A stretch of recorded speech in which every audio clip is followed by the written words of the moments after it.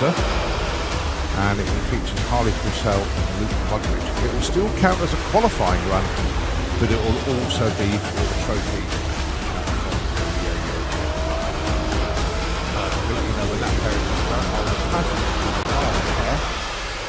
We'll see how it goes. Anyway, this is qualifying. So very, very good morning to everybody here this morning. I hope you had a good evening last night. Temperature certainly dropped a little bit, but it was good to catch up with quite a few people. Didn't see everybody I wanted to see last night. Missed out on going out off-site as well, but sometimes it's just so busy. But it wouldn't have it any other way. So to kick things off this morning, qualifying round number 2 for Junior Dragster, Emmy Crundwell and Jake Cooper.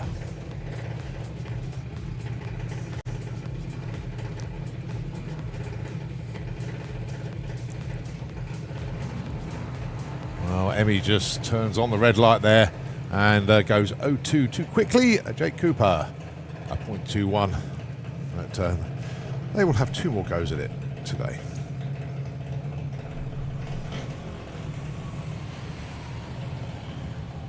Right, Freddie Taylor and Kai Cooper. Now then, Freddie didn't put a run in yesterday, of course.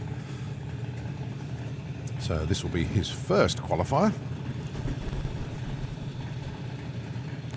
Alongside Kai, the 0.11 yesterday. He currently in the number 11 spot.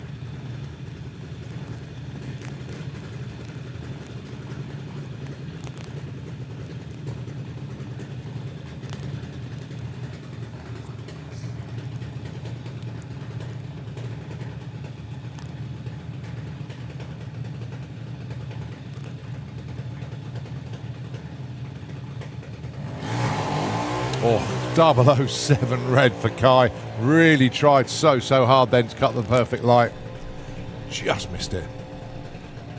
Freddie goes in at number 17 with a 0.17. Daniel Weir, Ada Cassisi.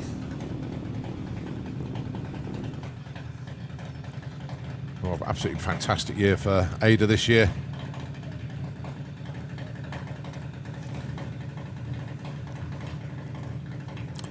Ada currently number 6 in the points. Has been on the podium this year as well.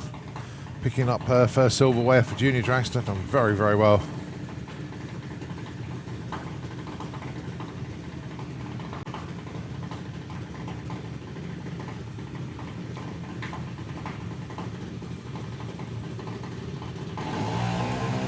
Wow, that's a very good opener from those two. 0-5 for Ada, 0-2 for Daniel. So Ada moves up from 19 to 7. Daniel Weir, 23 up to number 2. Great shot there from Daniel. Right, Chevy Checkit wasn't here yesterday, so she gets her first run of the weekend here. Going alongside Max Taylor.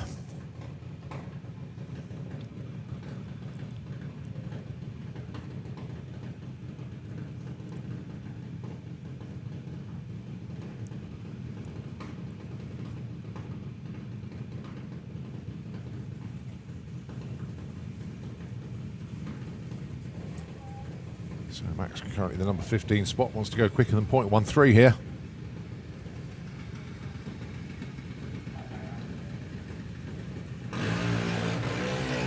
Oh, Chev goes 0-1 red. Very, very close indeed. Max is going to go up a couple of spots here. Moves up from 15 to 13.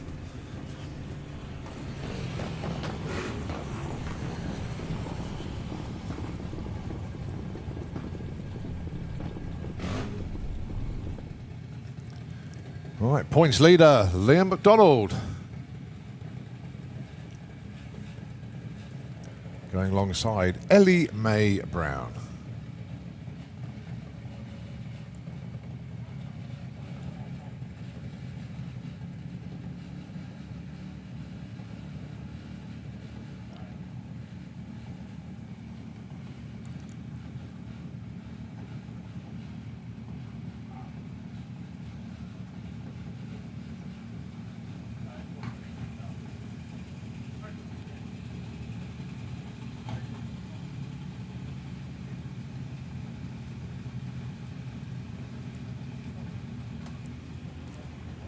So Ellie currently number 17, Liam number 4.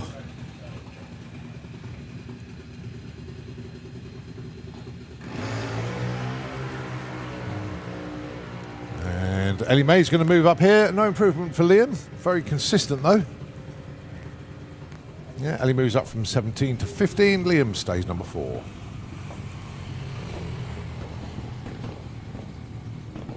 Right, your number 1 qualifier from yesterday, Jacqueline Bartlett. She's in the Slick Tricks lane. Got Teddy Howe for company this time.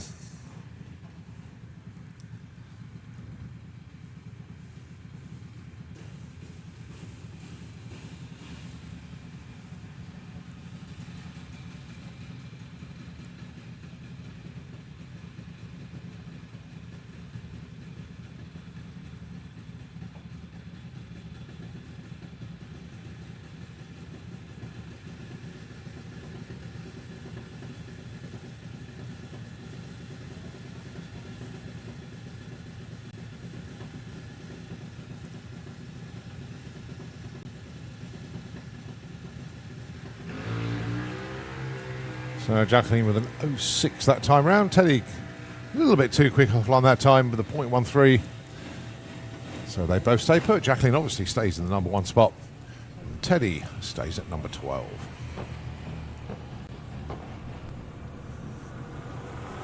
Right, Frankie Kent and Ted Sullivan. Ted already has an 05 in the bag. Frankie debuted at the European finals. Did a cracking job as well.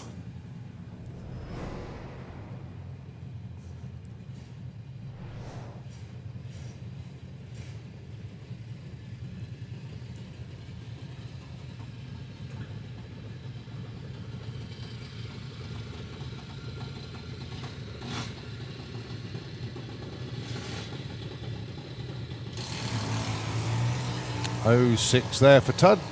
He went 05 yesterday. Frankie goes red on that one. But he did go deep stage, so probably why he triggered the red there. So they stay put. Ted 8, Frankie 18. All right, Lola Bell Kent. And you've got Ray Smith. So the West End Motorsport Junior with Mum Shelley.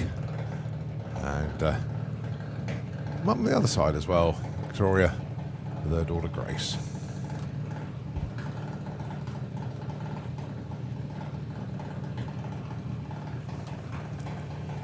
Lola Bell already has an 06 from yesterday.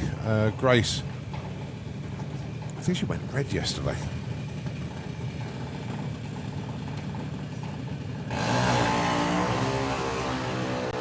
Well, Grace goes red this morning with an 03. And Lola Bell 07, so again, no improvements. They're going to stay put.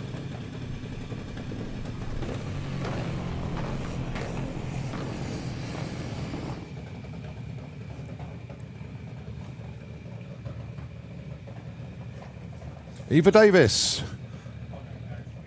and Harry Peters, your next pair. Harry currently number 17. Eva is her first run of the weekend.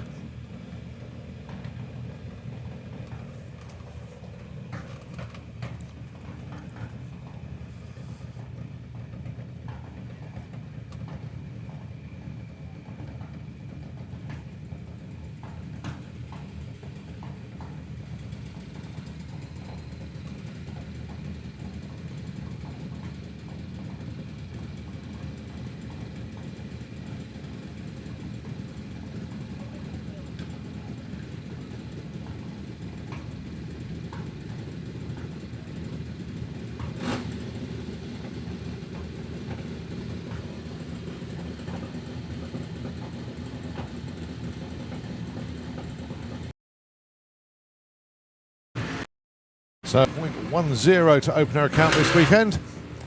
Harry Peters moves up. So Harry moves up from 17 to 11 and Eva slots in at number 13.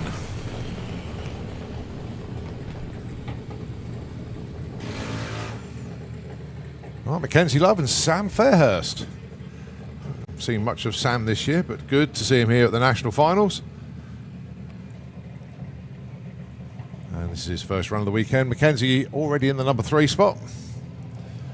0.03 light yesterday.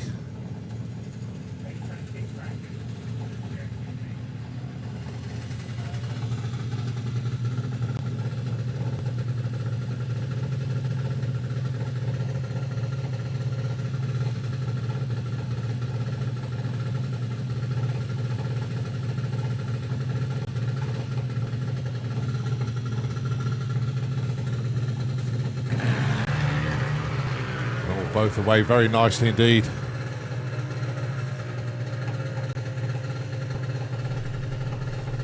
Well, Sam Fairhurst goes straight in at number 8 there. Mackenzie with another 0 light. He stays at number 3.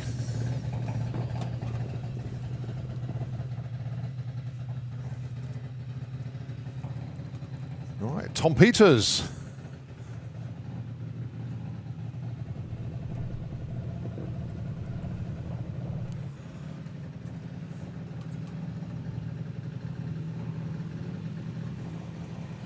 Currently in the number 19 spot.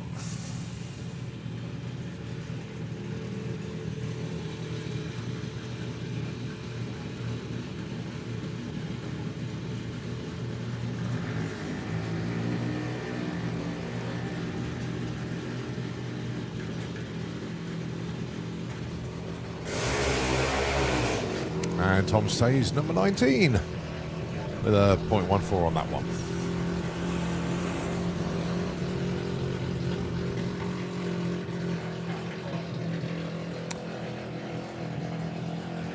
All right, Ethan Cabreras from Spain going alongside Neve Devi. Oh, someone's revving quite high out there.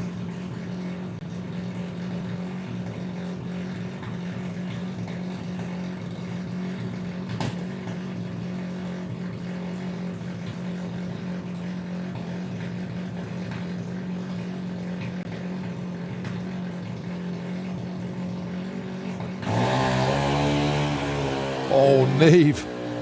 Oh, what you can't see, but my screen tells me. Neve Devi just went 002. Oh, 002 red. Oh, so close.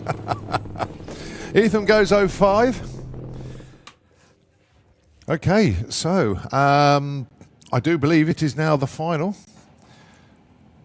Unless Richard, no, I think Richard's getting out of the car. Probably Richard Wilcott's got an issue. So, okay, so this is still a qualifying run, but this is the carryover final from the European finals. This is Harley Coursell taking on Luke Mugridge. There's no points at stake, but there is the trophies, and of course the prize money as well. What was been so important for this particular pairing is Harley Coursell has raced in the juniors for many a year. This is his last year. This weekend is his last event in the juniors, and he never ever made a final. And when the European finals was rained out, Harley thought his chance had gone of ever picking up a trophy. But we're finally going to get this final run, and these two are going to be fighting it out for the winner's trophy from the European finals. Best of luck to both of them. This is a good one. Harley will finally get a trophy in racing from Junior Drags, although he's been very, very good over the years, just never ever made a final. It's tough to do it.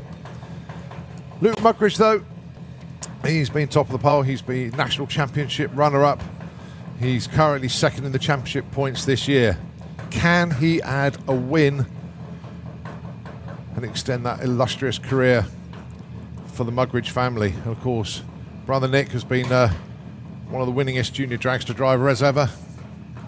But it's all about this race now. Dial-ins, Luke Mugridge, 8.09, but leaving first by a fraction is Harley Coursell, 8.10. Both in stage. Oh, and it's game over. It's Harley Coursell who takes the win. Luke Mugridge goes red. Harley Coursell takes the European Finals event win. Oh boy, they both broke out.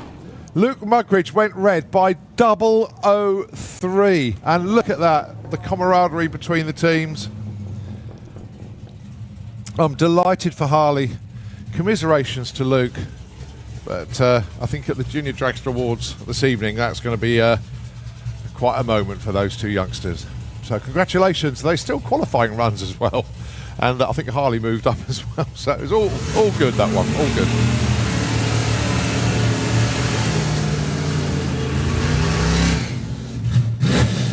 We've still got one more final to come from the European finals, and that is, of course, Super Gas. And we'll explain that one when it comes around. Okay, we move on to Nostalgia Superstock. This is Paul Smale and Chris Goodale. Pretty much teammates. Very similar cars, just slightly tweaked on the colour schemes. So the Thirsty Work taking on Rosso's Rat. Dial-ins then. Paul Smale, 1047, Chris, 987. God, Paul Smale, 006 off the line. And it's a 1020 for Chris. Paul Smale goes 1058.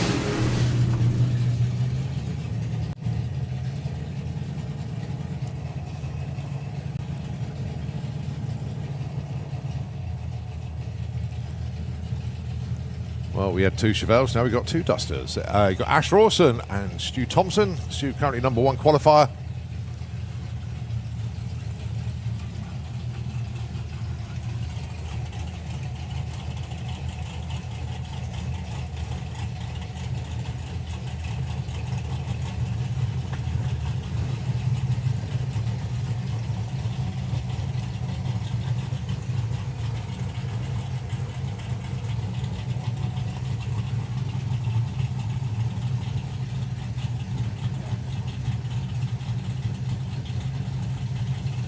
So, dial-ins for these two then. Ash, 1029. Stuart is 982. Stuart already #1 qualifier. He was 100th off yesterday. Ash currently #4.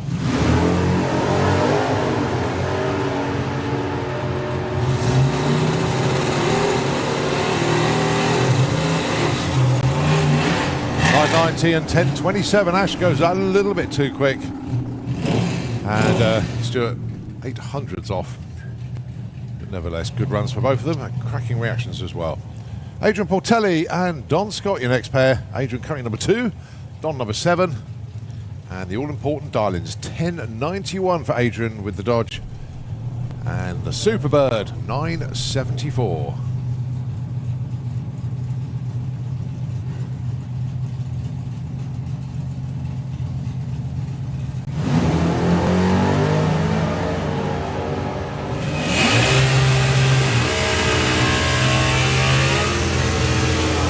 Don gets there first with a 974 with a 3 to take the #1 spot. Congratulations, Don. Breakout for Adrian, 400s too quick, but Don Scott into #1.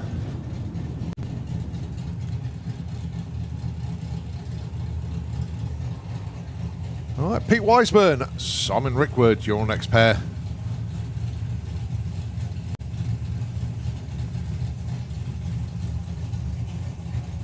Simon dialing in 980, Pete 990.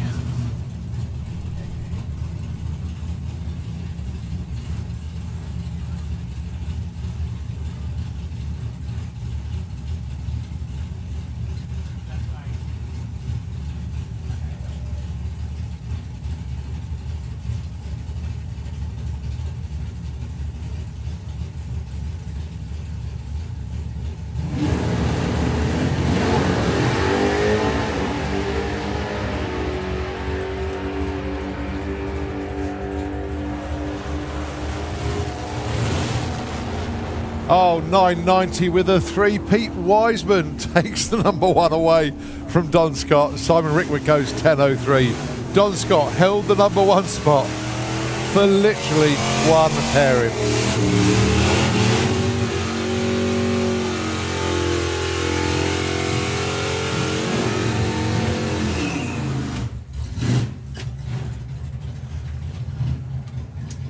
Well, spot the red car. Matthew Dowdy and Vic Parsons. We haven't seen Matt for a little while, but good to have him back with us. Going alongside Vic Parsons with a Belvedere. Went 9.79 yesterday. This car seems to be getting quicker and quicker.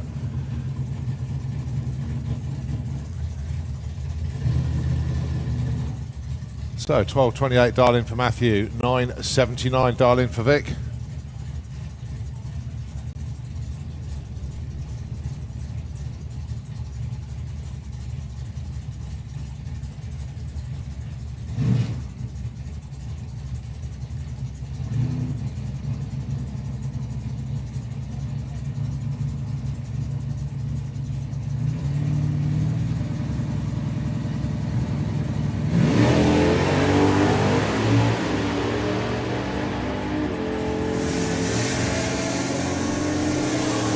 So Vic's going to get there first with a 9.78. Oh, breaks out by 100th. Matthew Dowdy breaks out by 300s, but that's his first run in a little while, so we'll forgive him for that one. But God, really tight in Nostalgia Superstock this morning. Really, really tight.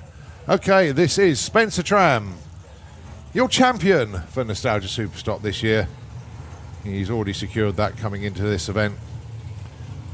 So let's see how he gets on. Dialing in 11.25.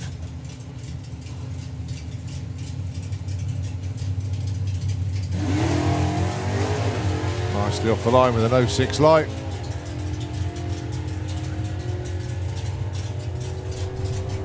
And approaches the stripe, runs 11.29, goes up from 11 to 6. So that's Nostalgia Superstock done. I am joined in the tower, I think, by a very, very happy young man indeed. Delighted that I've got some someone to talk to today. Thomas Cook-Albert has joined me this morning, and before Super Gas come under the tower.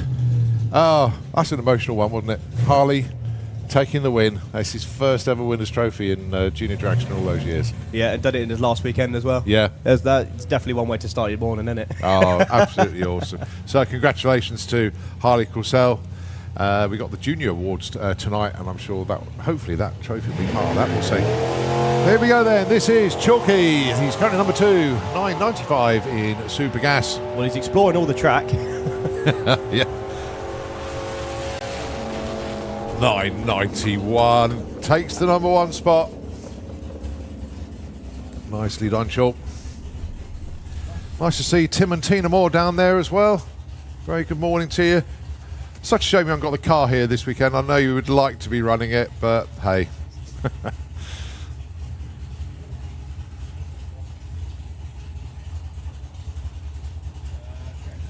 So we've got the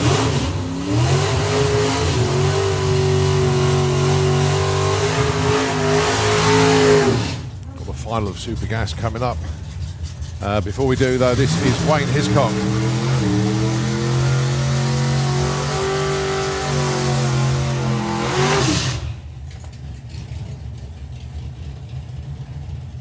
Now unfortunately I couldn't read this one out yesterday because we never got another qualifier, but Wayne did ask me that when he came down to run, give a shout out to Darren and Tinny.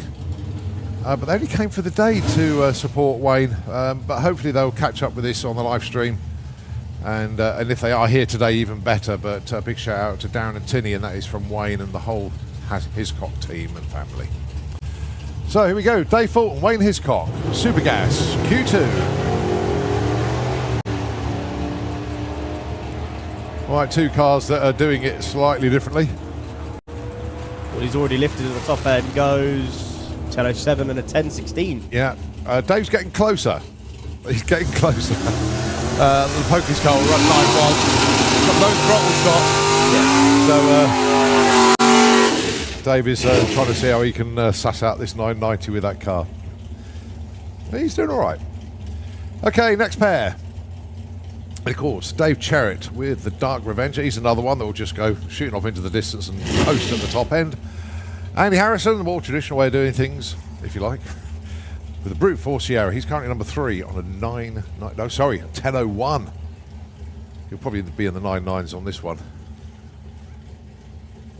Yeah, I got a unique phone call on Thursday from Paul Brown saying Andy Harrison's got no crew because Ian couldn't get here until yesterday afternoon. Yeah. So I was down there on the line with him yesterday. He's here today, though. I saw Yeah. Ian last night. I can see him here. Yeah. Oh, yeah.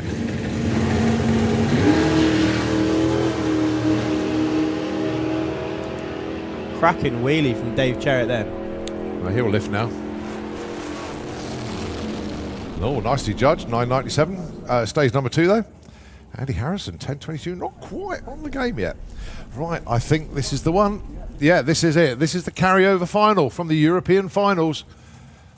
Stu Doiney and, of course, the Morris boys.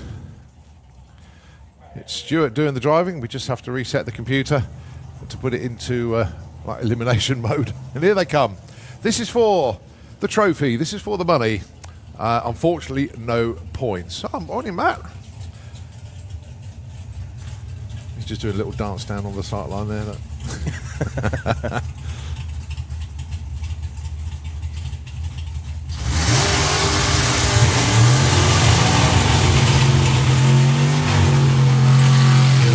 Well, fair to say, it didn't take Stu Doyley long to get this car in the groove, did it? The Roadster, Stu, the consummate racer. But then having said that, the Morris boys are doing this a long time. They both know how to win races. They both know how to win events, and they both know how to win championships. They've got the unique issue now, however, of being a completely new day and being the first cars down Yeah, there. but they know what they're doing. This will be a good one. First thing you got to do, get off the line, no red. They have done that. Well, I saw a little bit of tyre shake there for Stu Doiney. They're neck and neck. Stu Doiney do his weave across the line. I can't tell. Oh, it's Stu Doiney. Stuart Morris was 0.5 off the line, but Stu Doiney 004 reaction time, and a 997 takes the win. So congratulations to Stu Doiney. So he takes the big trophy from the European finals. And also qualifies rather nicely as well with the 997. I think that slots him in at number 3. Okay, our first run of the day from the two-seater dragster, and it's Roger Cox from Lincolnshire, your first passenger. The reason he's in the back of the car, he just always wanted the ride. Fair enough. Good enough reason, isn't it? Very good reason. Very good morning to Nick Wood. I've been chatting with him over the weekend, so hope you join the coverage. And to answer your question, is it okay today? Yes. Much better than yesterday, mate. And because I don't say the actual word anymore, it's just in a bad omen. But everybody knows what I mean. I also got a big shout out to Tony Morris. I know it's night time in Florida where he is. But when Super Gas runs, it's always good to give the class sponsor a shout out. So Tony Morris Carburettors with Tony Morris. A very, very good morning to you from the Santa Pod Raceway. And of course, our good buddy here, representing Tony Morris Carburettors, it is RDR with, that's Rough Diamond Racing, of course, Dave Gibbons. Very good morning to you, mate.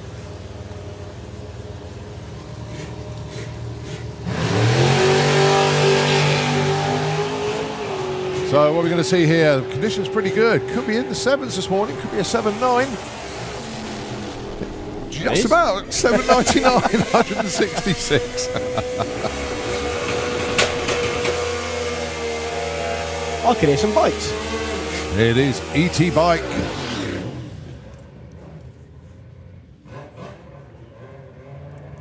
Oh, we talked about ET Bike qualifying yesterday. You got number 1 in the points, which is Blade. And number 2,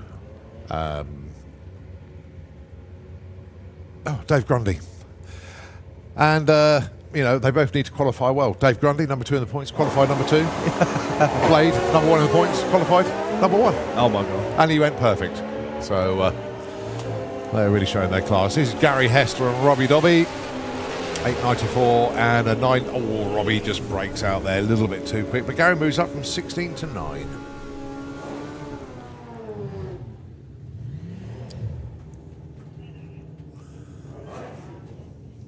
Peter Harrison on the Ducati and Nick Playden.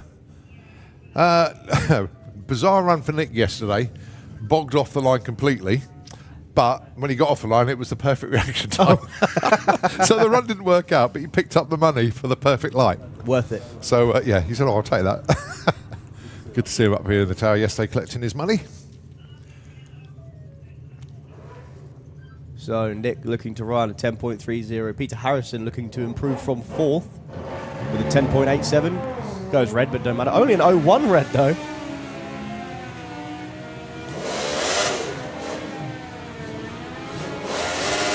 Gonna be close. 10.3 and 11.30.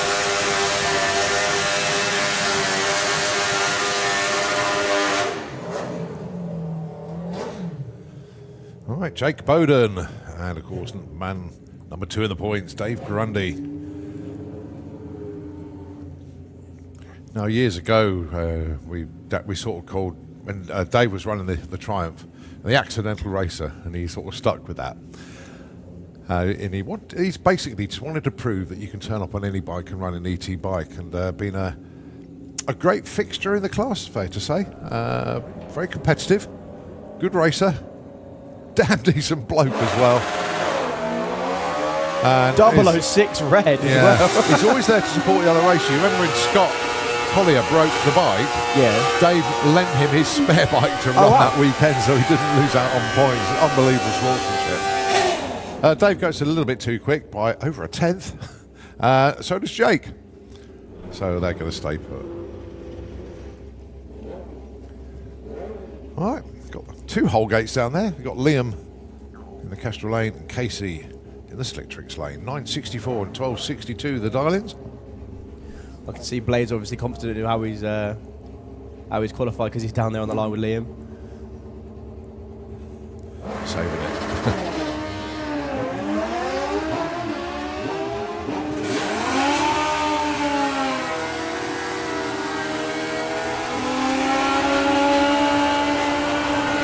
Forward to 64 and 13, 13, 12, 62. So Casey slots in at number 12. Liam stays 3. All right, Phil Pratt and Justin Moulton. The first time ever in ET bike racing, the national championship, since its inception 5 years ago, or 6, that Phil Pratt won't be taking the title. Oh, wow. Yeah, he's won it every single year, apart from the COVID year when it was called the COVID Cup, and he didn't win that year. But every national championship in ET bike, Phil's won it. Those 8.99 and 98, that's the class of Phil Pratt. Moving up from number 18 to number 3. Nicely done, Phil. And Justin Moulton, he moves up as well, 16 to 6, running a 10.39 on a 10.30 dial-in. All right, Matt Jones and Scott Collier.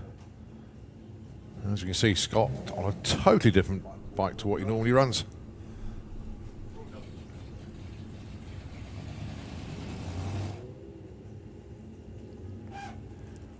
Flat plays 1080. Well, that new bike's loud enough. What's he talking about? No, looking for a 1080. You can go over the line to a 11.1. Matt looking for a 12, goes 13.92. That should be Alan Davis, indeed it is. And Ralvin Petronilla from the Netherlands. Good to see a few Dutch riders making the trip over.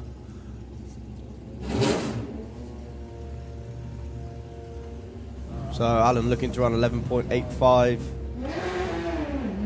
Ralvin looking for an 8.70. That's close to the class limit.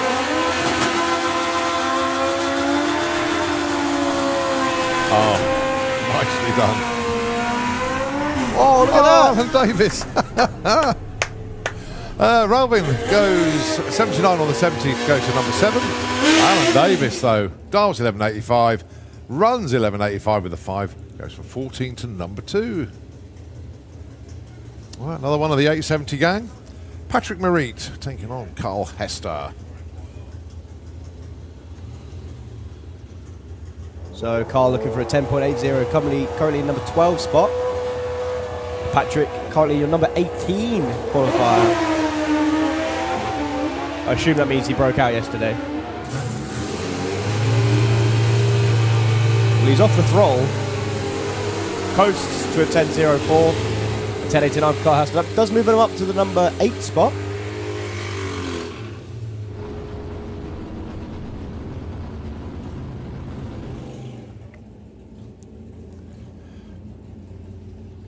All right, John McGill with the low and bold.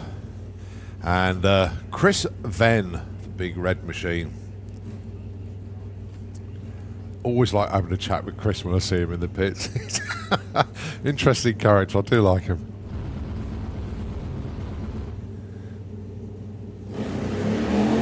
Oh, 07 off the line as well. Mind you, John went far behind with an 08. Gear issues, unfortunately, for John McGill. Chris Venn, 10.9 and 10 flat.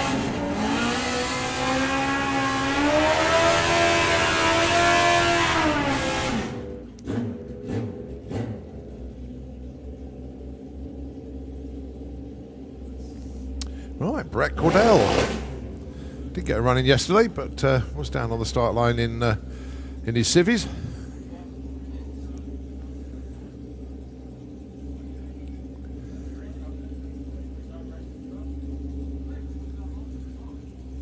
So 960 dial in for Brett.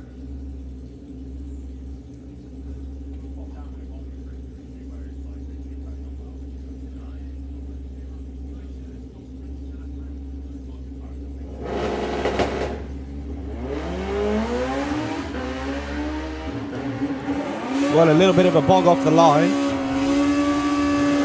He's going to go through to a 974, puts him in straight at the number 11 spot.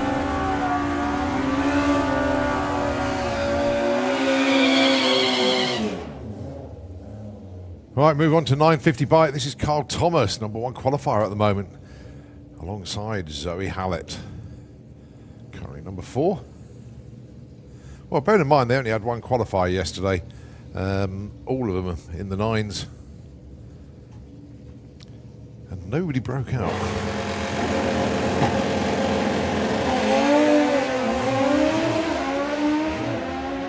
Well, Carl's bike hitting the tyre really hard. Leaped off the line with an 03 light, going to go over the line off the throttle to a 946 and a 935 for Zoe Hallett. Both a little bit keen, I think. Well, I can see Carl looking over judging. Yeah, I could see Carl looking over judging the speed to Zoe, but Zoe was way too quick as well. Right, Rick Sawatsky, the winningest rider or driver here ever. The amount of round wins he's actually taken is phenomenal. The amount of championships he's taken, right up there. And he's going to keep adding to that this weekend. 942 breakout, a little bit too quick on that one. But Rob Stanley, though, 961, who's up from 5 to 4.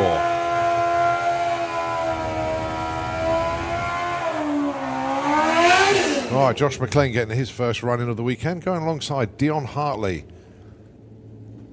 Dion already in the number 2 spot. If he can find just around about 100th, he'll move up to number 1. But anything close to 950 dead, he'll take.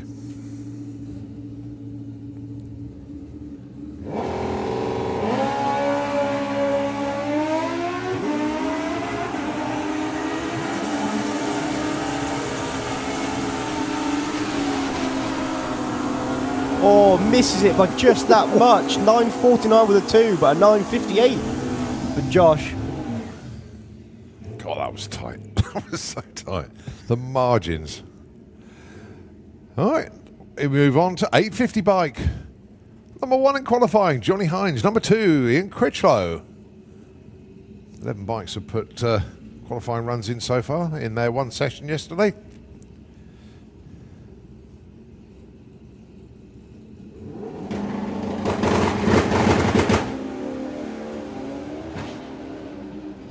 Johnny had to back out of that one, unfortunately. Well, he's back on the power, actually. Yeah, but he's not going to... Don't take out the block! Oh, knocks it. 849 with a 2 for Ian Critchlow, no improvement for him. Johnny, he went towards the centre line, had the front wheel in the air, drops it down, pulls it straight and rides the centre line the whole way down. He did clip the blocks at the top, actually. He just kissed it, I think. Yeah, the second block. I don't know if he hit it or if it fell over in sympathy, I don't know, but the end result was that the timing block did get dislodged.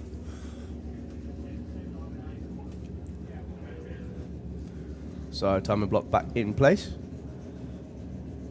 Just in time for Joe Elliott on the BMW.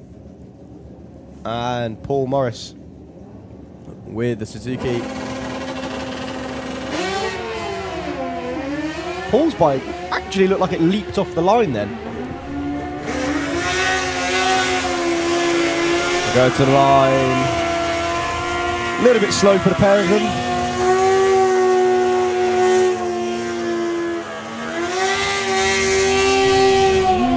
$8.94 and $8.95. That is their best runs of the weekend, but not what they're looking for. J. Rowe and Martin Hallett. J. Rowe, one of these really good riders in the class, number 2 last year in the championship. Martin Hallett, been going rounds all season. Don't know where he is in points at the minute, but he's currently he's not qualified actually. He's not made a run this weekend. J. Rowe ran an 8:37 yesterday, so he's currently sat dead last. Anything right side of the number will put him in the field.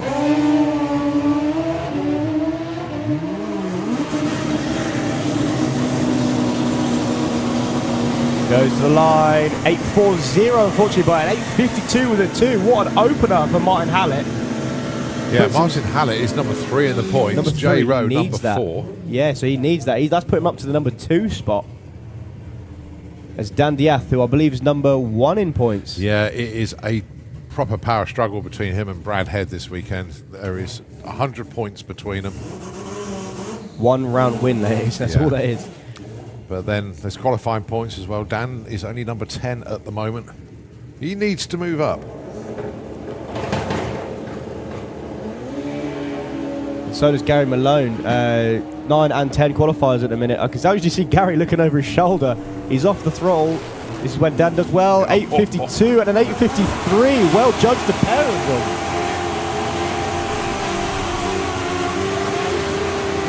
Well, that'll put a smile on their faces.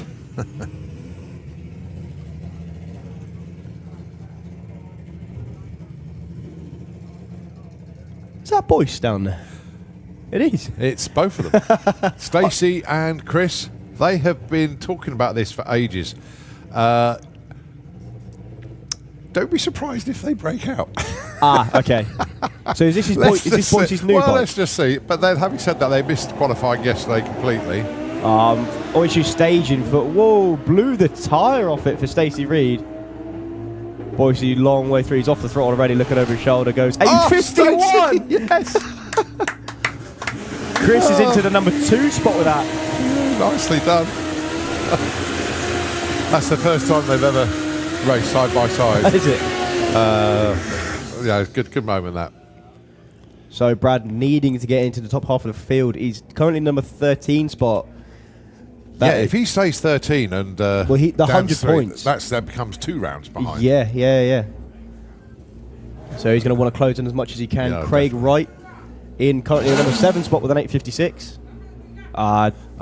There's oil in the Kestrel beer lane, unfortunately. That puff of smoke, I thought it might have been wheel rubber, but no. Legs akimbo in the Kestrel beer lane. Well, they're going to check the whole track as well, actually. Oh, no. What a shame.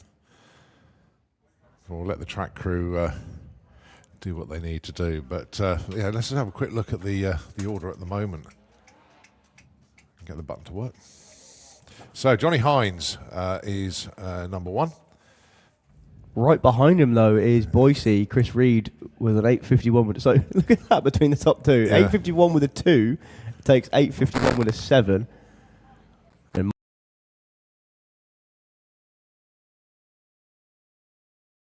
then it goes Gary Malone, Ian Critchlow, Craig Wright, who's yet to run. Stacey Reed has just run. Joe Elliott, Paul Morris, Ralvin, Patrick Marie, Brad, and J. Rowe. Going to be very, very interesting indeed. Right, well, we'll let the track crew do what they've got to do. When we come back, it'll be the continuation of 850 bike qualifying. To follow that, it'll be Street Eliminator, the Wild Bunch, and VW Pro. Loads to come at you here at the STP National Finals. Nitro FM 96.2 going to take over the airwaves. We'll be back with you soon.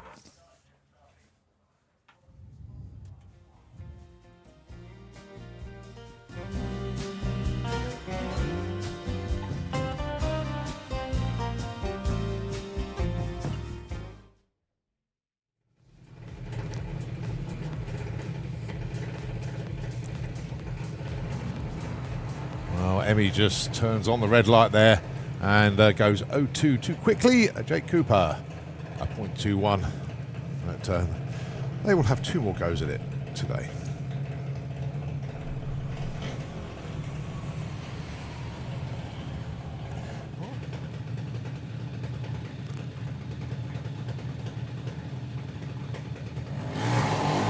Oh, 007 red for Kai. Really tried so hard then to cut the perfect light.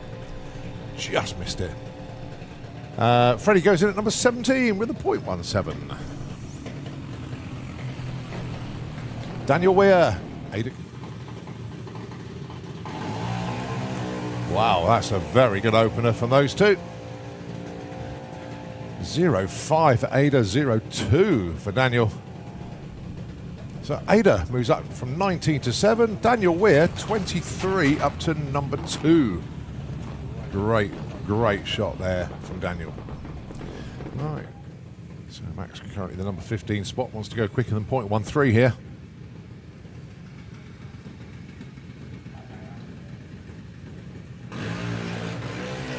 Oh, Chef goes 0-1 red. Very close indeed. Max is going to go up a couple of spots here. Moves up from 15 to 13.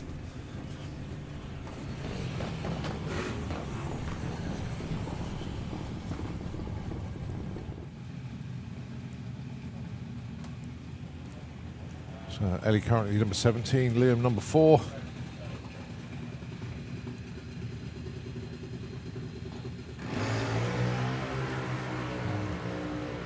And Ellie May's going to move up here. No improvement for Liam. Very consistent though. Yeah, Ellie moves up from 17 to 15. Liam stays number 4.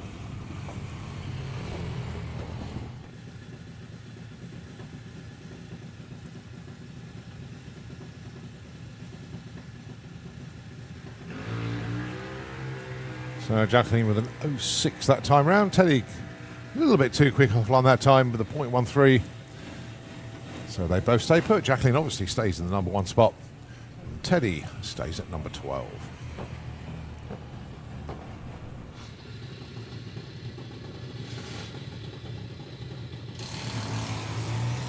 .06 there for Tud. He went 0.5 yesterday. Frankie goes red on that one. But he did go deep stage, so probably why he triggered the red there. So they stay put. Ted 8, Frankie 18. All right, Lola Bell Kent. Well, Grace goes red this morning with an 03. And Lola Bell 07. So again, no improvements. They're going to stay put.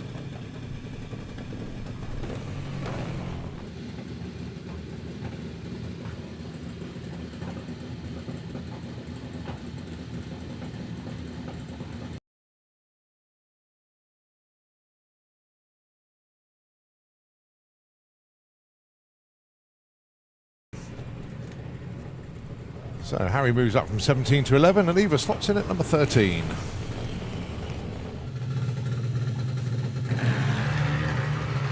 Oh, both away very nicely indeed.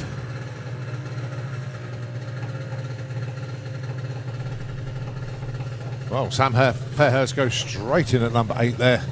Mackenzie with another 0 light. He stays at number 3.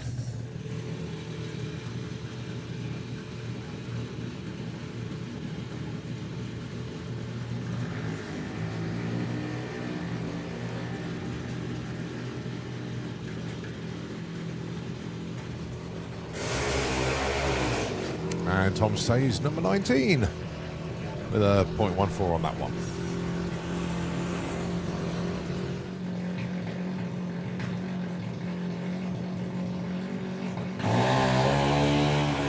Oh, Neve. Oh, what you can't see, but my screen tells me Neve Deevy just went.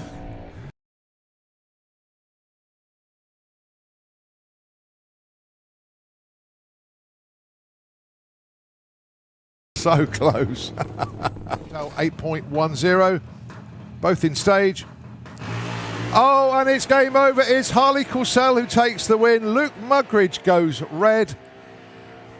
Harley Courcelle takes the European Finals event win. Oh boy, they both broke out. Luke Mugridge went red by 003. And look at that, the camaraderie between the teams. So Thirsty Work taking on Rosso's Rat. Dial-ins then. Paul Smale, 1047. Chris, 987. God, Paul Smale, 006 off the line. And it's a 1020 for Chris. Paul Smale goes 1058. 100th off yesterday. Ash currently number 4.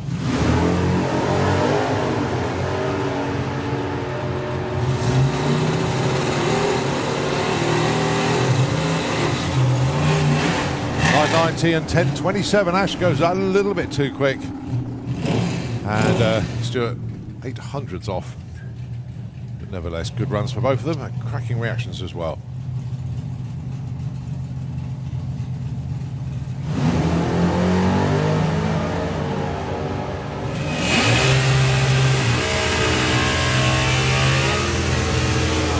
Don gets there first with a 974 with a 3 to take the number 1 spot. Congratulations, Don. Breakout for Adrian, 400s too quick, but Don Scott into number 1.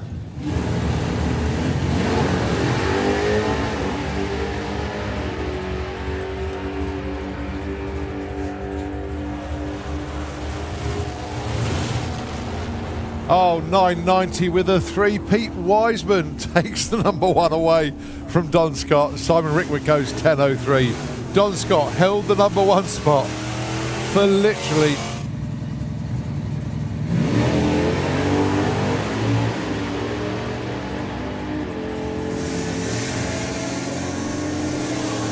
so Vixen get there first with a 978. Oh, breaks out by 100th. Matthew Dowdy breaks out by 300s, but that's his first run in a little while, so we'll forgive him for that one. But 25.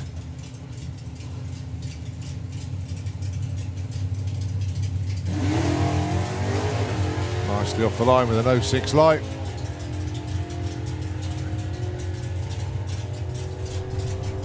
And approaches the stripe, runs 11.29, goes up from 11 to 6. So that's Nostalgia Superstock done. I am joined in the tower, I think. Here we go then. This is Chalky. He's currently number 2, 995 in Super Gas. Well, he's exploring all the track. Yeah. 991 takes the number 1 spot. Nicely done, Chalk. That's Q2. Right, 2 cars that are doing it slightly differently. Well, he's already lifted at the top end, goes 10.07 and a 10.16. Yeah, Dave's getting closer. He's getting closer.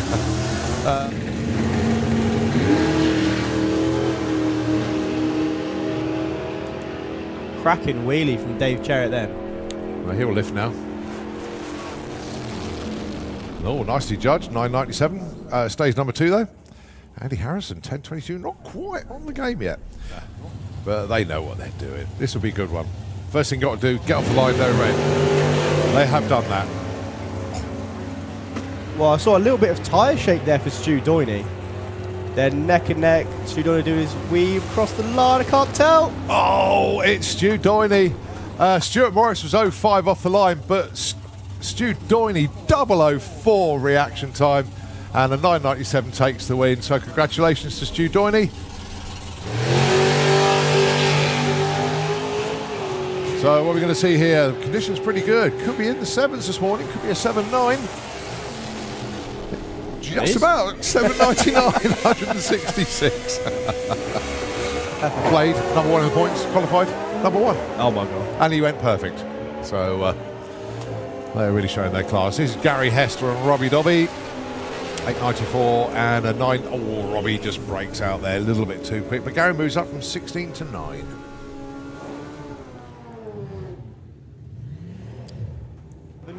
Goes red, but don't matter. Only an 01 red though.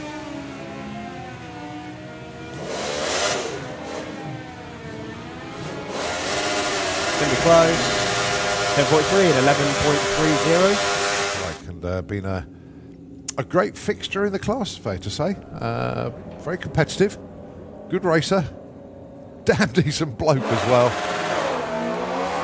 And 006 red as well. He's always there to support the other racer. You remember when Scott Collier broke the bike, Dave lent him his spare bike to run that weekend so he didn't lose out on points. Unbelievable sportsmanship. Dave goes a little bit too quick by over a tenth. So does Jake. So they're good.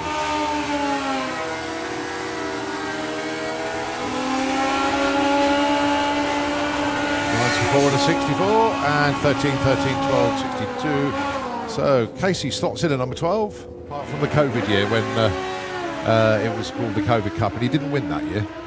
But every national championship in ET Bike, Phil's won it.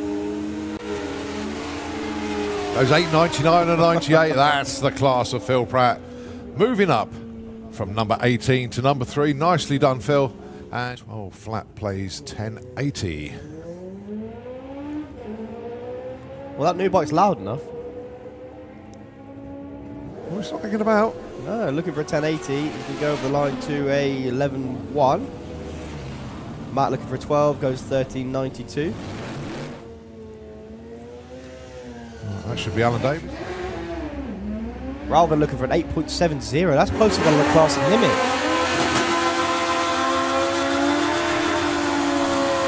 Oh, nicely done.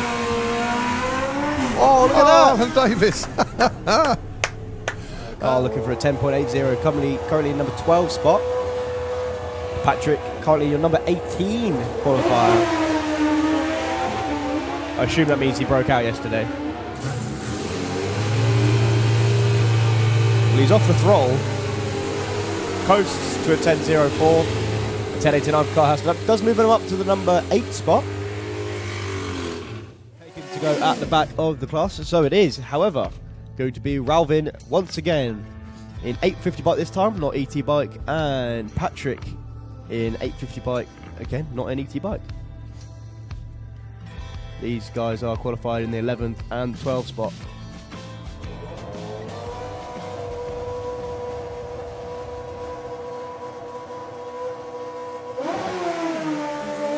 Ooh, bit of a hop off the line for Ralvin. This isn't going to be close to 850, but we're going over the line 890 and an 894. 897, sorry, and an 894.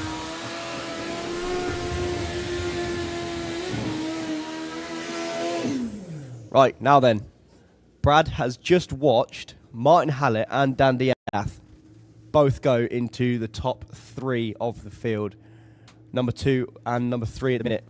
Brad needs to get in the top half to reduce the distance between him and Dan in qualifying. He's in a tough position because he was ready to go. He's had to shut off.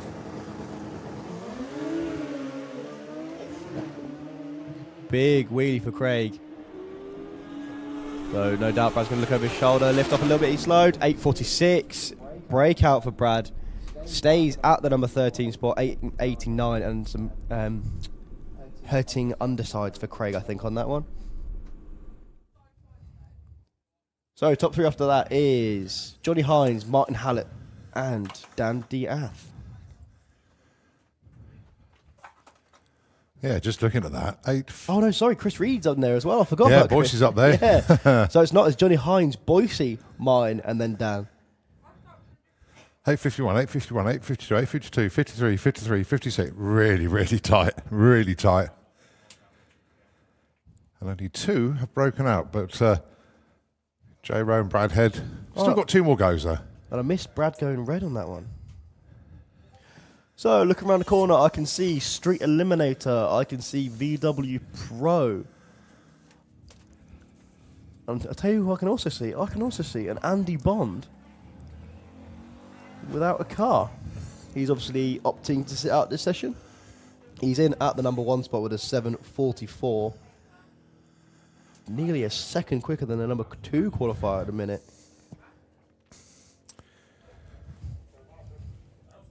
It is indeed going to be Street Eliminator next. Also, I can see on the running order, Wild Bunch should be down there. I can't see them in my view at the minute, but On with Street Eliminator. I can see the Passat and the Mercedes coming round the corner. So is Rob double classing this weekend in Street Eliminator and VW Pro? I haven't seen him running VW Pro yet. He certainly obviously is in Street Eliminator. Yeah. The easiest way to do it is to have a look on the entry and to see if he has booked in. But we should say Rob Carter with a 7-second Street. Oh yeah, sorry, it's Eliminator 7 second. Passat. Yeah, 7 second Passat. Yeah, he's in the 7s now. Taking on Nick Hale with Mercedes.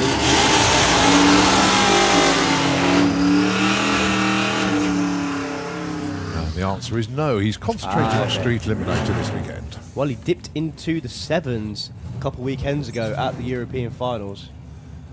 Outstanding. He was there or thereabouts, but just on that one run, a couple of runs actually, he dipped into the 7, sorry. Right, problems there for Rob Carter after the build-up there. They are pushing him back. Not sure what the issue is, but so he's going to be pushed back. Nick Hale on a solo then.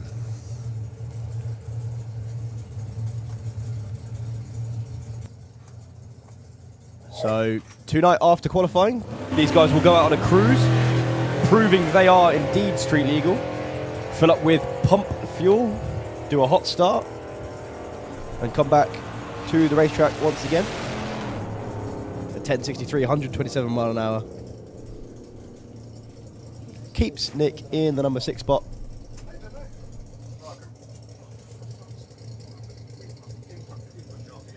As we've got a couple of very, very quick cars. Pick your grey car. Elliot Day with the Plan B Willis. Running deep into the 8s at European Finals.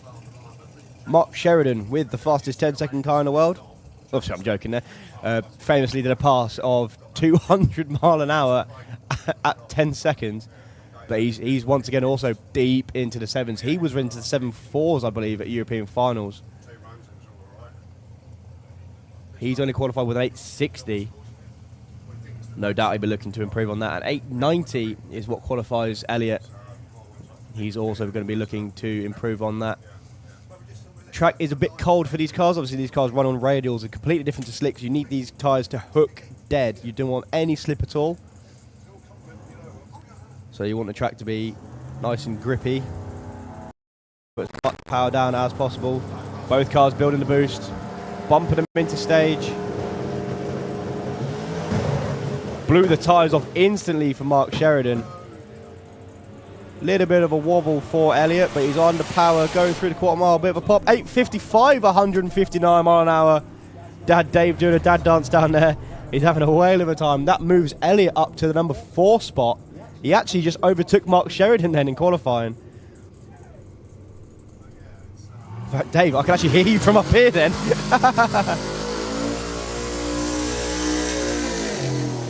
That'll be the Howling Hauler of Al Williamson. One of the only pro-charged combinations this weekend. He's obviously taken on James Murray with the Cortina. James not making a run yesterday. I don't think he was here. No, I know he arrived late. Yeah, but, I saw him arriving last night. I was so chuffed for Al yesterday. All the trials and tribulations, and they got a good, strong 8-second pass in yesterday. And the relief. 8:37. That is flying. Yeah. And of course, they were here at the Hot Rod Drags as well. Yeah. And they got 2 of these. The other one is a proper street truck they've owned for like 20 odd years. Yeah. And they ran them side by side for a bit of fun. Oh, that's cool. So wheel spin, unfortunately, and a wheelie. He's got the power. It's all about getting it down on track. And when it hooked, that thing is going to fly. We know it will. And a 9 for James Murray. Fantastic in these conditions for a car like that. 138 I know. mile an hour. It will come there. Al Williamson, though, we just know when that hooks, it's going to go. But, hey, James, back in the 9s again. Awesome. I was having a chat with James. I think it was at the Euros. And he says, well, thinking of making a few changes for next year. Thinking about painting it. Basically, don't you dare! Don't you dare paint it! Oh no, it looks a bit untidy. I said, James, no. It just looks great. So whatever the issues were for Rob Carter obviously have been mended. He's back down there on the line, taking on Al McSweeney. Yeah, Al's picking up lots of decals on the side of the car now. The notable one, actually, is the VP Racing Lubricants one. He's now supported by VP. So well done to Al. Obviously, that's a tie-in with the lubricants division, which is obviously Nick Williams over at Williams Brothers Racing. So well done to Al, well done to Nick. Going alongside, of course, Percy the Passat. Rob Carter. 2 7-second door cars here.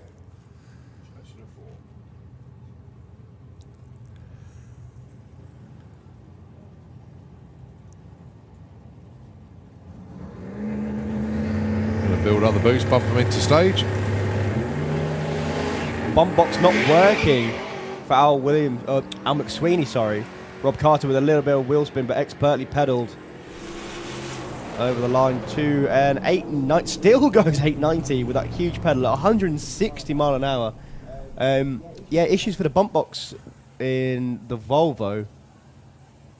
Obviously went to bump in and it just left. Yeah. And the other thing, of course, is Al hasn't got a qualifier in yet. So yeah, got 2 more goes at it a bit later on. Right, I can see a taste of nitro coming around the corner. This is Bob Hawkins with the nitro slingshot, Time Traveller 2. He's going against Rob Brown. These guys raced properly at Hot Rod Tracks a couple of weeks ago, and I know Rob was absolutely loving watching Bob come flying past him.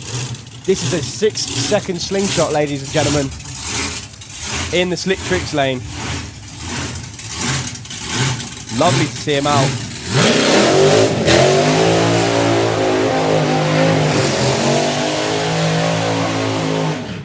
A little whiff of nitro just fills the air. This has got to be one of the only bracket race nitro cars in the world.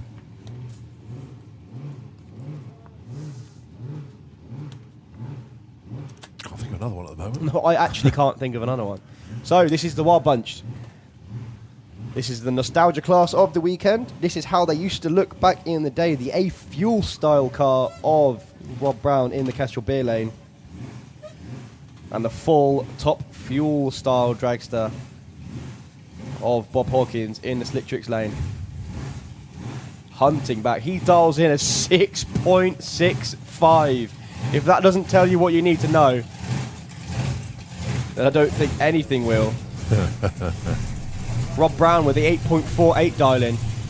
Had a bit of a skew whiff run yesterday.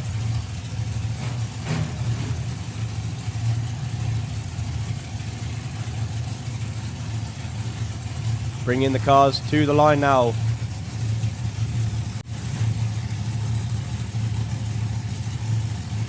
Final pep talk with Bob as he pulls forward. Hayley bringing her fiance to the line.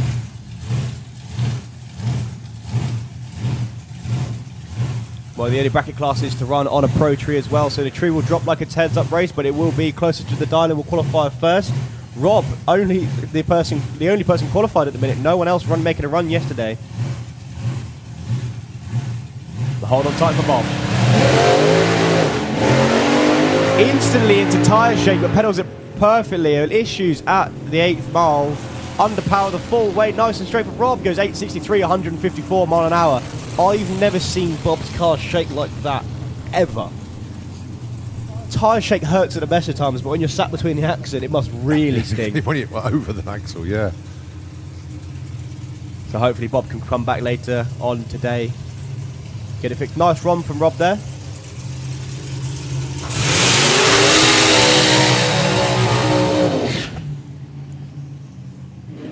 As we move on to the couple of guys who usually run in Super Comp.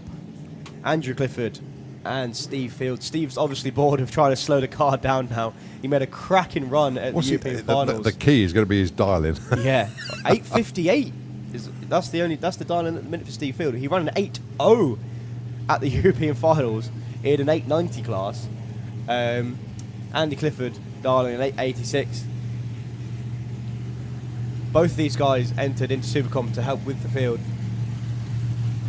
And basically, Andy hadn't yet run into the 890s yet, and now he's having to slow the car down. Steve Field has been slowing the car down for a while now. Yeah, but if Steve Field's on a good run, he ain't going to lift. No, of course he's not. Well, he is facing the centre line slightly. But no doubt he'll just reel that back in. Andy Clifford, 886. Steve Field, 858. Half a second slower the dial-in for Steve. Whoa, huge move over to the tree for Andy Clifford. Nice straight run for Steve Field. A bit of a wobble at the top end. He goes 893, 940, 144 for Andy Clifford. The mile an hour there. Yeah, Steve Field 2 weeks too late to try and run a Supercom number. Yeah. But nevertheless, 893. And Phil James with the funny car, 954.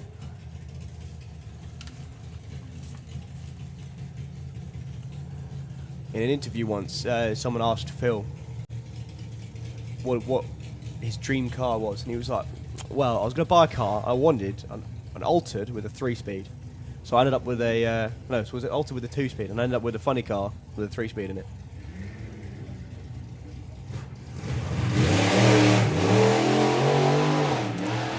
Bit of a cough splutter at a pedal for Phil off the line. Looking for 954, goes 973, 137 mile an hour. So, Rob, your current number 1 qualifier as we move into VW Pro.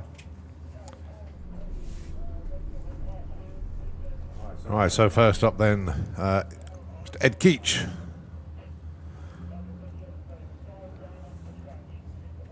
And Got a message from Ed. Have you? Yeah, I'm trying to find it. So many have come through. Well, good reaction time for Ed then. 01. He's looking for a 12.10. Abby Tether in the other lane. Now, Ed has basically asked me to shout out to everybody that the Golf is for sale. The Tangoed Golf is up for sale as a roller. So we're going to take the engine out and everything. So if you fancy going VW racing, have a word with Ed. It's a well-sorted car. Just pop by and see him in the pits. And not only that, he just qualified. Well, he stayed number 2. Abby Tether stays number 4, running a 1388 compared to Ed's 1307.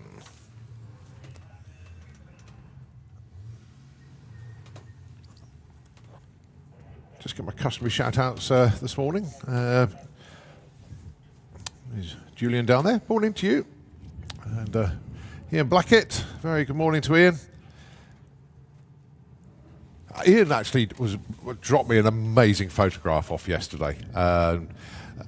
Copies are available in the Blackett Photography Studio, of course, and as we all know, there's some brilliant racer packages available, so make sure you pop round and see Paula in the studio. But Ian took this amazing photograph yesterday. I think he's posted it on the social media. This is when Pete Walters did his run, and Rich was looking up, and I'm just... That's when Pete ran the perfect light and went red. Sorry, perfect ET, but went red in the Super Pro final. So that is a cracking picture. That just goes to show you've got to.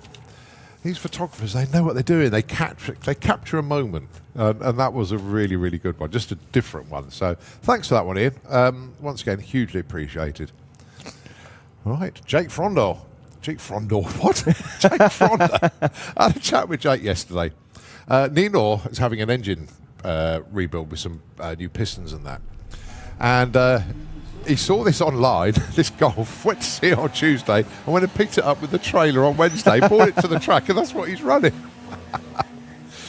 Going alongside James Gould in the 9s yesterday.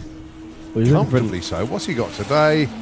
991, another new PB for Team Militia. Excellent job. Not only that, goes to number 1 on a 990 dial, goes 991, his quickest ever, and takes the top spot. Well done. 1285 there for Jake. Getting that Golf R to move very nicely indeed.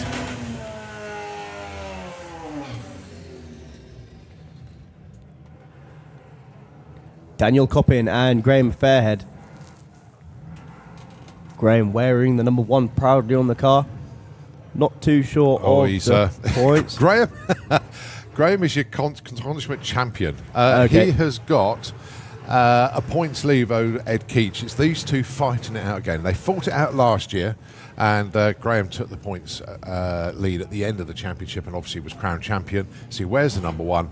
I'm not saying he's favourite, but he's got the points lead coming into this event. So let's see how it works out. He's qualified number 4.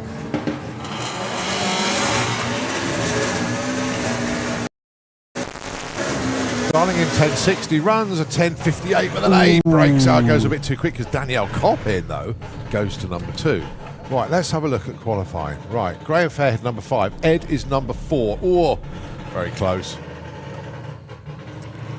Fair to say the championship is between those two. James Hodson, if the cards fell right completely for him, could sneak by, but he would need Graham to have an absolute mare, go out in round 1, and I think James would need to win it. Right, Dave Crayhurst and Ian Dale. 10 flat against 12.50 on the dial-ins. It was a lovely looking launch from Dave Crowhurst. It's a nice looking reaction time as well. Oh, yeah, I didn't even see that. Now, is this going to be a 9.6? Not going to be a 10. Oh, 10 it is. That moves him up to the number 2 spot. He knows what he's doing better than we do. Yeah. But yeah, 10.02 on a 10 flat. Nicely done, Dave. Up to number 2, Ian Dale. 13.16. Right, Luke Stevenson with the Unicorn Solution. Spent some time over at Speed Races with Gordon, getting the car all set up. 12.50 is the dial-in for Luke. And it's James Hodson with the Mark II Golf, 10.80 dial-in.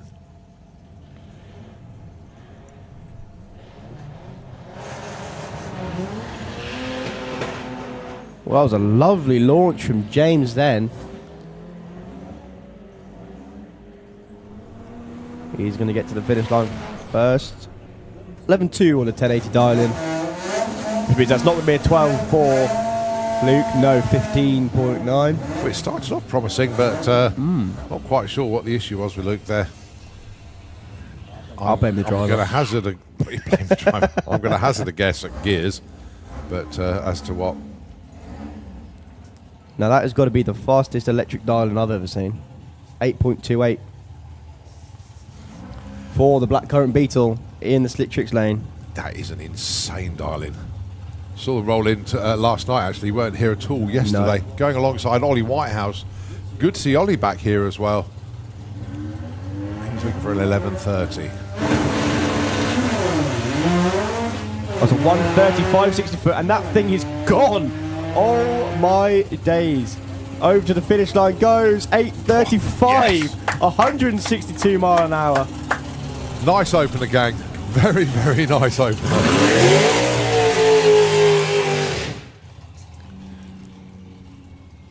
Right, back to the 2-seater dragster, passenger number 2.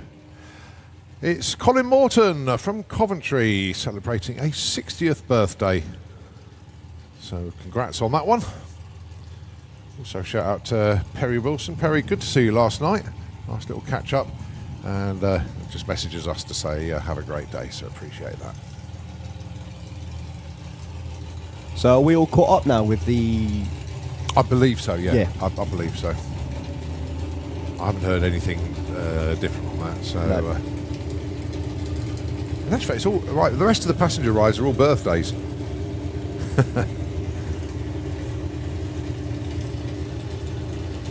Well, $7.99 earlier on.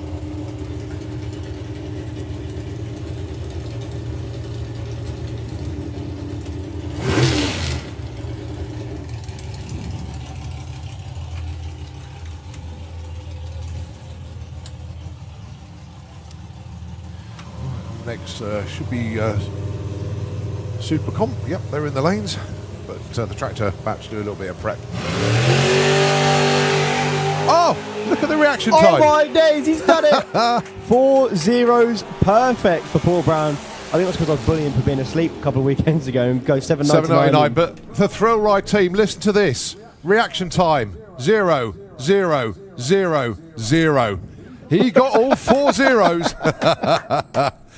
Oh, you don't see that very often, but if anyone's going to do it, Paul Brown. Quad 0 light. Brilliant. I'm just wondering if it goes any further than that. But yeah, fantastic for Paul Brown. That's his mission, actually, when he does he loves cutting a light. But a quad 0? Come on. I remember when he was racing in the Wild Bunch with his Roadster. Yeah. He pulled, I think it was like a 006 on the tree with it. Got to the top end, I was like, oh, mate, that was a good light. He went, yeah, I know, it was 006. I went, how the hell did you know that? Oh, brilliant stuff. Okay, a little bit of track prep. Nitro FM, if you can just play a message or two.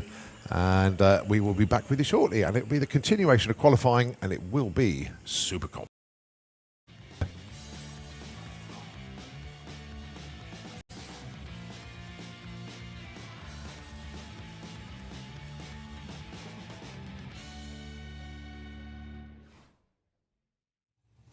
So the Thirsty Work taking on Rosso's Rat.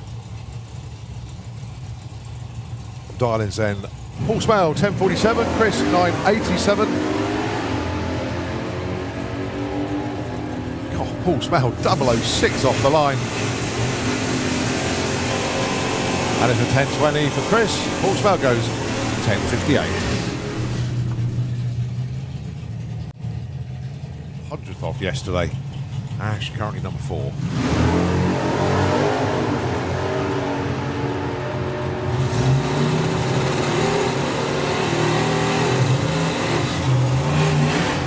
.990 and 1027. Ash goes a little bit too quick. And Stuart, 800s off. But nevertheless, good runs for both of them. And cracking reactions as well.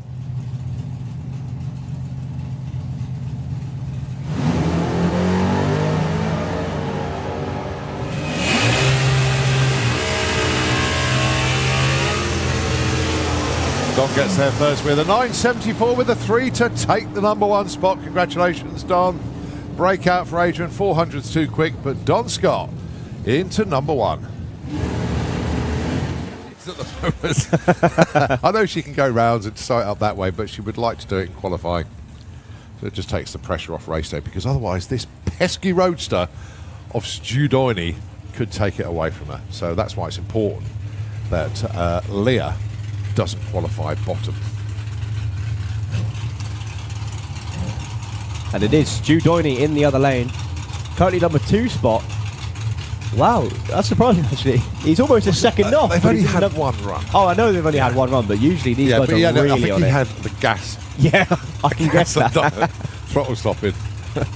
So no doubt he'll have the comp set up in it at the minute. Leah missed it by just that much yesterday, running 8.86. Stu carrying the wheels to 60 foot. Both of them wobbling around the lanes looking at each other. 894 and a 901. Right, that moves Leia up to number 2, drops Stu to number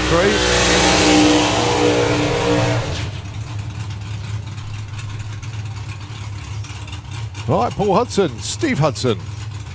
Now, we always keep saying, you know, no relation at all, he's just got the same name. But it's really confusing when you go to the pits and they're right next to each other.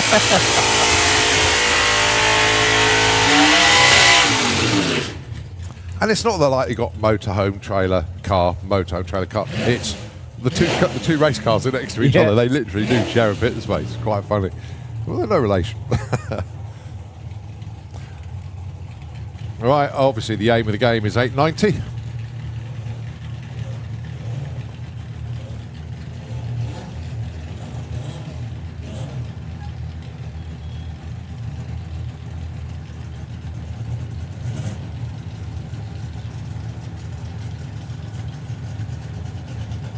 So you're number 1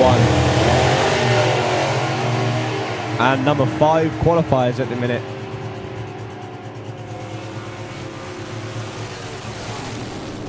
Oh, and way 890. Oh, sorry, I was watching Steve Hudson go 8.899, and then Paul Hudson went 890 with a 5. So he moves up to the number 1 spot.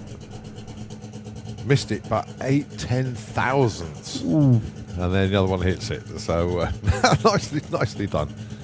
So well done, Paul Hudson. Takes #1 spot. Outlaw Flat 4 up next.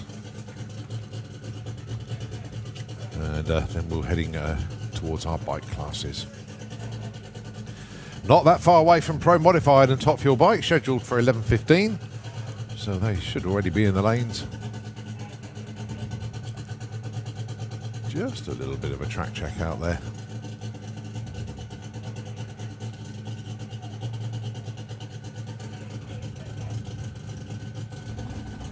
Well, the aim for the day is obviously to finish off Q2, which was obviously started yesterday with Pro 18 Super Pro. And we had one junior drags to put a run in, and then obviously that's when it was game over. So this is the finishing off of Q2, and then the plan is to try and get 2 more rounds of qualifying in today, so that will give everybody 4 qualifiers for the national finals. So Darren Shepherd with the Social Outcast Beetle, and then Mark Ettringham, Toenail Dragon, Carmen Gear. Well, it's good to see Mark out, because the only other time I've seen him out this year was at Door Slammers, where he had quite a few issues.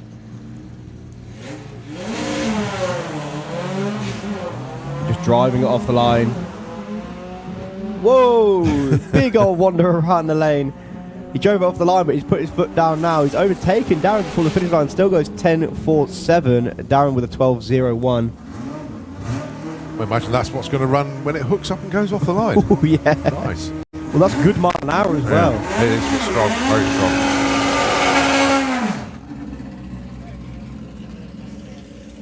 Mark Pascoe and Adam Lowe. That thing is just a showpiece in the Slitrix lane, and that thing is gorgeous.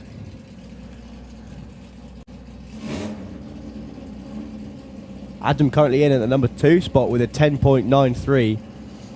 Mark with a 12.19. Is this heads up racing first to finish line wins? Oh yeah.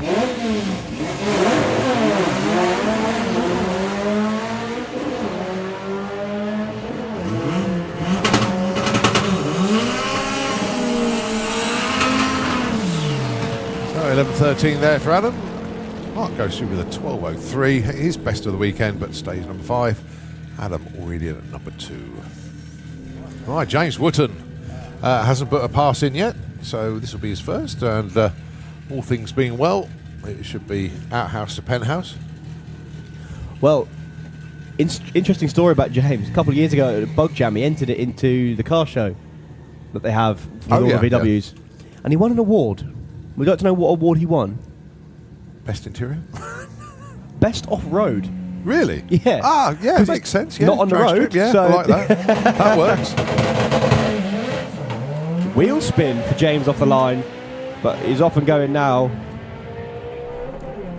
6.5 at the 8th mile, 115. He's going to go 9.94, 145 mile an hour.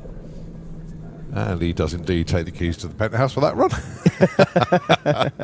Nicely done. Well, that tells you how quick Mark's car is going to go. He had 3 mile an hour on James. Obviously, James did have wheel spin, but... Right, comp bike will lead us into junior drag bike. And then the fun really starts with Comp Eliminator Pro Mod and Top Fuel Bike. So making the switch from 850 bike to comp bike is Keith Wright. Going alongside Jasmine Cordell, a very stout 768 yesterday. Well, look at that. Top 5 in comp bike are all in the 7s. Big shout out to Gary Bow, of course, hopefully tuned in. Gary, wishing you all the best, mate. And look forward to catching up with you in due course.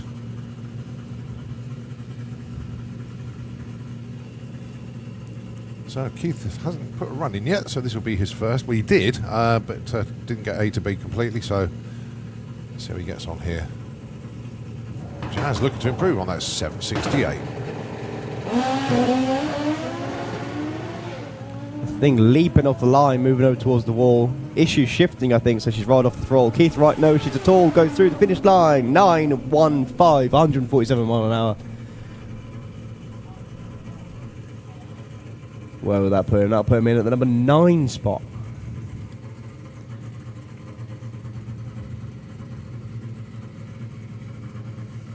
As Jasmine just turns off the top of the track. Next bike called forwards. I reckon that's Danny Cockrell.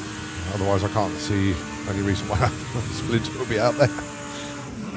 He's done that just to confuse you, because I don't think that is Danny. Yeah, it could be just out for a little stroll. Oh, no, it's not. It's Anna Sasiak, actually. So obviously, Splinter will be out there for in a moment. Well, issues for Mick Wynyard in the Slitrix lane. So Anna will be on a solo. Currently number 8 spot, 8.49.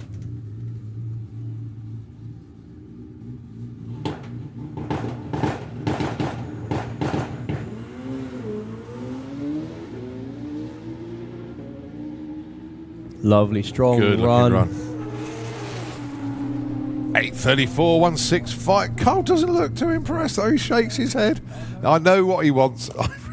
Carl, it's coming, mate. It's coming. You know it is. For 8:34, 165 for Anna Sasiak with the booster there.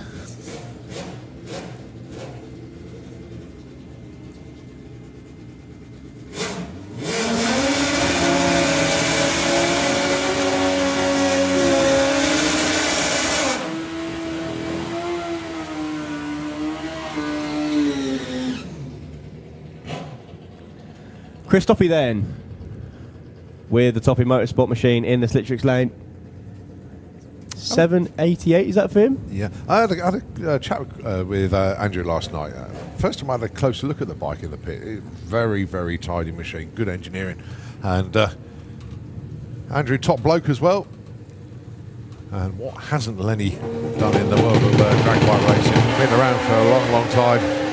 Still competitive. Wow, that's a great looking run for Andrew.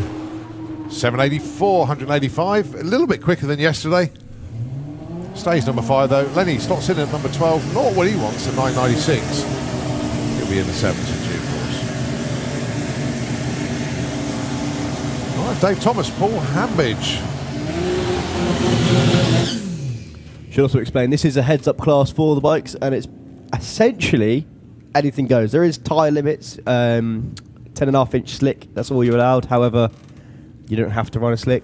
Most of these bikes run radials. But you can have pretty much whatever you want.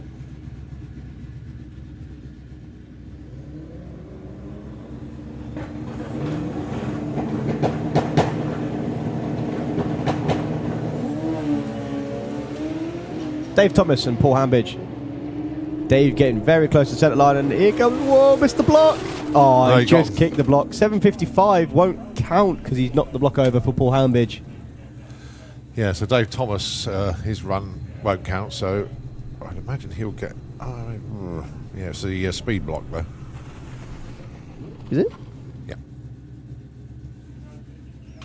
Yeah, because if you look at Dave Thomas's, he got the ET 781, but no speed. Ah, yes. The first block is ET, the second block is his Yeah, speed. yeah, run. yeah.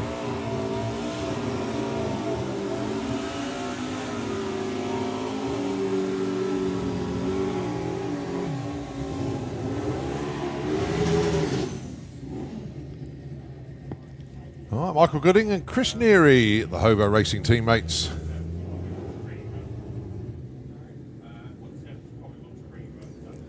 Chris currently on an 820, Michael on 968.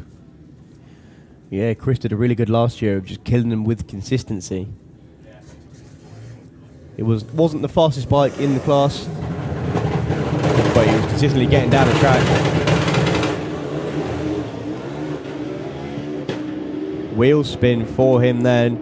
Michael with a little bit of a hop off the line. Another bike shunting over towards the centre line there with Chris. It still goes 881 and 899 for Michael Gooding. Moves him up one spot.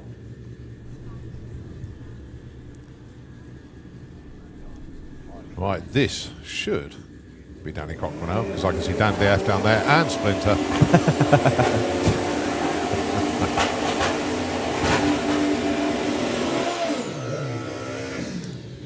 going alongside Mark Dainty. Well, Danny currently number 1 with that 7:53. Mark Dainty, forget about what you ran yesterday. In actual fact, I'm not going to read it out because I know he's going to go quicker here. Again, caught up with Mark yesterday.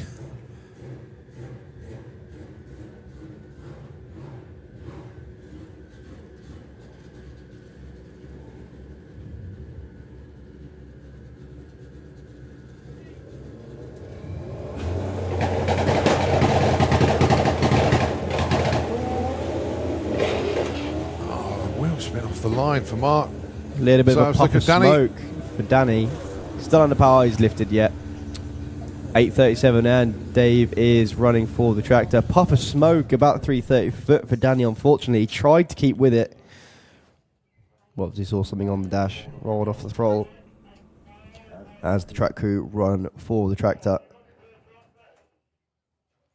Mark Dainty off the bike, walking it off the groove.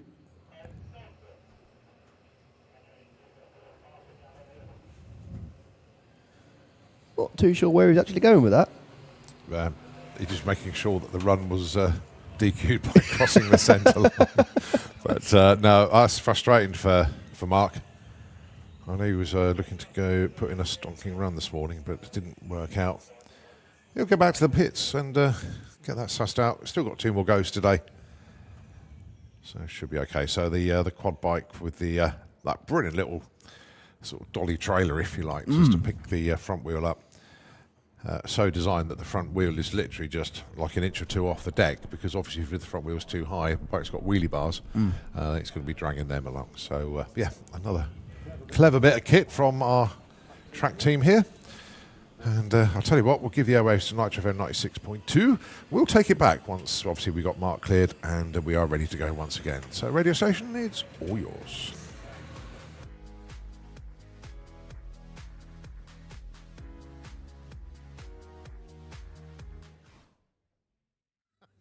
Interesting character, I do like him.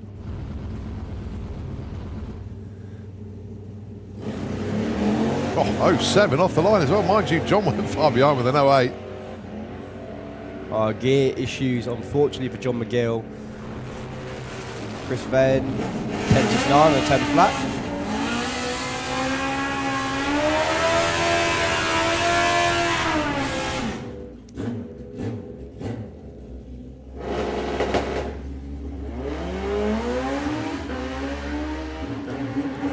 Well, a little bit of a bog off the line. He's going to go through to a 974, puts him in straight at the number 11 spot.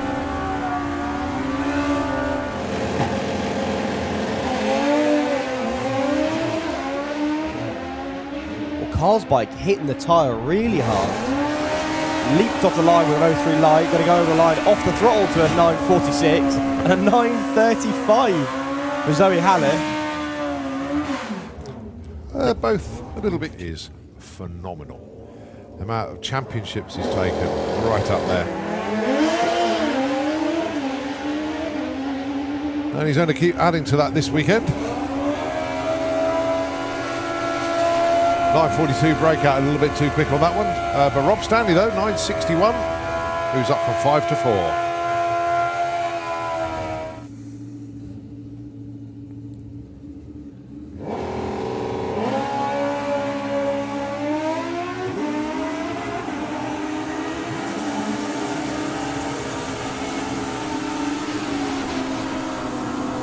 Oh, misses it by just that much. 949 with a 2, but a 958 for Josh.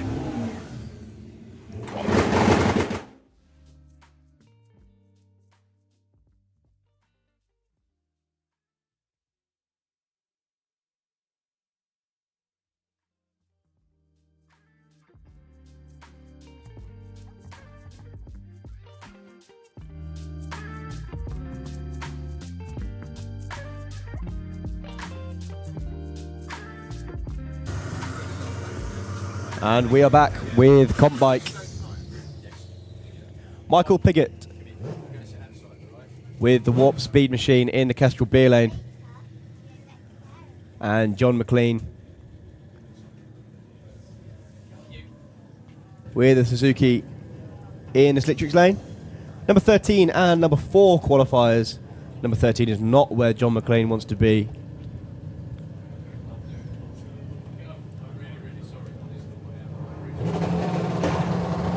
Michael currently number 4 spot with a 781.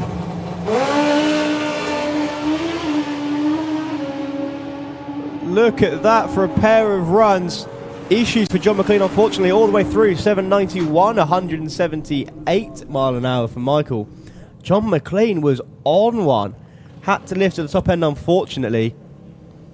Rolls through with an 859. Still an improvement for him as we move into junior drag bike.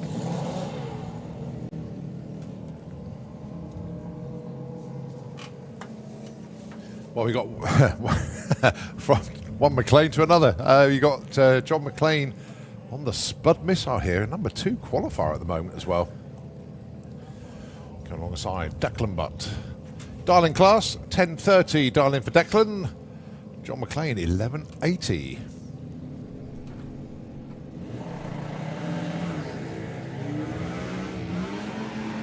Oh, one red light, unfortunately for John, and gear selection issues for Declan, it sounds like there. So he's rolling. 11.90 for John. 0.1 off his dialing for him. No improvement for him, he still stays number 2 spot. Issues, unfortunately, for Declan. It just would not shift gear. He is still rolling though. Yeah, but I think that's going to be another retrieval. Like before, when you used to have a couple of spotters and they'd pick up the bike and just lift it over the wall. They don't do that anymore. So yeah, just a pause at the moment as the quad with the bike dolly is going to reappear from the top end and help Declan clear the track. Oh, he's got it refired actually, is Declan? Has he? Yeah, he's off and away. Oh, good lad.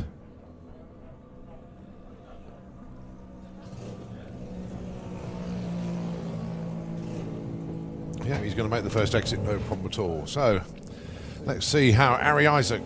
Harry? I've forgotten his H. Harry Isaacs and Jackson King. Jackson, what a fantastic run from him yesterday. 13.12 was his run. On a 13.08, darling. Taking that number 1 spot. Harry Isaacs currently number 8.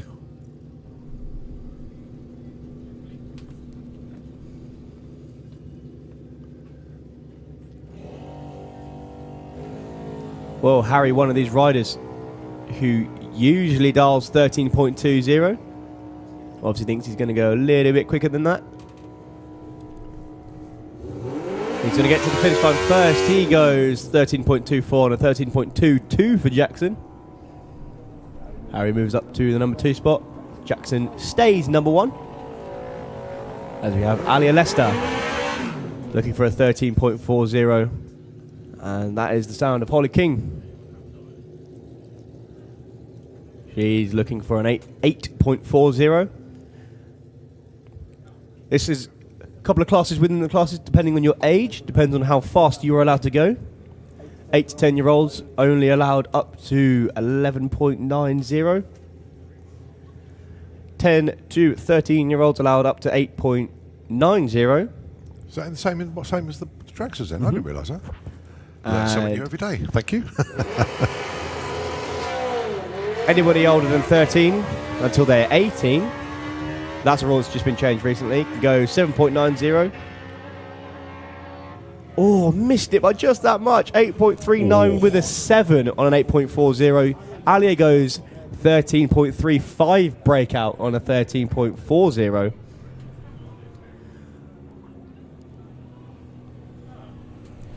As Grace Pollen comes to the line, she's looking for an 8.63, and Lyra Humber looking for a 15.30.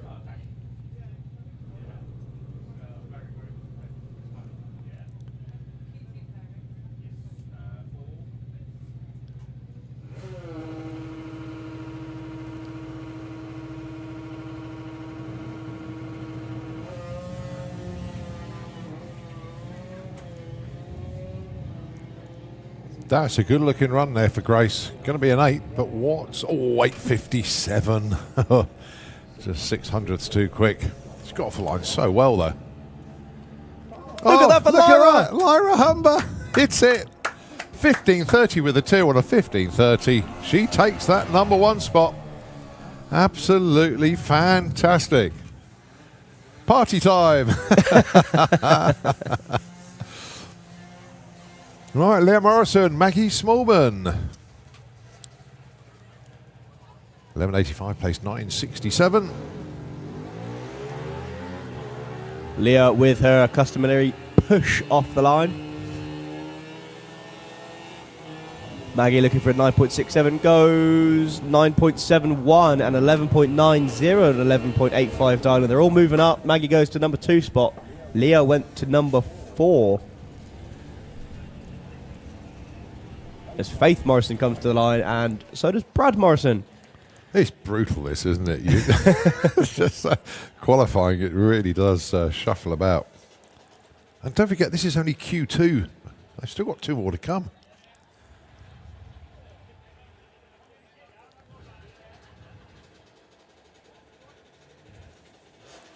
So Faith looking for a 13.15, Brad looking for a 15.40. Both of them scooting off the line.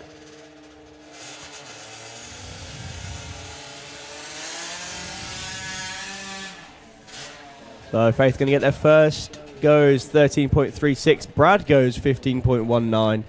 A breakout for him. He broke out, he still climbed 2 spots. That's because he didn't break out as much as he did before. Oh dear, that's a good one. Right, Richard Wilcox. 9.42 dial in for him. Double classing this weekend, as he has done all season in Junior Dragster and Junior Drag Bike. He's come down to the line every single time in the Dragster, but issues with the car, so he's brought the bike out. Looking for a 9.42.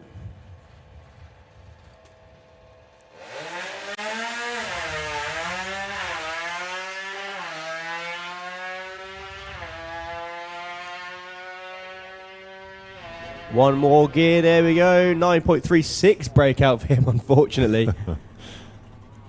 But it's close to the top now for Junior Drag Bike. Yeah, Lyra Humber, number 1. Maggie Small, number 2. Jackson King, 3. Leah, number 4. Then Harry, John, Alia, and Richard. And, well, the top 7, just 07 covers that lot.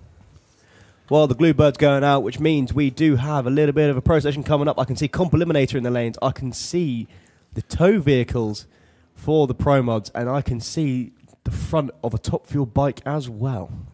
Yeah, that's all to come at you. But to help them get down the track, we put an extra layer of glue out there, which is kindly supplied by the wonderful Bluebird, a piece of Santapod folklore itself.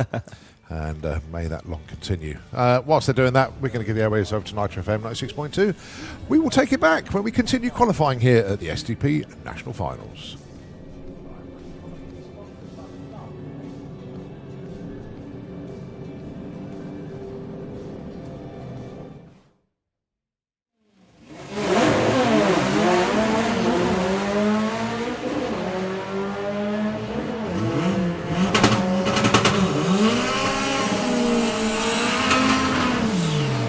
So 11.13 there for Adam.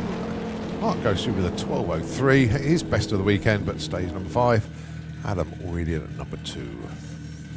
Right, James Wood. That works. Wheel spin for James off the line, but he's off and going now. 6.5 at the 8th mile, 115. He's going to go 9.94, 145 mile an hour. And he does indeed take the keys to the penthouse for that run. Nicely done. Jazz looking to improve on that 768. Thing leaping off the line, moving over towards the wall. Issue shifting, I think, so she's right off the throttle. Keith Wright, no issues at all. Go through the finish line. 9.15, 147 mile an hour. Where will that put him? That'll put him in at the number 9 spot.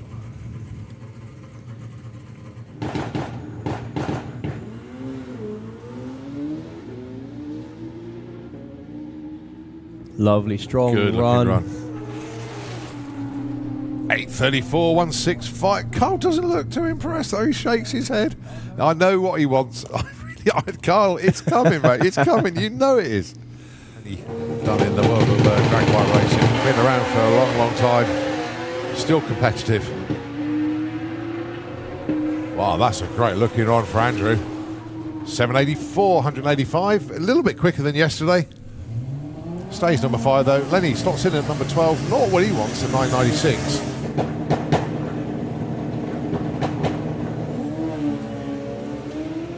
Dave Thomas and Paul Hambidge. Dave getting very close to centre line, and here comes, whoa, missed the block. Oh, he just kicked the block. 755 won't count because he's knocked the block over for Paul Hambidge. Yeah, so Dave Thomas, his run won't count, so I'd imagine he'll get... yeah, it's the speed block though. But he was consistently getting down the track. Wheel spin for him then. Michael with a little bit of a hop off the line. Another bike shunting over towards the centre line there with Chris. It still goes 881 and 899 for Michael Gooding. Moves him up one spot.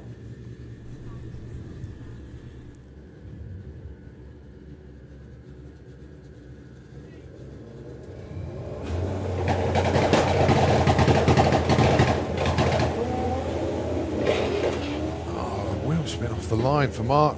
A little bit So of a puff of smoke for Danny. Still under power, he's lifted yet. 837 and Dave is running for the tractor. Puff of smoke, about 330 foot for Danny, unfortunately. He tried to keep with it. Well, he saw something on the dash. Rolled off. Michael currently number 4 spot with a 781.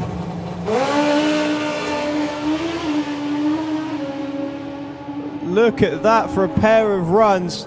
Issues for John McLean, unfortunately, all the way through. 791, 178 mile an hour for Michael. John McLean was on one.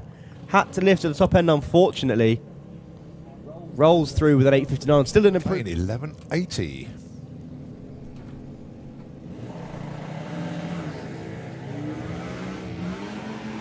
Oh, one red light, unfortunately, for John. And gear selection issues for Declan, it sounds like there. So he's rolling.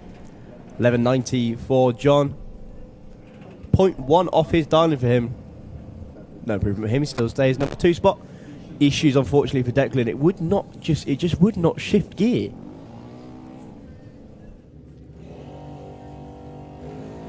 Well, Harry, one of these riders who usually dials 13.20, obviously thinks he's going to go a little bit quicker than that.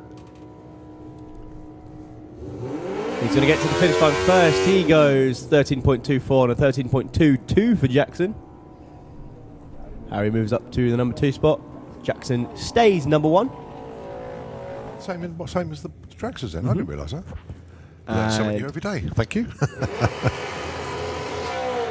Anybody older than 13 until they're 18, that's a rule that's just been changed recently, can go 7.90. Oh, missed it by just that much. 8.39 with a 7 on an 8.40.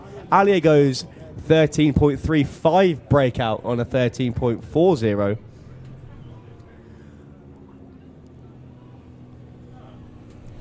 As great.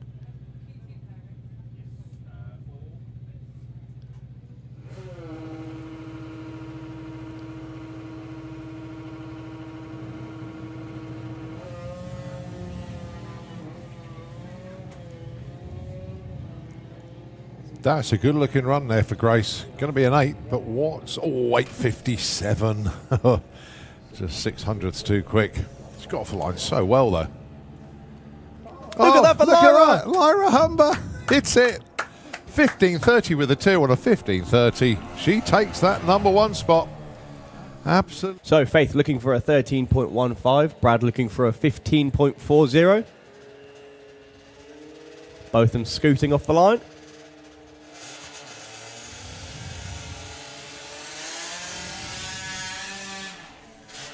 So Faith going to get there first. Goes 13.36. Brad goes 15.19. A breakout for him.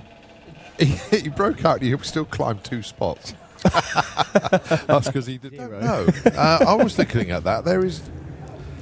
I can't believe he's got a 709 index compared to a 780 for Kev.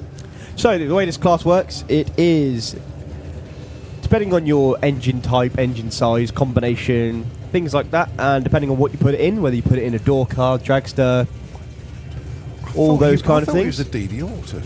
That's what it says on the window. Yeah. So depending on all of that, depends on the index that you get. There's a huge chart somewhere online that you can find. So Chris Todd's car, 709. He wants to run as far under that as he physically can. And Kev Jenkins wants to run as far under a 7.80 as he can.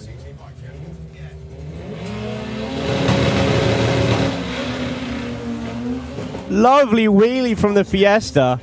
He's backed off the throttle a little bit, but he's back on the power now. Kev Jenkins looking to run a 7.60, run 7.67. That's the second 760 he's run this weekend. That's unrelated to this class, though.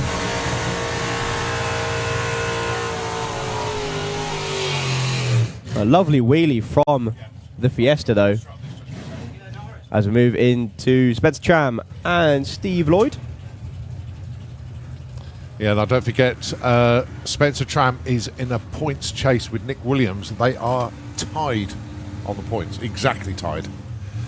Basically, whoever goes further eliminations will take the title. If they both go out the same round, whoever qualifies ahead will take the title. That's why qualifying is so important at the moment. Spencer is number 2 in the qualified order. Steve number 4. Whoa, huge wheels down there. Even in Marshall went way, that one. That was a cracking launch for Steve. So 11.26, 11.13. Spencer Tram goes to number 1. Right, so this is important then. Nick Williams didn't put a run in yesterday. He had to get a new set of tyres. So they are now duly on the back of the car, going alongside Dan Williams, who was number 1, just dropped back to number 2.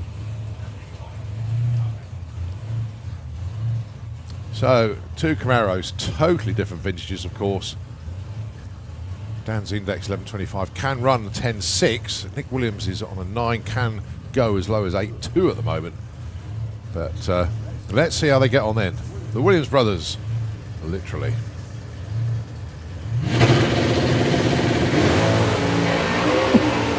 Reaching for the sky was Dan Williams. Well, they both were, to be fair. Let's see if Nick can run sub 8.5, 8.23. That'll do nicely. So Nick Williams goes to number 1. Dan Williams moves back to number 2 at 10.59. Wow! That'll do very nicely. Yeah, cracking run from Dan Williams there. The key is, for the Williams Bros cars, the higher they go, the faster they go. Don't ask us why it happens. All about how he can climb the RPM range. However, that is the case. But on the track now, Rob Smallworth with the Super Mod. Dirty Dog 55. 799 index for the Super Mods. He went deep into the 7s at the European Finals. Be looking to do the same thing again. Now, interestingly, Rob went from one of the nicest looking 55s you've ever seen. This thing was show spec. Still a super mod, but it was time for some upgrades, so we built the dirty 55 that you can see now. GoPro set up behind so they can check the wheelie bar and the forelink as it launches. Let's see how we can do. Bit hesitant off the line, bouncing around, moves to the centre line. Rob wisely gets out of it. Coasts across the line. He only ran an 18 yesterday. He's run a 13 today. Not where he wants to be at all.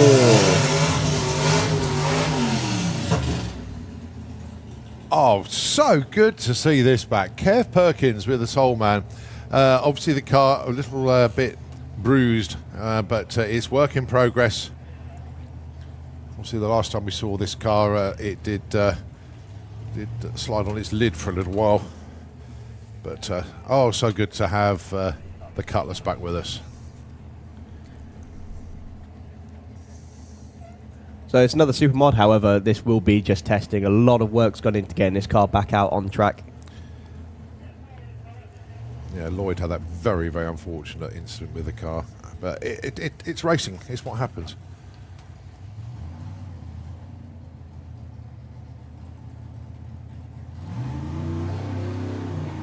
So Kev, driving up the track, making sure everything working as it should, go through all the gears. And clicks it 1,000 foot, rolling through to a 13.29. Gets him qualified though. It does. That makes it an 8-car field. As we see the t-shirts of the Stranger Thing 55 team coming round onto the start line. And with the sound of supercharged Hemis coming round the back of the corner. This is the 55 of Dave Smith and the turbocharged Mustang of John Webster. As we move into Pro Modified. Yeah, the National Championship already decided in the favour of... So congratulations to Bobby. And Wayne Nicholson guaranteed the runner-up spot this year. So obviously well done to Wayne as well. That is a stonking burnout from John Webster. Oh boy, we like that one. We certainly like that one. But Dave Smith was in the lanes to run yesterday, but unfortunately, as Dave described it, the starter motor decided to weld itself together. So unfortunately, they weren't able to start the car, weren't able to come around the corner. But here they are, round two. Now, bit of a... I mean, it can go either way sometimes. He couldn't get started in the lanes. But the European finals, he was first alternate. He was in the lanes, he was ready to go. And... Wayne Nicholson couldn't start. Yeah. The team were quick as a flash, got the car going, came round and put a run in. So they did make it into eliminations. Yeah, brilliant job from them. They were on it. No, sorry, they were second alternate actually. But nevertheless, they made it in. So John Webster yesterday, 7:28. Forget about that, he can go a second quicker. Dave Smith, his PB coming into this event is a 6:38. Has been knocking on the door, 20 miles an hour.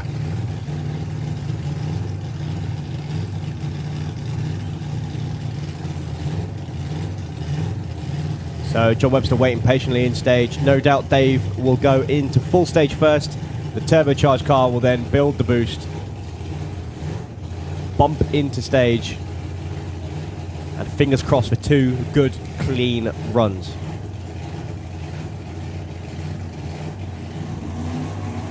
So there you go, Dave's in. Here comes John.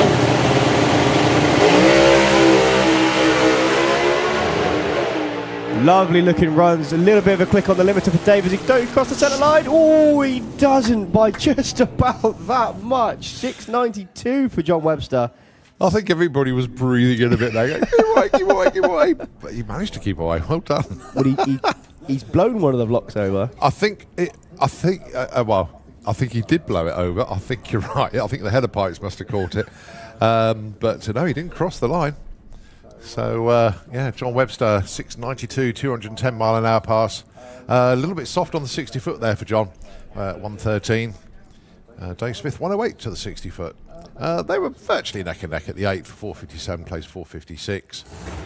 And at the stripe though, John Webster, 692. And Dave Smith, 719.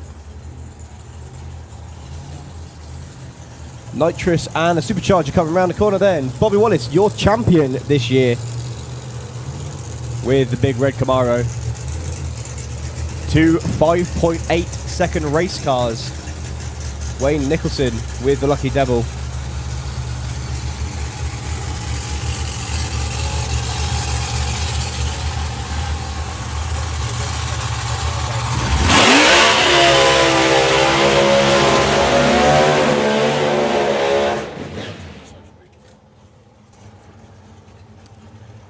So Bobby Wallace, 6:01 yesterday. Only number 3 as he had 2 cars running the 5s, and Wayne Nicholson clicked at early 7:28 yesterday. A message on the back wing, which we will get to when Top Fuel Bike come around the corner. But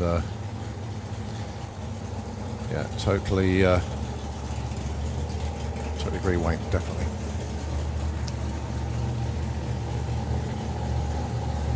So Wayne currently in with a 7:28, made a bit of a move yesterday, backed out of it. Bobby with a full pass, however, they turned it down a little bit just to get across the line. Some nice big nitrous purges from him.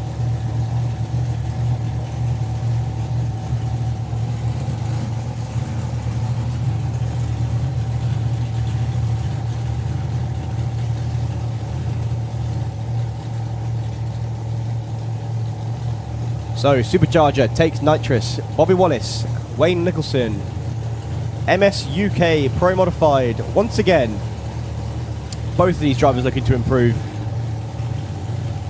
Who's it going to be?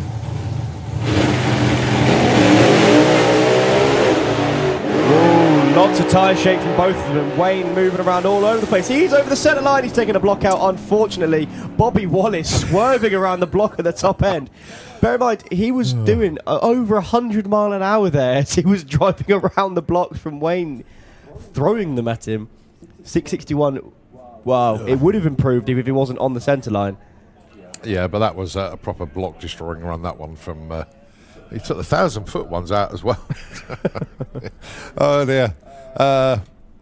Yeah, so Wayne Nicholson, although it did register a 661, that one won't count. And Bobby, well, 690. That's probably not correct either. No. But Bobby had already run a 601. I tell you what that does do as well. Hats off to Ian and Dave with the track prep, because he was doing 220 mile an hour flat out on the centre line. That is a very good point, actually. Yeah, that is a very, very valid point. Most other tracks, I'm not going to say all, but most other tracks anywhere in the world will not prep the width of the track that Santa Pod does. And that allows that if you do get... Well, it can't really say out the groove because the groove is really wide here. Yeah, but the track is the groove. If you're right, the track is the groove. But if you go to, you see the States and they just like do the middle bit. And if they get out of that and although they're still in their lane, they're not on the prep bit. And it just doesn't work out so well. But here, the drivers have the confidence, and of course the riders have the confidence to do that. And try and sort of get it back off the centre line. But yeah, we can go many a weekend without a block being touched at all. And yet today, 3, 4 of them have gone out battered and bruised, I think.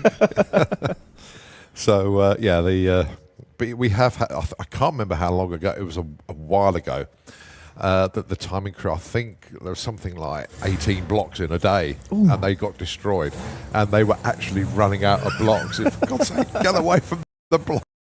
So no, we got through it, but days can happen like that. Yeah. Right, another nitrous car and another supercharged car. 2 5-second race stars once again. John Delamont, Kev Slowfield, the man who just won't retire.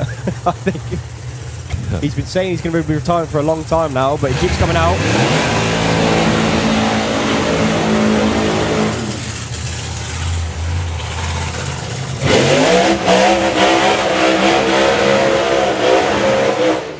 He's just been having way too much fun. I think he, like his burnouts, he's just like ragging the throttle. I just love the way he does it. Really, really good. Good entertainment. Jean Delamont got a little bit out of shape on the burnout, actually. Well, these are your number 1 and number 2 qualifiers at the minute. 5.95 for the nitrous Camaro in the Kestrel beer lane, all the way from France. Yeah, and we would say all the way through France as well. He's literally about 6 miles from the Spanish border. Yeah. And Kev Slowfield, cracking 5.98 from him. Those throttle whacks, they were doing that at Silverstone at the festival. Absolutely blew the crowd away there. Massive thanks to the Blown team for coming along to that, as everybody else that came along. And yeah, the next few weeks we're having discussions about next year's Silverstone Festival, so it'll be interesting. Well, what Kev's done this weekend is, because unfortunately no Andy Robinson, he's nicked his crew. That's fair enough. Though obviously Kev's got quite a few of his own crew, but I saw Stephanie yesterday packing the parachutes for him. Well, it is a Robinson-built car, don't forget, so... but let's see how they get on. 1 and 2 at the moment. They're both in the 5.9s. Wait. So, going to hold them at the minute. So Dave has spotted something on John's car. Solo then for... Oh, it's just way too high on the revs. Lots of tyre shake again for Kev, unfortunately. Well, I say not too high on the revs. It just overpowered the track. The tyres stood up, shake into wheel spin, and Kev very sensibly backed out of the run. Not too sure what... Oh, look at that. From good spot from Dave Warren then. I would not have spotted that. The car was in pre-stage. He's obviously seen something underneath it. And I can see the trail of... I'm not sure what that is, but they're just spreading out. It could just be fuel. Good spot, Dave. That's why these guys are the best in the business.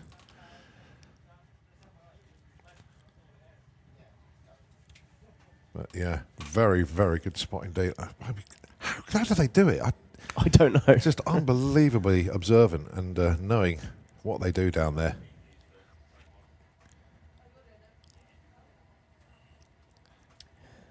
I mean, yeah, okay, a busted run for Jean Delemont, but It's better than a busted race goodness car. knows what would have happened if you take them up.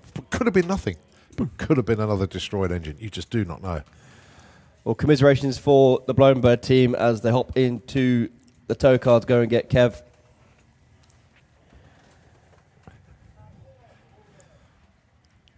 Lots of tyre shake and hopefully nothing broken, because the issue with tyre shake, when it shakes like that, it can just dismember so many things.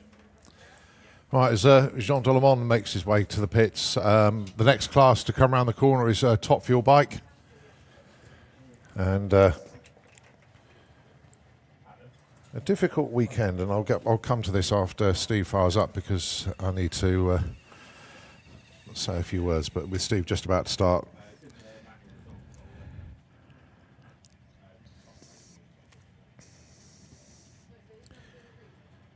So the bike about to fire.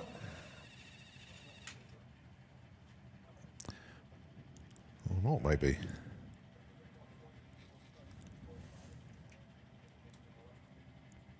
Well, they've just moving out. They're just double checking everything down there. For some reason, is not wanting to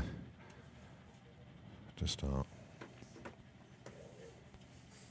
No, so unfortunately, Steve going to be pushed back here.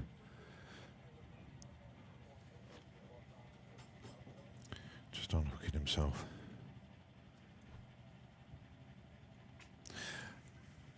Well, I'm sure everybody in the bike world, and of course the drag racing community itself, will have heard the devastating news that came through last night. That we very, very sadly lost one of our biggest and friendliest characters in the world of bike racing, and of course I talk very affectionately about Chris Hannum.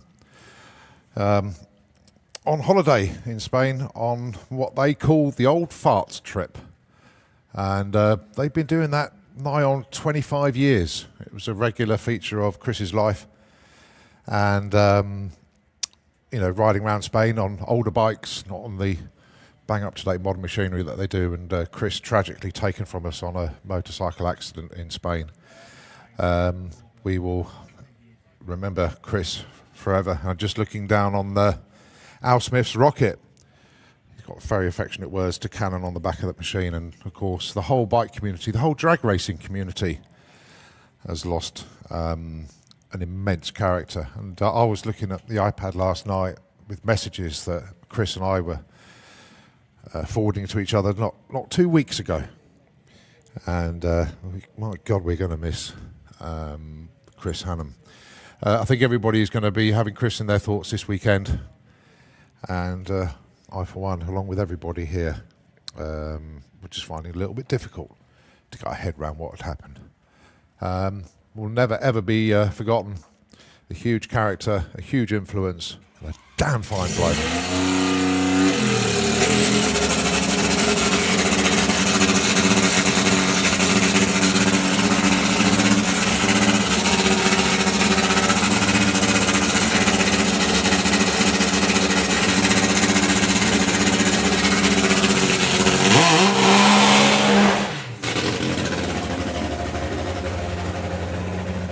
So Al Smith on the rocket. What has he got for us this weekend? This is a 5-second triple. What can he do?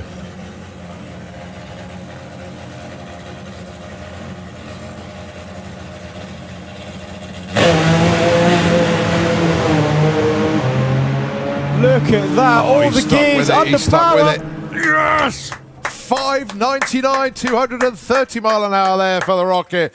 And Chris Hannum in his thoughts all the way down that racetrack. Al Smith, what a pass from him. What a way to open his account this weekend. Great run there for Al. But as I say, we're all remembering Chris this weekend. I saved my words until Top Fuel Bike came round. But well done to Al Smith. Right, now Steve Willett back under the tower.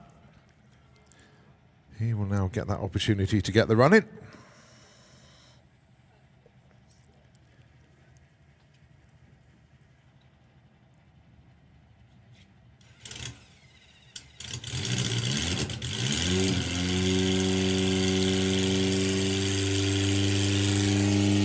Well, it was one of the simplest of fixes, obviously, for Steve.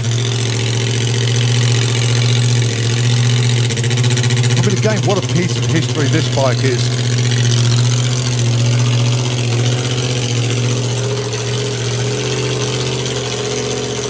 The dealer machine being around. I don't know exactly how many years. It's certainly longer than I've been commentating. That's 15. I think it's nigh on 30 plus years, this machine. I was going to say more than I've been alive, I think.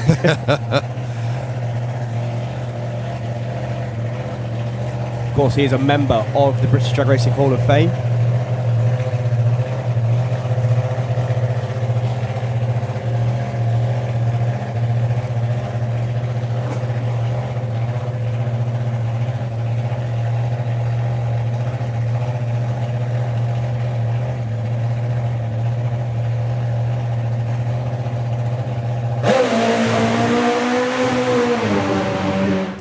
And another one who's going block hunting but manages to click it early and drifts away from them. Going through there with an 8:38 at 1:04. Obviously, with only 2 Top Fuel bikes in attendance this weekend, it becomes a non-points round. So congratulations to Neil Midgley, who is confirmed as the champion this year. Obviously for Cannon Motorsport, a bittersweet weekend. And Neil, all the best, mate. But confirmed as our champion for 2023. The 2-seater dragster back out for another run after that brilliant quad zero reaction time last time. In the back this time is Dave Hewitt, and it's another birthday. It's another 60th birthday. Dave Hewitt, not too far away, based in Bedfordshire, celebrating his 60th. This seems to be a case of life begins at 40, but drag racing begins at 60. Because Colin Morton, the passenger number 2 today, he's on his ride at 60 as well. But then Marcus Norman, the 4th passenger, he's only 50. Ah, okay. Well, Paul's got the interesting task now of trying to match what Steve used to be able to do in the car. Well, he had 3 in a row. I was going to say, it's tough to go perfect once. To do it twice, that's near on impossible. And Steve managed to have 3 of them in a row. Yeah, they weren't quad zeros, but they were triple zeros. Yeah, they were still perfect though. But yeah, it makes you wonder if he fixed it, but he didn't. It was genuine. I don't think it's ever been done before.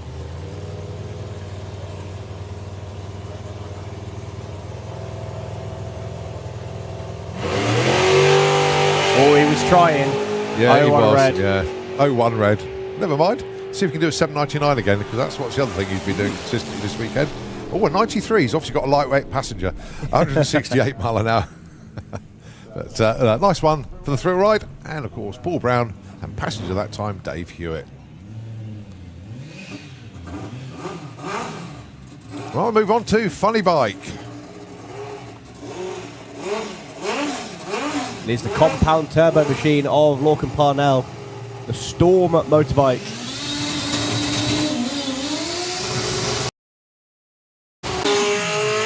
Such a unique noise. And Dave Peters with the Rigaboot Express. Yeah, such a unique noise from the Storm machine, because it's essentially a small turbo feeds a big turbo, which then feeds the engine. It's a way of making boost a little bit more efficiently. But having it strapped to a bike is insane. Well, Lorcan is number 3 in the points at the moment. And that battle with Rog for number 2. Whoa! Oh, that's not worked out very well indeed for Lorcan, so no idea what happened there. But a lovely wheelie from Dave Peters. Unfortunately, unsettled it as he clicked the gear at the top end, making him do a little bit of wiggle. Still goes for 891, but he was wheels up to the 8th mile. Oh yeah, there's a lot of fluid coming out of the Storm machine. He was on boost for a long old time, and it just went pop.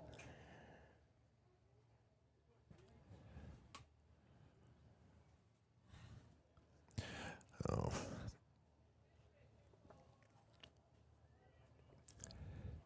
Well, the track crew very quickly on it, but Lorcan instantly, well, he instantly knew he had a problem. Obviously, it went straight upwards, so, well, they'll get back to the pits and assess. Oh, dear. Okay, so a little bit of a clean-up on the start line. Bizarrely, I don't think it's going to take too long, but they're going to have a good look at it. Well, it's already sort of gone. I don't know if the fluid that was on the track was fuel or not. I think it could have been fuel. Because they just got the squeegees out. Yeah, and it's gone. Well, fingers crossed it is fuel, because if it is, I'm touching wood here when I say... If you want anything, yeah, it's fuel. You don't want oil out there, because oil has obviously come from inside the engine. Fuel should be external.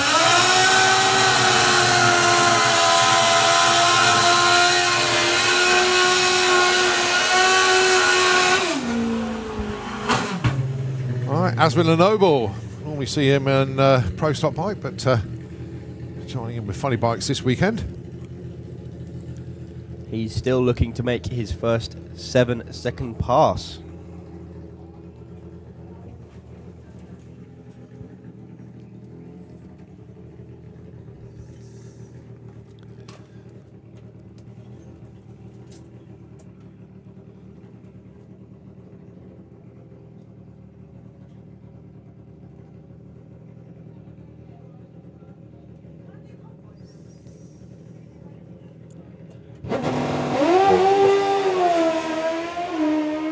Well, that was a well-meaning launch, 131 to 60 foot. All the gears, all the power goes, 823, 161 mile an hour. Crew shaking their heads a little bit. Yeah, they just want more.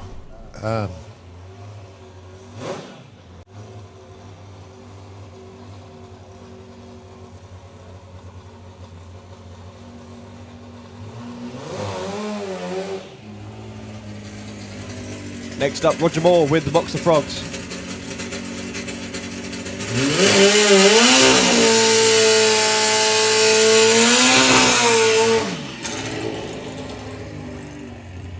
So if what you've just seen is top fuel, this is essentially a top methanol bike. Still supercharged, but without the nitro.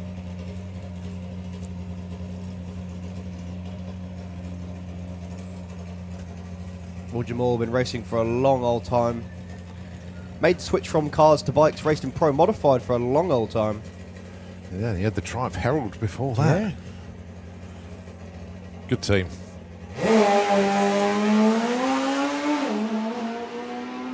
Keeping one elbow out, keeping one leg out, keeping it straight the whole way down the track. Moving his way around 749, 175 mile an hour.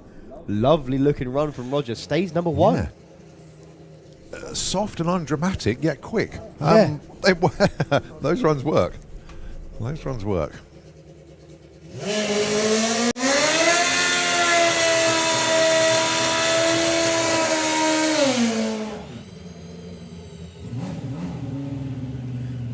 Ryan Davison and Martin Zylstra. 2 Suzukis coming to the line. Now, first time I saw Ryan on this bike was start of the year, and he was actually running an ET bike, but he very quickly got a handle on the bike. He's made into funny bike now. Issues for Martin, unfortunately. I heard something make a bit of a sound underneath the tower. Solo for Ryan then. He's going to be looking to go into the 7s. He's done a 789 previously. And the bike quits.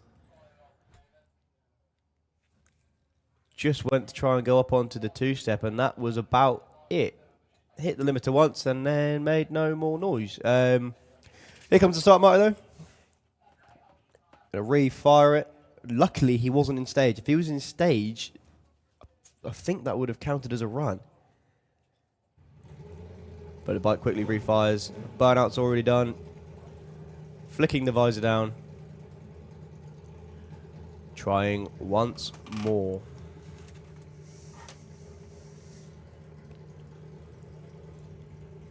So Ryan Davidson. And the bike dies again, unfortunately.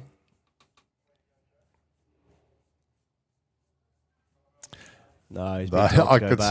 see you can tell the body language. Can I have one more? No, you've had two. Yeah. But no, they'll get that back to the pits. Don't forget, they've still got 2 more qualifiers. Don't forget, this is still Q2 from carryover from yesterday. Yeah. Well, quite a lot of these bikes run quite complex ECU systems with boost cuts and all sorts. So if the ECU sees something doesn't like it, it will shut the bike off. Hopefully, fingers crossed. That's what it is. Mickey Ollie then, with the Kawasaki machine, did really well in the European finals. Qualified deep in the 6-second zone.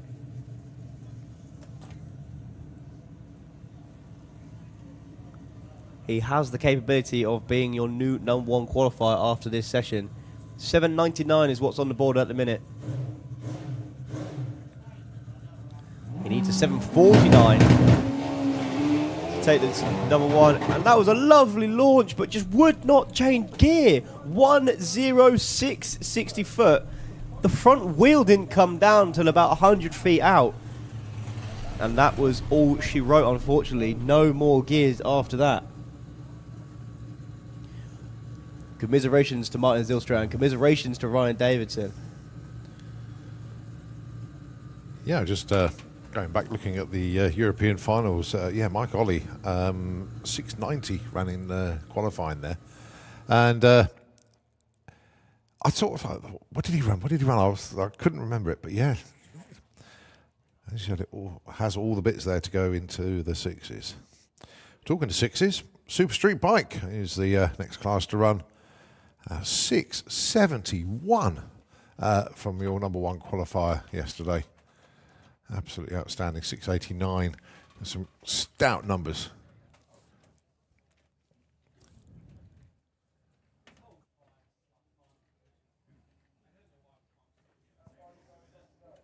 So just all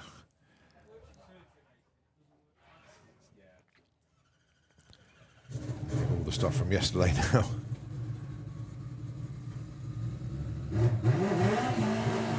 Yeah, Daniel Lenk's #1 qualifier, 671 at 223. Venn was #2 with a 689 at 214.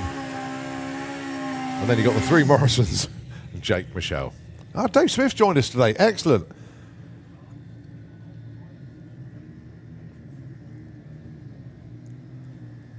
So Steve Venables, what's he got for us today? Good, strong 689 yesterday.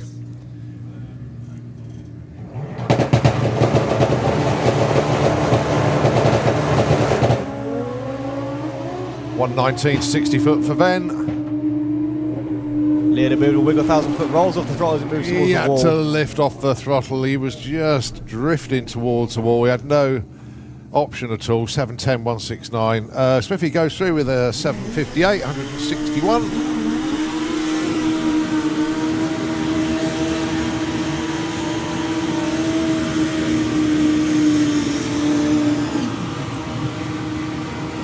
Well, the first of the Morrisons.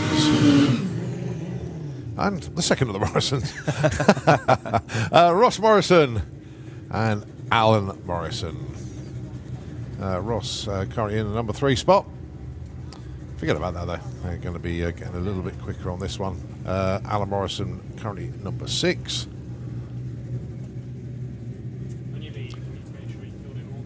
Right. Oh, yeah. So Ross gunning for the 6s here, surely.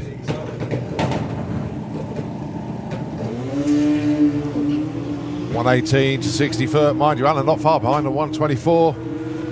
Ross being pulled over to the left as well. 712, 185 and 747. There is a crosswind, but I didn't think it would be affecting them that much. But it's just when they get past, well, you know, but approaching 1,000 foot, where they're starting to lose the cover of the banking. Maybe, just maybe, the wind is taking them over a little bit. Yeah, it's got to the point now where it's actually noticeable. It's bike after bike, Yeah. so...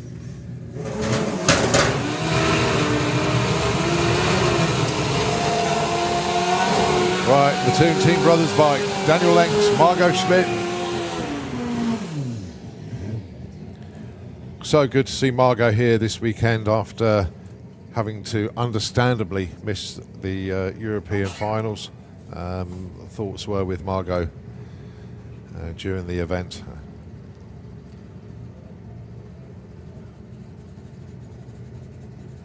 I think there is a fluid leak underneath Margot's bike. So going to be Daniel on his own.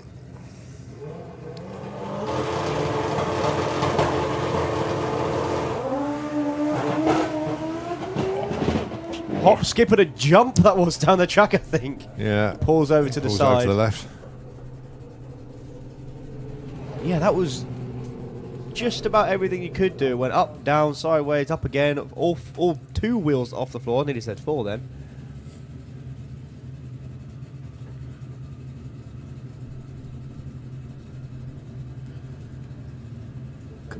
Commiserations, sorry, to Margot.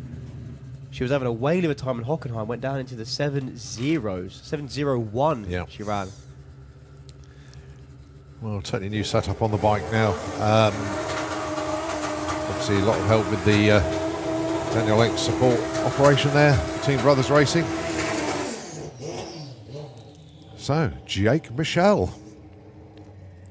What can he do for us?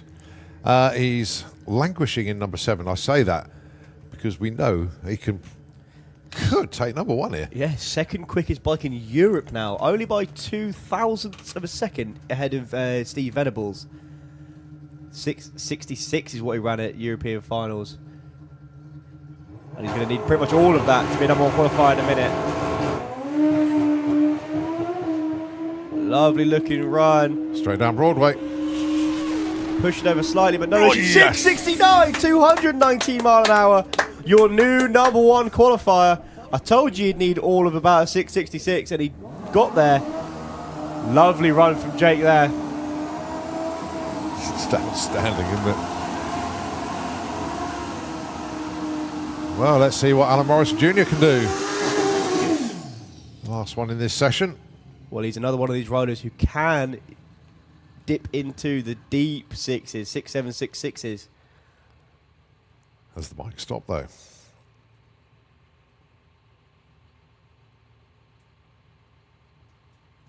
There we go, he gets the bike refired. But it's the speed of this bike as well. I mean, it's like 230 mile an hour at the stripe. Al Morrison Jr. 120 to 60 foot. They've started riding over to the centre line to be brought back. He's nice and straight. Goes 680, 213 mile an hour, and that's only good enough for the number 3 spot. Unbelievable. Super street bike, what a class that is. Top 4 in the 6s, the other 3 in the 7s. As we get ready for Sportsman ET, a couple of our Sportsman classes yet to run, which is Sportsman ET and VW Sportsman, and then we go into Q3, and it'll be be Pro ET. So time now just gone midday. A very enjoyable day, actually, to be fair. Track is obviously killer out there. People running some really, really good numbers. Don't forget, our plan is to get 2 more qualifiers in today if we can. The schedule will take us gone 7 o'clock this evening. It's just the way it is. We're just trying to give everybody as much opportunity as possible. And then after racing finishes today, I think, well, obviously we can get ready for the Junior Dragster presentations this evening. So lots still to happen. This is Bill Wilson with the Dodge Ram. This is his backup vehicle. It's surprisingly quick, though. Yeah, he's got another black pickup truck. It's lovely. I love it. Which will be probably joining Pro ET next year, because That's good to know. he's going to be going a fair bit quicker. Well, Bill, with the Ram pickup truck looking for a 14.80, will he do 90 mile an hour? Oh, 90, look look at that! And a Number 14.80 qualifier. with a 7. Nicely done, Bill. 19 to number 1. Hits his dialing. He's probably got the radio in going, yeah, he's probably listening to the commentary. Nice one. Right, this is Matt Halsall and Chris Creswell. I keep forgetting it because they are just street cars. They are street cars, So yeah. they've got radios. So Matt and Chris, 15.40, 15.15. 2 Fords of different vintages. Issues selecting gears for Matt. No issues at all for Chris. So on the board, 15.15. On the board again, 15.37. Moves him up to the number 11 spot and a 16.64. But obviously issues changing gear for him. Now this isn't a car I've seen before. Well, I say What, car, the red mullet? truck. This is James Grew. Used to run Mont Blanc, which was the Touareg. Oh, white yes. Touareg. Yeah. Made a final with that car, actually. But this is what you've been hanking after for the El Camino. I can see why it's called red mullet as well. Going alongside Jago Stokes. Tell you what, good reaction time from the truck. One thing I like about Jago's car is the fact that he can't put all the power down because it's just a street tyre. So when he gets to 60 foot, that's when the hammer comes down. It just takes off. Whoa, 12.93 for Jago Stokes. He'll take that. 12-second timing slip. Well done.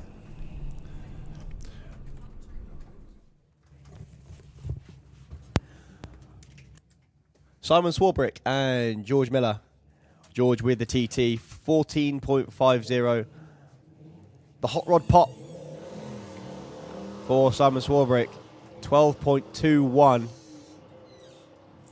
And I can hear as well, manually shifted.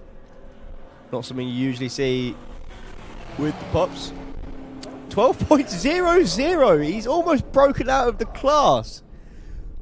And a 14.72 for the TT. No improvement. But the pop's going to have to enter Pro ET soon with that. That was a cracking run.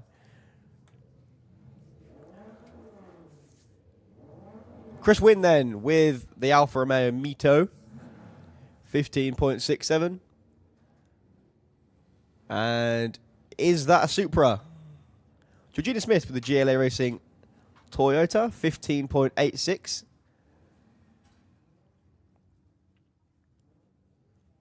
Actually quite a good little matchup, this.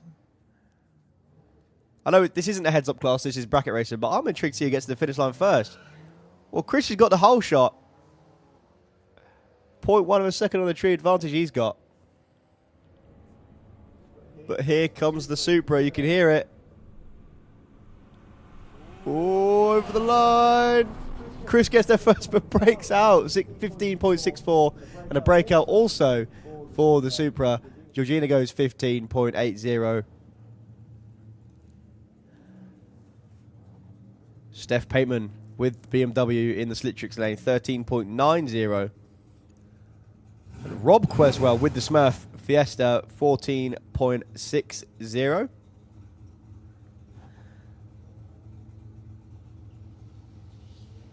Very nice reaction time from Steph then, 0.01. Now, the issue with dialing in cars like this is so many things can change the dialing by so large. Like a bit of wind in a car that runs 8 might change you a couple hundredths of a second. A bit of wind in a car that runs 15 can change you by half a second. But Steph stays number 2 spot. Rob moves up to the number 5 spot with a 14.67 on a 14.6 dial-in.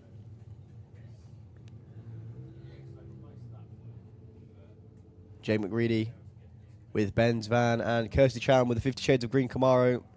I can see Andy Dibley down there. Andy usually running in super gas. Unfortunately, issues with the Camaro. So he's down here supporting the car he owns. With Kirsty driving. 12.00 is the dial-in for her. 14.94 the dial-in for the van. One thing I've just noticed as well, quite a lot of these drivers' number plates are their race numbers. That's a lovely touch. I like that. Well, that was very close for Kirsty. She was loading up the torque converter and she almost rolled through, but got it held. So 12.00, does she go? 12.05. And Jane goes 15.24. Kirsty moves up to the number 4 spot. Jane stays in the number 15 spot.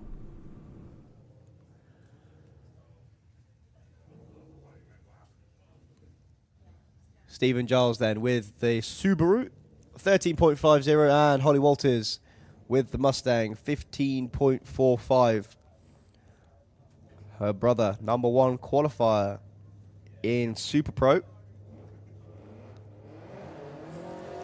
He's been known to enter this Sportsman ET as well, just to match race his sister. So the Subaru off and running, 13.50. Gets to the line, 13.57. But Holly Walters, 15.52 and a 15.45 dial-in moves her up to the number 6 spot. Stephen stays number 7.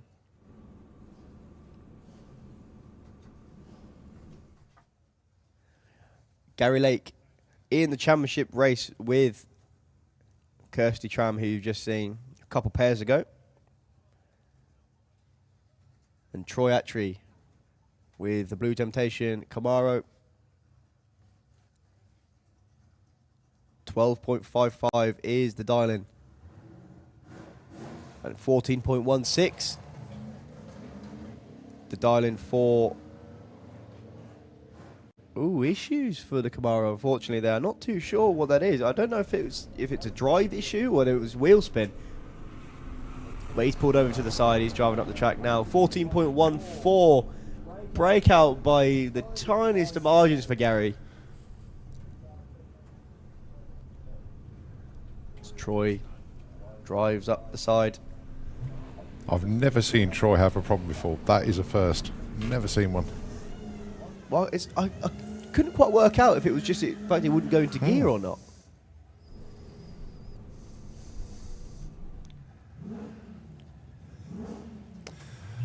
Right, next up then, Brian Palmer taking on Brian Huxley. Got to say how clean Brian's car is looking. Very shiny, very polished. You wouldn't know it's got a V8 in it, would you? No. I think the wheels give something away. So Richard Palmer with the Family Cat Jaguar. He's looking for a 13.48. Brian looking for a 13.84. Well, they're both awake on the tree. 0.7 and a 0.8.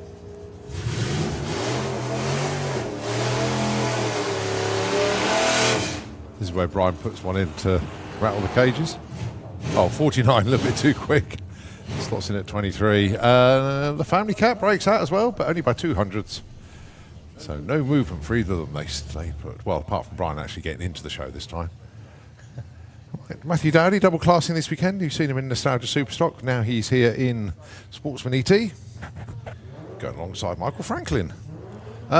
Change of vehicle for Michael. He used to turn up with a Range Rover. Now he's got a Discovery.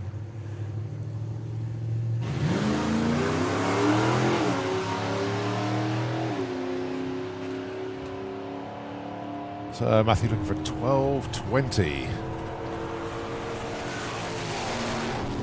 12.35, 108. Michael wants a 17.97. 19.22. There we go. That was his first run. I don't think he has ever driven that vehicle up a quarter mile before. So that was a sheer guess. Yeah. It's a little bit slower than his Range Rover, but not much. This is a lovely little car. That's sweet, isn't it? Little small block V8 Cortina. There's a small block in there. Well, I don't know if it's a Chevy small block or if it's a Ford. It's a Ford Stunner, though. I'm going to hazard a guess at a Ford. I don't know. Going alongside Felicity Gibbs. Oh. Somebody just went quiet.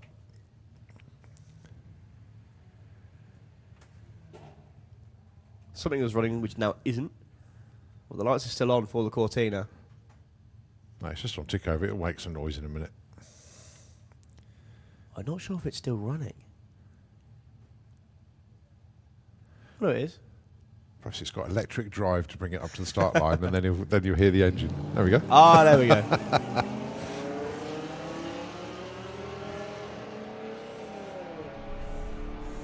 So let's see what Adam has got for us then. 12.53. That's way off of 13.70. Biggest breakout so far, 1.2 seconds nearly. Flick breaks out. She goes 600ths too quick.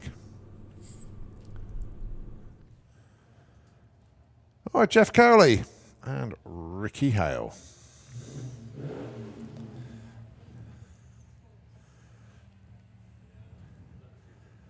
Ricky, I think, had already entered the meeting with the truck, but obviously that's not available this weekend. So, what am I going to run? I know. there's an Audi in the yard. I run that. So switch to Sportsman ET. Is this the same Jeff Cowley with the Nova? Yes, it is. Yeah. Okay. Do we know what's going on with that? Sort of. But I don't. If all things go to plan, you won't see the Nova next year. Okay. You got something a little bit quicker. Oh. So 15. It's one of those I could tell you, but then I'd have to kill you moments. Yes. So. No, I think it's common knowledge, but we'll come back to that later. Anyway, Jeff goes through with a 15.27. He breaks out by 300ths. There's a story on the other side of the race trail for Ricky. He breaks out 17.56, a little bit too quick for him. As we move into VW Sportsman. Right, this is our last class to do their Q2 runs. After this, it will be Pro ET. Qualifying session number 3.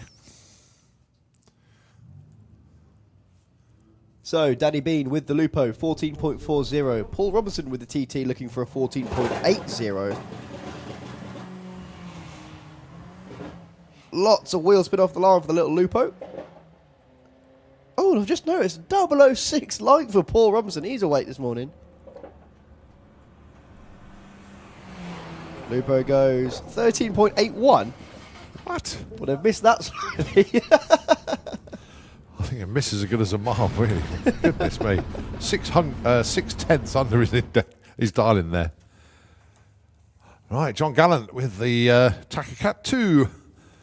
This must be number 3 then, because that's not the Sirocco with the lovely wheels that everybody comments on. So yeah, he's got the TT with him today, and Jerry Sadler with the blue Action Beetle. Hi to Emma, of course. Is there something with the TT drivers today? It's a 003 light from John. If he runs a 16 flat now, that'd be amazing. Oh no, he's missed it by a mile as well. 15.52. Half a second breakout again. Mind you, Jerry goes too quick as well, but only by 200ths. So yeah, breakout central here. I think the giveaway was probably the fact that he was in front.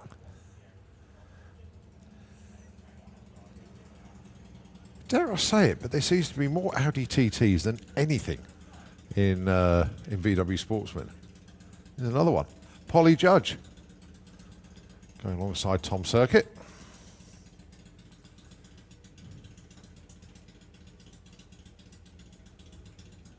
$16.41 dialing, plays an 18.13. That means Tom will run a 17.6. Looking at the way it's all worked out at the moment. Oh, God, apologies if he does, but no, I think Tom...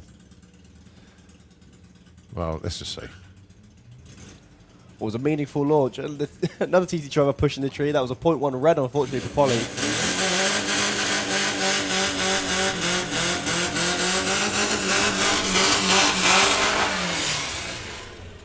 So Polly over the line goes 17.46 and an 18.19.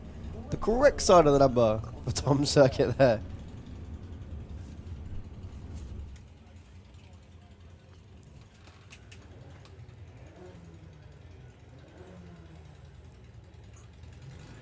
Well, I don't know what all the hashtags mean on the back of Steve Metcalf's beat, but he's put hashtag ramp, hashtag and ADWho, and hashtag wasps.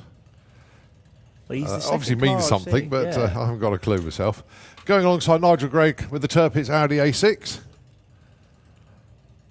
I do like the way that Steve's got his exhaust right up in the air. Makes it look like it's got a little tail. Yeah, it's actually a parasol base, actually, when he's in the pits.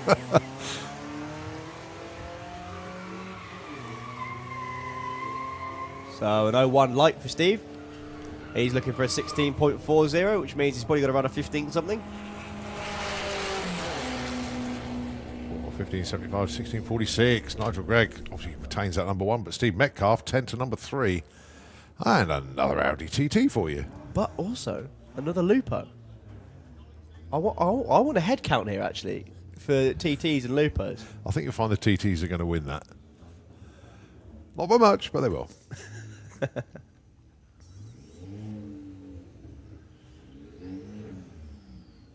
So Reese Finney dialing in 16.92. Paul O'Donnell 13.9. Unfortunately, rolling through stage, so he won't be near the dial-in. But Reese looking for a 16.92. If Paul hits the number now, that'd be impressive. There's no way he was going to do that. Not with a 3.5 second 60 foot. Oh, I didn't even see. I know he'd rolled through, but I didn't realise he'd sat there. Yeah. So Reese 17.21 and a 16 dial-in. Stays number 6.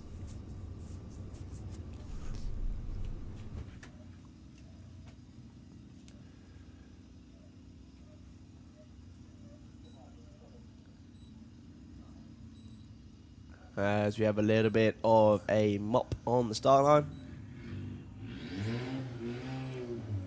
But here comes the next pair. Talking about Dave Sarrigan.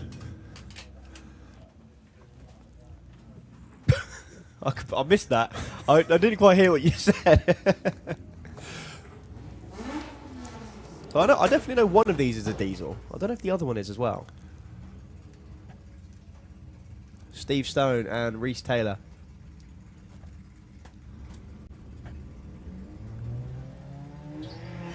That'll be just the one diesel then. So Reese looking for a 15.00. Steve looking for a 13.71. Now either Reese is flying or Steve's going slowly. Steve was going slowly. 15.43 for Reese. And a 15.70 for Steve. And that is Caitlin Wilson looking for a 17.27 with the misdemeanor Havoc Beetle. And Phil Jones with the Dragon Wagon. He's looking for a 14.90. Your number 7 and your number 9 qualifiers at the minute.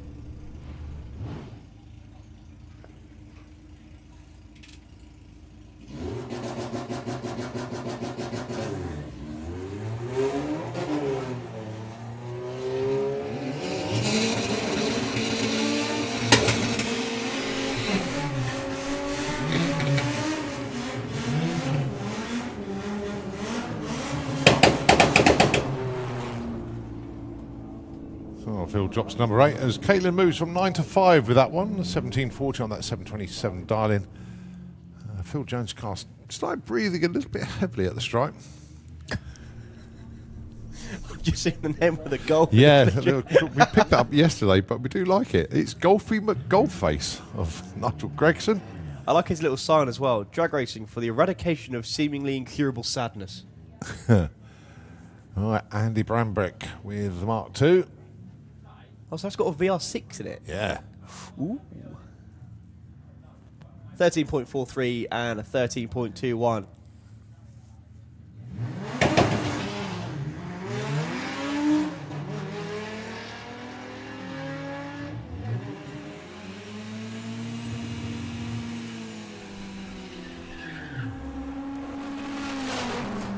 $13.52 for Golfy, and 13.44 on a 13.43 dial-in for Andrew Bambrick. There goes up to number 2. Nicely done. Oh, Hazel Carter, I like the ghosting on the dial-in there. That looks really cool. How have they done that? I don't know how they've done that. That's cool, that is. It looks like a neon, doesn't it? Yeah. Neon dial-in on the back window of Hazel Carter's Patricia the Passat. Going you what. alongside Lorraine Large. If you were to really do that, that'd take a lot of forward planning, wouldn't it? Red light doesn't matter for Hazel. She's looking for a 14.50 and a 15.00 for Lorraine. That is a stout number to aim for Lorraine. What is she going to give us, though? 15.64. What were you thinking, a 15 flat? What was the thought process in that? It wasn't going to run 15 flat. Oh, dear. If it was me, I'd have done in a 15.64. And I'd have put an 8 on the end just for a laugh and hit it perfectly. Yeah, Yes, exactly. That's the way you do it. Now, the man who's definitely never lost his car in a field, Jordan Clark. Unless he hides behind the diesel smoke, of course. Oh, yeah. 95 dialing against Karen's 15 flat. 14.16 and 15.70. Jordan slots in at number 7 there. And I think that's one extra TT over the Lupos. Martin Ayton and Connor Jones. Yeah, both of these two not in their normal race cars. Martin with the Homer's Revenge backup Polo, and Connor Jones, he's managed to disguise his 69 Beetle as a Passat Estate. That's good going, that is. That 'cause is I remarkable. I can't see any Beetle in that. Yeah, the badge. Oh, of course. Yeah, that's it. So 15.49 breakout for Martin. Connor, nicely done. The right side, 17.03, goes from 21 to 7. Right, that is a wrap for Q2. Sorry it has taken us so long, because it started yesterday morning, but we've got it done. So we're now going into Q3. The tractor just doing a little bit of work out there. I'll tell you what, Nitro FM, just a couple of messages from you. We'll take it back very shortly, and I say very shortly, with Pro ET.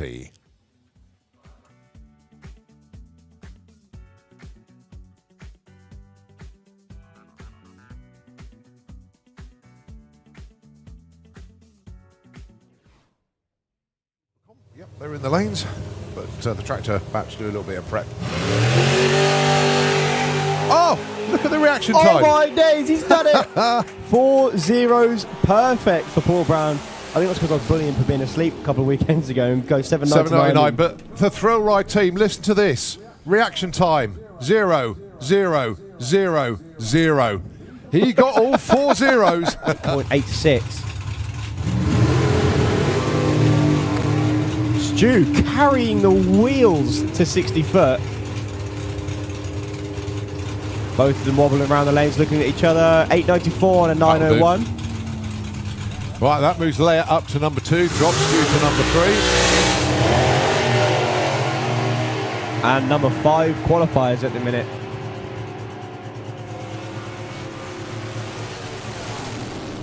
Oh, and away! 8.90. Oh, sorry, I was watching Steve Hudson go 8.899, and then Paul Hudson went 8.90 with a 5. Shoes.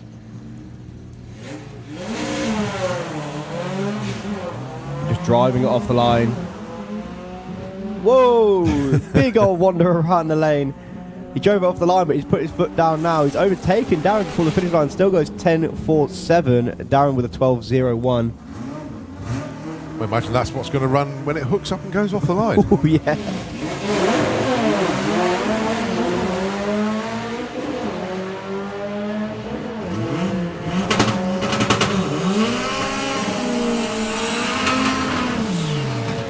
11:13 there for Adam. Mark goes through with a 12:03. His best of the weekend, but stays number 5. Adam already at number 2. All right, James Wood. That works. Wheel spin for James off the line, but he's off and going now. 6.5 at the 8th mile, 115. He's going to go 9.94, 145 mile an hour. And he does indeed take the keys to the penthouse for that run.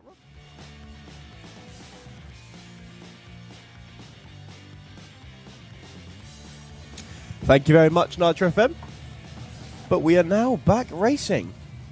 And a couple of the Nostalgia Superstockers, Simon Rickwood and Vic Parsons.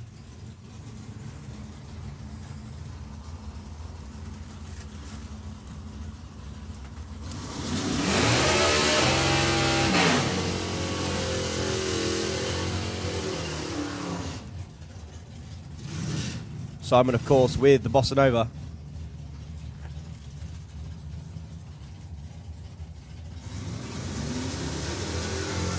Vic Parsons.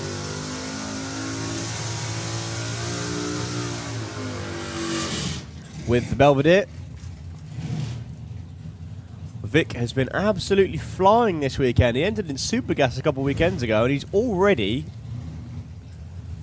going way quicker. 9.76 is the dial-in for Vic. He is your number 14 qualifier at the minute. Simon Rickwood, number 26. I assume that means he broke out yesterday.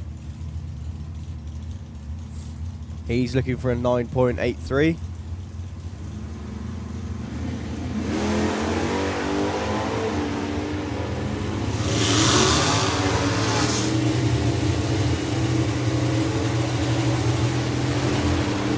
Vic goes 9.74 for the breakout.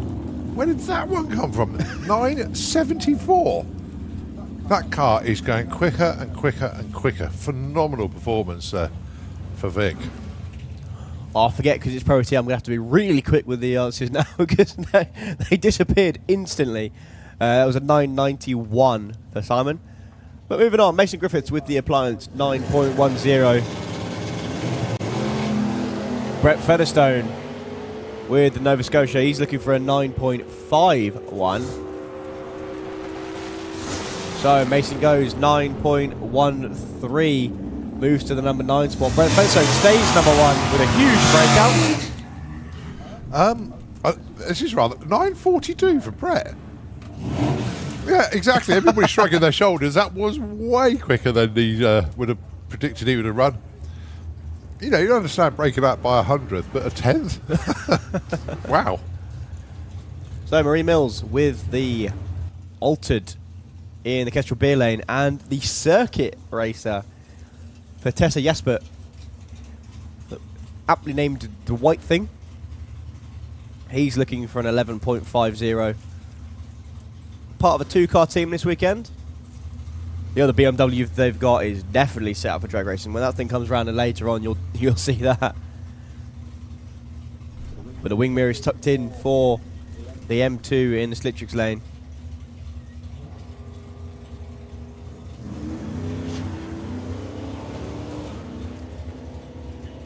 I'll tell you what, that was a meaningful launch from Marie then. That thing shot off the line.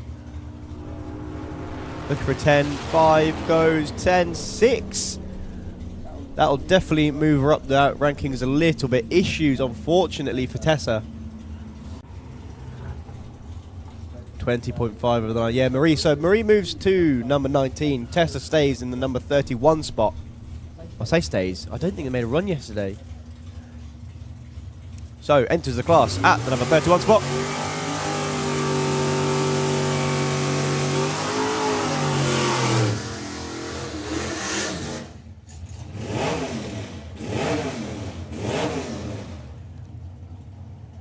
And a couple of the dynasties on the start line now. The Watts dynasty in the Kestrel Beer Lane. Of course, Tom Watts with Doris the Charger with its newly dawned wheelie bars, which of course now means it will never wheelie again in its life. And Mark Huxley for the Huxley dynasty with the Can-Do 2 Reborn Corolla. in the slick tricks lane. 9.08 and 9.81.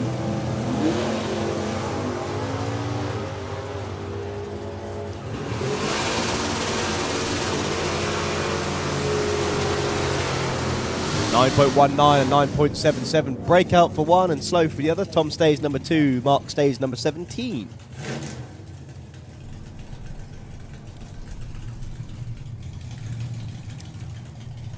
Freddie Thompson with the Capri. I've seen this car out a while ago at just a random test day.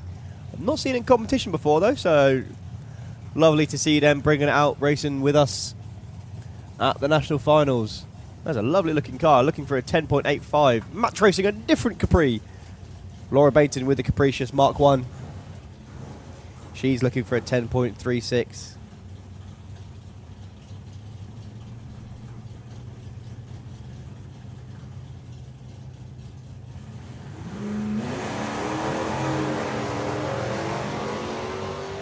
Well, I'll tell you what, Freddie was awake this morning. 0-1 light here.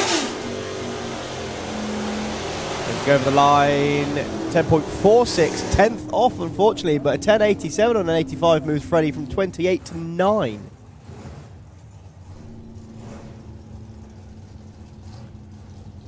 John Bean with one of his Mustangs. I tell you what, his other Mustangs not too much slower than that one. The orange machine. Yeah, the orange one he did street weekend with. But this is his the main one, the shotgun Mustang.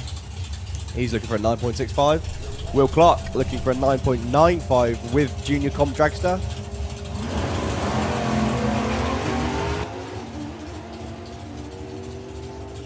Well, Will having a little bit of a wander around the lane. 9.69 moves John to number 15. A 10.03 on the 95 does move Will up to the number 21 spot.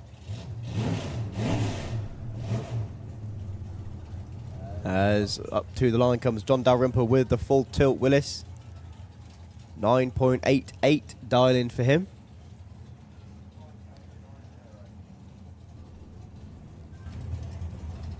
As Dave Fulton brings the new to him car to the line. Yep, sticking with that 990. Obviously that's the number he wants to run in gas. He went 10.15 in gas last time out. So I assume he is running the throttle stop on this, isn't he? Sort of. Sort of, okay.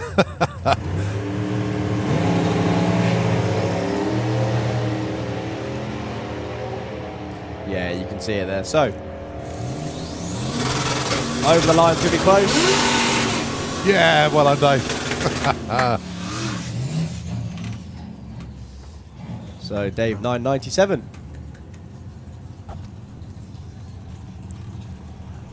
Another junior comp, Tom Kay. In at number 26 in a minute. He's looking for a 10.17.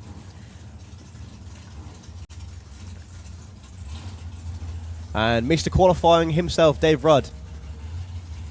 In at the number 5 spot. Which usually means when I mention this, he's going to go bang on with the 0.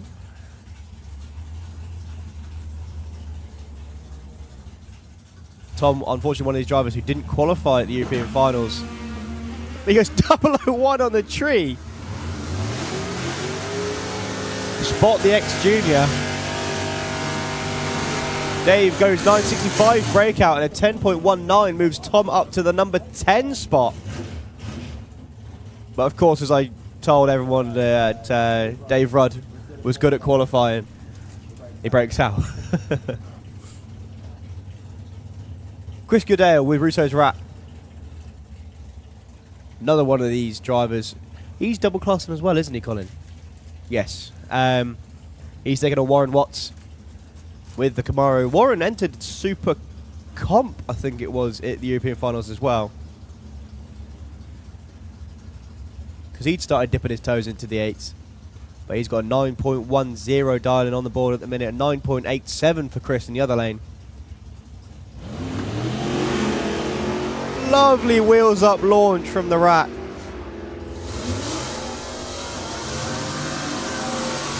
Warren goes 907 and a 982. Breakouts for both sides. No improvement for them. They will stay number 7 and number 6.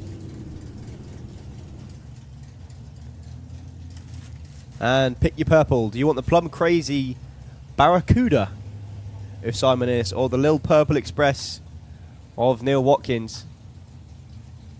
1071, the dial-in for Simon in the Kestrel beer lane. And 1138, the dial-in for the big pickup truck.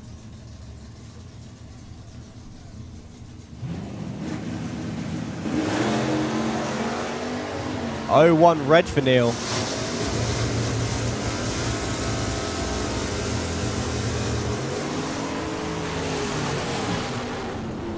Breakout, unfortunately, for Simon, 1069. And a breakout also for Neil, 1133. And who's given Lee Darby that jacket? That's the infamous jacket that was adorned by none other than Carl Goldsmith at the European Finals. It's now Lee Darby's got it on. As Harley J, I did have a little sort of a passing comment with him. I said, "Were you loading that for bear?" He just wanted to go for it. But now 8-7, a little bit more sensible on the dial-in. Mind you, it's still quick. Going alongside Kiwi, that's of course Stuart Thompson. 983 dial-in for him.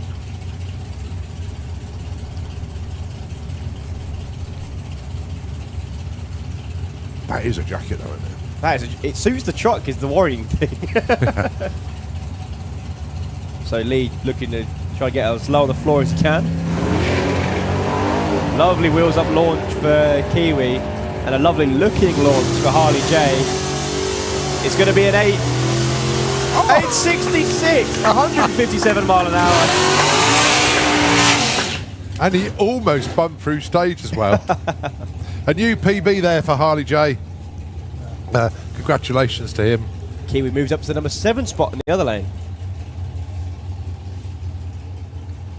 Now, where is Jess Bishop in points at the minute? Number 1. Number 1. Is she still number 1 through in qualifying? Yep. Okay, so because Lee Morris is number 33 at the moment. Okay. 34. Oh, number 34. So, yeah, it's a proper battle. Yeah. But Jess needs to get a good one in here. Well, Jess was your winner at the European Finals a couple of weeks ago. And she was one of the ones that actually ran a couple of weeks ago as well. She's looking for a 923.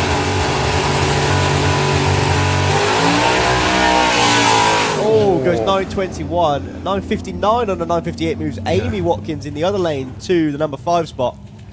Now, Amy, I think she's 4th in the points at the moment, so double check on that.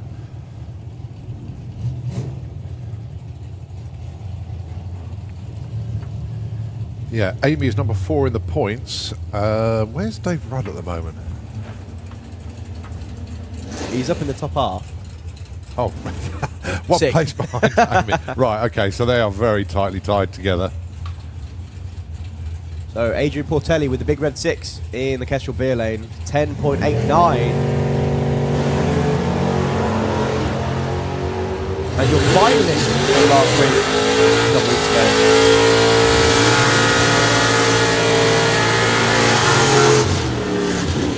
Unfortunately, Ronnie breaks out in the other lane. Adrian stays number 3. Ronnie stays number 15.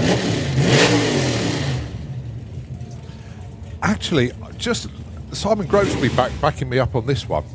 Looking at the way qualifying is at the moment in Pro ET, with Jess and Lee not having a very good time with it, and Amy and Dave right up there, looking at the points difference, this is going to make it a proper bun fight if they stay where they are.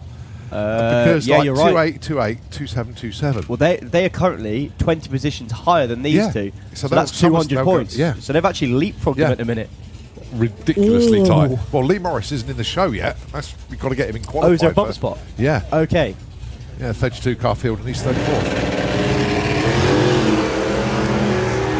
Right, Dave Cherrett and Alfie Ratton then, 985 place 908.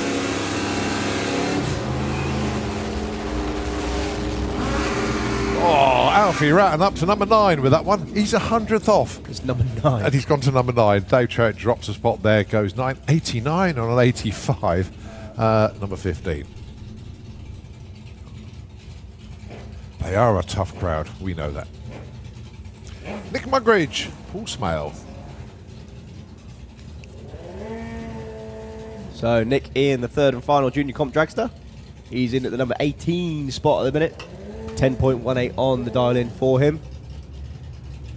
And Paul Smale with thirsty work. I do like the way he's like, hold my beer back in and then he puts the dial in number. I do like that. So he's looking for a 10.47.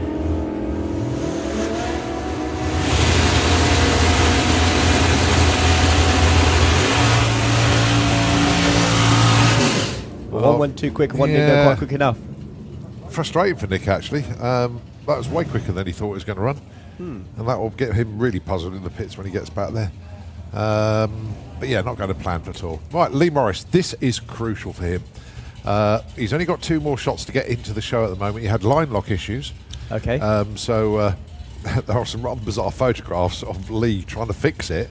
He had to get underneath the dashboard, so he had to like dive in, and his feet, his legs were hanging over the roll cage, and his head was in the footwell. It was really bizarre. But that's what you got to do to get it done. Day 4 with the Silverback Firebird, dialing in 1020. Just don't break out, Lee. Oh, that's it. He's in. Right, that's a lot safer. Into a number 16 spot for Lee Morris. Dan Fulton goes in at number 14 with a 10.23. And with that, I think he reclaimed Yeah, number 1. Well, number 2. I think he might have overtaken Jess, though. Yes, he has, actually. You're right, yeah. I'll let Simon work it out tonight. I think he just said, yeah, thanks. Right, Ash Rawson then, with Kermit the Duster, dialing in 10.27. He's currently number 4. Nice wheels up launch and an 07 light. Ooh. So I've just spotted someone coming underneath the tower who I've been excited to see all weekend. So Ash, 10.27 goes 10.27 with a 1. Nicely done, Ash. To number 1, 10.27 with a 1. Now that will be tough to get round. There is space, but that will be tough to get round. Right, on a licensing pass then. In the Sierra, this is James Walden with the car called the Clanger. This car has been around a long, long time. I think this was the first pro mod in the 7s. Was, yeah, absolutely spot on. Campaigned by Jeff Hauser all them years ago.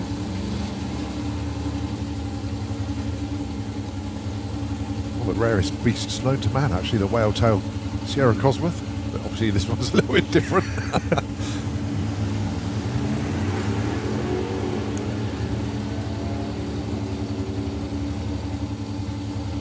Lovely looking run. Leaning over to the left slightly, but no issues at all.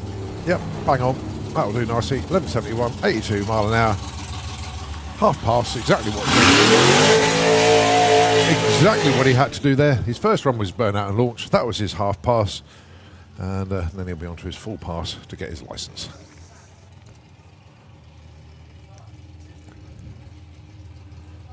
Right, so we were talking about ages of passengers in the two-seater. Previous two celebrating 60th birthdays. This one celebrating a 50th. This is Marcus Norman. For somewhere in Oxfordshire. Lovely part of the world.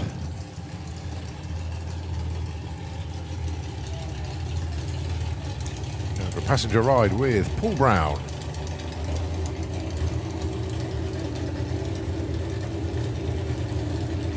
So all the final checks made by the crew. As he leans in and tells passenger, keep your head back. Yeah, this is one of those things where, like, for example, like Ian Blackett is out there taking photographs, and then this is one where Ian will focus on the passenger. Yes. In the back of the car, and take the photographs, and then hopefully the passenger will pop down to see Ian. Almost me in the back of the car. And hopefully, the passenger has their eyes open. Yeah, I think it's part of the two-seater package, though. Here we go then, Paul Brown. 09 light. Very tidy for him compared to his quad zero from earlier on. Anyway, 168 mile an hour. Ooh. Well, will you give me that? 167.93. 791.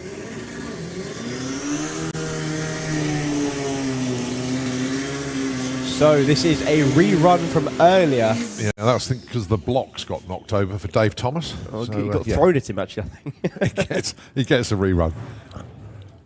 Just mentioning Ian Blackett out there. Don't forget, Blackett Photography Studios are open.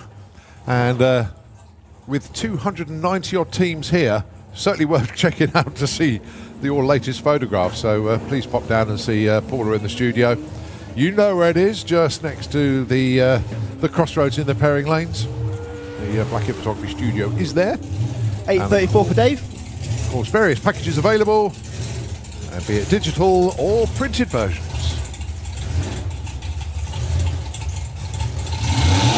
All right, Super Pro.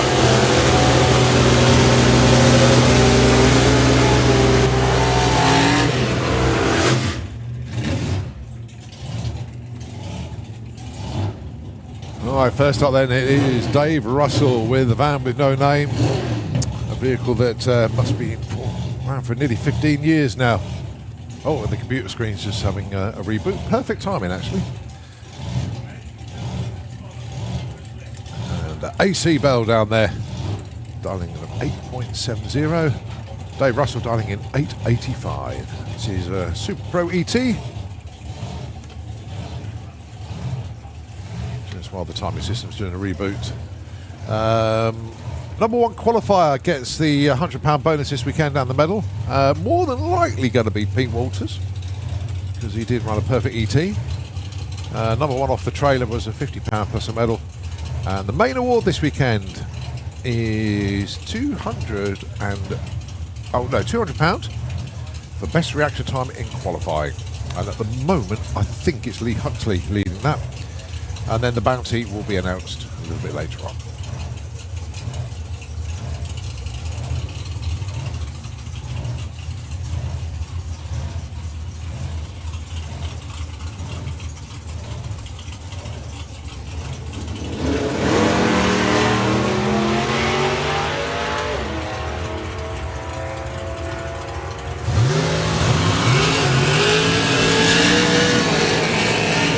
Breakout for AC Bell by 200s, but an 887 on an 85. Dave Russell moves up from number 10 to number 6. So Super Pro running for the Pete Nee Memorial Trophy, and the 2023 sponsors include AJS Bodyworks and A-Leak Roofing, Orders Automotive, Another Small F Limited, of course the Bath Bloke, BG Motors, Copyprint Depot, Fenny Racing, Garage Thomas Hafton, big shout out to Thomas and Natalie in Switzerland, Giles and Hartley, Giles Services Limited, Good Vibrations Motorsports, Harry's Coachwork and Pit Equipment, Hauser Race Cars, Holly Walters Dental, HR Racing, Hydra Hose, JK Farzik Technic, Joe Kellett Racing, MJC Property Solutions, Pateman Racing, Pete Walters Race Design, Plane Racing, Premier Rosettes, RW Services and Custom Paint, S&B Racing, Solo Precision, Swinney and Son, Team Time is Money, Ultra Plastics and Windscreen Wizards. And talking of Solo Precision, this is Tom Atkinson. That's his company, Solo Precision, going alongside Angel Romero from Spain with a Camaro. So Angel looking for a 776. Tom wants an 842. Oh, 776 and a 7. Goes to number 3 with that one. Tom Atkinson goes 845 on an 842. Dial goes back one spot to number 5 due to the improvement on the other side of the racetrack. Next pair, Callum Swinchat. Taking on Pete Walters. He's got the number 1 spot pretty much sewn up. But stranger things can happen.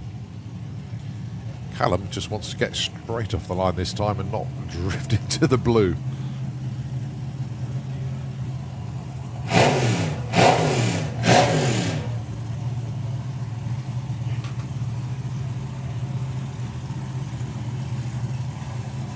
Dial-ins for this one then, Pete Walters, 7.70. He just wound it up a little bit from 7.74 from yesterday. Sorry, this morning even.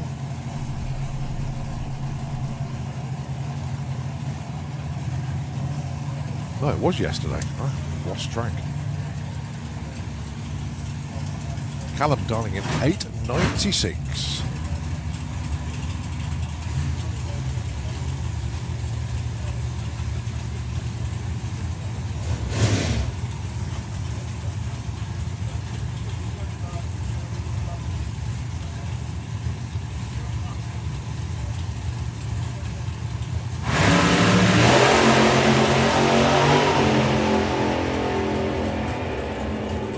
Pete's going to get there first, but how close to 770? 767 breakout.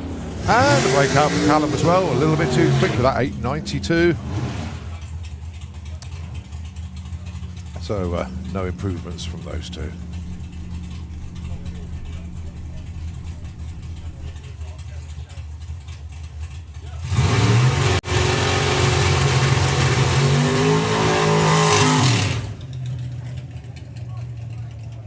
Joe Kellett and the Morris boys, represented by Colin in Super Pro ET.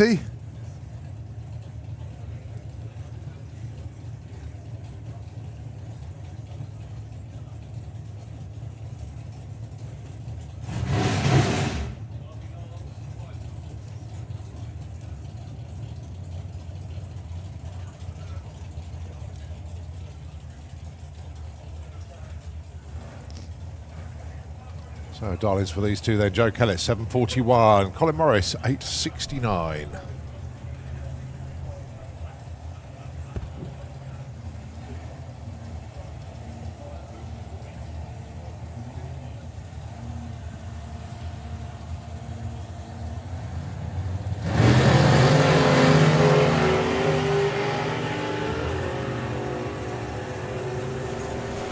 Joe gets there with a 737 breakout, a little bit too quick for him. And guess what? Breakout for Colin Morris as well. He went too quick, 865 on an 869. Unmistakable sound of...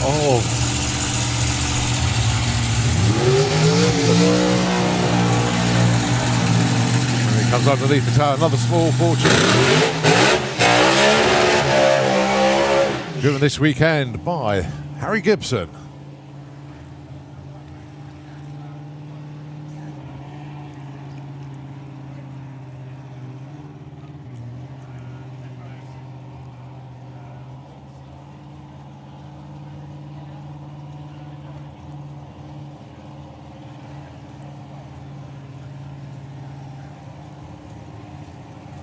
So Alan did well then. He's your number one man in the points chase.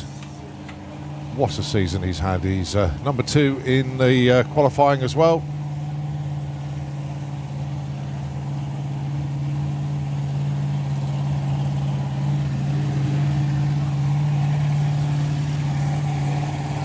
So the dial-ins will be a 6 flat, obviously, for Harry Gibson. And it's a 764 for Alan.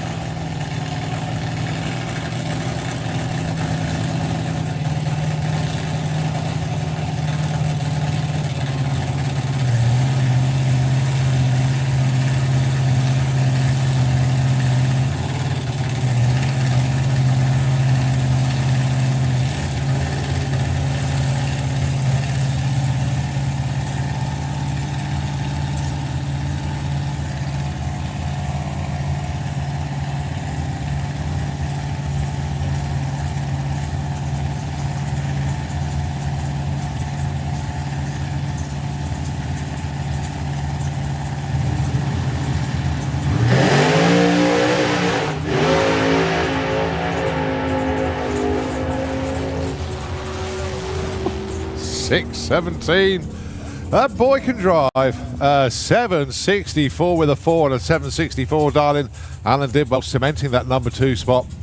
Also had a double doe too light. Unfortunately, it was a red, but nevertheless, a great pass indeed for Alan. He's going to be tough to get around on eliminations tomorrow.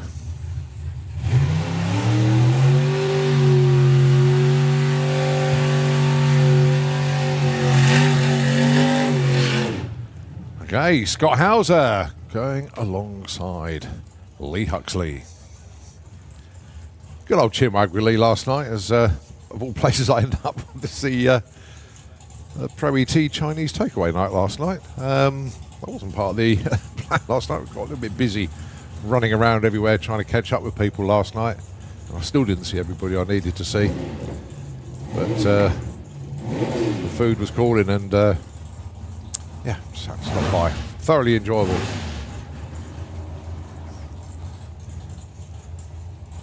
Let's have a look at the numbers then. Scott Howes, dial 735. Lee Huxley, 890. As I say, subject to confirmation, I think Lee is leading the reaction times at the moment, but I'll keep an eye on it.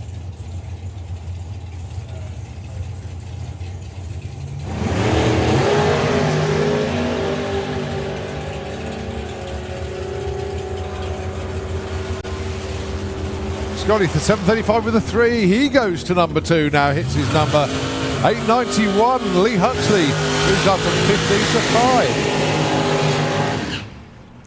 What a super tough bunch this is. Scott Hauser up to number 2 and Lee Huxley up to number 5. Just having a look at the field spread, actually. The top 4 have hit their dial-ins. The next 2 are just 0-1 away.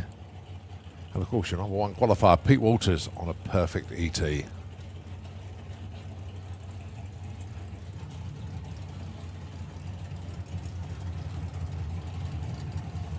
Rocket Ron Bartlett down there with a sweet FA. Is he sticking with that 791? Sorry, 781. Let's have a quick look. He is. Good lad. And Matt Peters, 763.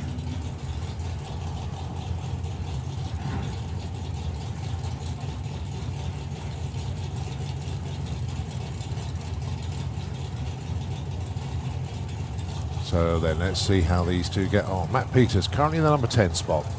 Ron Bartlett, 781. He wouldn't care less if he broke out. And actual fact, I hope he does.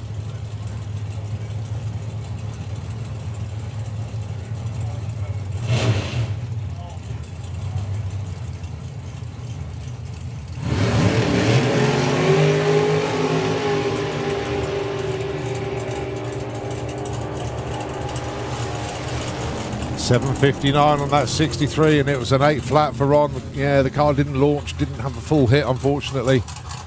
But still an 8 flat, still nice. Obviously with a breakout, no improvement there for Matt, and Ron a little bit further away than he was last time. Let's see what Billy Gain can do. 764 darling.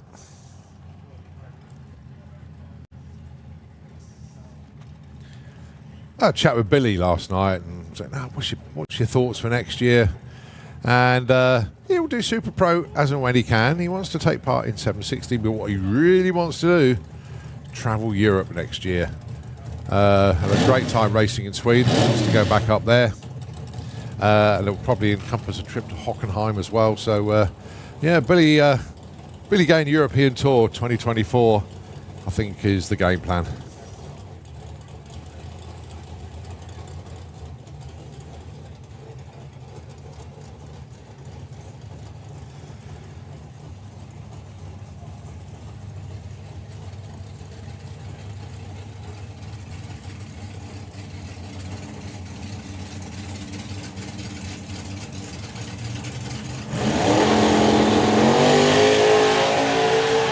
Well, that's a cracking reaction time of 0.19 for Billy. Unfortunately, the run didn't work out quite as well. Coasting across the stripes with 12.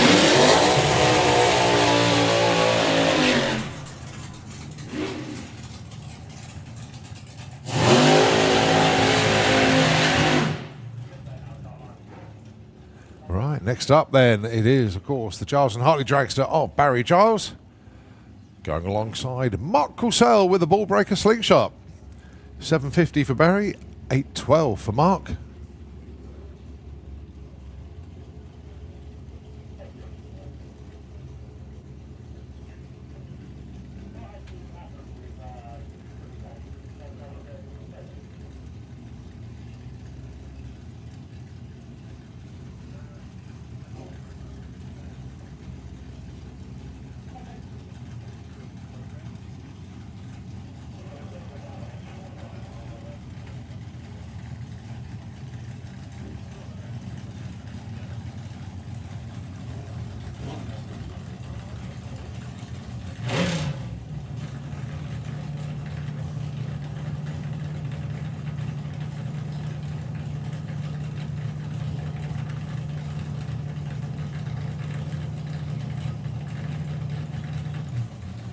Okay, cars now coming forward then. Barry Giles, Mark Corsell.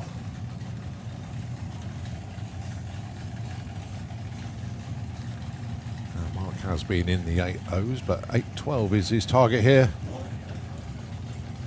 But looking like the cars have been breaking out, you never know.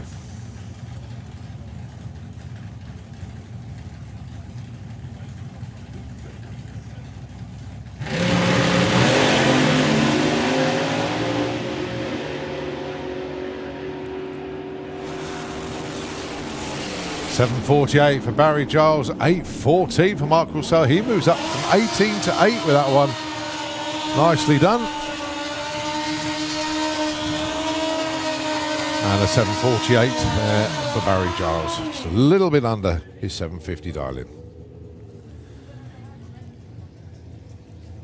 A bit of switch round in the run order. As we look at ET Bike.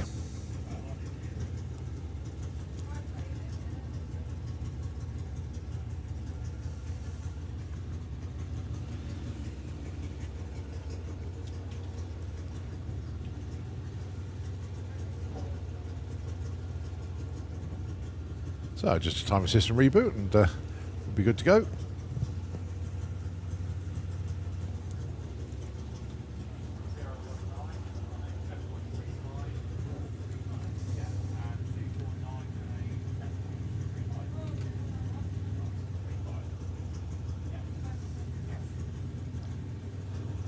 So Nick Playden and Justin Moulton, 10.35 dial-in for Nick, 10.35 dial-in for Justin.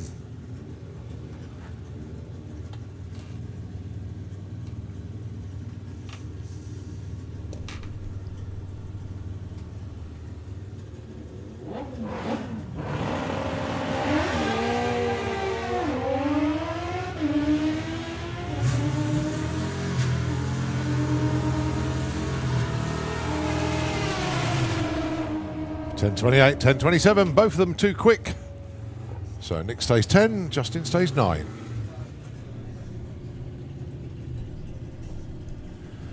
All right, Chris Venn on the Harley down there. Going alongside Matt Jones.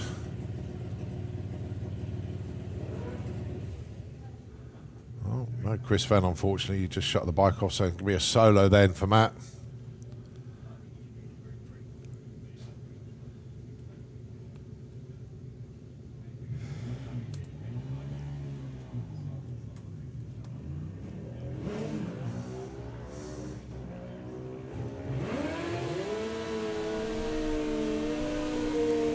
So Matt dialing in a 12 flat, runs a 12.19. That moves him up from 20 to 13.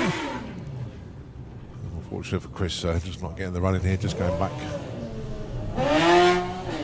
Fingers crossed he can still join in.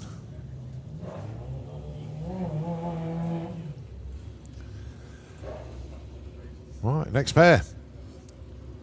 Scott Collier.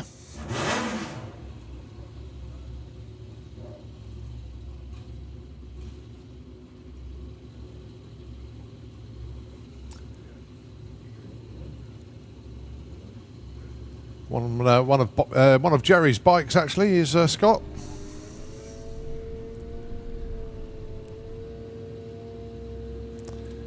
Actually, one of Jerry's road bikes.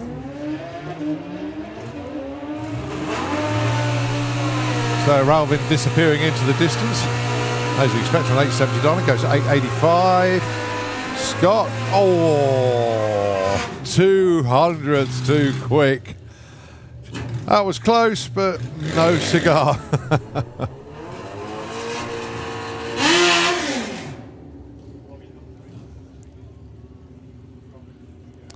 Right, next up, Patrick Merritt and John McGill. John did pop up and see us earlier on.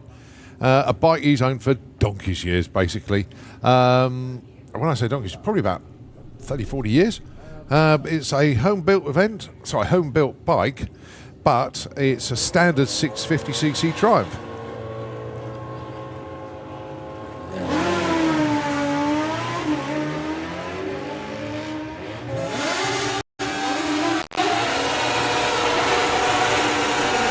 Oh, 8.69 with a 9. Patrick Marie, oh so close. Just 5 thousandths away. John McGill goes 16.63. So he has an opportunity to get closer in the next qualifying session. Liam Holgate, Casey Holgate, these two lined up in Q2 earlier on. We'll do the same again now.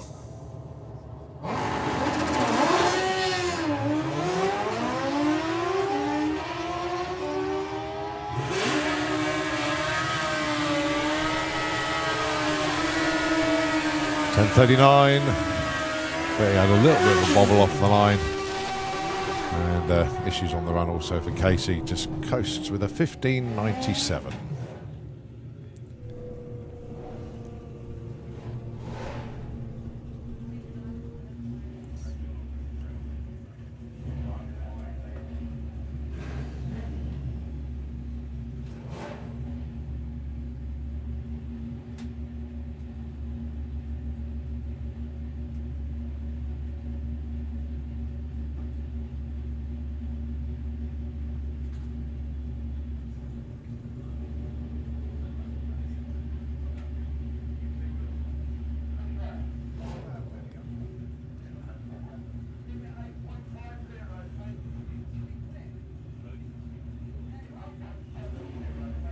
Just sorting out this pair. Okay. So it is Brian Mariano from the Netherlands on the booster. 8.70 dial in for him. Going alongside Phil Pratt, 8.98. Currently number 4 qualifier.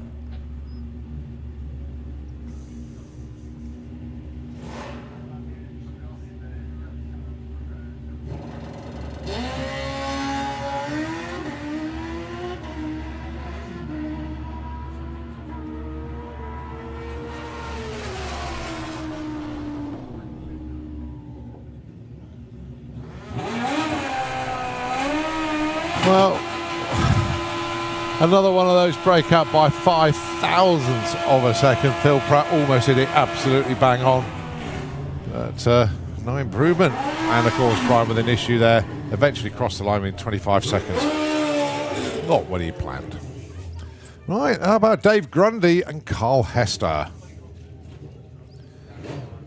Dave Grundy just slipped back to the number 3 qualifying spot at the moment. Carl Hester resides at number 8. All chasing Blade King, your number 1 qualifier at the moment.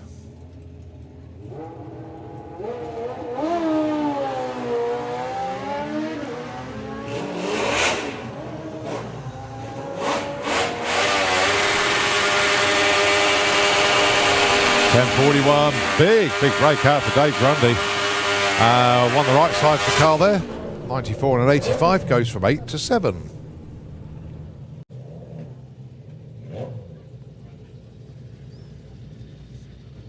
Next pair, Jake Bowden with the Rock Bottom Racing Suzuki, dial of 12.15. Peter Harrison on the Ducati. He's number 6 at the moment, 10.93.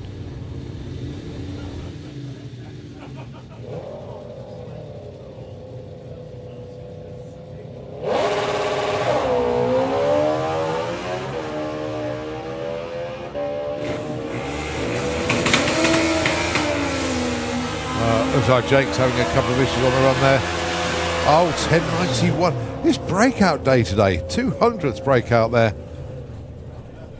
for Peter, and 12.17 a little bit the other way. But we see him with quite a few breakout runs in cars and bikes. So obviously the conditions to go quick are catching a few people out at the moment. How about Brett Cordell and Robbie Dobby? Brett, 9.65 dial in. Robbie, 9.92.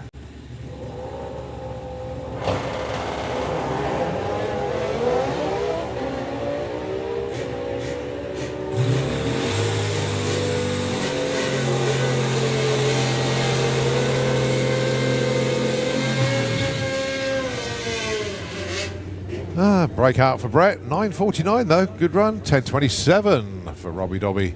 No improvement for him. He stays number 14. Gary Hester, and now Chris Venn gets that opportunity. Michael running much better. So Chris dialing in 10 flat. Gary Hester, 8.75.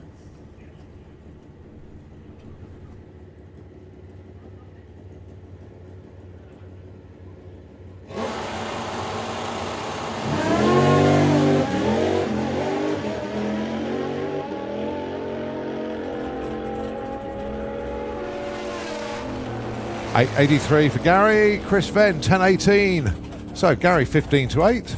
Chris 18 to 14.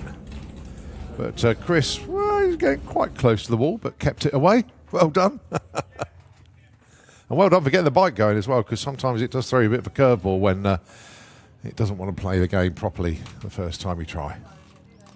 Right, number 2 qualifier is Alan Davis.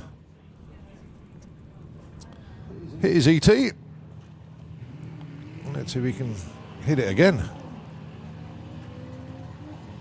Looking for 11.75 this time. It was 11.85 last time. Oh, well, you hit the 11.7, but it was a 0 instead of a 5. So breakout for Alan Davis, but stays number 2. Right, the rattle and hum of Lucas Oil's Junior Dragster. And of course, a big night for Junior Dragsters tonight as they do their end of season awards. I look forward to going along later on and seeing all the youngsters pick up their silverware.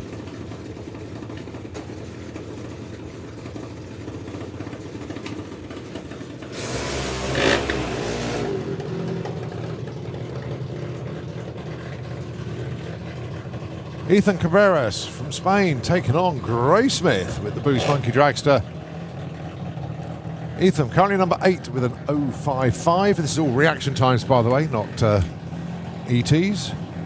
Grace has had 2 red light starts so far. Needs to get one the right side this time.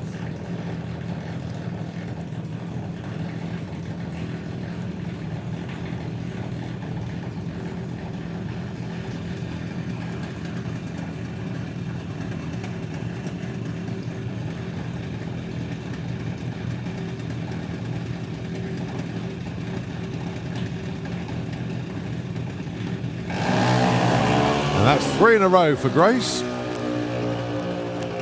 Ethan with a 0.8 the right side, but not going to move up for number 8.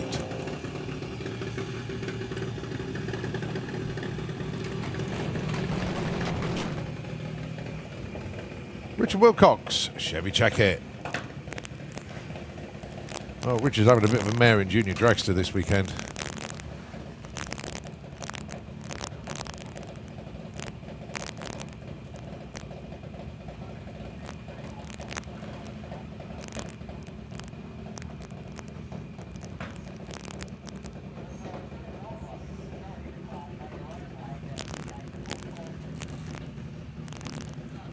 Right, Richard Wilcox to get into the show here. Chevy Check It.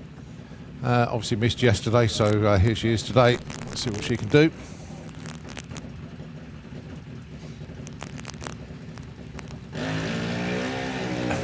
Oh, 03 a pair. That'll do. That's moved things around a bit. Right, Chevy into number 3 with that one. And Richard Wilcox number 5.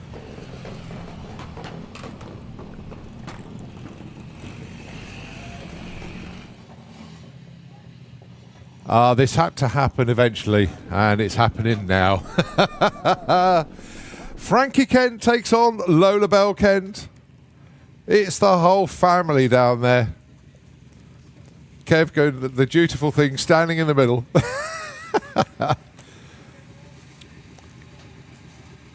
I'll be looking. This had to happen eventually. This is one for the photographers. Julian just sprinting to get the shot of the 2 Kent juniors side by side on the start line. Here we go. Oh, a little bit keen there for Lola Bell. Frankie gets one the right side.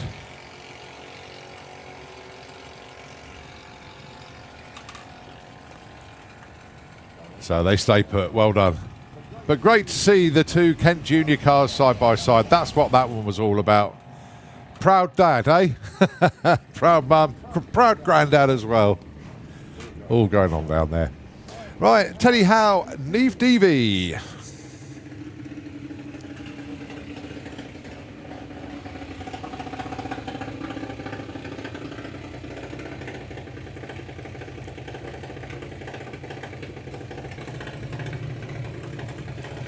So Teddy number 17 at the moment, Eve number 26.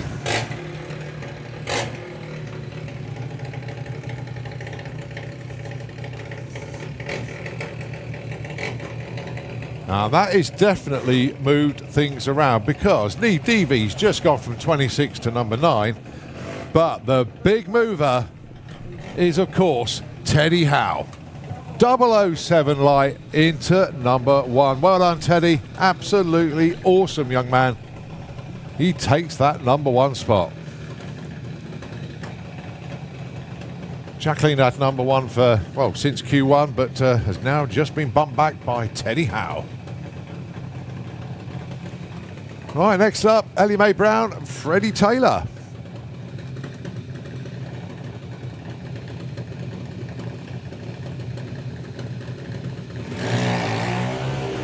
Oh, Ellie Mae tried to chop the tree down as well then. 0-1 red, unfortunately.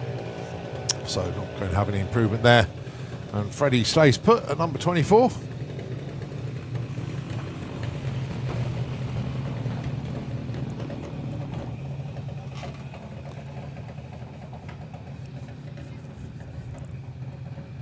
Good afternoon to, on the banking, Aaron Springford. He's just messaged me. Good afternoon, Aaron. Hope you're keeping well, buddy. Give us a wave. Can't see you. I think it's because the windows are covered in tyre rubber and goodness knows what. But Aaron Springford normally crews with Colin Miller. And Colin's celebrating a birthday this week as well, so many belated returns to Colin Miller. Next up, Tom Peters, Harry Peters, the Turbulence Dragster and the Raptor Dragster. Oh, both away nicely. Tom Peters, he's moved up 22 to number 3 with that one. Very, very nice indeed. Harry stays, well, no, Harry drops a spot because Tom improved. It's all moving around now. Molly Openshaw, her chance to move up, currently in number 25 spot. Liam McDonald slipping back to number 8 now.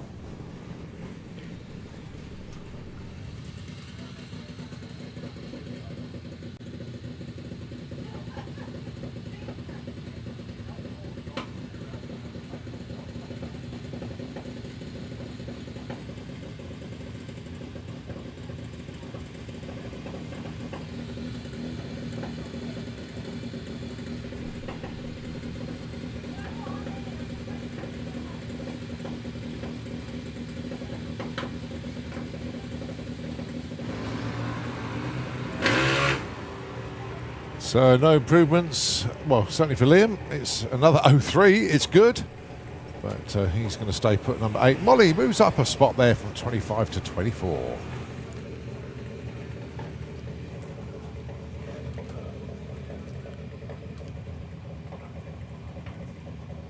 Eva Davis with the Mayhem Jr.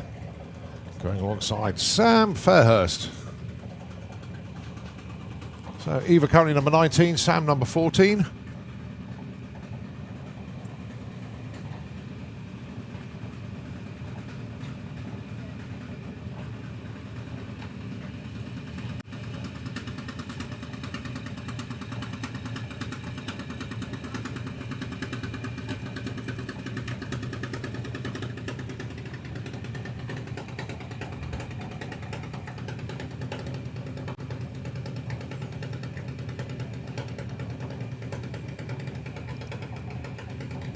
So both into pre-stage. Don't forget, this is 8th mile and they qualify on reaction times. You know that. And boy, oh boy, are these two on form. Eva Davis just goes into number 3 with that one. An 0-1-2. And Sam Fairhurst moves up 14 to number 6. Oh, these juniors are certainly on it this weekend. You need an 0-5-9 just to get on the front page. The top 16 are covered by 0-5-9. Daniel Weir, he's safely in that top half of the draw. He's in at number 5 at the moment with 0-2-2. Jake Cooper, he's 26th.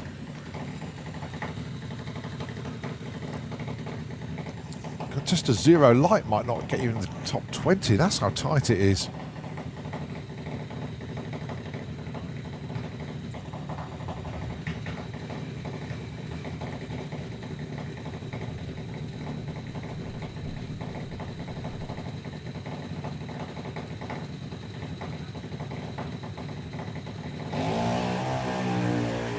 Right, now that has mixed it up once again. That's going to move Jake into the number 14 spot.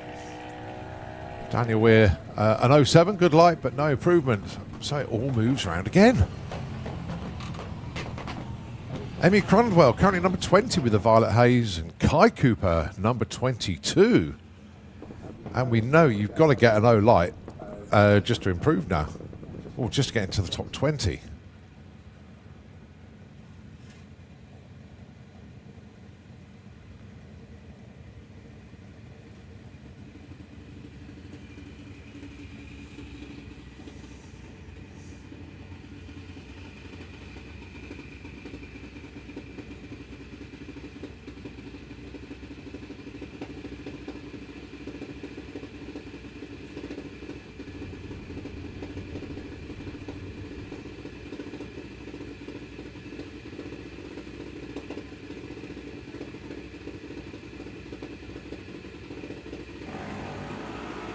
.015 red for Kai, but Emmy 024 the right side. That's going to move her into the number 7 spot, up from number 20.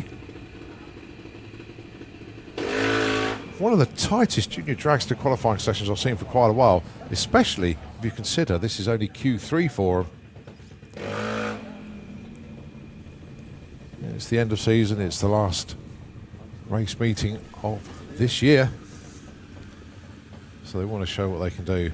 Jacqueline Bartlett was number 1 for 2 qualifying sessions, but Teddy Howe with that 007 light took him the number 1. So can Jacqueline get that number 1 back? She's going to have to go quicker than that 0075 that Teddy put in earlier. Alongside Mackenzie Love, 034, currently number 9.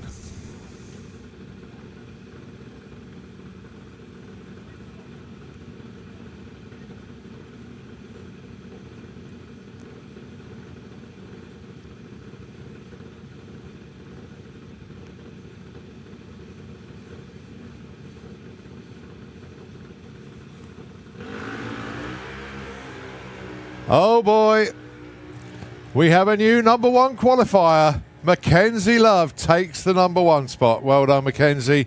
004. Jacqueline Bartlett obviously slips back to number 3 with that one, 09. And Teddy Howe did hold on to that number 1 spot for a few pairs. But Mackenzie Love just takes it away. Right, Ada Cassisi, Max Taylor.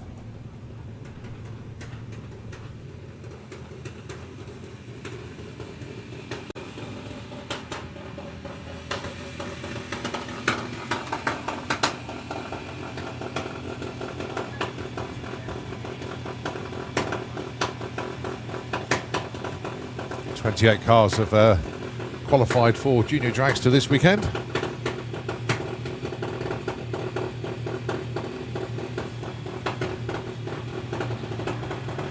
Always an 08 for Ada Cassisi. No improvement. She's already got an 05.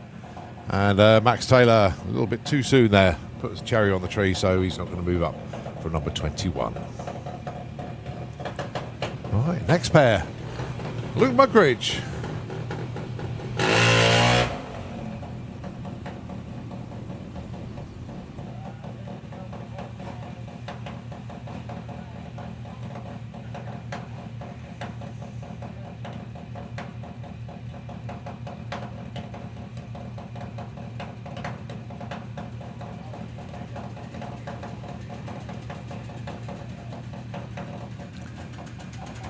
Right, Luke dialing in.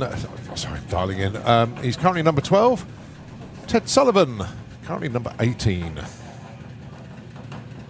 04, 1 or better for Luke, required to move on up. Wants to get us, if he can get into the top 3, that's really going to help him close the gap on Liam McDonald. Well, he improves an 040 instead of an 041, but doesn't move up the order at all. He stays number 12. Ted with an 05 stays number 18.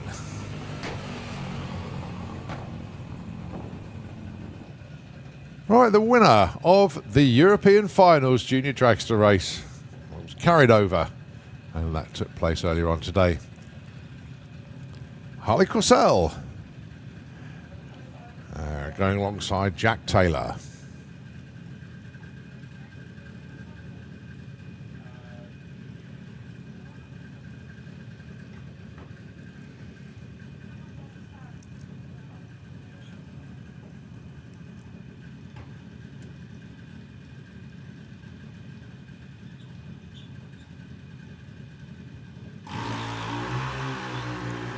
Wow, Harley Corsell, a 00 light. He's on form this weekend. Jack Taylor with an 08. Harley Corsell goes to number 2 with that one. Well done, Harley. Just nips in front of I can't believe how tight this was.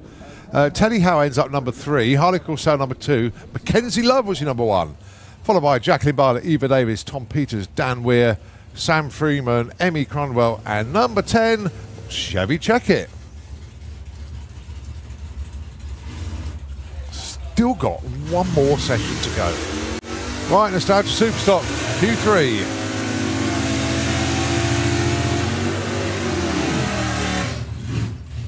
Vic Parsons going alongside Spencer Tram. Both running under the Williams Brothers banner these days. Fair to say, ever since Vic has got this car back from a phenomenal engine rebuild by Dan Williams, from incredible paintwork and bodywork from Nick and the gang at OCS Paint, this car has been phenomenal.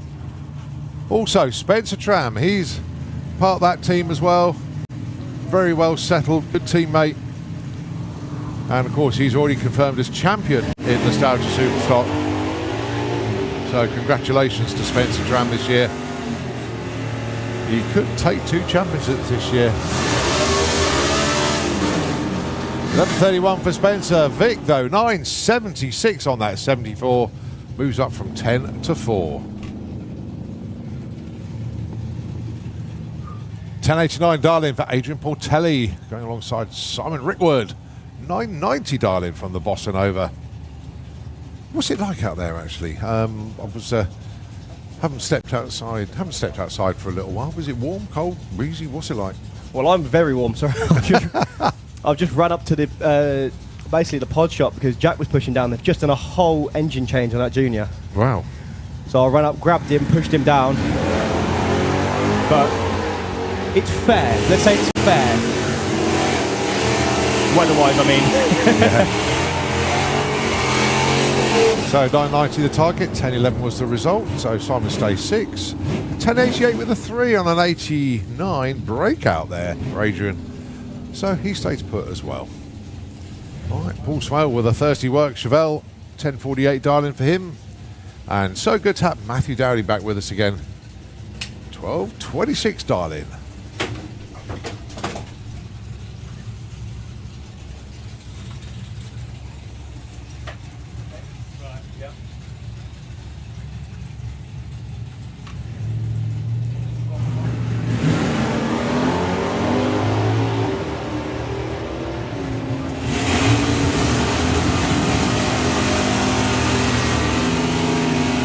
Smell goes 10.55, 12.36 there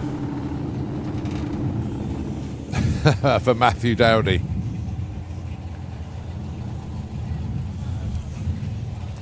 So actually that was better than his run earlier on.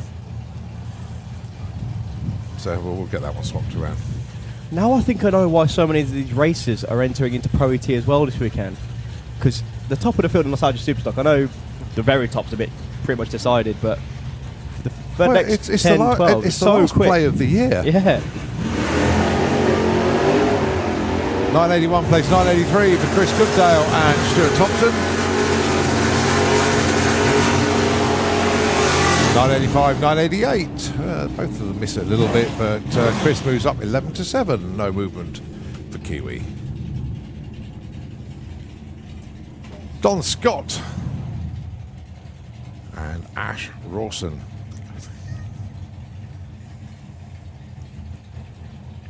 So dial in Don dials 972, 1027. Number 1 qualifying Pro ET. He ran a 1027 with a 1. Yeah, number 1 qualifier in the Nostalgia Superstock. bang on with a 3. Hang on a minute. I thought Don had. I thought Don was number 1.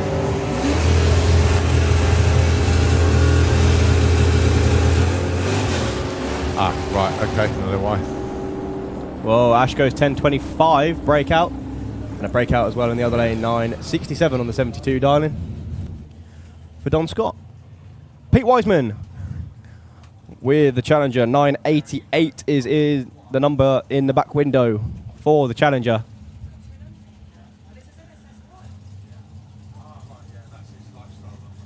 So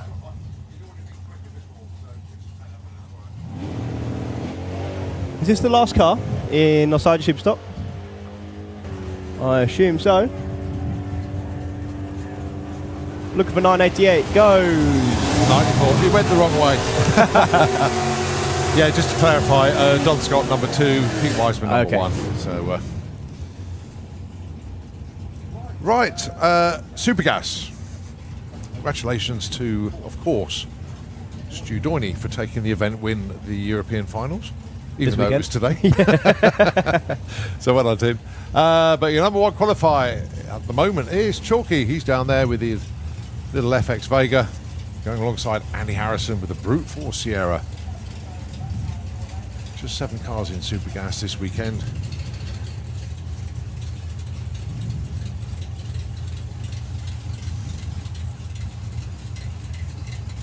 So a quick check under Chalky's car, all good.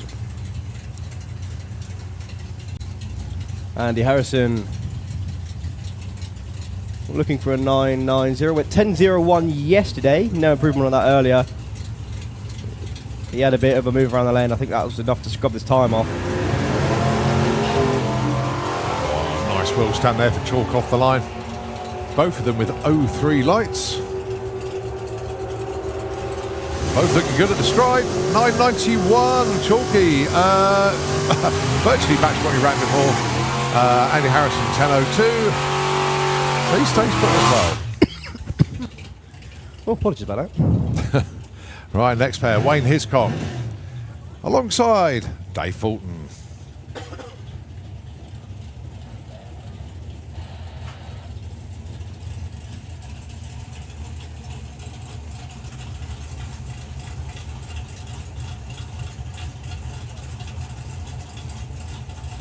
Right, 2 different ways of going Supergas racing. You actually took the words out of my mouth then.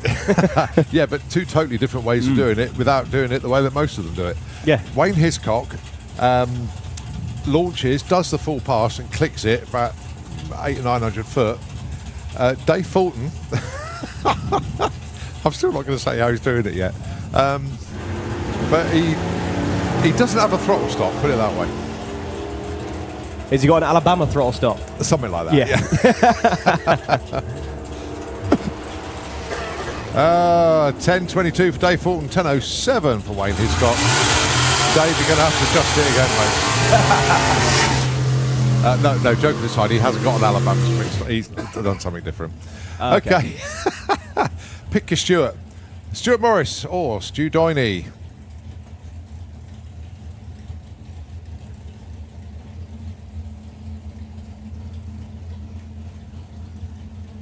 Name of the game, of course, 990.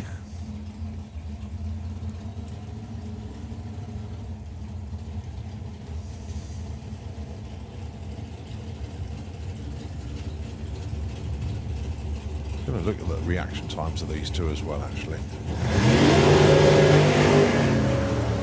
02 for Stu, 03 for Stu. Stu Doiney and Stu Morris in that order. Let's look at ET's 985. Breakout for Stu Doiney. But it is the Morris boys to move up from 4 to 3.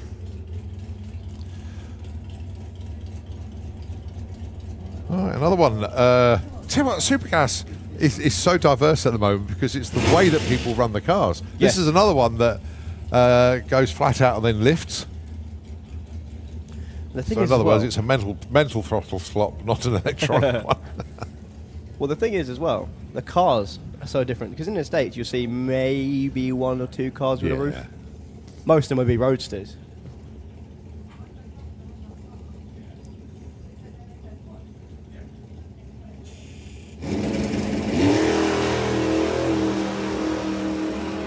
think that just bent the wheelie bar on Dave Jarrett's car. You saw it sort of hanging off there a little bit.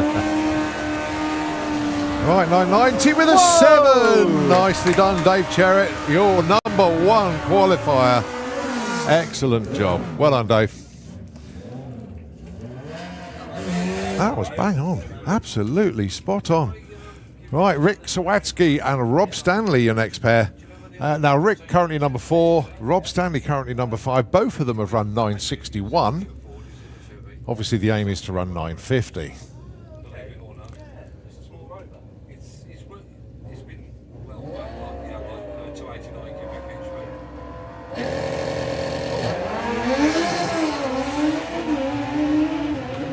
Well, side by side all the way. They don't want to shadow each other exactly, otherwise some of you will break out. 960 and 961.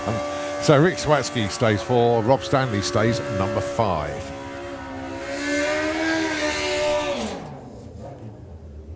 Well, you mentioned someone's name and they get in touch. Colin Miller. Good afternoon, Cole.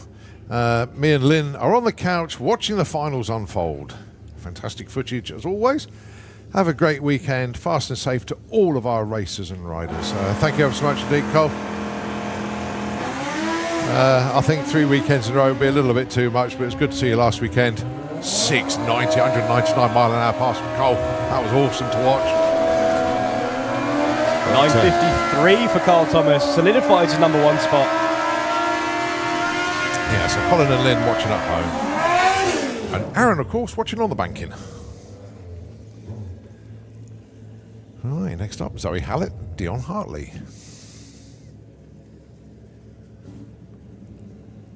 Dion number 2, Zoe number 6.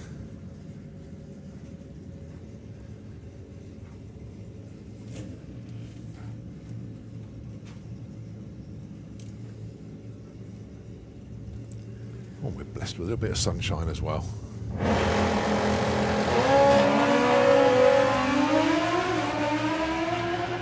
Well, Zoe making a little bit of a move towards the wall, but reels in perfectly. Leans the bike over, you can see that, that was great. Oh, 954 for Dion, 970 for Zoe.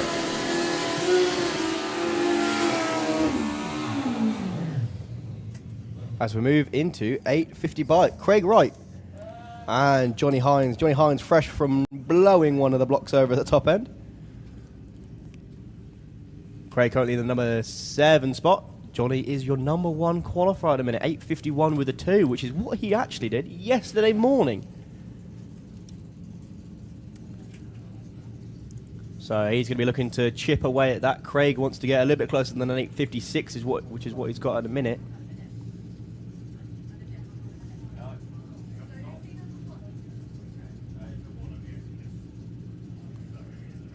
Here we go then.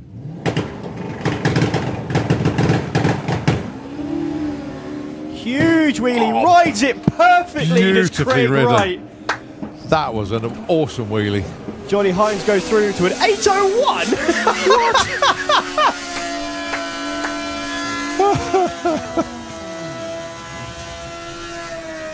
Oh dear. An uncorked Johnny. Uncorked Johnny Hines there. Oh, that was awesome. And don't worry, Kat, you can take your heart out of your mouth now. That was on top of the tyre for Craig. That was an exciting pair, that was. That was outstanding. Oh, the video replay of that would be good. Oh.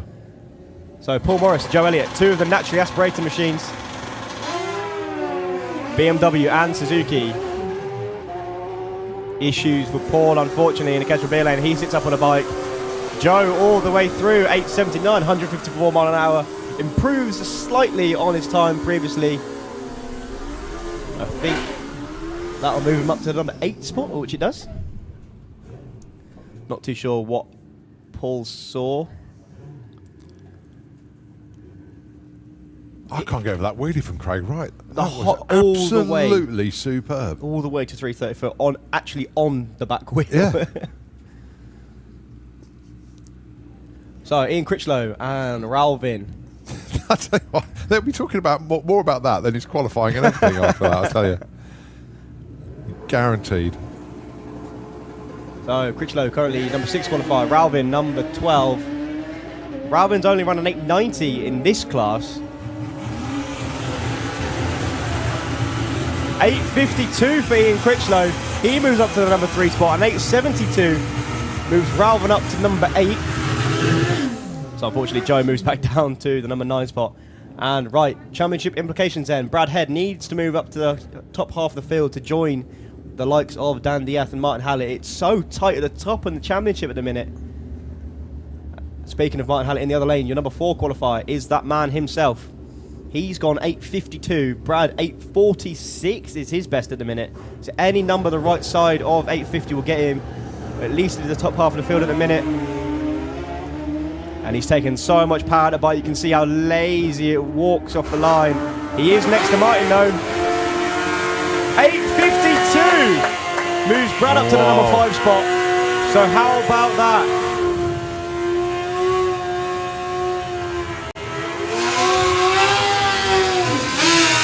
So qualifying at the minute, the 3, 4 and 5 is the number 1, 2 and 3 in points. And here's another man who's the number 4 spot in the championship positions at the minute, Jay Rowe. He's up at number 14. And in the other lane, Patrick Merritt from the Netherlands.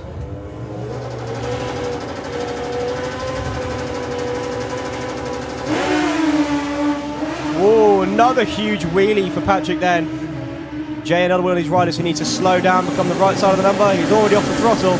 8.59, that moves him up to number 9 spot. Patrick with a 9.0.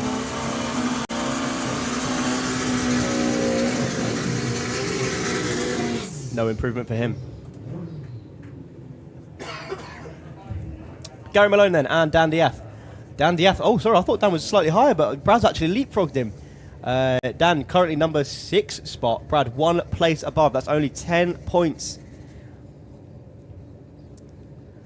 Good, just looking at this. Number 7 is on an 8.53. So Gary, couple number 7.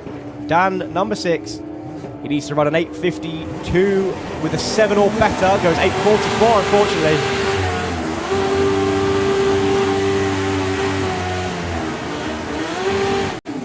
And Gary Malone, 8.48. So no improvement for either of them. Just gonna have a quick look at the order at the minute. So, yeah, so you have got number 3 in points, number 2 in points, and number 1 in points, separated by 3 qualifying positions. 4, 5, and 6 is where they sit at the minute, and that's just about where you want to be if you're any of them guys. If you can, you want to separate them, but if you want to be next to them, that's probably good as well. Right, Stacey Reid and Chris Reid. Well, Chris Reid long gone in the distance. I think you're right in saying he's not aiming for an 8.50. He's currently... Whoa! Oh, but look at Stacey, 8.53 with a 9, goes from 12 to 8. Boise, well, just having a laugh out there, 7.75. Well, he's already number 2 qualified. He is, yeah. He didn't want to act as pacemaker. That was a good session. One more to come. Oh, right now then, Mark Sheridan, when he bumped it into stage, they left with more boost than they expected, and that's why it blew the tyres off. So he wound it back a little bit for this one. But what is so encouraging for this twin-turbo Hemi Cuda is that they are really trying to launch on boost now, and a lot of boost as well. We know the car can charge at the top end. It's all about the short numbers now. So H just bringing Mark up to the line. He will go into pre-stage, build up the boost, bump it in. And then hold on tight. And hold on tight, yeah, literally. I think you're right there, mate. This car very capable of running into the deep 7s. He can challenge Andy Bond. Oh, you could tell that was less boost. Well, it took the boost out instantly as well. Pulled it back in at 200 foot. Pedalled, and he's still on the throttle. 200? Oh, nearly 198.01 miles an hour, 8.50. And he's number 1 qualifying 850 bike. Would have been if they didn't change the screen. Yeah, 850, 198 mile an hour for Mark Sheridan. As we look at James Murray with the Cortina Estate. James back in the 9s today, 998. James, please don't paint your car, Murray. It looks too good as a sleeper, that's the problem. Yeah, that's why we don't want him to paint it, because it looks a proper sleeper. Well, when you say squats and goes, that's literally what it just did then. Lovely pass, 6.3 to the 8th mile. Oh my goodness me, 988. Wow, what a pass for James Murray. Well, we thought another 9.9 here, but no, into the 9.8s now for James Murray. 138 mile an hour pass, but he'll be framing that timing slip. 9.88. Congratulations, James. Good job. Right then, we haven't got a time on the board yet for Al Mack. And we haven't got the time on the board for Tony Higgs yet. In actual fact, Tony just launched, and the tree wasn't even set. So this is for both of these two to actually get qualified. One thing I do like about these cars is obviously, so slick cars, you want the rear end to squat. Radial cars, you want them to separate. Separate, that's and right. these two cars do that expertly. Watch these cars go to the track.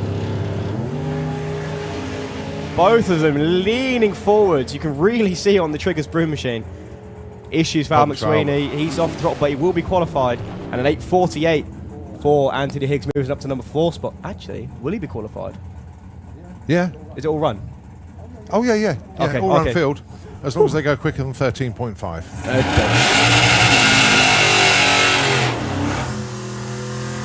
And don't fail the cruise, of course. Well, good news, Al Mack is number 1 qualifier in Supergas as well. Stupid boy bike. So, Nick Hale. And Elliot Day. Elliot, lovely passes recently. 8.55 he did in the last round. 10.68 for the bright blue Mercedes in the Slicktrix lane.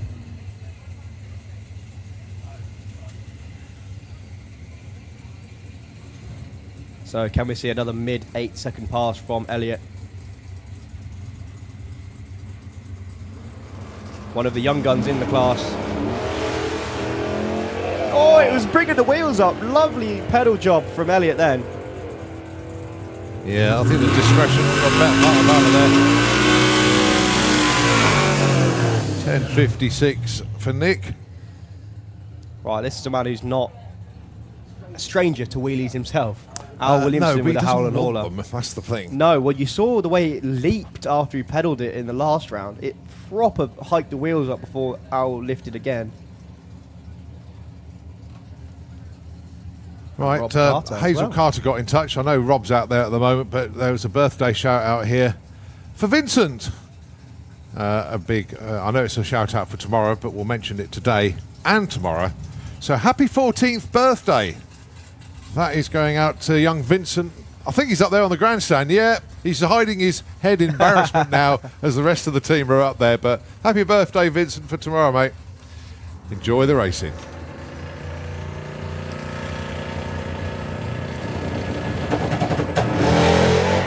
All the power is what Al was trying to put down then, but a lovely run from Rob Carter. Is this in the 7s or is it a low 8? Yes, it's a 7! 7.96, 173 mile an hour for Rob Carter. Goes to number 2 with that pass.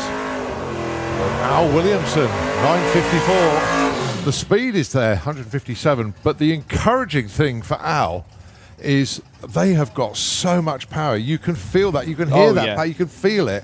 It's just getting it down. And when they do, Al is going to be knocking on the door of the 7s. And it's not if they do, it's when they do. They will do it. I know they will. Pretty much like this young lady, actually, Victoria Smith. 8.27 already this weekend. The mission for Victoria is to get it in the 7s. We know that. I love the rear lights on this thing. I love it. I love the telltale as well. Yeah, the telltale lights, that's it. There we go. So the lights are flashing. Only one side working this time, though. Well, if the lights are flashing, she's full throttle. Popping and banging, trying to get it. The bump box is not engaging. She cannot get it to full stage. If I was her, I'd roll it forward just a little bit. Build the boost up again. There we go. Right, full throttle. Still full throttle. Still full throttle. We know that. She ain't lifted. There we go. Away she goes. Light cuts out, but over the line. 8.03! But look at the mile an hour, 187 miles an hour from the Buick. Fabulous run. Oh, that's a Wow. lovely run. Do you know what? That's like being from a fair few paces away from the door. Just having a little ring on the doorbell. Next time she'll barge her way in. Oh, I love that. 8:03. Well done, Victoria. As we move into the wild bunch. I said before, this is how racing used to be. 2 little slingshots. Victoria's going to get that timing slip going, yes, I'm going to be... Oh, it's not a 7. Oh. Oh, dear, I love it. So, Steve Field sticking with... Usually, if the dialing's slower, they say that's the sensible dialing. But that's half a second slower. He ran an 8:90 in the last run. 8:93 to be exact. Andrew Clifford, 8:86. I believe that's his... If it's not his personal best, it's damn well close to it. So he's definitely going to be looking to run out the back door. He made a bit of a move towards the centre line in the last round. Steve Field doing his usual wiggle. 1 methanol car, 1 petrol car. Car moving again for Andrew Clifford. What are they both? Oh, both move dancing around their lanes. Steve Field goes over the line too at 8:39 still. What? That he loaded that one. He definitely loaded that one. Yeah, obviously there's something not going to plan with Andy's car. That's the second time he's made a move like that now. And you can see he had the wheels hiked over, but it was just pushing through him. As I hear the sound of Nitro once again coming around the back of the tower, is of course Bob Hawkins with the Time Traveller 2. Taking a wide berth around the back of the tower to get it into the Kestrel beer lane.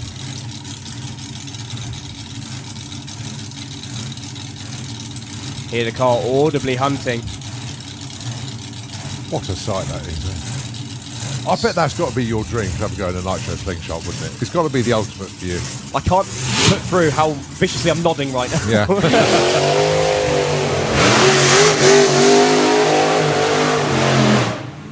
And Rob Brown in the other lane once again. 8:48 is the dial-in for the Maras.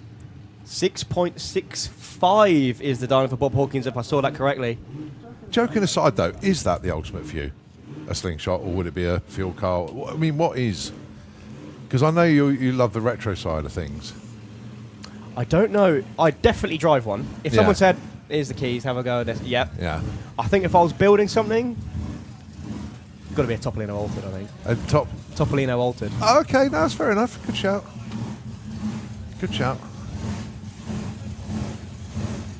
So you can see the heat haze coming off the time traveling machine. I can actually see the flames of the nitro coming out of the exhaust. Rob Brown in the lane.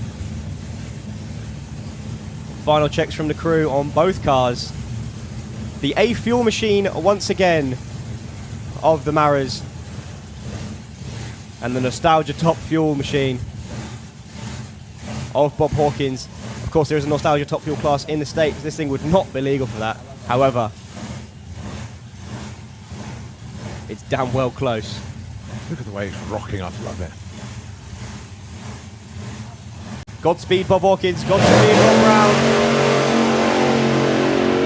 Bit of a wander for Bob, but he's underpowered the whole way. He's in 6. 695, 198 mile an hour, and an 889, 148 for Rob. Off pace for Rob Brown, but a lovely wandering pass for Bob Hawkins at almost 200 miles an hour.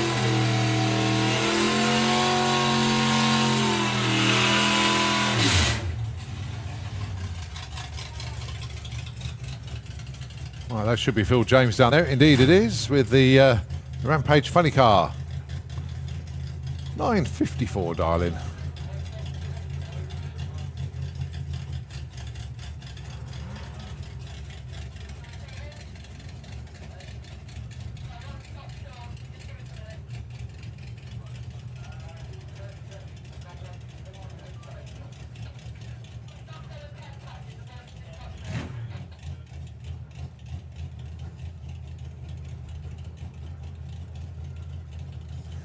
So just waiting for the nod from our top end. think we just wait to get Bob off the track at the top.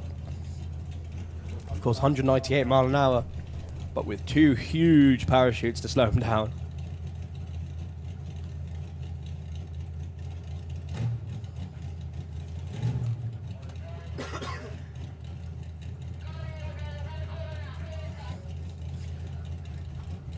Right, there we go. Bob See the just car. going around the corner now, just see him disappear. So Phil James looking for a 9.54 with the funny car.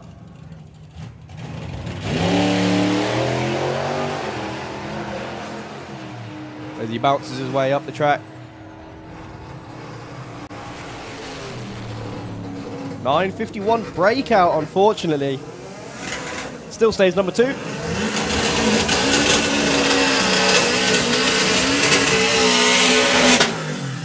As we move into VW Pro. Dave Crowhurst in the Slictrix lane. Made a lovely run earlier. 10.02 on a 10 flat dialing, which he is sticking with. And Graham Fairhead currently in number 7.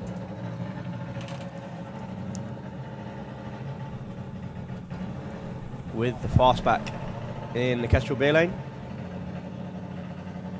How tight is the fight for the championship? What, in VW Pro? It's between Graham Fairhead and Ed Keach, basically. So is it whoever goes further will win the championship between Pretty them two much. then? Yeah, okay. But then Graham Fairhead is in the lead. 10.13 for Dave. Graham goes 10.66.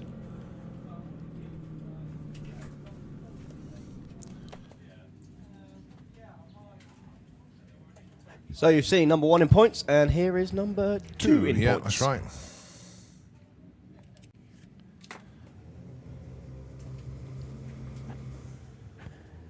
That is, of course, Ed Keach in the Kestrel beer lane looking for a 12.10. Abby Tether. Yeah, it's 150 points difference between Graham and Ed at the moment. Qualifying and around at the minute then.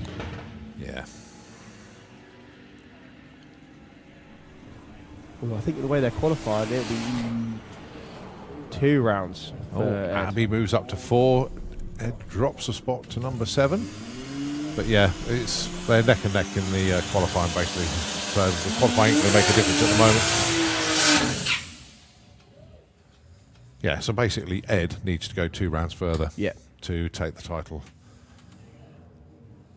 But if they both go out round 1 and James Hodson wins the event and qualifies well, you never know. But need to get round this guy. This is James Gould, number 1 qualifier with the Team Militia altered. Now it looks like just like a funny car without a body, but if you go and have a look at it closely, there is side panels and everything, so it has got forms of body on there. Going alongside Jake Fronder, a car he picked up earlier this week, as Nienor was not going to be ready. The engine having a rebuild. So yeah, it's actually his wife's car, but this is what he's running this weekend. Dials a 12.45. James Dials a 9.90 again. He's not going to be far off. 9.91 again. Oh my days. He should have gone to 9.91 with a dial, and that's 2 in a row. Well done. Nicely done, team. A huge breakout for Jake Fronder. 12.5. 12.02 with golf. Wow. I think he may. He said it had he had a couple of tunes on it, but I was going to say I think he may have had a fiddle with a tune on that one. it's a drag race. Or what else do you expect it to do between rounds? Oh, no, I think I'll fettle with this bit. That's outstanding. 35,000 mile road golf. Whoa! Whoa! Look at that. Ian Dale packed the trampoline this weekend underneath the front wheels.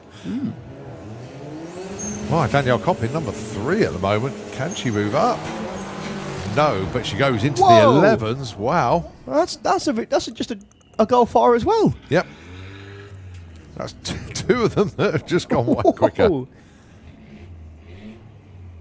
Right, James Hodson. But that's the thing with these modern Golfs and that. They are seriously quick cars if you can tune them. And it's, bizarrely, a lot of it's on the electronics. And different maps and stuff like that, but then obviously you have various stages of tune. It's a bit like Gran Turismo. You stage tune your cars, don't you?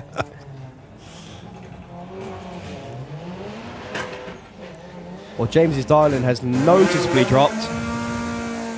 He broke out last time by about half a second. 10.95, he's going to go 11 flat. That's not too bad. That'll do. That'll move him up. Issues for Luke again, unfortunately. Yeah, James moves up to the number 4 spot. Luke actually does move up to the number 12 spot. Right, I am intrigued to see what Current Racing can do here. Going alongside Ollie Whitehouse. But the dial is 8.28 for Sam Young. They went 8.35 earlier on.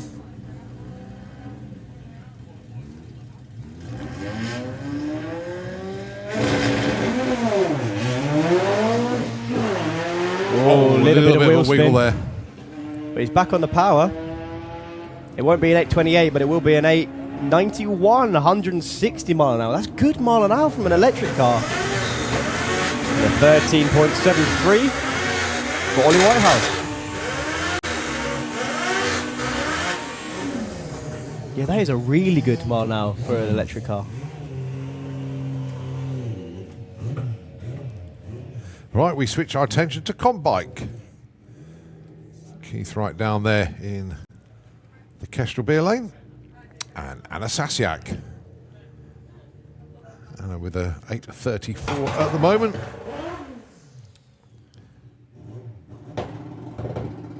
Very bizarre. Yeah, Keith rolled through stage, unfortunately. Anna is away and going. 575, 133 goes. 862, 172 mile an hour. Yeah, good mile an hour there, but had the time to build up the speed. As Keith Wright drives off the top of the track, won't get a time, unfortunately. As we have two of the different styles of going Combike racing.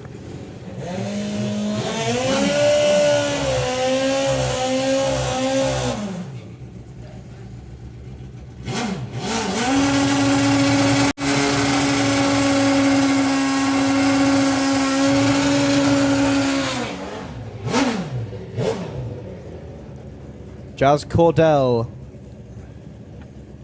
with the nitrous-powered funny bike, funny style bike, and Len Padgett with the Pro Stock bike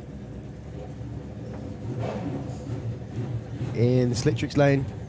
1300cc in Len's bike and 1500 with nitrous for Jasmine's machine. Jazz currently 7.68. Len only a 9.96, a slowing 9.96. He'll be looking to improve on that and get back into the sevens himself.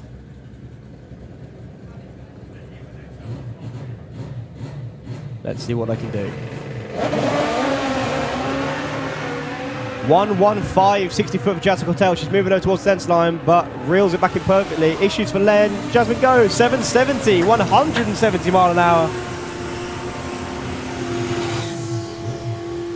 No improvement, but does prove consistency, which is what you need in a class like this.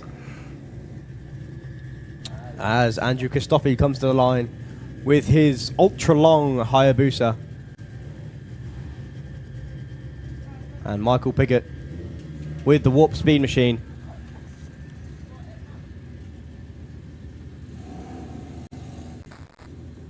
Interestingly, looking at the wind, because obviously they were getting quite affected by the wind earlier, they're all facing different directions. Well, two of them are facing the same way, but one of them is facing over there. So hopefully no issues this time.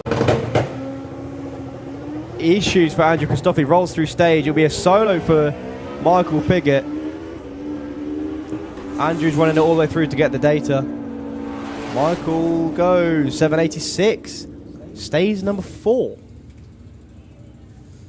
Yeah, not too sure what happened to Andrew there. He just sort of off and went. Didn't stage at all. He went through the beams, and you say about collecting the data, all he's going to get is a piece of paper that tells him that he didn't get a run. So he's not going to get anything at all that you can pick up from that. All right, Paul Hambridge with the Silent Assassin. And of course, Michael Gooding down there. Now, Paul only needs to find 100th and a bit to take number 1. Well, I think he ran faster than that. Oh, he has quicker run than faster, that. yeah. No, I mean earlier. But he took the block out. Ah. Oh, yeah, that's one that Dave Thomas got the rerun. Yeah.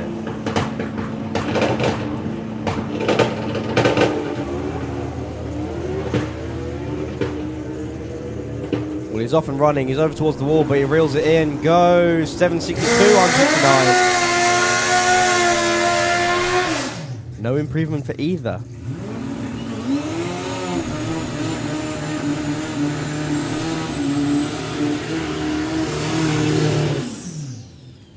All right, John McClane, Dave Thomas. John McClane currently on an 8:59. Dave Thomas, 8:34. Well, John was on a storming run earlier, but he had issues, unfortunately. Rolled off the throttle early. Another one of these nitrous machines and a huge engine, 1,700 cc's.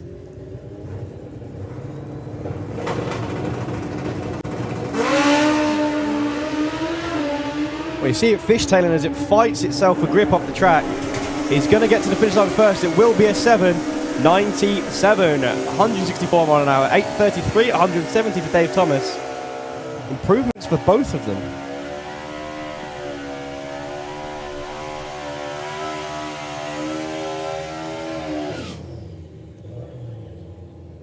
Well, I can tell you now that's not Rennie Vandenberg in the Kestrel beer lane.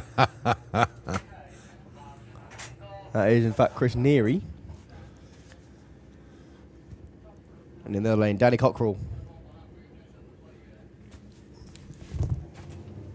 CB1 left lane, not C30.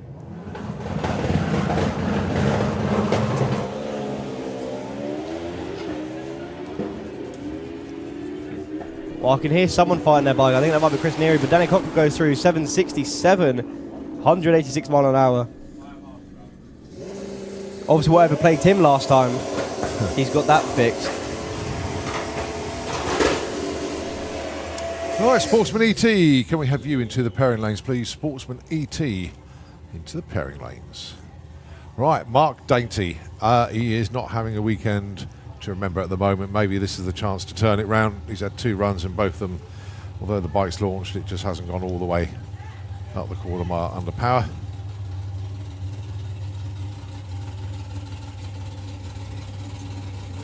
I mean, this bike can go 7.0. Come on, Mark.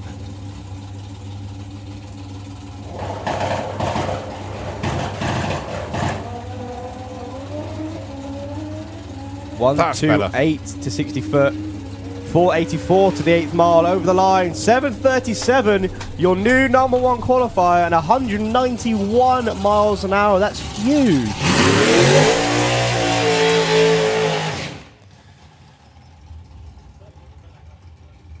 Right, passenger number 5 this is, and the ages are getting younger. This is Luke Peters from Swindon in the back. That's his 21st birthday present. So we've had 2 60s, 50, and now a 21. Mum, if you're watching, can I have this for my 21st, please? What do you mean? You've driven quicker than this? Yeah, but it's like a roller coaster, isn't it?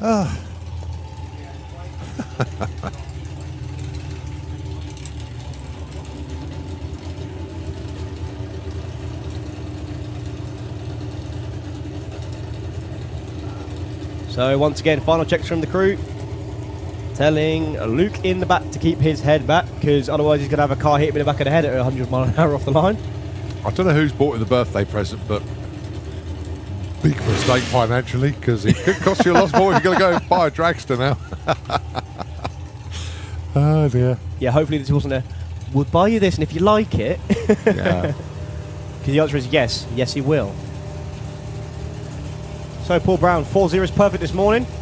Then a red. 0.1 this time. Always we look at the reaction time when Paul runs. Always. Goes 7.93. Another light passenger in the back.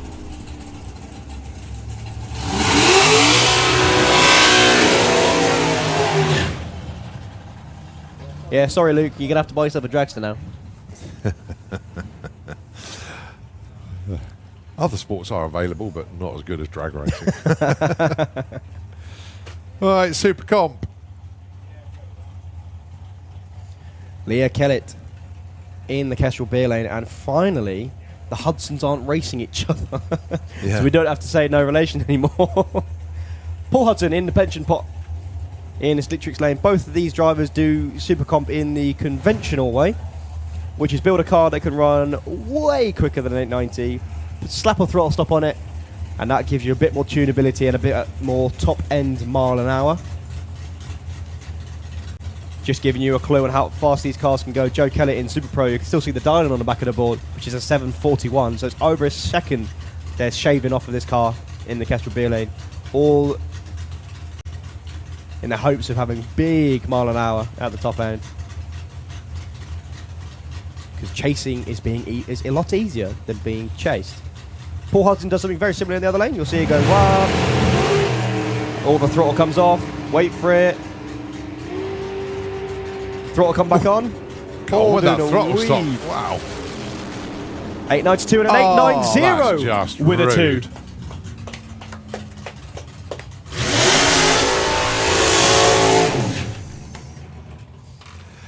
Well, I think that is good enough to start the championship, because she ain't going to qualify bottom now. No. So, we've got to wait until the end of qualifying, because if you get 4 cars in front of that, that'll be incredible. Right, Steve Hudson with the intravenous Ford Model T. This is the less conventional way of doing it. Building yourself an altered that runs 8.90. And he goes 898 with an 8. No improvement for him, has already been 892. So no Stu Doiney in that round.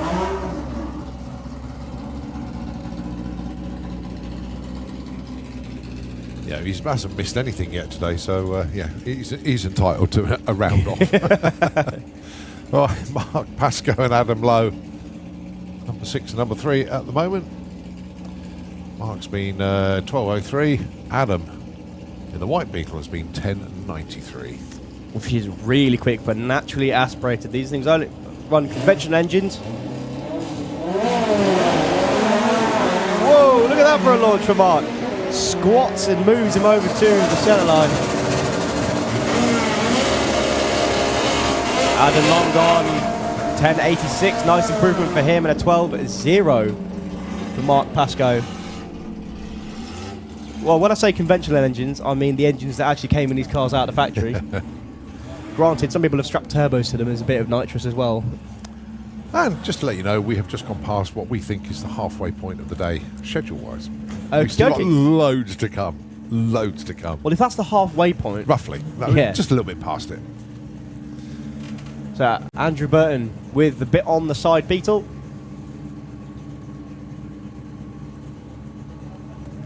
And Darren Shepherd with the Social Outcast. Ah, right. I think Ian is having a little jog, is he? Oh, no, he's just pushing Darren back. Going to send Andrew on his way. Oh, yeah, look. There are drops of fluid down there.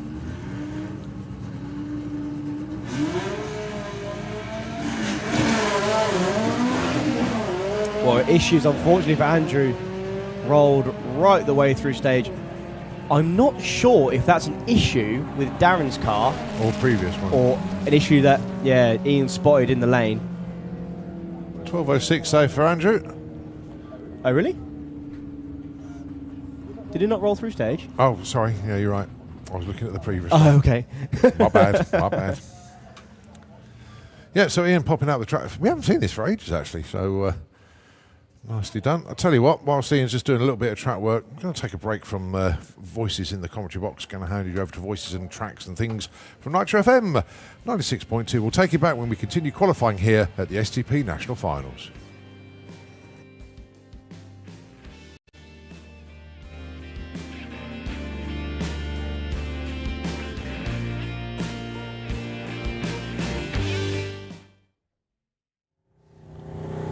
This car very capable of running into the deep sevens. He can challenge Andy Bond.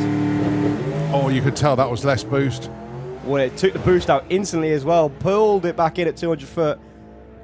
Pedaled, and he's still You on the gonna hit throttle. 200? Nearly 198.01 miles an hour, 8.50. And he's number one qualifying 850 bike. Well, when you say squats and goes, that's literally what it just did then. Lovely pass, That could be another 9. 6.3 to the 8th mile. Oh my 980. goodness me! 988. Wow. What a pass for James Murray. Well, we thought another 9.9 here, but no, into the 9.8s now for James Murray. And these two cars do that expertly. Watch these cars go to the track. Both of them leaning forwards. You can really see on the Triggers broom machine. Issues for Al McSweeney. He's off the throttle, but he will be qualified. And an 8.48 for Anthony Higgs, moving up to number 4 spot. Actually, will he be qualified? Yeah. Is it all run? Oh, yeah. Okay. Oh, it was bringing the wheels up. Lovely pedal job from Elliott then. Yeah, I think the discretion got better part of there. 10.56 for Nick. Right, this is a man who's not Racing.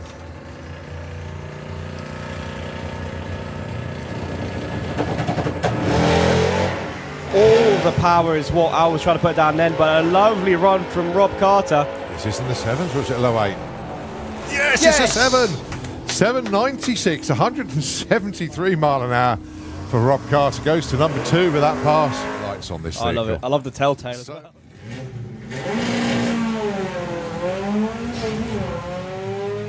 Because of the way these cars are set up, you hear them go really high in the two-step and then take all the power out to keep the front end down. He goes through 11.78, 113 mile an hour for him. Lovely done. That jumps him up 2 spots, actually. And here we have your number 2 and 1 qualifier. James Wooten made 1 run this morning, went 9.94. However, Mark in the other lane has had much more mile an hour. Whoa, and a bunny hop off the line for him. A lovely smooth launch for James as he moves around the whole of the lane. He goes left, right, left. It won't be an improvement, I don't think. Oh, it will. 982, 144. And that was with a huge pedal. He just proved me wrong. Well, that won't be an improvement. Oh, he just got it. Yeah, Quality commentating from Thomas going over there. it's like I know what I'm on about. I don't. Oh, I love it. I love it. That was good. I thought that pedal would have taken more time out, but apparently not. Mark's car, unfortunately, turned into a bit of a ball ride. It leapfrogged off the line. It's a good thing he sat in it and not sat on it. Yeah.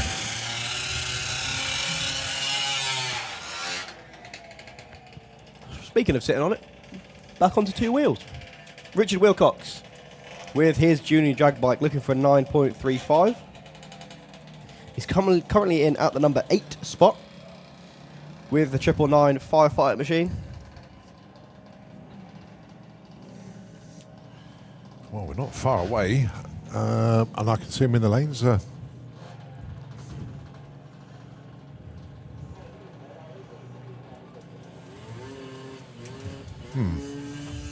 So, Richard just tiptoeing the bike into stage.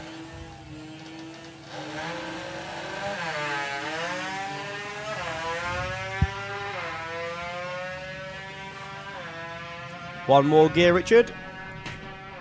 There it is. Goes over the line. 9.76 on the 9.35 dial in.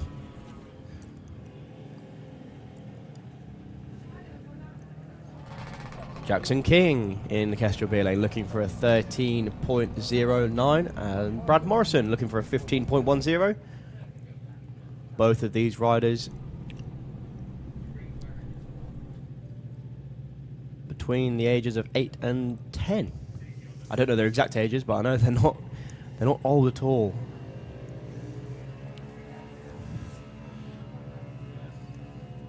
Good news though is they get to go to school on Monday and tell everyone that they've been racing. So Jackson over the line to a 14.00 and a 15.38. I'm getting it all wrong now, aren't I? I just need to stop predicting things. Tell you what, finish your roll.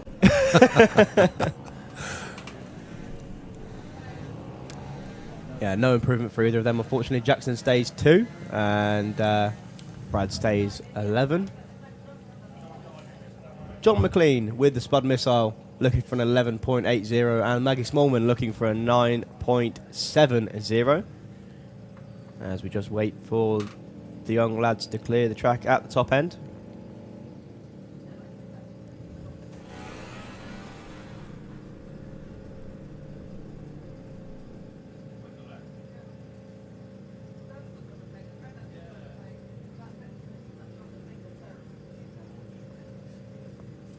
I can see Brad stopped on track up there. I think the bike may have just died on him.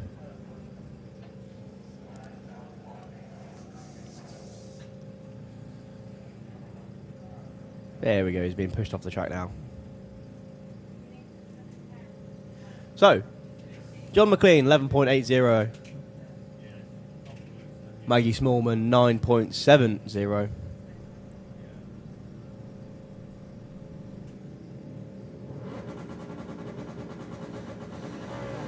Pro tree start.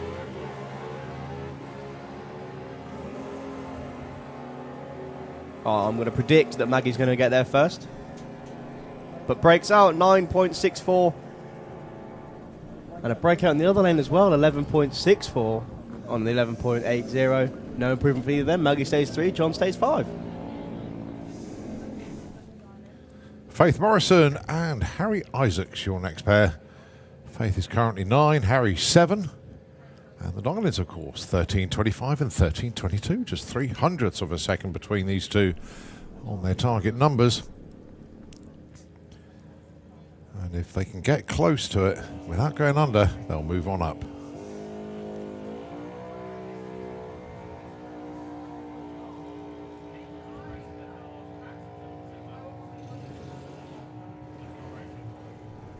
Well, as they get towards the finish line for the juniors, so 13.38. Harry stays number 7. Faith goes 13.68. Already had a better run, so she stays number 9. Lyra Humber and Leah Morrison, your next pair. Lyra is your number 1 qualifier. Dialing this time round 15.30, but that's basically what she ran earlier on. Can she do it again? Yeah, it's the issue with doing well already. It's really hard to improve. Yeah. So Leah off and running. Leah gets really good reaction time. She puts the bike into deep stage and goes 11.94 or 11.90. Stays 4th. But improved 4th, but stays 4th, and a 15.45 for Lyra. She stays 1st. Now it looks like the issues whatever Declan had in the last round has obviously been fixed. He's back down here again for this round.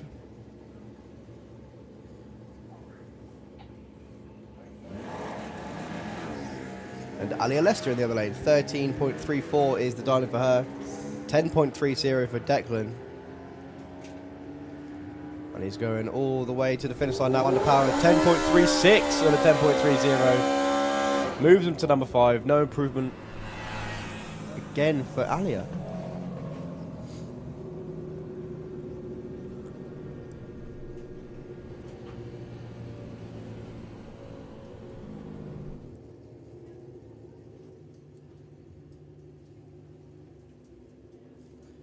Grace Pollen with a pollen count. KTM in the Slitrick lane looking for an 8.53. Holly King looking for an 8.30.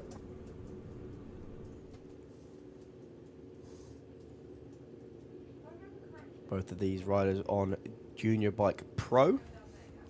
So they can run anything up to 7.90.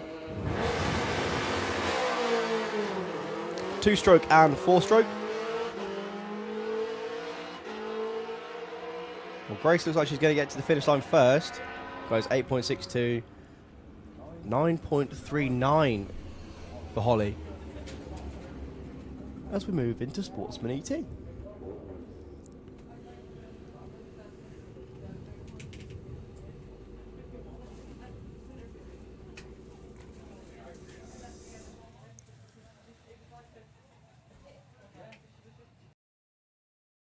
Do like that. Bill, have you got the radio on in there, mate? So listen to his ET coming through. Going to drive around the burnout box. Doesn't need to Get the tyres smoking.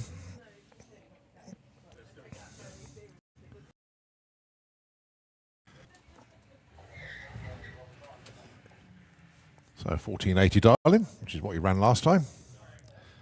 And that, of course, is young Mr. Hale, 17.5 darling for Ricky.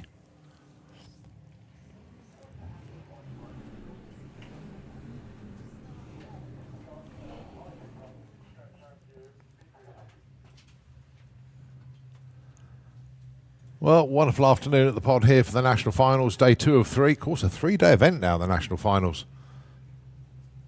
It just gives everybody a chance to breathe a bit easier, having got 2 days of qualifying. But then we only got a 1 round of qualifying in yesterday, plus second round for Super Pro and Pro ET.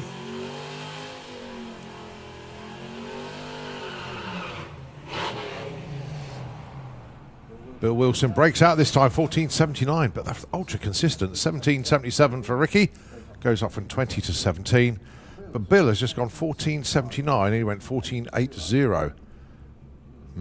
One to watch this weekend. Interestingly, sorry, microwave, my phone was miles from my mouth then. Interestingly, Simon Swarbrick is stuck with a 12.2 dial-in, even though last round he ran a 12.00. Yeah, good point.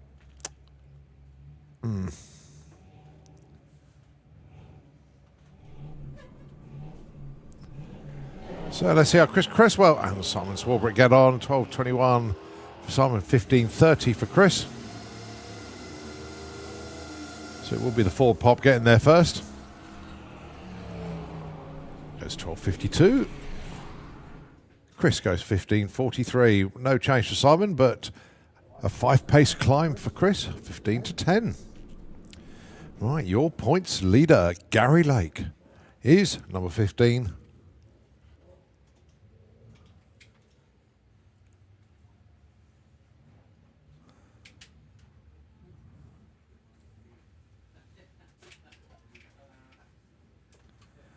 Chris Wynn and Gary Lake, come on.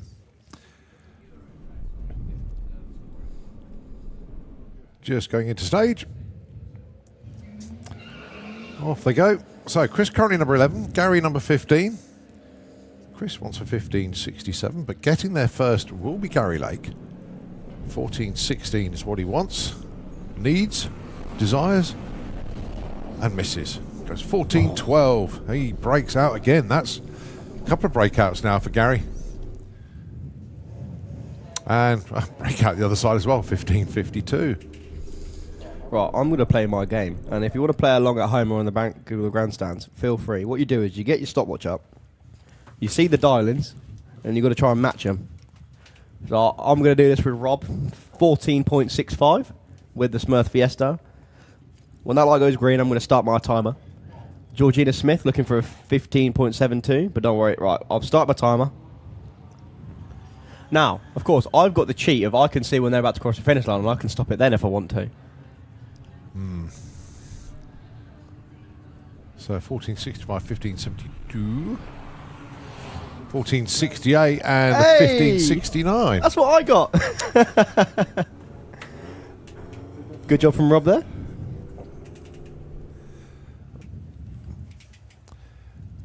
Well, we got so many Audi TTs here, they spread into Sportsman ET.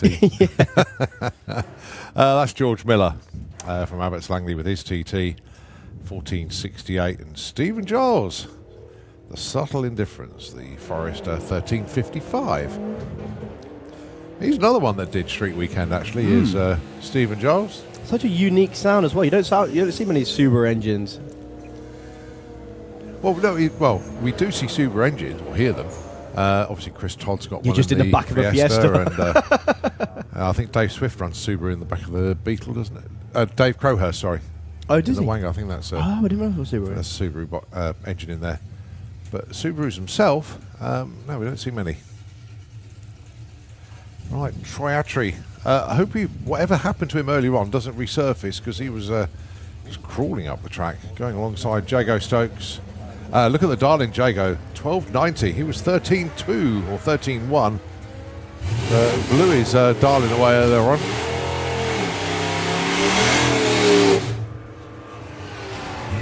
12.44 breakout, 12.95. Jago Stokes moves up from 24 to 6. Very nicely judged. And in the number 6 spot with a 12.9 second pass. Well done.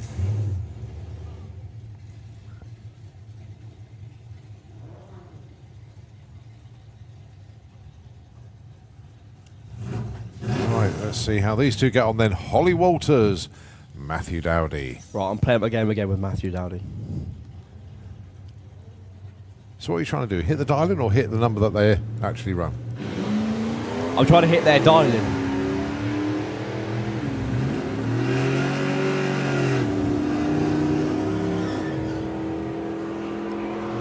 12.32 it is. A 12.27, a little bit too quick. I broke out by miles on that one. Holly, 15.38. Well, she broke out as well. So no help for those two. Let's see how Matt and Kirsty get on your next pair. The Escort and the Camaro. Matt is currently 23. Kirsty is number 7.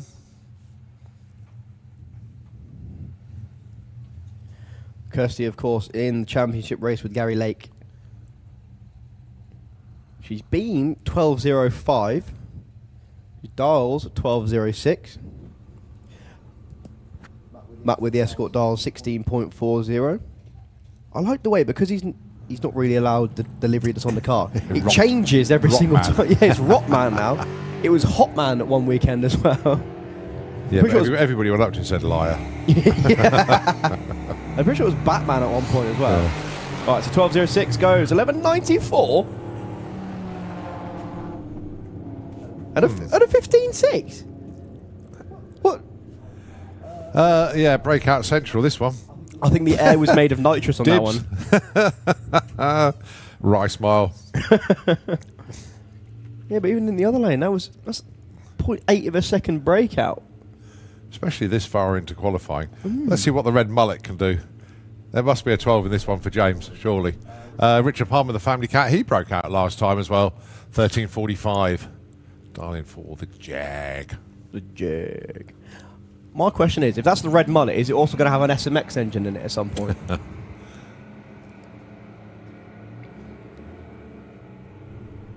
Interesting to see the way the guys go down the track, because the pickup goes off the line and then the Jag slowly reels them in. 13.49 on the 4.5. That'll move him up to the number 5 spot. James moves from 21 to 18.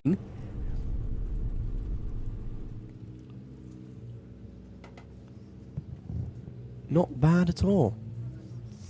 Right, dialing a little bit closer this time for Michael Franklin. He had the absolute guess in the last round. Yeah, the disco went. What did he? I can't remember what he ran now, but 19.20 is the dialing for the Discovery. I think he ran close to that. Yeah, and Jay McCready dials it back to 15.14. This is where it goes in the 14s again. Well, Michael was definitely charmed with the reaction times. Well, there's a clue. A 3-second 60 foot for the Discovery.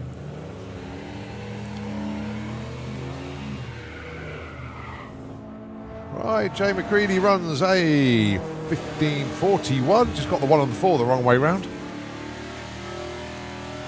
But Michael Franklin, 19.25 on that 20. Goes up to number 8. Nice. Nicely done. Right, so what this means is we have the possibility in eliminations of having a 9-second wait for someone. Oh, yeah. Right, information about this Cortina. We were wondering what engine's in it. Yep. It's a Rover. Oh, right, okay. However, as the young man told me, it's been bored fitted out with. a lot, I should think. Yeah.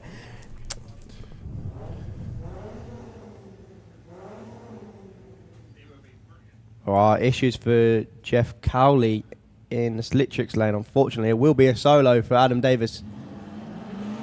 Yeah, 289 cubic inches is what it stated. Is 4.7 litres. Yep. A Rover V8's 3.5.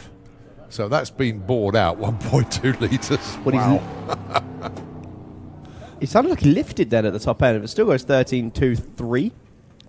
Yeah, he definitely lifted 83 mile an hour at the stripe. Yeah, so is there actually any engine left in it if they bored it out that much? Yeah, it could have been put bigger heads on it though. Oh, could be, yes, that's true.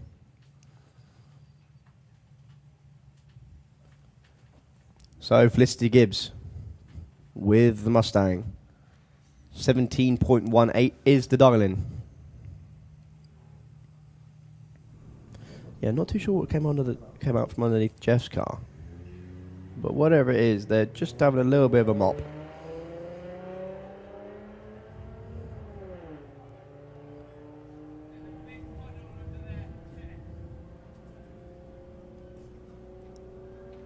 Across the line, 17.18 is dial-in, 17.28 is the run.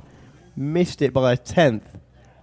Still moves her up to the number 13 spot. And as I was saying earlier, it's so difficult to dial a car in that's, I don't want to say that's slow, but sort of what I mean, because 10% of a 17-second run is still 0.7 of a second. Yeah. 10% of an 8-second run is, 1.7 seconds of a 17. 10% of a 8-second run is 0.8. So that sort of gets you in the ballpark. Of course, you're not going to move that much. You probably move about 1%. But even then, it shows you the even swing. more staggering when, like, say, for example, a car dials in 23 seconds and goes 23.04. Yeah. That's more impressive than the car that dials 8.94 and goes 8.95. Yeah. You know, I know what you mean. The percentage difference is just incredible. Percentage difference, yeah. I'm glad you know what I mean, because I don't think anyone else does. Brian Huxley and Steph Pateman. Brian with just a Ford Focus, I promise. It's definitely not got a V8 in the front of it. Steph with the convertible BMW. Well, Jeff going back to the pits, the right direction, but in the wrong lane. So hopefully back down for the... He said that like he got lost. Well, he just the sat nav took him a turn off too late. So Steph looking for a 13.90, Brian looking for a 13.51.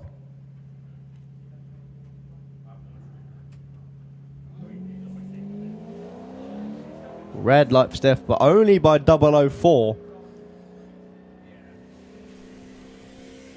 Well, they're pretty much glued to each other going down the track. Brian is going to get there a little bit first. 13.52 on a 13.51 dial-in. He goes from 25 to 2. Brian Huxley is now your number 2 qualifier as the screens quickly change as we move into VW Sportsman. Never ever discount a Huxley. You do that at your peril. They are good.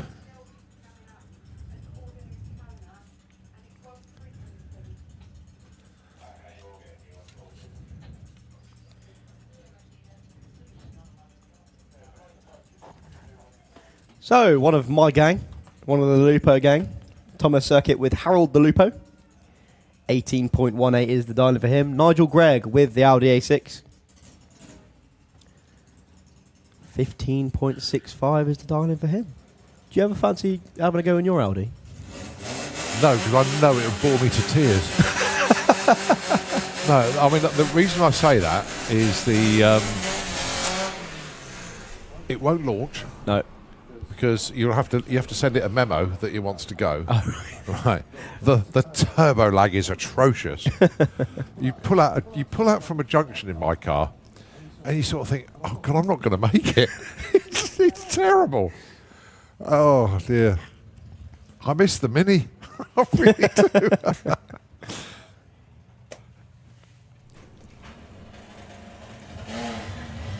Don't get me wrong, the Audi is an epic cruiser. Yeah. When it's going, it's phenomenal. It's just pulling out of junctions. It would just take you a quarter mile to get there. You put your foot down and you go, come on, come on, come on. So, Steve Metcalf with Blue Steel looking for a 16.40. Martin Ayton looking for a 15.45. He goes 15.89 and a 16.34. Not as bad as when I lined up with Luke Stevenson and we had that match race. Oh, yeah. And I came up to the line in the transporter and I went into stage and the automatic stop-start kicked in. And switched the engine off. Oh, and a 0.8 light. It was so funny. I still got round it, but oh God, embarrassed or what? So Phil Jones with the Dragon Wagon. I've just noticed as well. He's actually got a dragon on the door. I didn't know that before. 15.09 is the dial-in for him, and Polly Judge in the TT gang. Halfway to Hell, isn't it? That's a quite cool name for a car. 16.41 is the dial-in. Phil going to get there first. Goes 15.23. No improvement for him. However, Polly Judge moves herself up to the number 9 spot. Right, we're doing a TT and Lupo count. So how many have we been through? We've had one TT. Yeah. And we've had one Lupo. So far. Yeah. Right. And there's another TT There's there. another TT here. Right, okay. And we have a 69 Beetle in the Kestrel beer lane. Promise. I promise. Yeah. It's called the White Pearl. It's Connor Jones driving it. It's not even white. What's actually there is a hologram. Oh, okay, I see, yeah. It would be funny if it actually was a 1.6, though. Because at least then one of the things would be right. No, I think you're fine. That's a 2 litre. So, John with the Takacat 2. That's hard to say for me. 15.36. No improvement, and no improvement for Connor either. Lorraine Large, the nurse, with the Beetle. Where they're going with the dial-in this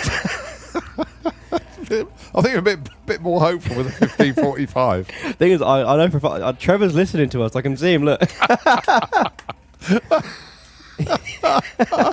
Oh, dear. I need to have a catch-up with Trev later on. He's top bloke. He really is. I'll tell you what, he gave me a team shirt, and he'd be wanting it back if I insulted too much. Oh, dear. Steve Stone in the let's other have a lane. look. Steve Stone, dialing a 1371. And tonight's raffle ticket number is 1545. If she runs this number now, you're going to get the largest. Done. 72. Ooh. Oh, she moves up from 16 to 11, though. Steve Stone goes up 20 to 19.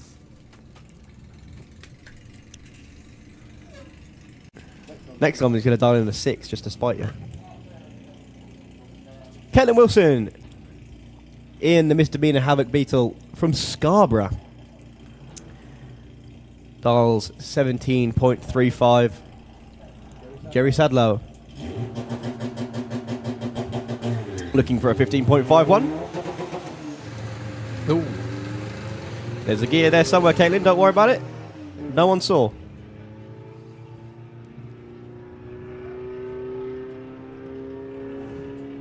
So 15.51 goes 15.51 with the 5. Get in then.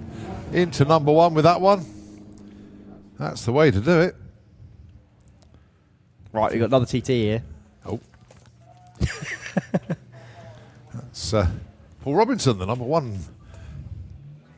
Proudly displayed on the car from his championship win. That's right, he's won more than one championship as well. And Jordan Clark doing his absolute best to hide his car from us, even though he has painted it Dayglow yellow.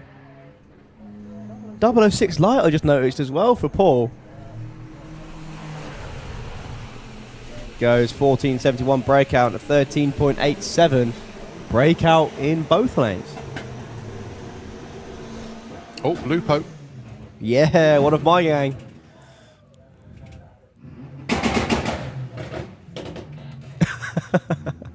Firework display from Golfy McGolfface. I love it. Nigel Gregson, dialing in 3041. Danny Bain, 1380 with a Lupo.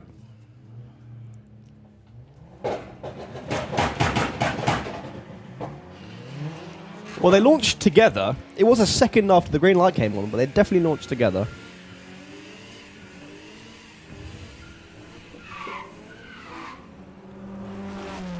.41 goes to 13.70 and a 14.47. Oh, one each on this one.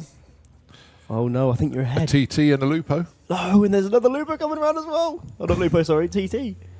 Right, this whoever's driving this setup, I think your name's Reese. Just put a Lupo badge on it for me, please. Right, Paul O'Donnell.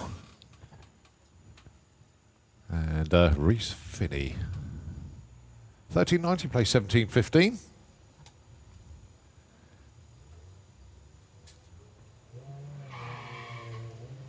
I tell you what, that was a meaningful launch from the TT then.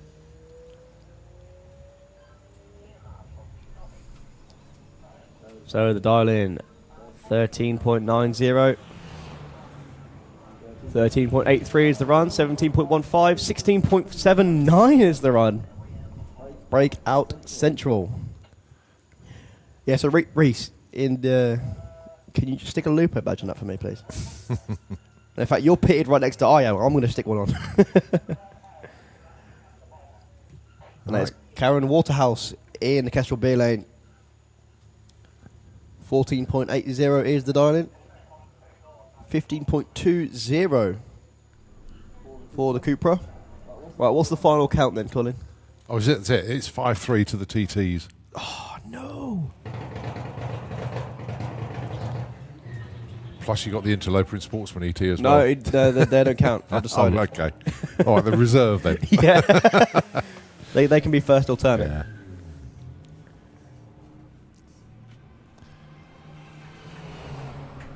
$15.20 for Karen. Moves up one spot. 15.22 for Reese, though. Yeah, Moves him up to the number 4 spot.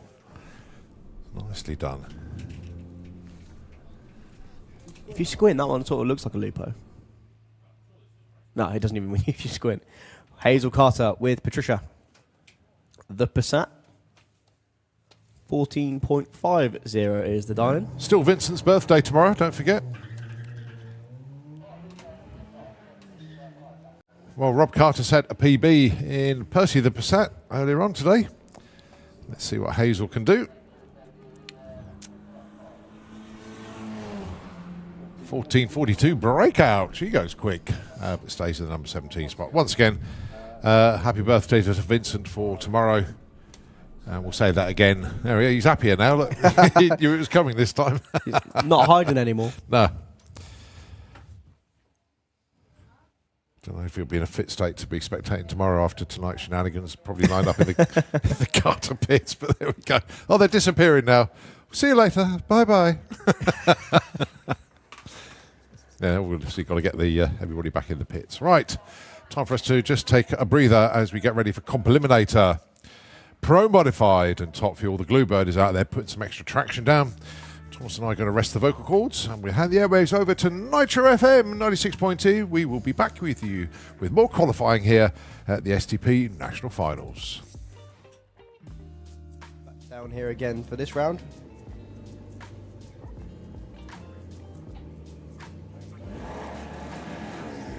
And Alia Lester in the other lane. 13.34 is the dial-in for her. 10.30 for Declan. And he's going all the way to the finish line now under power. 10.36 and a 10.30. Moves him to number 5. No improvement again for Alia. That is on Junior Bike Pro. So they can run anything up to 7.90. 2-stroke and 4-stroke. Well, Grace looks like she's going to get to the finish line first. Goes 8.62, 9.39 for Holly. As we move into Sportsman ET. That just gives everybody a chance to breathe a bit easier. Having got 2 days of qualifying, but then we only got a 1 round of qualifying in yesterday, plus second round for Super Pro and Pro ET.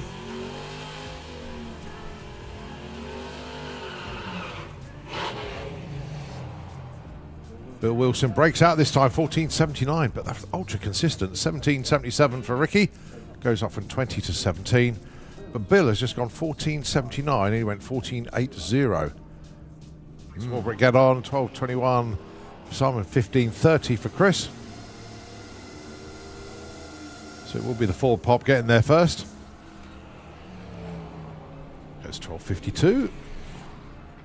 Chris goes 15.43. No change for Simon, but a 5-pace climb for Chris, 15 to 10. Just going into stage. Off they go. So Chris currently number 11, Gary number 15, Chris wants a 15.67, but getting there first will be Gary Lake. 14.16 is what he wants, needs, desires, and misses. Goes 14.12. He breaks out again. That's a couple of breakouts now for Gary. And break out the other side as well, 15.52. Right, I'm going to play my game. And if you want to play along at home or on the bank, looking for a 15.72, but don't worry. Right, I'll start my timer. Now, of course, I've got the cheat of I can see when they're about to cross the finish line and I can stop it then if I want to. So 14.65, 15.72, 14.68 and Hey! 15.69. That's what I got. Good job from Rob there. 13.55. He's another one that did Street Weekend actually, is Stephen Giles. Such a unique sound as well. You don't see many Subaru engines. Well, no, we do see Subaru engines, or hear them. Obviously, Chris Todd's got You're one just in the back of a Fiesta. And, look at the darling Jago, 12.90. He was 13.2 or 13.1. Blew his darling away earlier on.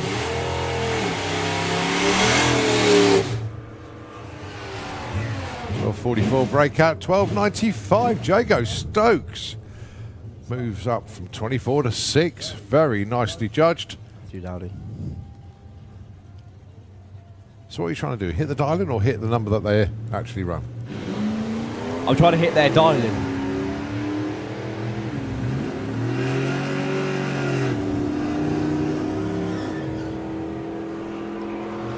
12.32 it is.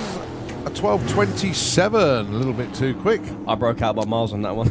Holly, 15.38. Well, she broke out as well. So no help for those two. 0.40. I like the way, because he's not really allowed the livery that's on the car. It Rock- changes every Rock single Man. time. Yeah, it's Rockman now. It was Hotman at one weekend as well. Yeah, Pretty but sure everybody went up to him and said liar. I'm pretty sure it was Batman at one point as well. All right, so 12.06 goes 11.94. At a 15.6. What? Arm of the family cat, he broke out last time as well. 13.45. Darling for the Jag. The Jag. My question is, if that's the red mullet, is it also going to have an SMX engine in it at some point?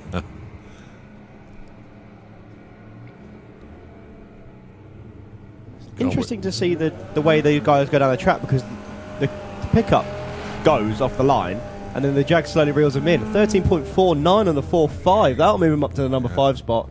James moves from 21 to 18. Again.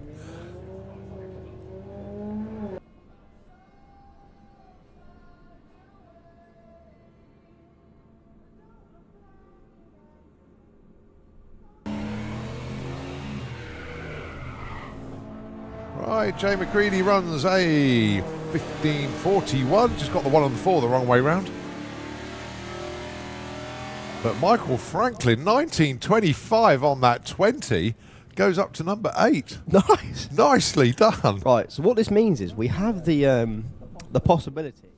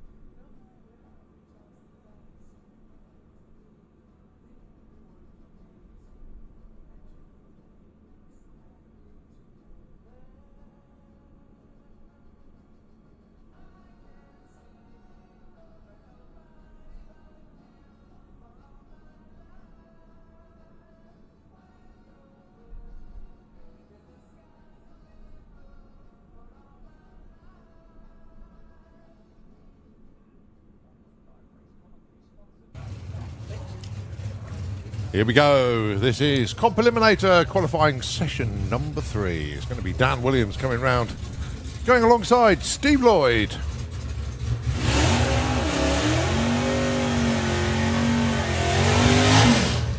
Well, cameras at the ready in both lanes, I think, because Dan, we know, carries the front wheels nicely, but the wheelie that Steve Lloyd pulled earlier. Well, this is also quite a good indication of how this class works, because these two cars look very different. They've got slightly different combinations, different size engines, things like that, but they've got the same index. Yeah. Don't be confused by the names on the side of the car, because it says Dan Williams is driving both of them. Of course, Dan used to run the Impala, but now Steve Lloyd owns and drives it.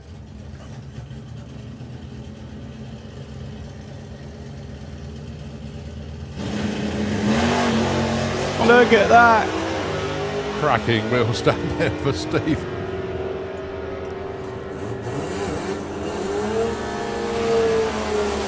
$10.64, $11.16. Dan stays 2, Steve stays 5.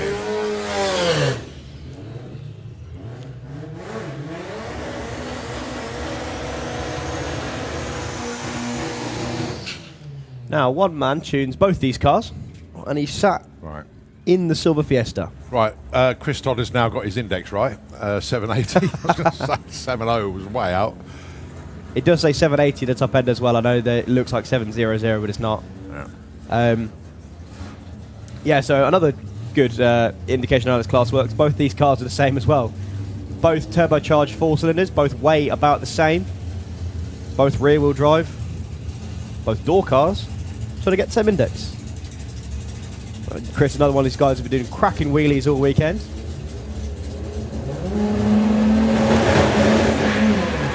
Oh, look at this for Kev Jenkins. Amazing launch off the line, 113.60 foot. That's not going to be 760. Oh, it is 769. I'm going to stop talking. 967 for the Fiesta. I thought that was going to be a little better than that. They've obviously taken a little bit out of the top end. That's the kind of run you expect to see when he's going down to running the 7.2s. Almost like that. Rob Smallworth with the Dirty Dog 55.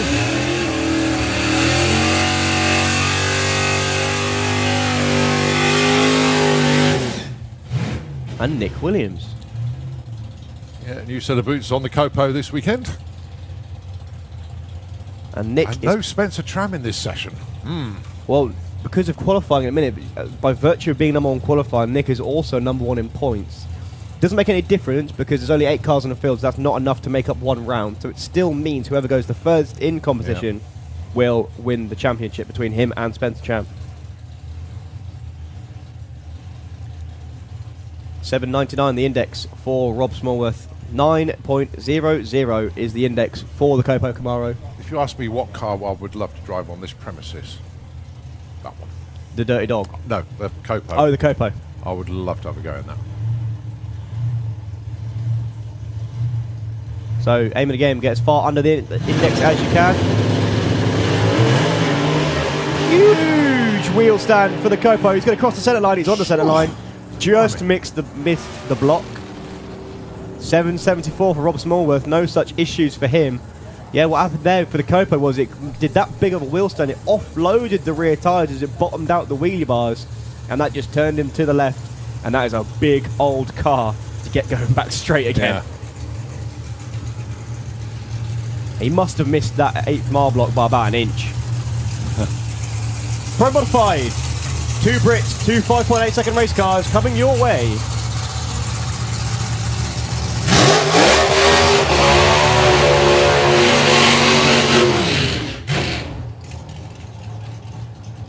So Bobby Wallace, lots and lots of tyre shake earlier and had a block thrown at him by Wayne Nicholson. Wayne was all over the place, still doing over 200 mile an hour, actually on the centre line. No full-on burnout there for Bobby Wallace, but he never seems to do that. No. Doesn't seem to affect his runs at all. Of course, they are confirmed as national champions already.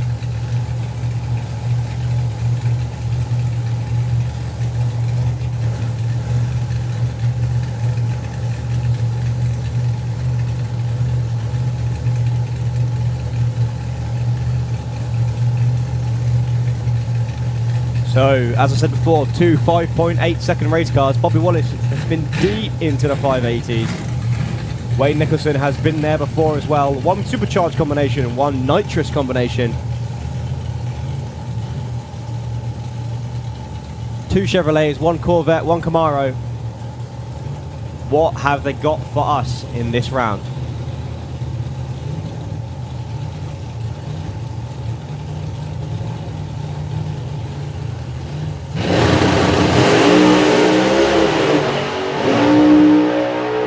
Well, I was going to say a lovely launch, but a huge flash of flame for Bobby. A 657 for Wayne. He had lots of tire shake, had to pedal it. Still was up to number 4 from number 6. Not entirely where he wanted to be. Both of them were 0.988 to 60 foot. But you see that pop and flame from Bobby Wallace, and obviously coasting at the strike to an 850 at 110. So a head scratcher there for Bobby.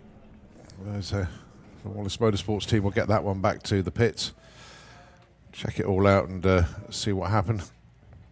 But Wayne Nicholson, yeah, wandering around his lane. Bobby was quicker to the 330, but then obviously the fun started, so to speak, and Wayne was ahead at the 8th. Well, Wayne had already pedalled it by 330. He had, yes, you're right, he had. They were a lovely pair of launches, but just about 60 foot, Wayne's car started going into shake, got off the throttle, got back on the throttle. Bobby's car making a somewhat characteristic move now towards the centre line. Yeah, and as you say, that's when the fun started.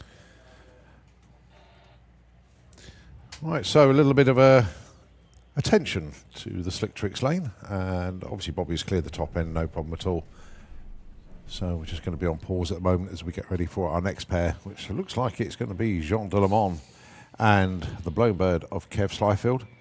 And then we've got John Webster and Dave Smith lined up as well. Also got Top Fuel Bike in the pairing lanes as well. And then we go into Funny Bike and Super Street Bike. So still plenty to come at you today. Been a brilliant day. Absolutely brilliant day here today. Thoroughly enjoyable. And just having a look in the pairing lanes now. Don't forget, we've still got plenty more to come. Probably another 4 hours of track action to come at you today, minimum. Just going to see how it all pans out. Well, report back from the pits of Jean de Le Mans. The issue they had earlier was just a water pump leak. That's all it was. Yeah. So we knew it wasn't too bad because it evaporated pretty quickly. But water and slicks do not mix. Somebody I've just spotted down there, if you can hear me, Craig Wright. Good afternoon, Craig. How are you feeling, mate? You all right? A little bit of an adjustment, was it? Oh, that's all right. You're probably best that you can't hear. All good, yeah? Cool. Yeah, but yeah, fair to say after that big wheel stand, he did need to be checked out. And yeah, that one hurt a little bit, shall we say, when he came back down, having read his social media post. So, Jean de Le Mans, Kev Slyfield, nitrous and supercharger once again for the Pro Mods.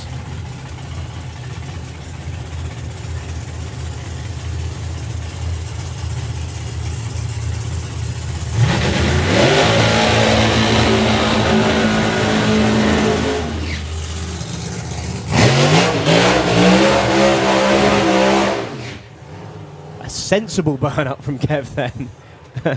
He's known for going a little bit further than 60 foot on the burnout.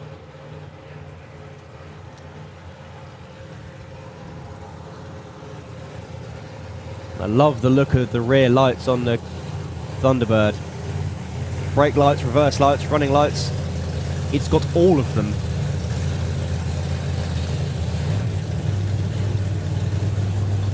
Well, these are number 1 and number 2 in the qualified order at the moment. Jean de Le Mans, personal best, don't forget. That 5.95 off the trailer run. And of course, Kev number 2 at the moment, 5.98. Lots and lots of tyre shake for Kev in the last round.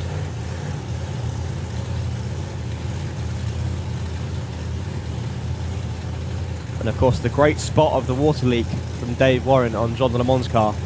So fingers crossed for another side-by-side run.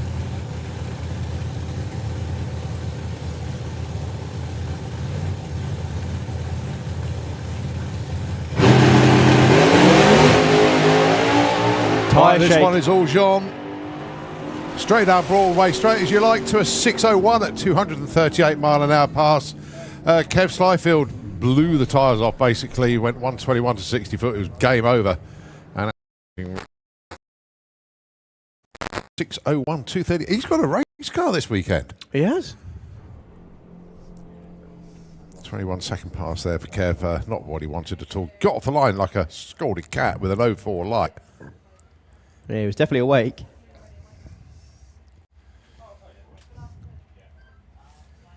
Two Pro Mods to come. John Webster with the Fast Company Mustang. And of course, Dave Smith with Stranger Thing.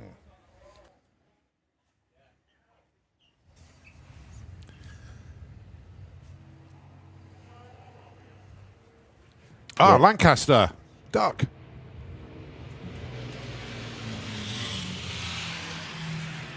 Wow.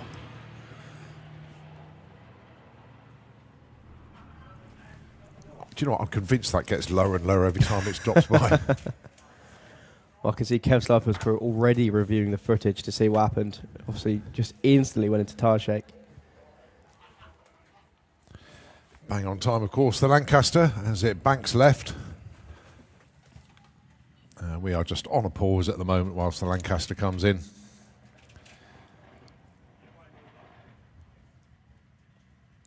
Swooping low and coming from behind the spectator banking. And I'll tell you what, I won't say another word until it goes over again. You can listen to those 4 Merlin engines.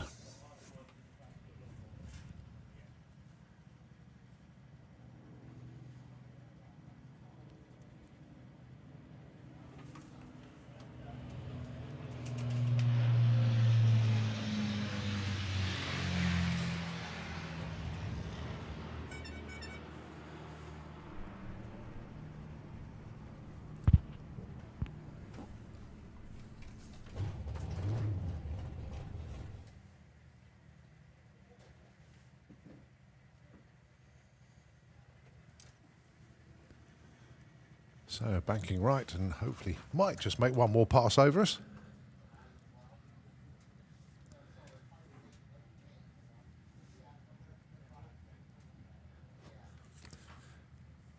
Yeah, very low over the trees behind the grandstands. As it comes and makes its final pass, we think, coming from behind the grandstands. Here it comes.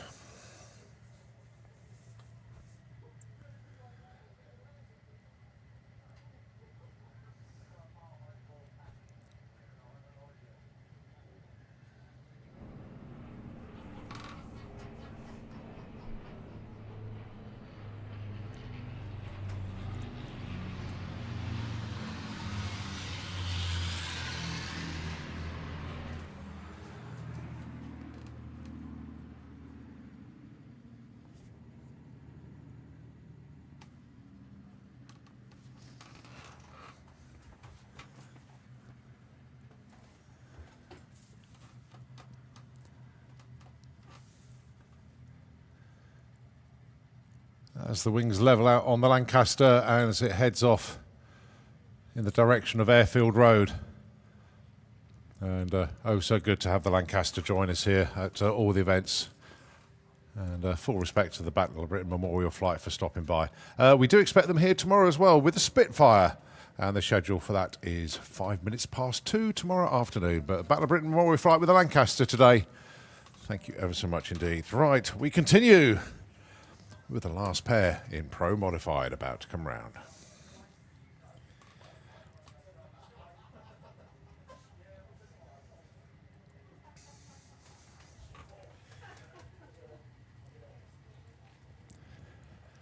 So it's going to be Dave Smith, just about to start up the Stranger Thing. There he goes.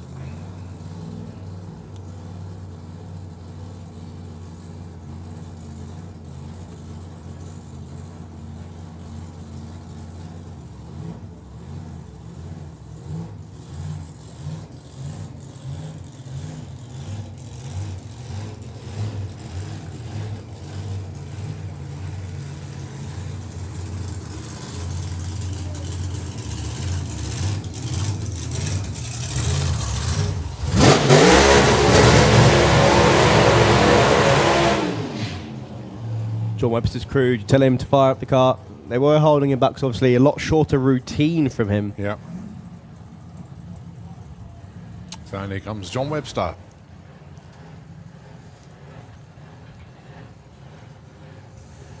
Two of the absolutely best appearing cars in the UK at the minute.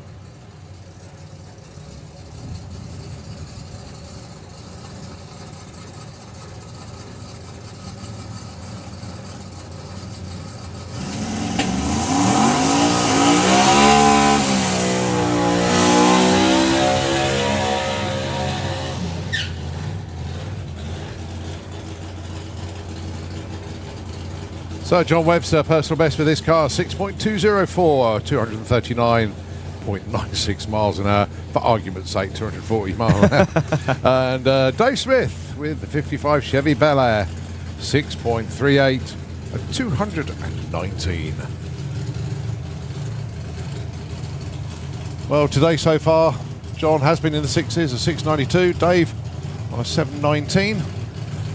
This is Q3 of 4 for them.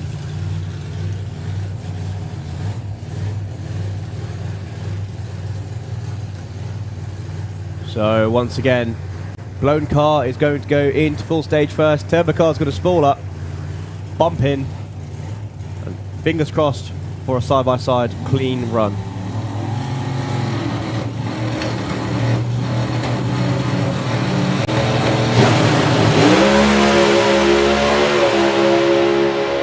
Oh, superb. Absolutely superb from both of them. 626 for John Webster. 232 mile an hour pass, 664, 210 for Dave Smith. Well, it's both of them their best runs of the day. They're not their personal best runs ever, but nevertheless, side by side, both of them getting hooked up and gone. Well, it sounded like for Dave Smith, it sounded like it wouldn't click into high gear. Yeah. 210 mile an hour is not a lot of mile an hour for that. It's not, sort of and run. 110, 60 foot there for Dave. Just a little bit off, but nevertheless, 664, clean. Looked all right. 626, John Webster, nice run. 103 to 60 foot and 416 to the 8th. Right, we go on to top fuel bike. This is Steve Woolak on the dealer. Lining up behind, obviously, Al Smith with a rocket.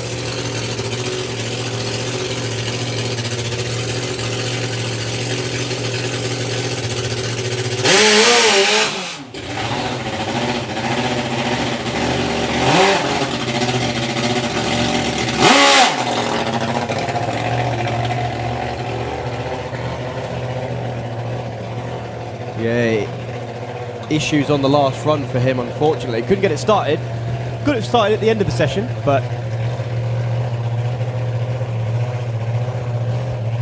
not the kind of run he had wanted. Only an 8.1. Lovely little smell of nitro in the tower again.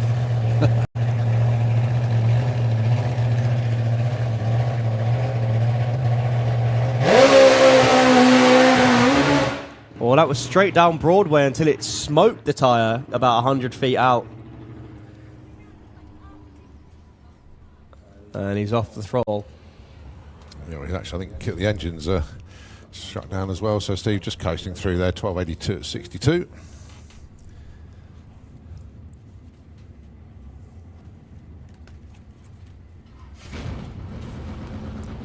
All right, next up, Al Smith with the rocket.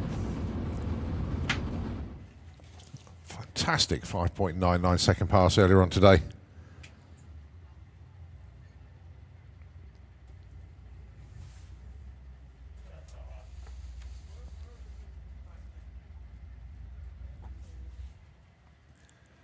And I think just at the top end, Steve just cleared. Al Smith starts up.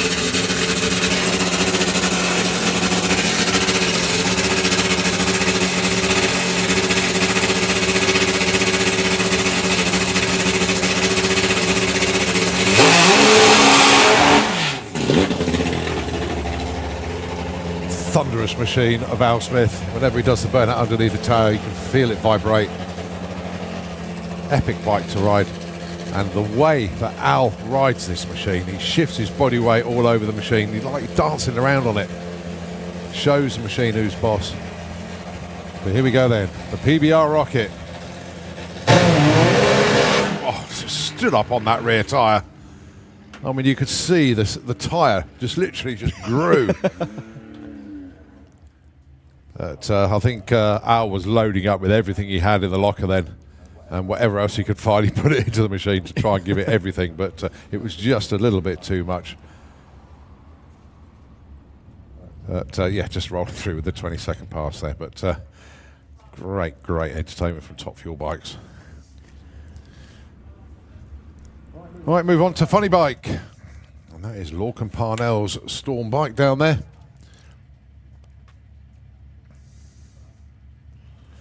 Well, whatever it was that blew a steam cloud or whatever straight up at him. What was it? They don't... Oh, injectors. Oh, injectors. Oh, right. I tell you what, that takes some force of both the injectors out of it.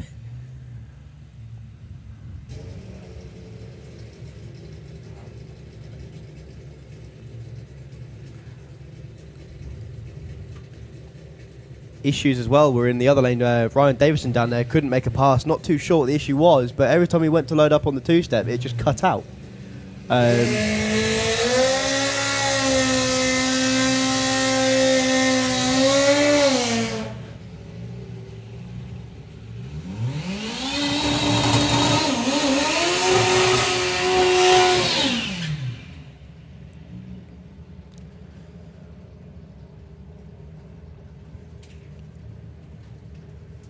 So the compound turbo machine of Lorcan Parnell, the Storm motorbike, and the more conventional funny bike of Ryan Davison.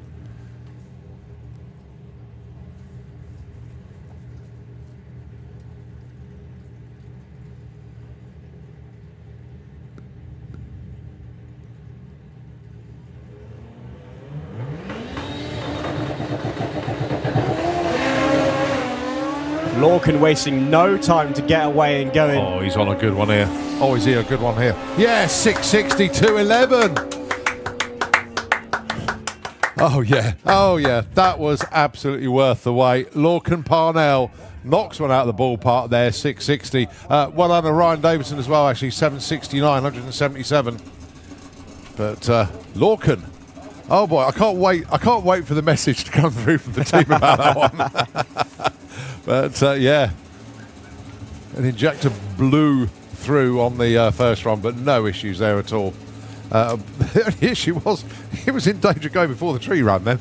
But yeah, that was gone. 106 to 60 foot and 431 at 169 at the 8th. Great run.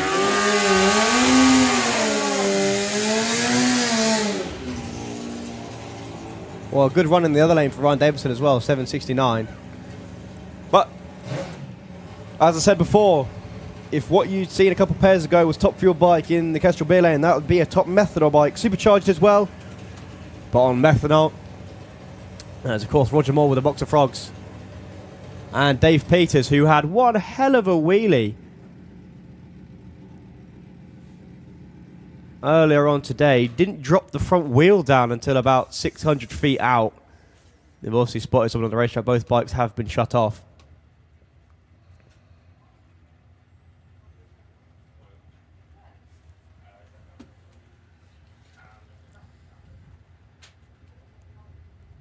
Yeah, the spotters are out there just double checking, just making sure. Yeah, Ian running for the tractor.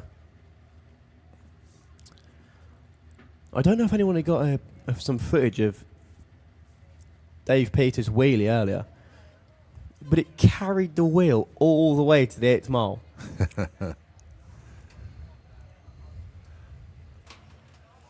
Yep, in the tractor, you're dead right. I'll tell you what, we'll pause just for a moment. We'll give the airwaves to Nitro FM 96.2. I don't think this is going to take long, so we'll take it back when the bikes fire up once again for more qualifying here at the STP National Finals.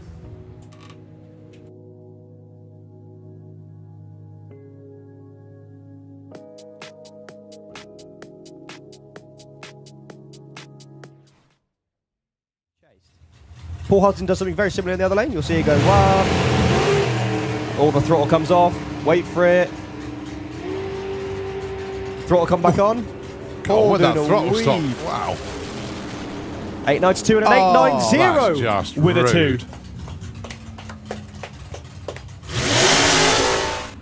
This is the less conventional way of doing it. Building yourself an altered that runs 8.90. And he goes 898 with an 8. No improvement for him, has already been 892. Really quick for naturally aspirated. These things only run conventional engines. Whoa, look at that for a launch from Mark. Squats and moves him over to the centre line.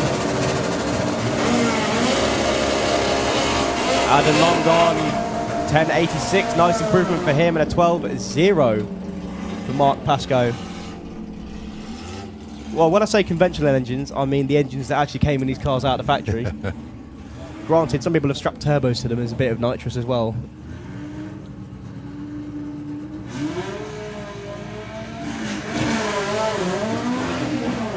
Well, issues, unfortunately, for Andrew. Rolled right the way through stage. I'm not sure if that's an issue with Darren's car. Or previous one. Or an issue that, yeah, Ian spotted in the lane. 12.06 though for Andrew. Oh, really? Did he not roll through stage? Oh. At the minute.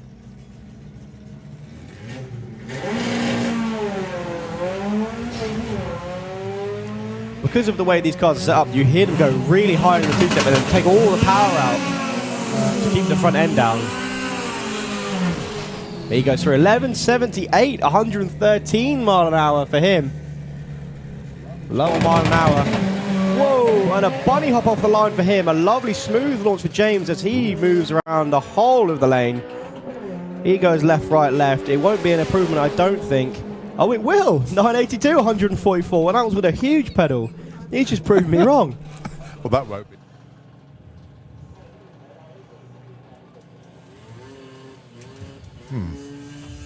So, Richard just tiptoeing the bike into stage.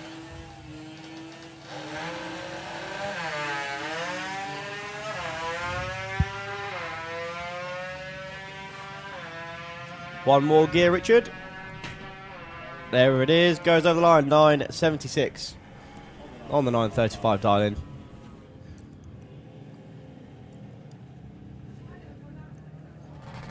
Jackson. They're not old at all.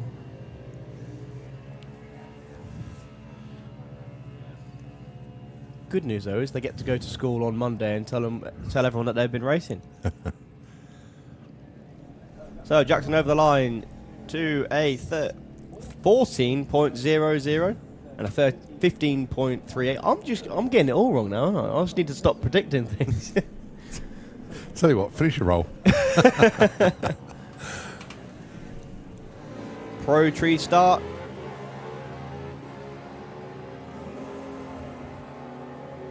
Oh, I'm going to predict that Maggie's going to get there first. But breaks out 9.64. And a breakout in the other lane as well, 11.64 on the 11.80. No improvement for either of them. Maggie stays 3, John stays 5. And if they can get close to it without going under, they'll move on up.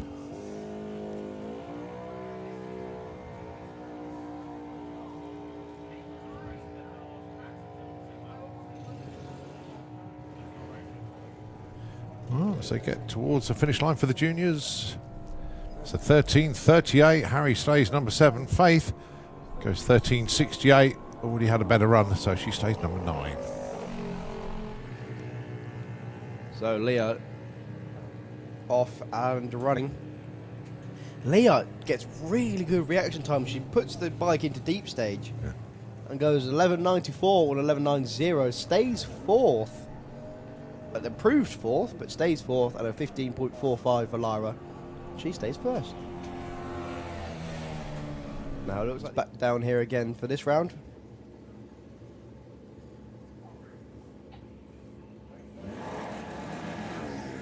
And Alia Lester in the other lane. 13.34 is the dialing for her. 10.30 for Declan. And he's going all the way to the finish line now under power. 10.36 on a 10.30. Moves him to number 5. No improvement again for Alia. on Junior Bike Pro. So they can run anything up to 7.90. 2-stroke and 4-stroke. Well, Grace looks like she's going to get to the finish line first. Goes 8.62. 9.39 for Holly. As we move into Sportsman ET. That just gives everybody a chance to breathe a bit easier. Having got 2 days of qualifying, but then we only got a 1 round of qualifying in yesterday, plus 2nd round for Super Pro and Pro ET.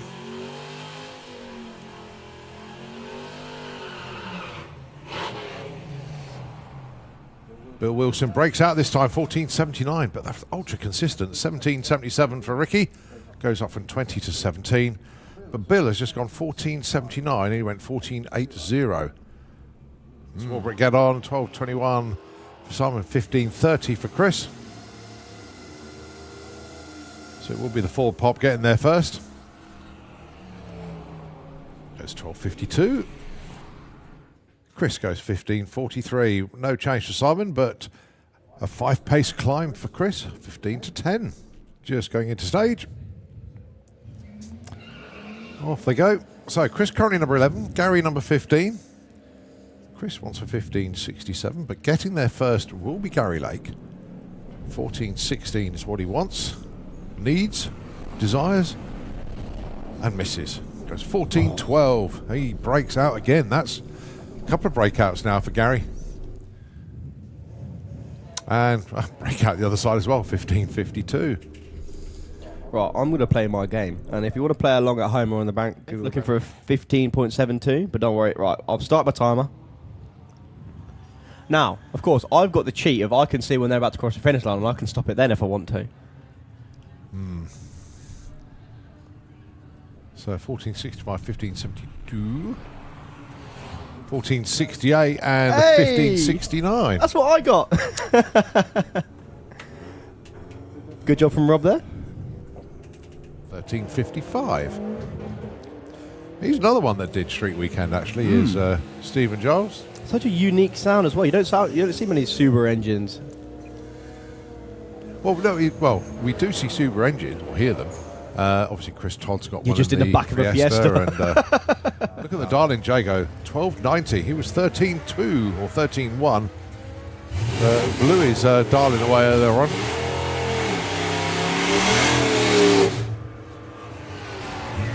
Well, 44 breakout, 12.95. Jago Stokes moves up from 24 to 6. Very nicely judged. Too dowdy. So what are you trying to do? Hit the dial-in or hit the number that they actually run? I'll try to hit their dial-in.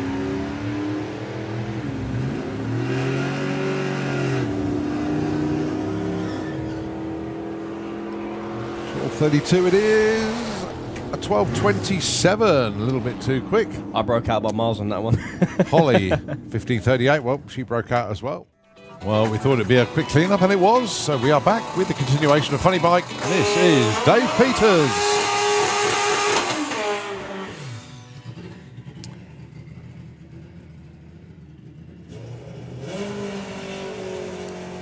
And I think that's going to be Aswin and Noble doing his burnout.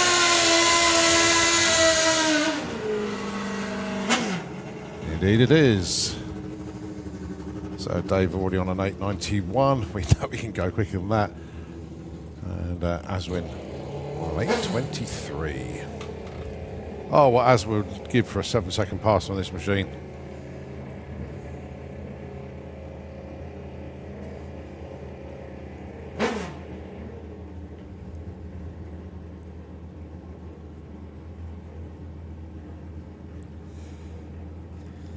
So Ashwin bringing the bike into the pre-stage.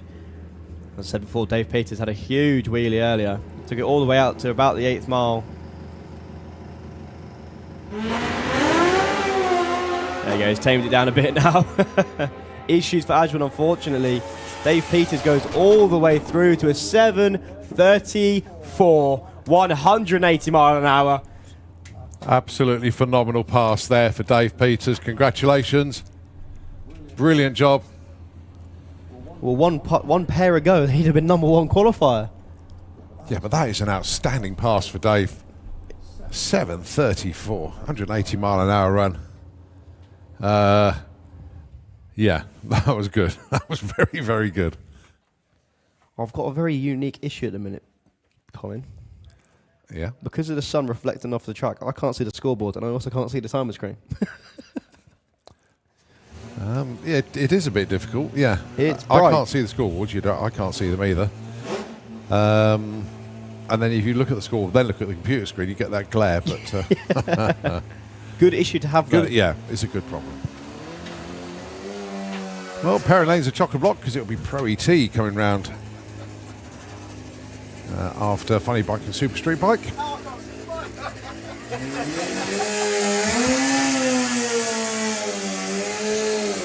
Ingenious solutions from Simon Groves at Euro Dragster there. Yeah, just block off the track and then you can see everything.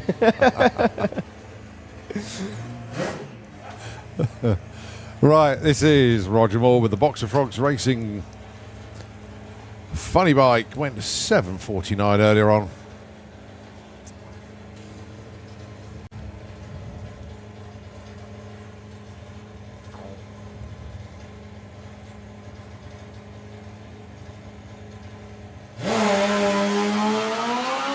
Bike heading straight for the centre line, but expertly leaned over. Across the line in 7:45, 177 mile an hour.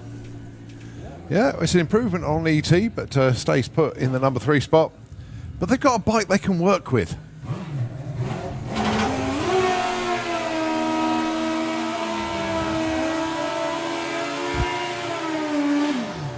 Right, we move on to Super Street Bike for Taylor's Trophy.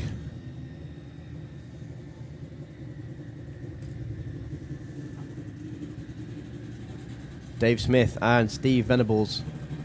Steve has ran 6.89 already. Dave's run a 7.5. Bit of a wheelie for Steve, but he's back on the throttle. Lifted early before the finish line, so is Dave. 7.49, 148 mile an hour.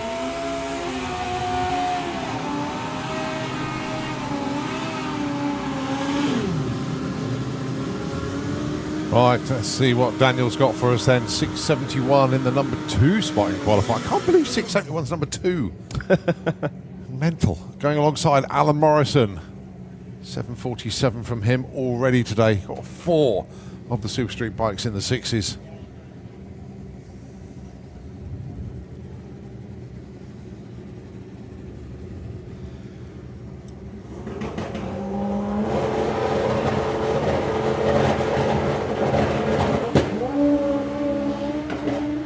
Well, a bit of a delayed launch. Yeah, Daniel didn't get off the line at all. Well, he's going to have a good terminal speed. 224 mile an hour, but 6.91. 741 for Alan Morrison, his quickest of the weekend. The first shoe gets lost to the track. Zoe Hallett just lost a shoe on the start line. So I won't point out any more than that, but that's funny, that is.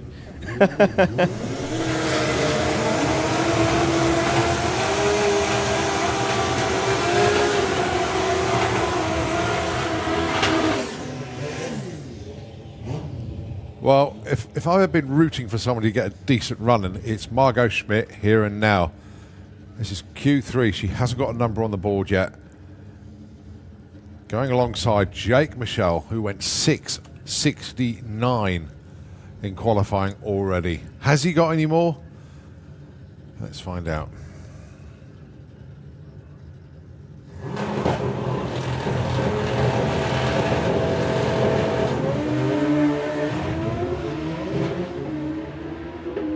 Well, I'll tell you what, he's absolutely flying across the finish line. 666 again! 216 miles an hour. Whoa! All the 6s for Jake Michelle, you little devil. Margot Schmidt gets an A to B in. It's not the number she wanted, 10.23. But it's a 1:22. Jake Michelle, 60 foot, 1:16. Wow. That's moving. Right. Let's see what Alan Morrison Jr. can do. He's already run a 6.80. He needs a 10th just to get number 2.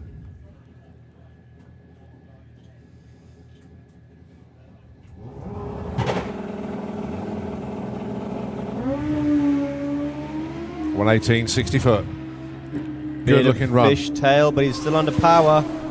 675, he finds the improvement, but stays number 3, 214 mile an hour pass. Wow. Right, Ross Morrison. Oh, love to get him in the 6s here as well.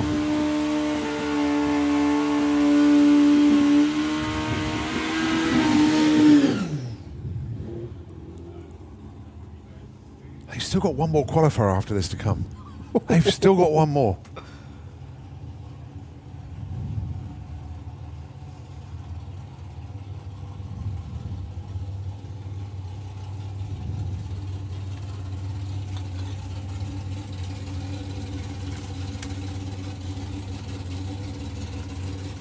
So Ross Morrison has been in the 6s previously.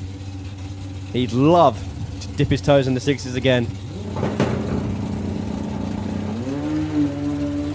116, 60 foot. And he sits up. Oh, what a shame. That thing was being an animal to get down the track. He loaded that to go. 116 to 60 foot.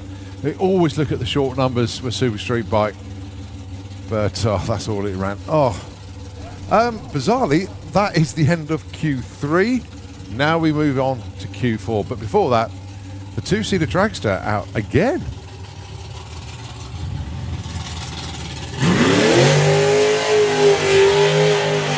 One thing I'd like to add as well, Jake Michelle 666.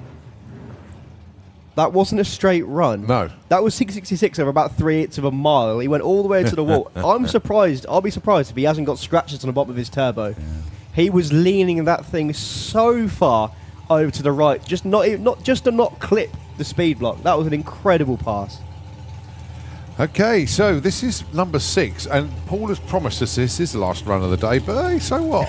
We don't mind. Do the messages keep getting longer? Now then, this young lady is from Rushden. Her name is Camilla, and she's a member of the Santa Pod security staff. Oh, nice. Who really wanted to go in the back of the car, so why not?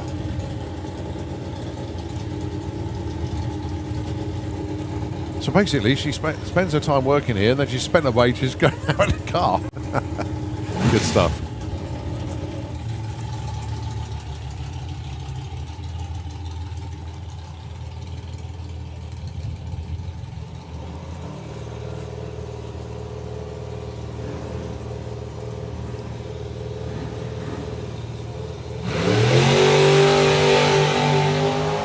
.003 red for Paul Brown. 793 again. That's 3 of those in a row. As we move into Pro ET.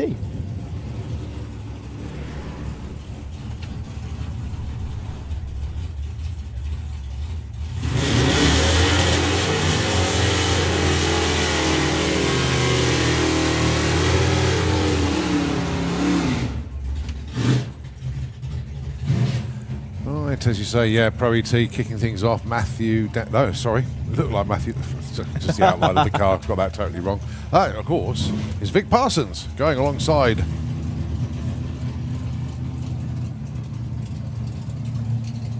Going alongside Laura Bainton with the Capricious Capri.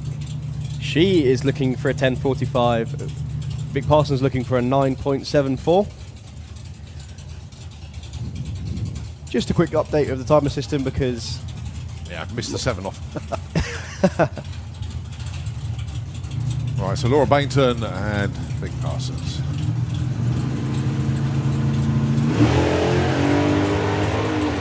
Well, Vic is having this problem where the car seems to go quicker all the time at the moment. 974 is the target this time round.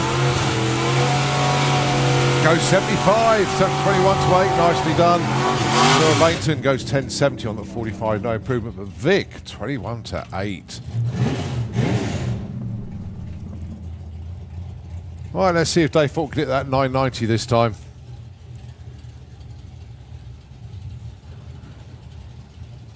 Missing not having Simon Fulton here this weekend, actually. He's probably around somewhere, but not racing. No, Luke's here, so... Well, you can't miss Luke. Oh, no.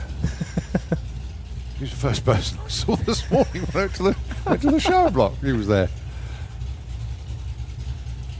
So, Tessa Jasper, 32 spot at the minute. Well, the thing's called the white thing.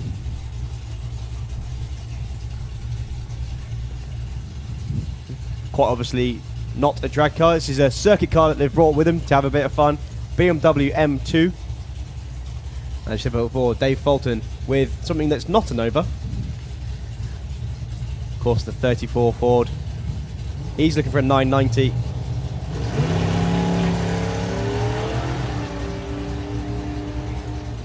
Having a little bit of a wander around his lane, but nothing too I bet he serious. didn't even feel that. 1025, 130. Well, whatever he's doing, he needs to do it 0.3 less. Yeah. It's consistently in the 10.2s now.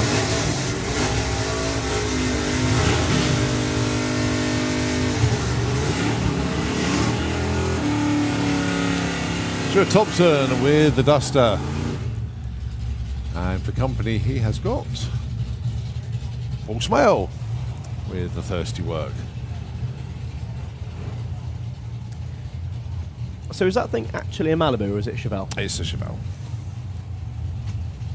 I didn't know if I there was don't know some what the different... to be totally honest with you, I don't know what the difference is between a Malibu and a Chevelle. Somebody let me know, please. I know that later on they do end up looking quite different. Yeah. However, I don't know if there's... But no, if like I look at Chris production Goodale's rate. car and I look at the Williams Brothers Chevelle, that is identical. Yeah. So I'll probably find out when somebody corrects me, but I would like to know what the difference is between a Chevelle and a Malibu of that year. Bit like a difference between a Duster and a Demon of the same year. So Kiwi goes 984, moves up to the number 6 spot. No improvement for Paul Smale. Yeah, Stuart moves up from 9 to 6. The easiest way I could do it is to probably go and ask Paul tonight. Yeah. What have you got? Yeah, what is it? Who stuck a piece of rubber on there? That's really annoying. There's a piece of rubber right in my eye line on the window of the tower up here. All right, Simon Rickwood and Brett Featherstone. Simon dialing 991, Brett 940. Not surprised he changed the dialing after that last run. It flew.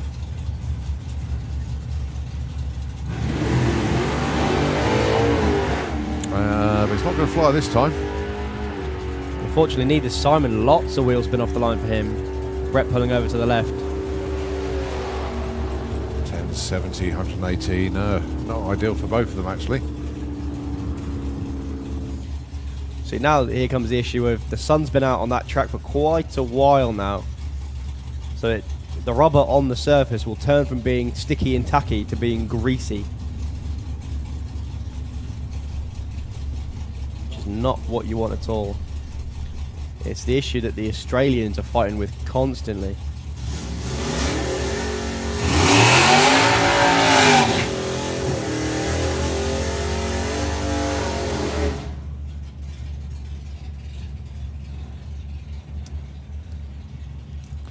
All right, Mason Griffiths with the appliance. 912 is his dialing. And your number one qualifier, Ash Rawson with Kermit the Duster, 1025 for him.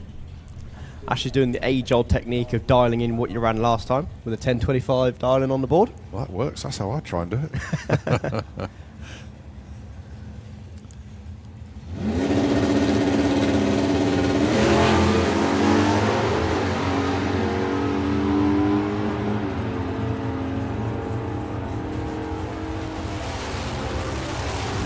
Mason 916, 1029 there for Ash.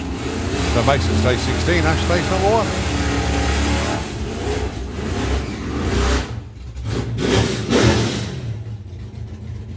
Chris Goodale with Russo's Rat. And of course the junior comp drags off Tom Kay. Chris currently number 11, Tom number 14. And Chris's car, when it launches, it twists. Yeah, it really does. Does his absolute best just to drag half of his bumper on the floor. Me and Tom last night were getting some good practice in on Mario Kart. That's where he learns his trade. So 10.19 for Tom, 9.82 for the Twisty Rat.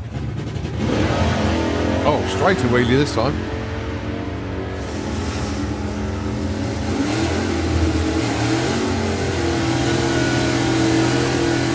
$9.88 for Chris, stays third. Tom K, no improvement here either. 10.26 on 10.19, stays 14. Adrian Portelli with a big red 6. Going alongside Tom Watkins with Doris the Charger. 10.87 and 9.08. Did Adrian name that because he's painted one on the roof? Because it has got a big red 6 on the roof. Say what you see. Yeah, exactly. So Tom Watts with the Charger looking for a 9.08 and a 10.87 for the Charger over the different vintage in the Kestrel beer lane.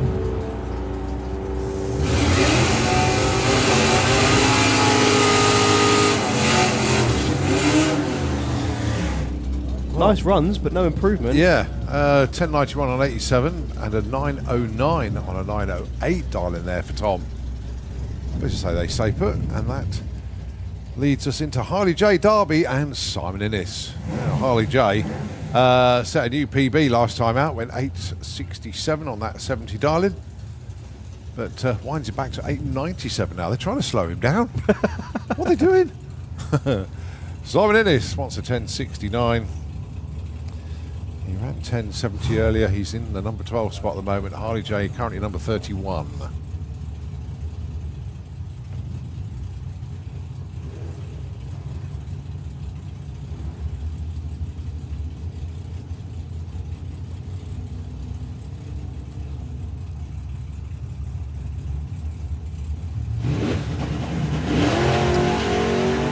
Issues, unfortunately for Harley, the car just jumped through stages. He went on the two-step.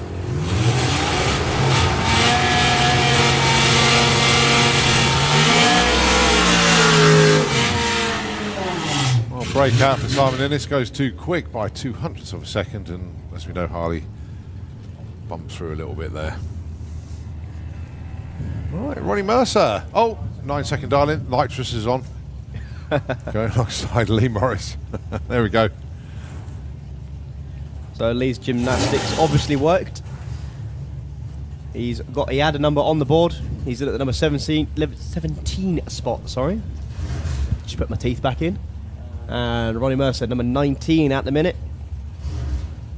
Ronnie does this incredible thing of just swapping and changing when he runs a nitrous or not, and he's usually pretty bang on with either.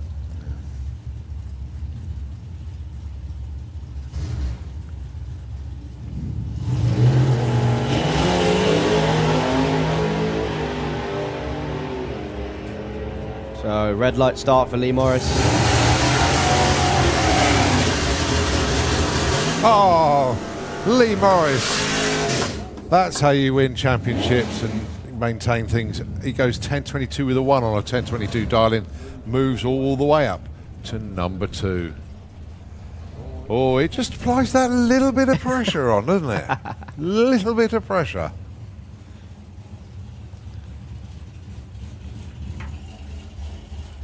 So let's see where Jess Bishop is. Jess is down in 29. Whoa. Well, Dan Fulton and Marie Mills.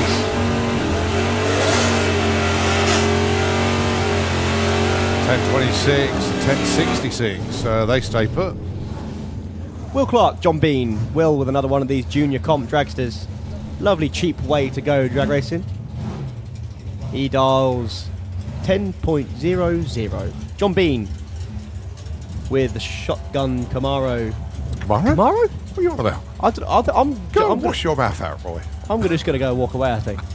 Mustang in the Sleetrix lane. Don't worry, John. I'll clip you around the ear for you. I'm going to hide from John for the rest of the week, I think, now.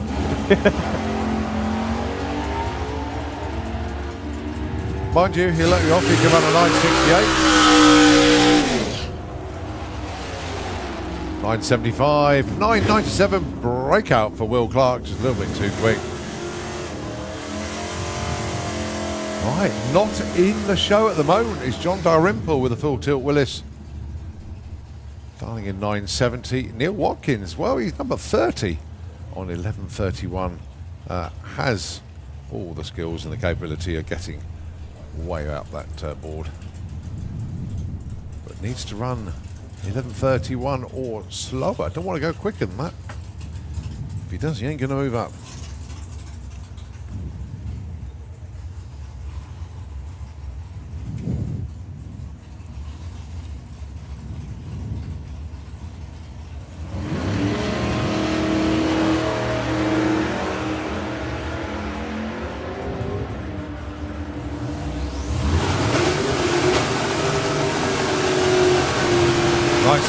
John, that gets him in. Neil Watkins improves well, 11.37, goes to 26. So, who's just been bumped out? I know Jess is now 31. Yeah. Tessa Jasper. Yeah, and James Walden. James Walden is licensing at the moment, so... interesting. Right, so Jess is number 31 now. And Lee Morris number 2. That's 29. 290 points difference in quality. I think that'll be enough for Lee to leapfrog Jess in the points. Well, he's only 20 behind. 30 behind, sorry. So yeah, more than enough. Well, that's 300 points.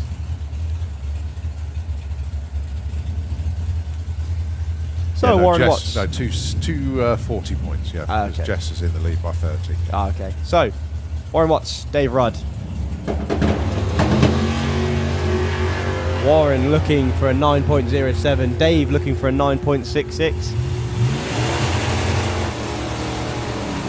904 breakout and a 965. Ooh. Oh, so close. Oh dear, that was close. All right, talking of close, this is one lady that wants to pull one out of the bag here. Jess Bishop. We know she can do it. Now is the time.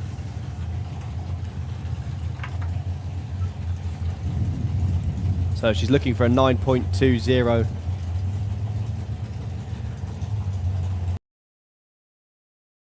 Seven.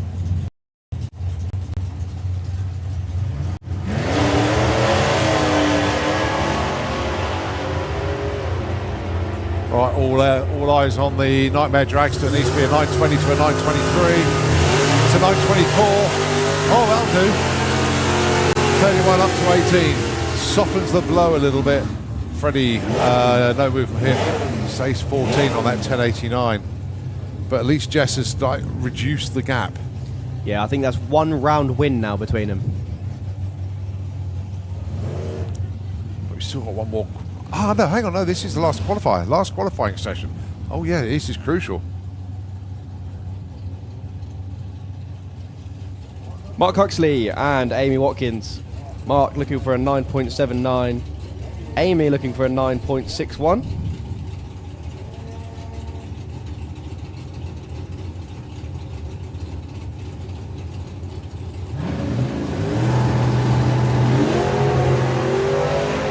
Lovely wheelie from Amy Watkins then.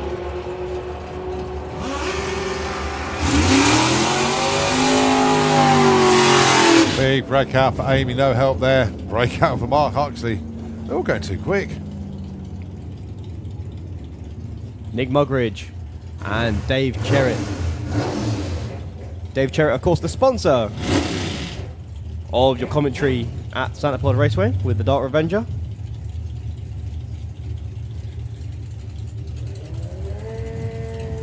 Nick currently in at number 22. Dave Cherritt in at number 19. He is your number 1 qualifier in Supergas at the minute. Dials 989. 10.11 for the Junior Comp Dragster of Nick Mugridge.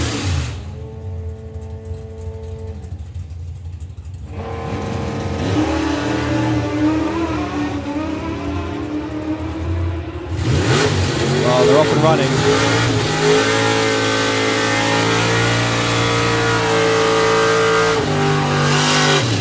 Nick Mugridge moves from 22 to 6 with that run, only 100th off his dialing. No improvement for Dave Cherrett, a slow 10.18 for him.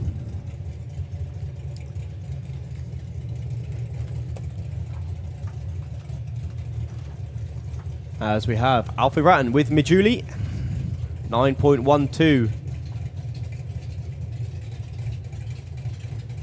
is the aim for the Corolla in the Slicktrix lane.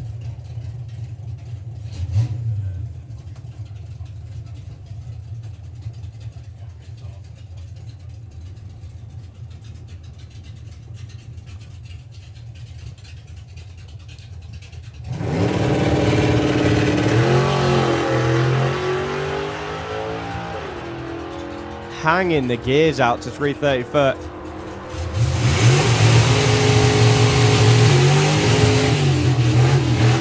And no improvement for him. So, Colin, are you doing some calculations? No, I'm going to do that a little bit later on because I've just got to do a shout out here for Victoria Smith.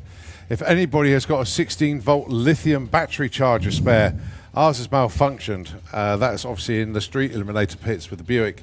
Has anybody got a 16-volt lithium battery charger spare? They desperately need to get a hold of one as theirs has died. So if they can, just pop and see Victoria in street eliminator pits, please. James Walden then with the clanger. Got my information slightly wrong earlier. This is not the one campaigned by Jeff Hauser. Thank you for Mark Huxley for correcting me. It was, however, campaigned by Tim Hines in Pro Mod all those years ago. And what this means as well is, with the dialing on the back of the board, this will be a full pass. If he can run anywhere close to a 995, he could get himself in the field.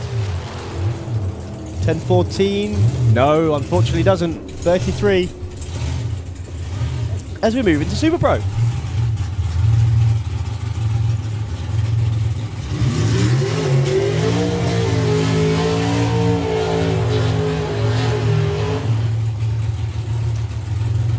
Tom Atkinson does his burnout with the time, his money, Cortina Estate.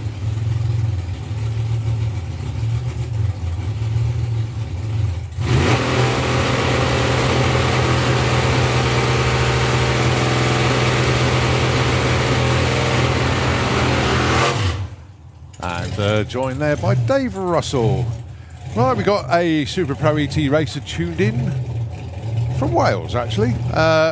Roy Walker and Michelle on a break over there watching the webcam.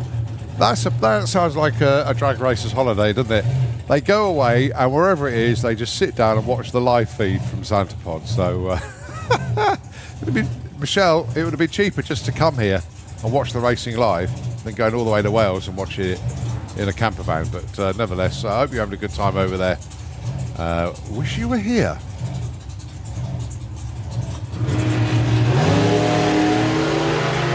Beautiful launch there for Tom, just carried the front wheels a little bit. Looking for that 843. Gets 842 with an 8. Oh, that was close. And talk about breakouts, another one for Dave Russell. 882 on an 885. But cracking launch for Tom. Just a bit too quick.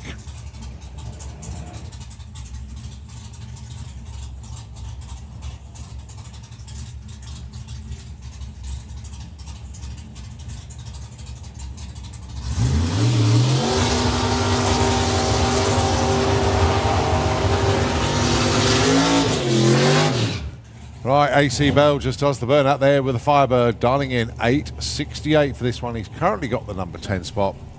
And in number 4, Angel Romero from Spain with that Camaro 776. But when you look at Super Pro, the top 4 have all hit their dialings. But it's Pete Walters that's hit it the best.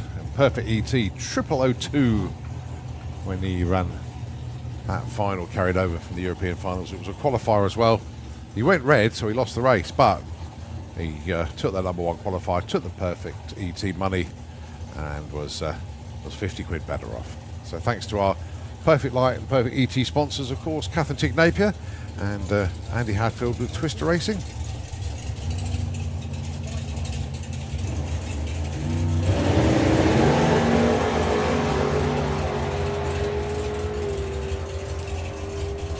Right, Camaro's going to get there first with a 7.75 breakout, and they both break out by 100th of a second. AC dialed 868 and went 867. Angel dialed 776, went 775. I can't believe it's 100th of a second breakout.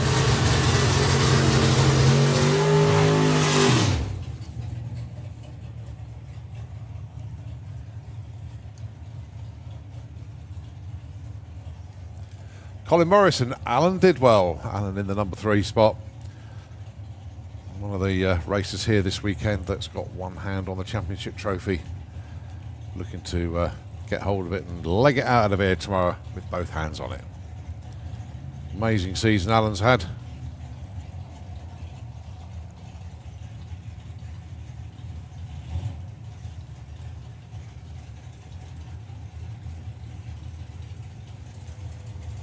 Colin Morris, winner of the European Finals race, carried over to today.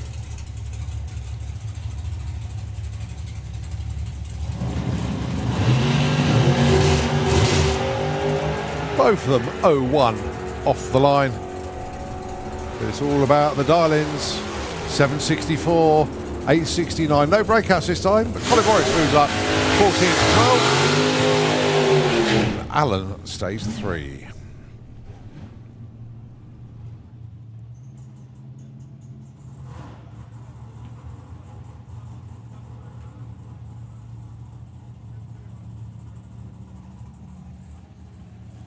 Callum Swinchat and Joe Callett, your next pair. Callum wants an 891, Joe 734.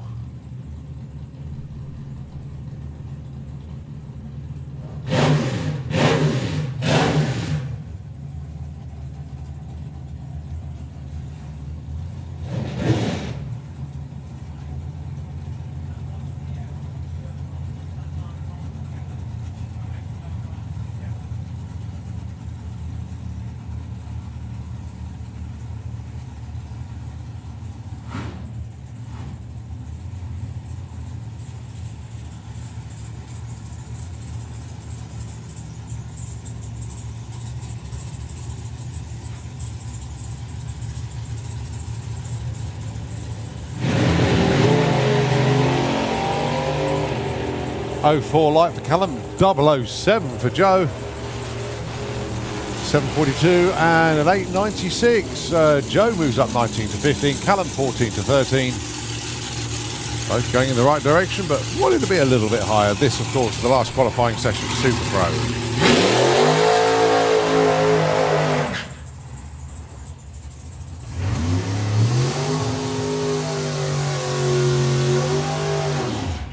Brian Pateman with the Firebird going alongside Pete Walters, your number 1 qualifier, with the Walters Motorsport Dragster. Pete dialing in 767, Brian 862.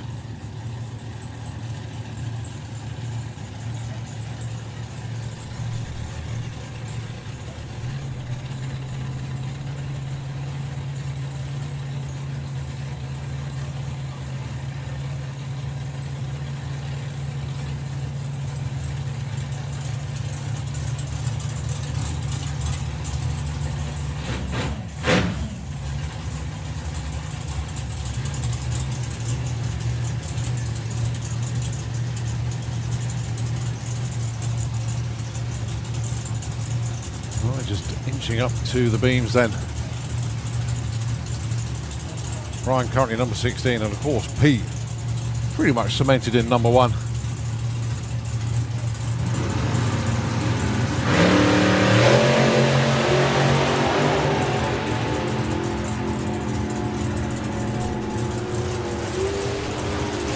.766 breakout there for Pete. Brian goes 880. He stays number 16.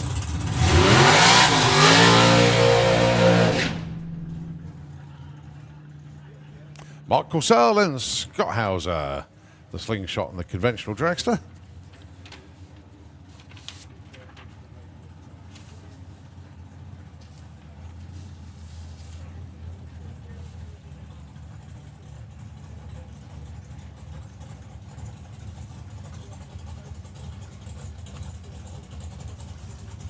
So Mark Corsell currently in the number 8 spot, dials 8.10 for this one.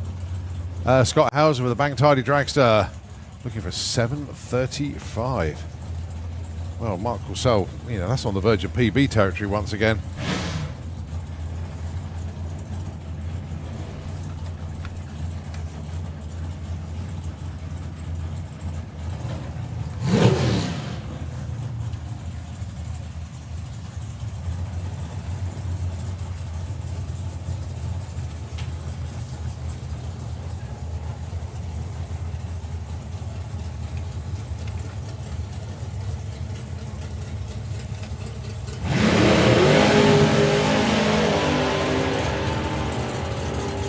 So Scott's going to reach the stripe first with a 7:37 and 8:13 for Mark Corsell. Great runs for both of them, but no improvement in position.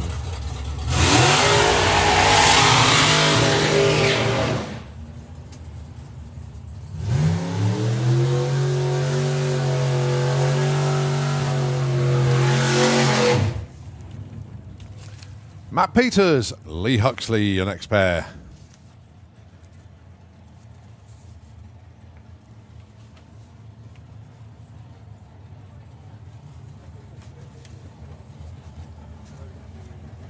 Lee Huxley currently in the number 5 spot, dialing in 890. Matt Peters dialing in 760.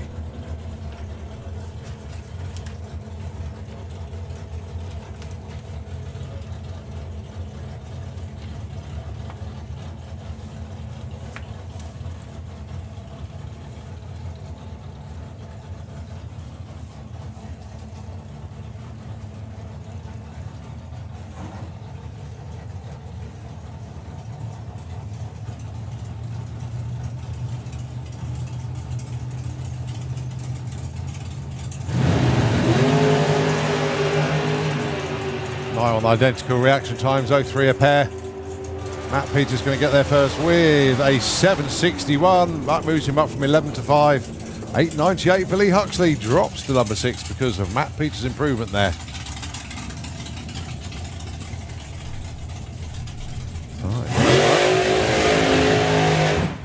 And of course the Giles and Hartley dragster. Barry Giles piloting this weekend. Alongside the Rocket himself, Ron Bartlett. All right, sticking with that 781.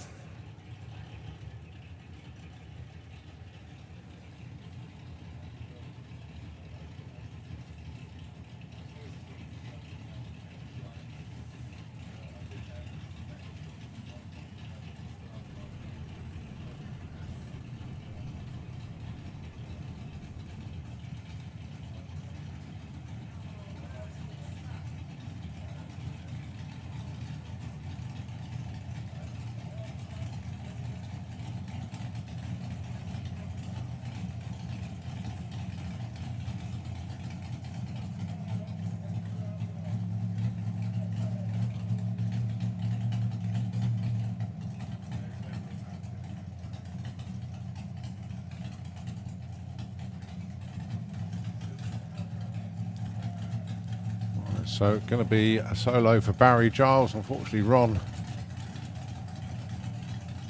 going to be making a full pass here at all.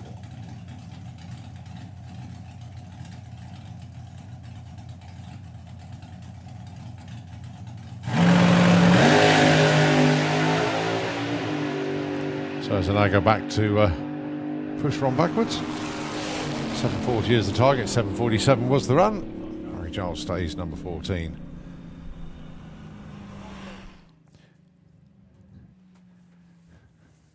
So now he's had the qualifying done actually for Ron Bartlett. The reason that he dialed 781 this weekend, that was to try a match and possibly beat Paul Dale, because that's what Paul did last weekend, ran a best of 781, and Ron just wanted to nip in front of that. But Paul Dale, your number's safe at the moment, but Rocket has still got an opportunity tomorrow in eliminations, but I think he'll put his race face on and adjust it to what the car can run. So, good entertainment from Ron. Shame we didn't get the last run in, but certainly have some fun out there.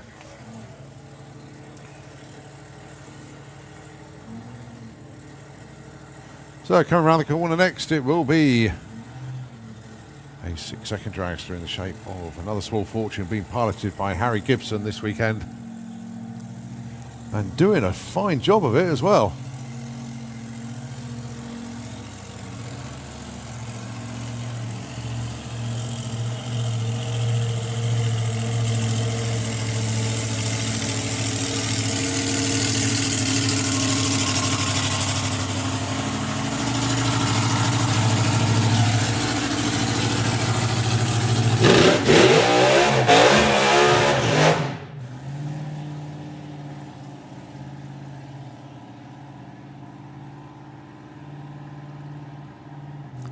Well, you certainly got the burnout licked. I'll tell you what, you certainly got the runs licked as well. Harry Gibson having a whale of a time in Sid's Dragster.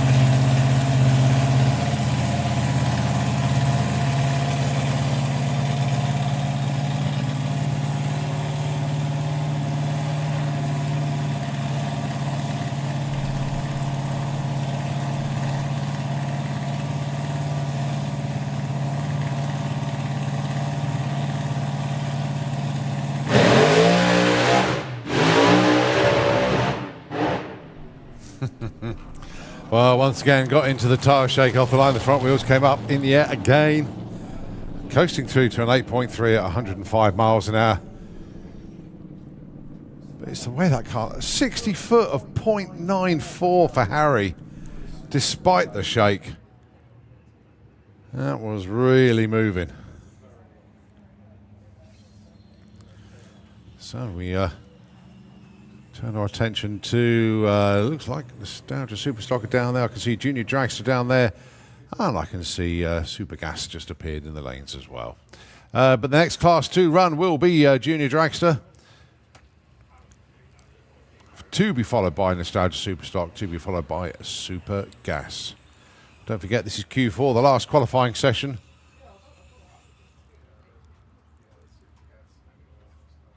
So tractor just doing a little bit of sled work. Right, still to come. Let's just bring you up to speed. Obviously, Pro ET and Super Pro have just done their Q4 run, so they are done for today. So they can get themselves set for whatever they're doing this evening, or getting the cars ready for tomorrow. Junior Dragster will be up next, to be followed by, of course, Nostalgia Superstock, Super Gas, ET Bike. Then, trailing on the schedule, it'll be Comp Eliminator Pro Mod and Top Fuel Bike. And then we move back to the bikes with 950 and 850. Street Eliminator scheduled then, and then of course Street Eliminator go out on their cruise as well. And then the rest of our classes. So here we go then. It is Lucas Oil's Junior Dragster. Big presentations come up in the pits this evening. I really look forward to that.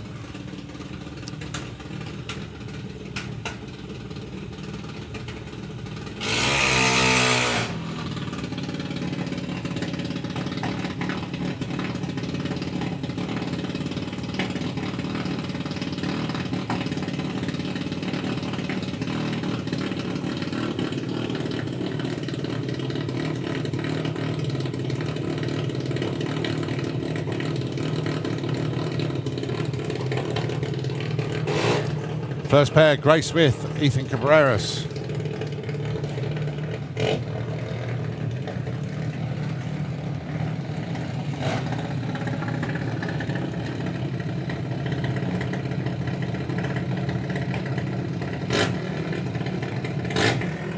So currently Grace is in the number 28 spot. I'd like to get a green, but no harm in trying to cut a perfect light at all. That's where you learn your trade. And she gets one, a 0.11. Ethan goes 0.4. That's going to move him up a little bit. Yeah, Ethan up to 13, Grace up to 22.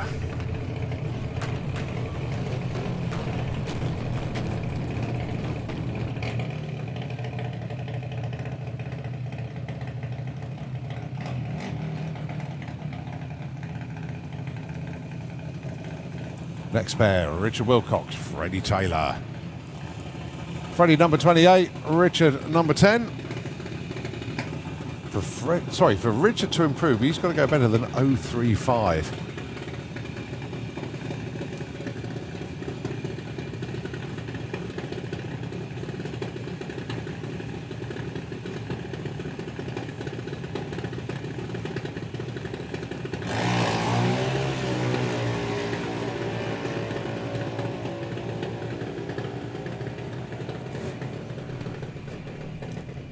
Right, let's move things around a bit. Freddie Taylor up from 28 to 7 with that one.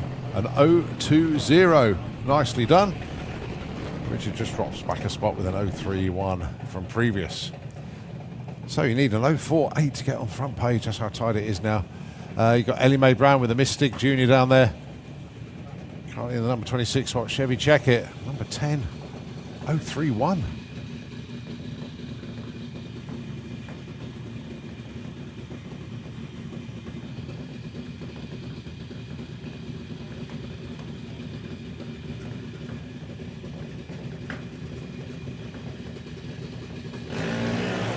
Well, Chev tried to chop the tree down, but unfortunately missed. And 0.3 red. Ellie Mae with a 0.25. So Chevy stays 10, and Ellie stays 26. All right, Daniel Ware up next. Currently number 8 spot. And Neve Devi, number 15. It's only 200ths of a second between these two on qualifying at the moment. But that's how tight it is.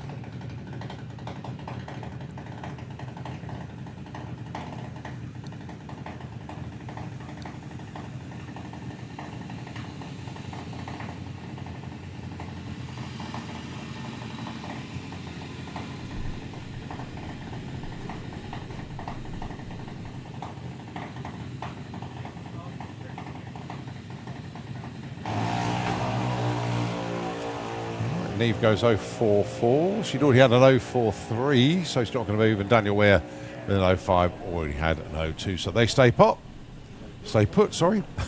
Dan stays 8. Neve stays 15.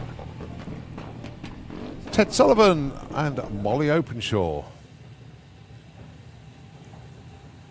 Currently 18 and 28.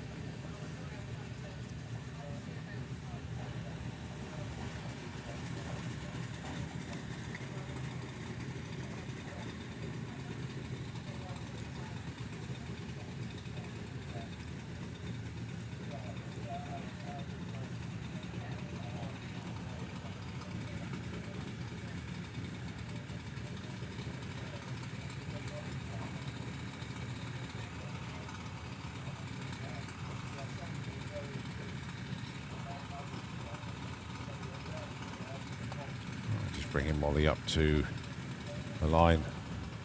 Ted's in pre-stage.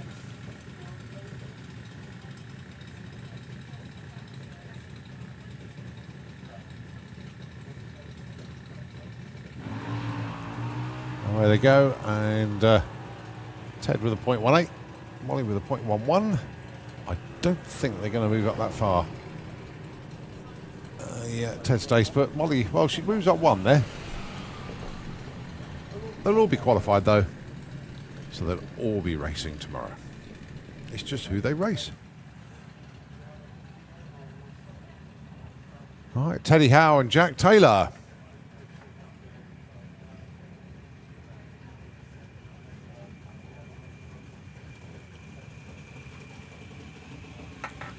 All right, Jack number 22, Teddy number 2.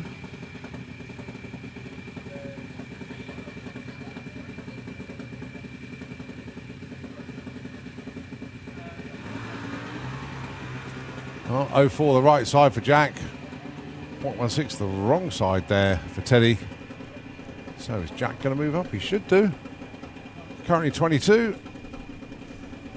Goes to number 16. Nicely done.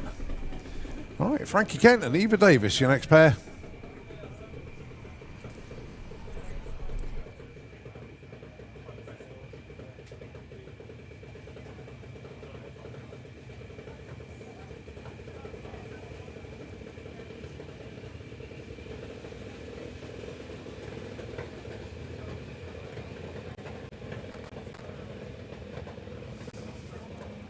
So Frankie currently in the number 28 spot. Eva, number 5 with an 0-1-2. Nicely done, Eva, but it'll be tough to beat that. But just got a stranded car that just needs to clear from the top end first. Just being pushed towards the first exit.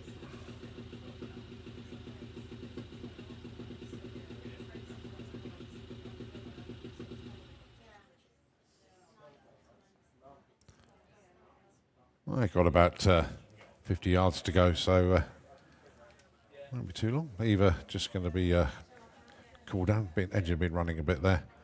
So Ron Bartlett heads back to the pits. Hope it's okay, Ron. And we'll see you out in eliminations tomorrow.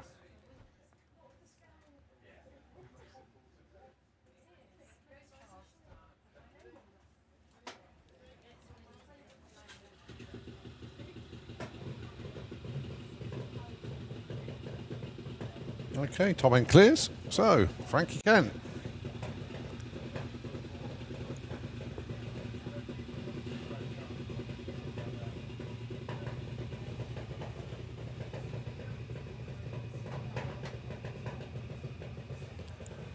Going to be joined by one of the Coopers. I don't know which one it is yet, I can't see. It's Jake.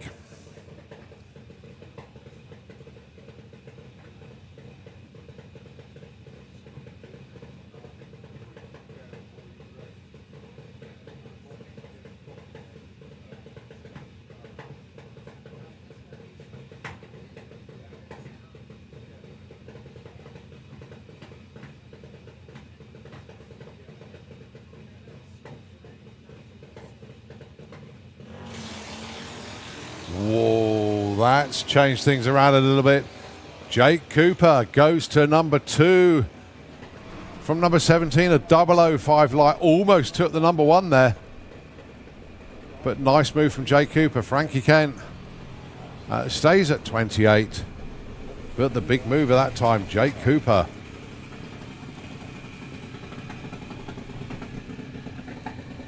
Harry Peters and Eva Davis. Harry 22, Eva number 6.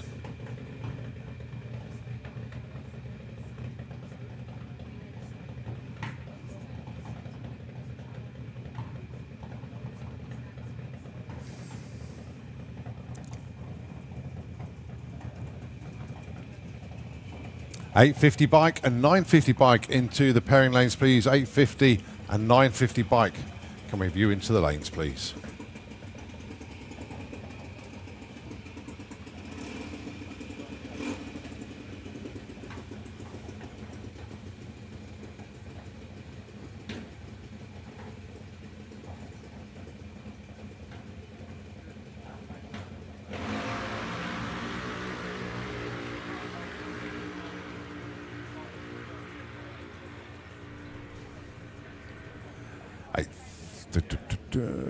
.18, .13, no changes there. Harry stays 22, and Eva stays in the top quarter, shall we say. Next up, Emmy Crundwell, Kai Cooper. Well, we just seen Jake go to number 2. Can Kai get to the sharp end as well? He's currently number 25. Now, Emmy has already had an 0.24 reaction time to sit at number 10.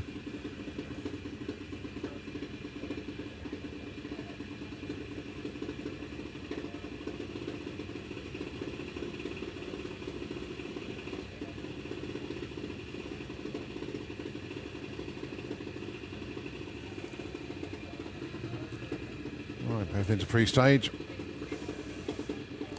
Both in. Tree counts him down.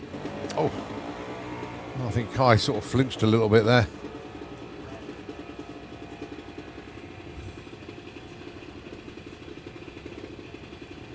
And Emmy, big red there actually.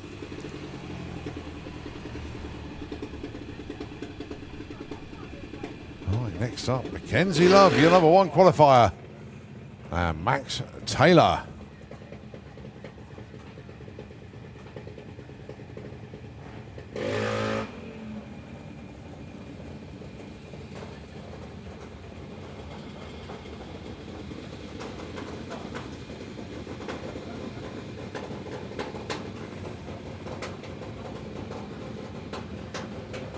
Okay, bring him up to the line then. Max Taylor. So currently residing in the number 24 spot. Would love to be in the place where Mackenzie is, and that is top of the pile, number 1. At a 004 light. 4 of them have hit their best reaction time so far, i.e. double O's. An 0.2 for Mackenzie that time. Max Taylor goes red. So bizarrely no help for either of them. But Mackenzie stays number 1.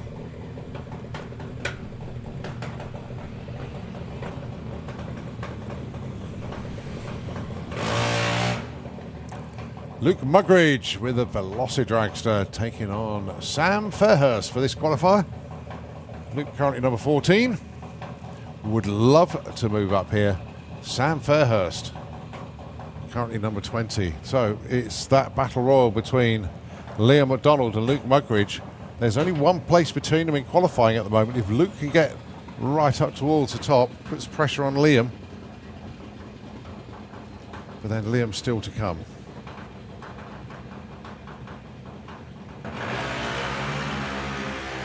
No help, I don't think, for... No help at all for Luke. It's an 07. Sam Fairhurst 0.1, so they're going to stay put. Luke stays 14, Sam stays 20. Now it's going to be Liam's opportunity to try and take advantage, and he is in the next pair. Now, if Liam can get a good qualifier in and say, I don't know, 10 places ahead of Luke Mugridge, then that really, really does aid Liam's championship aspirations this weekend. Instead of being 2 rounds in front, it could be 3 rounds in front. But it's all down to this qualifier. Jacqueline Bartlett on the other side. She's in the number 5 spot. She was number 1, but it's taken 4 00 lights to get in front of her here.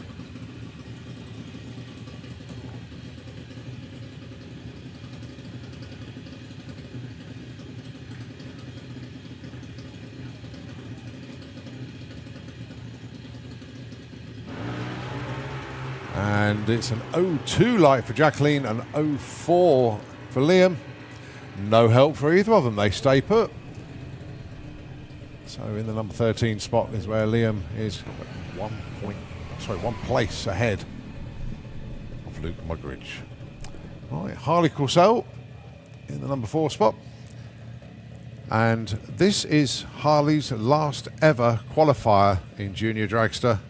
He's too old next year.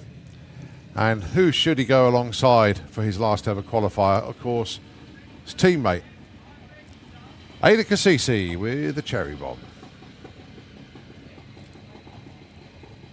Harley currently in the number 4 spot, Ada number 18.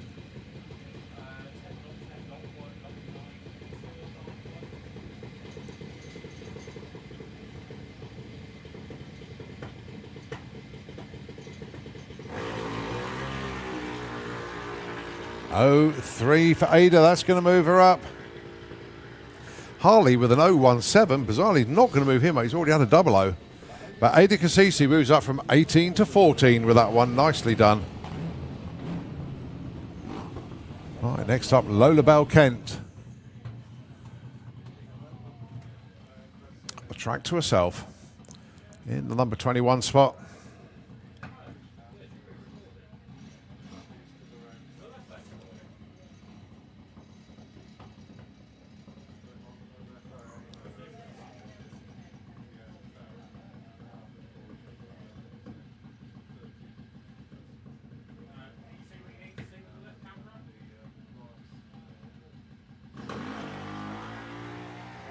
And lower stays number 21.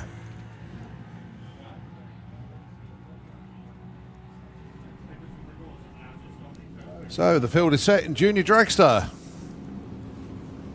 Congratulations to our number 1 qualifier for the national finals, Mackenzie Love, with Jake Cooper in at number 2.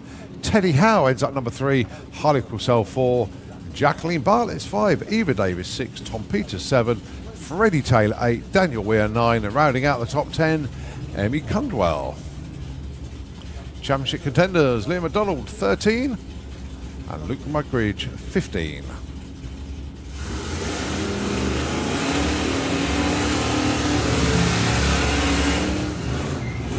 We move on to Nostalgia Superstock.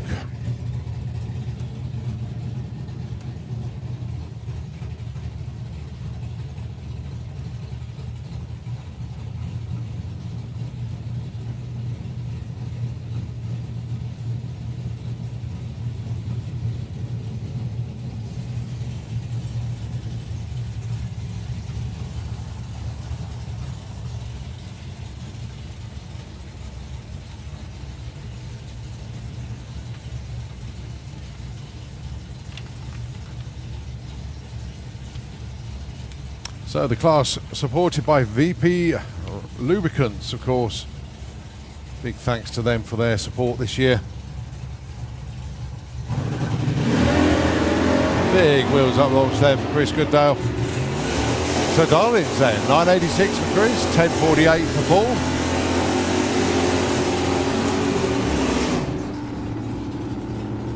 $984 breakout for Chris, a little bit too quick, 1055 for Paul Smale. So Chris stays 7, Paul stays 10. Ash Rawson, and that's Kiwi down there, Stuart Thompson. Ash dialing in 1027. Stuart dialing in 983. Just saying, Harley's last ever qualifier. And it was alongside Ada Kasisi. How about that? That was a little bit planned. I thought it was. I thought it was.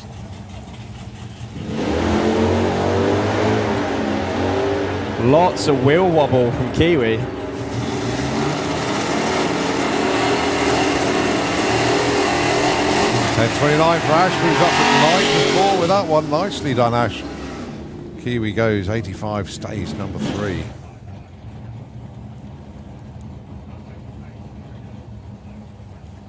All right, Don Scott, your number 2 qualifier. 965. Going alongside Adrian Portelli with a big red 6. And guess where he's qualified? Is it 6? It is. Way!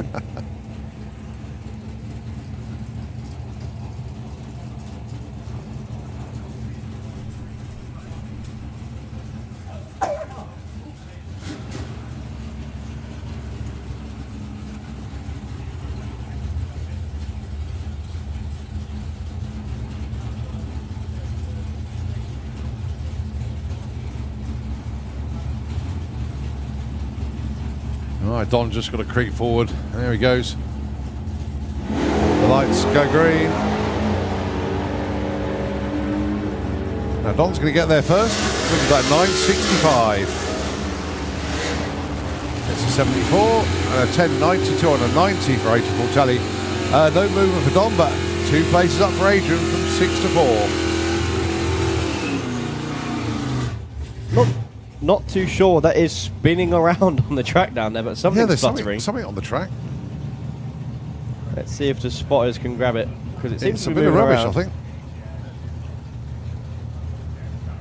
Oh, well done. Look yeah. at that. Nice one, Chris. Well caught. Take it home and frame it, mate. Well done, Chris. Well, depending on what it is, it could be a Chris Packet. If it was a big one. True. Right, Simon Rickwood, Vic Parsons. 991, 974 dial-ins for these two.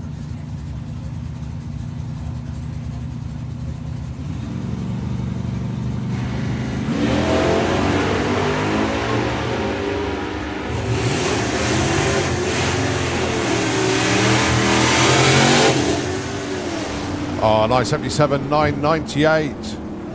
No movement though. Vic stays 6, Simon stays 7. Right, your champion in Nostalgia Superstock for VP Lubricants is Spencer Tram this year. Going alongside Matthew Dowdy.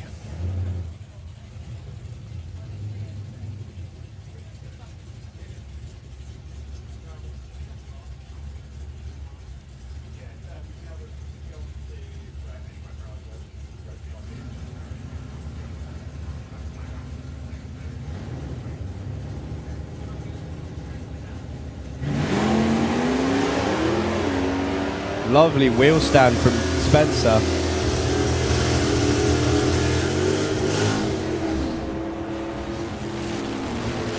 .26 breakout. Spence a bit too quick. 12:37, a tenth off for Matthew. But he's got a car that's working. Good news. All right, your number 1 qualifier, Pete Wiseman with the damage case. Dials this time at 990. That's pretty much where he's been all weekend.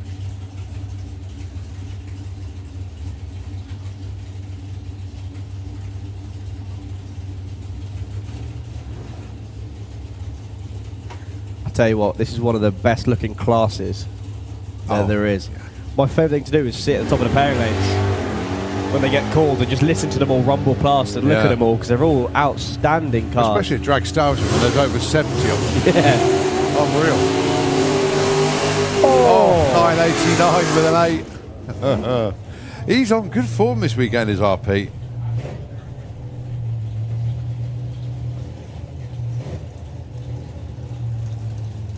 Right, we move on to Super Gas.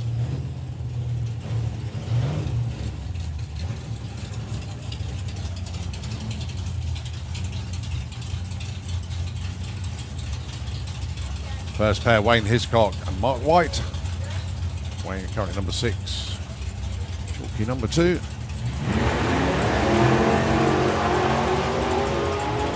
The wheel stands from Chalky is ridiculous.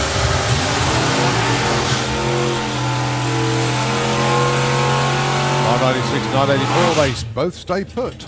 Wayne was actually using an Alabama throttle stop on that one. Look at the mile an hour. Yeah, that's unusual. He was looking over and just shadowing Chalky the whole way up the track. Thought we'd try something different instead of like bolting off into the distance and lifting. Yeah. All right, Stu Dorney and Dave Fulton. What's Dave trying this time? I think if it's another 10-2, he might slap himself.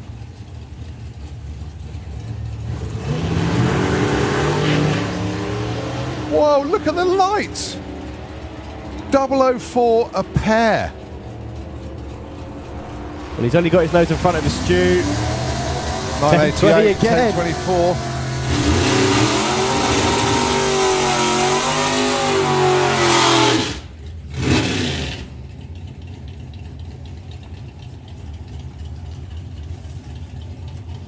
Andy Harrison with the Brute Force Sierra, and of course that's Dave Cherrett with the Dark Revenger. Dave is your number 1 qualifier. Can Andy steal it off him? Well, Andy's best run was the first one he did yesterday. It was a 10.01. I think I know why that was. I think it was his crew. Rory, Ian wasn't here. Oh, What? that's harsh. No, it's because I was there. Oh, right. It was definitely the crew. So, of course, 9.90, the aim of the game. Dave Cherrett did that expertly, lifting at the top end. 9.90 with a 7.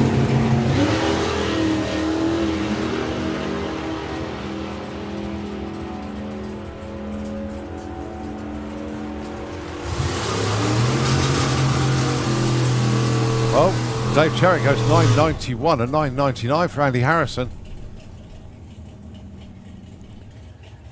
Unfortunately, no improvement. He improved on the time, but Yeah. he needed a 997 to move up a spot.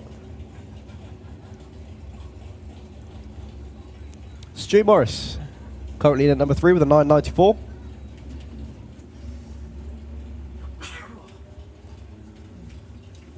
Well, he has the capability of taking that number 1, but has he found it in the car this time?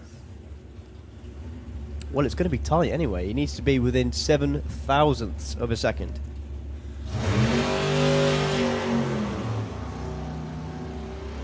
Oh, 0-10 off the line. That was in near as good as you can get. 10.71, way off 99 mile an hour the stripe. So, field is set. Congratulations to Dave Cherritt. Takes the number 1 spot. Right, ET Bike, last session for them. We've got Blade in the number 1 spot. Blade, who hasn't made a run today. Yeah, saving it for tomorrow. So, Patrick Marit in the Kestrel B lane. He did a huge wheelie earlier, running in 850 bike, dialed 870. That is, of course, the class floor of ET Bike. That's as quick as you can dial. Carl Hester on the Rebel looking for a 10.85.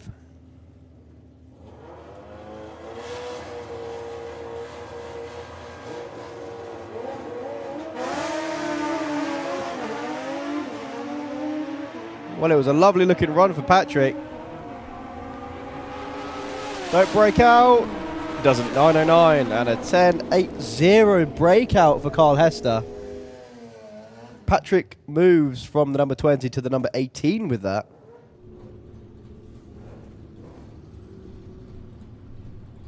As we welcome Ralvin, who did a wheelie in ET Bike earlier. Also looking for an 8.70. Taking on Alan Davis, who is looking for an 11.73. He's coming to have a play on his ET Bike. Alan, a man who's got many, many, many different bikes in his garage, ranging from that thing to top fuel bikes. So, 862 breakout for Ralvin. Alan goes 1188, stays number 2. Ralvin stays number 10.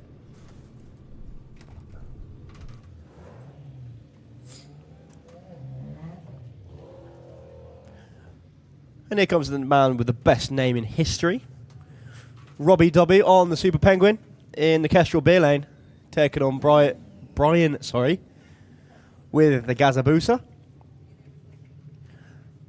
Lovely to see the guys from the Netherlands making the trip over. He's done 8.70.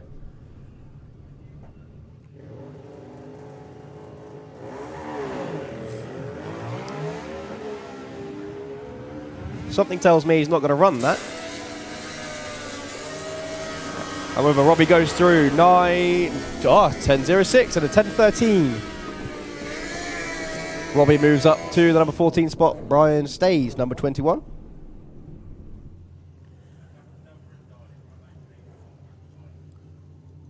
Phil Pratt. And the man proving you can ride whatever you want.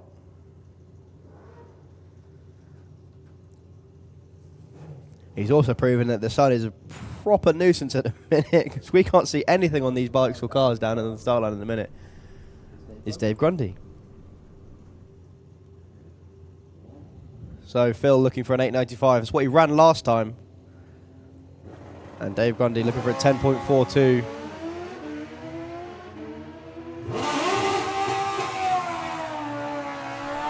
Phil goes 8.99. Stays number 4. Dave stays number 3. Yeah, no improvement for him. 10.61. Liam Holgate on the Rugrat Racing GSXR. Blade King out back. Yoo-hoo! Pete Harrison in the Kestrel Beer Lane looking for a 10.88. Liam looking for a 9.67. 2 red lights there, 02 and 05.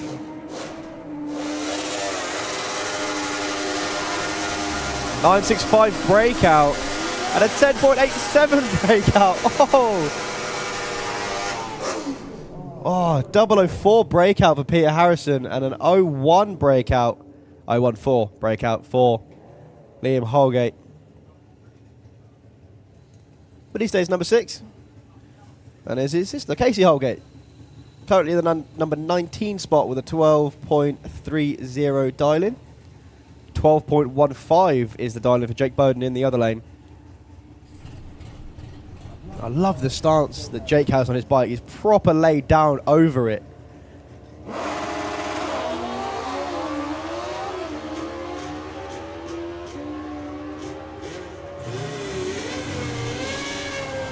So Jake looking for a 12.15, goes 12.31 and 12.80. No improvement for either of them. Well, you've seen the Rebel.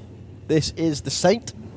Gary Hester currently in the number 8 spot against Chris Venn on the Twin. He's looking for a 9.95. Gary looking for an 8.80. I've never seen him dial quite that quick before.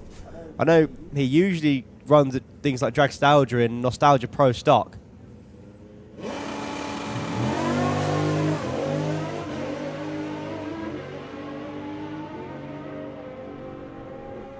Well, that is a lovely looking run. 8.90 with a 1, misses it by a 10th. A 10.75 on the 9.95. No improvement for either of those.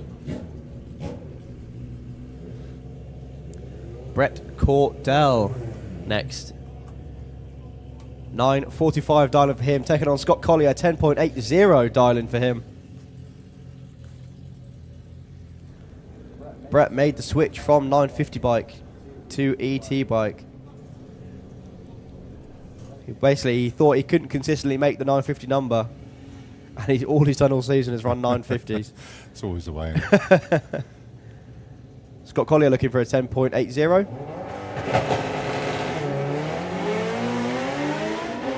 These two good buddies. Nicely done, Scott. Trying to pop the wheel up, but he expertly rolled off the throttle, rolled back on it. Brett goes 9.50 with an 8, as if to prove my point. Oh dear, oh dear. Just the way it happens, isn't it? Anyway, he moves up from 13 to 8, so it's not all bad. All right, John McGill on that 650cc Triumph. He's had that bike for 40 odd years. Going alongside Matt Jones.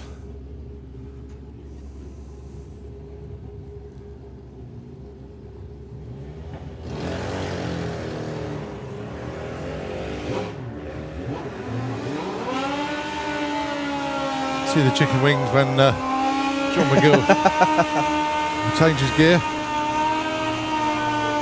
12.33 for Matt and a 15.52 for John McGill. A big breakout for John. You won't mind that. All right, Justin Moulton and Nick Playden. Nick, of course, took the perfect light money. Congratulations to him. Popped up to the tower yesterday, collected his Wonga. Best accident I think he ever made, that. Yeah, you're right, actually. Well, if this was eliminations, it'd be a heads-up race. 10.25 is what they're both looking for. One is way out in front. 10.01 and a 10.38, both either side of the number, but neither of them hitting it. Well, Nick Playden would have won that hands down. A, because he went the right side of the dial, and B, because there's a red light on the start line. Carl Thomas and Rob Stanley. That means we are into 950 bike. Yeah, Brett, go and get it back. Yeah. So, Carl is currently number 1 qualifier. Rob currently number 5, 953 and 961.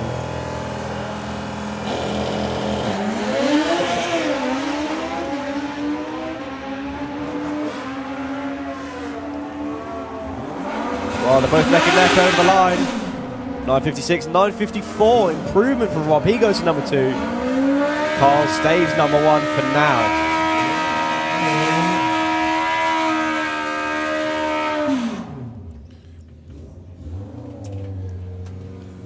All right, Rick Sawatsky, multiple time champion, of course. Multiple event winner. Going alongside Zoe Hallett. Now then, these two are 5 and 6. Bearing in mind this is 950 bike, these are the only two that run 9.6s. All the others are run 9.5s. How tight does this feel?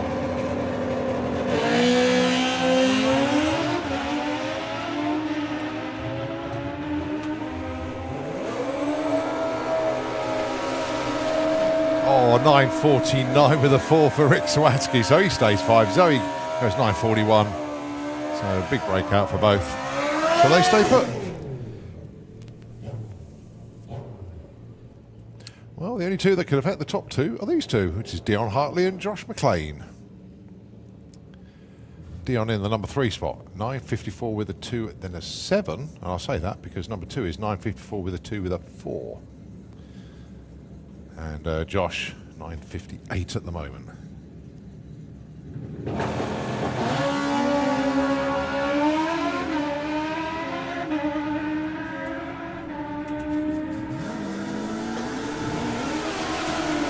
.961, 9:54 with a 2, and oh, it's absolutely identical. 9:54.24 for both of them. Oh, wow. So I think whoever did it first gets it. Yeah. But that's how tight that was. 850 bike. Johnny Hines and Martin Hallett. If we look at the order, you can see, so it does go 3, 2, 1, 4, 5, 6 in the order. Martin Hallett currently in at number 4. The points at the top are so close.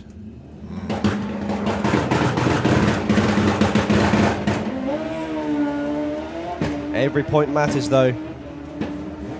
Martin's going to want to squeeze in where Johnny Hines currently sits. Not going to be on this one. 8:59, no improvement for either rider. 8:62 for Johnny. He was well off the throttle at 119 miles an hour.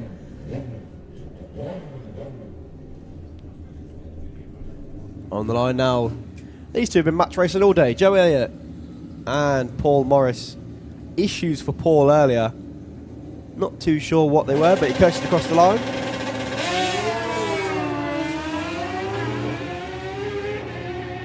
Well, he's off and running. That was a big old red light for him. What's it going to be? 880 and an 878.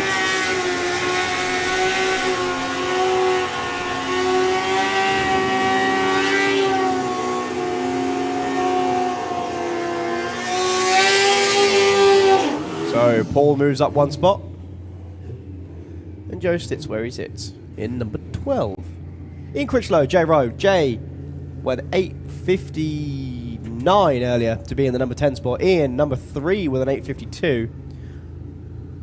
I believe Jay is 4th in points, so he wants to join the train that's happening in the top half of the field.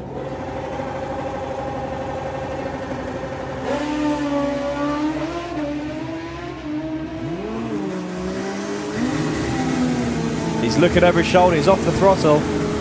Oh. 8:51! Your new number 1 qualifier, Jay Rowe, squeezed in where no one thought they could. Beats Johnny Hines by 5/10,000ths of a second. Right, this is important then. Brad Head.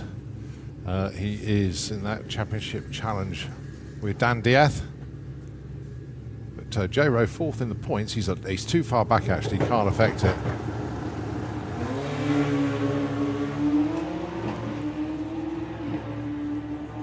So Brad currently number 6. Let's see where he ends up. Play with 8:53. No improvement. Still a good run though. Carrying below solid effort. 8:59.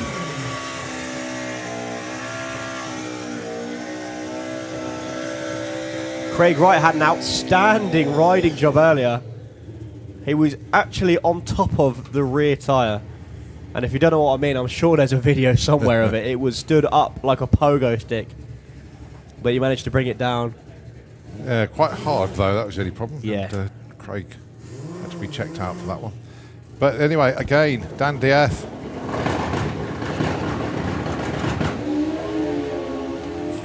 Well, good news, it's kept the front wheel down this time. They are elbow to elbow going up the track.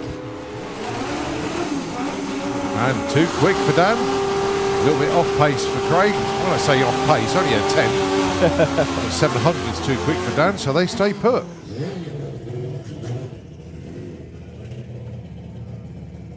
So the important thing there is Brad has qualified ahead of Dan. Yeah, so the difference will be... So it's around whoever goes further. Yeah. Now, if Dan Dieth had qualified higher, then Brad would need to go one mile further. Well, let's see what these two have got for us this time around. Boise and Stacey. Boise is not running an 850. No, he's gone. 762. An 862. Boise having to fiddle around and have a play with his speed new for boys, bike. 191 mile an hour.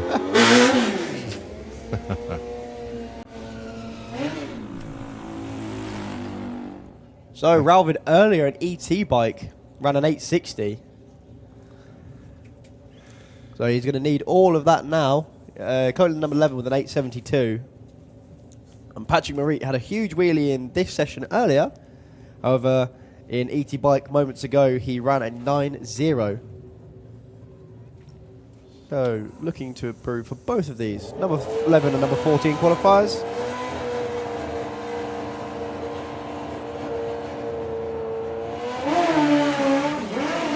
Well, it brought the wheel up again, but he expertly brought it back down again. Close to the stripe, 891 and a 901. Okay, just a little bit of traction going down now in the shape of the glue, which means we're getting ready for Top Speed Automotive Street Eliminator. Not far away either, though.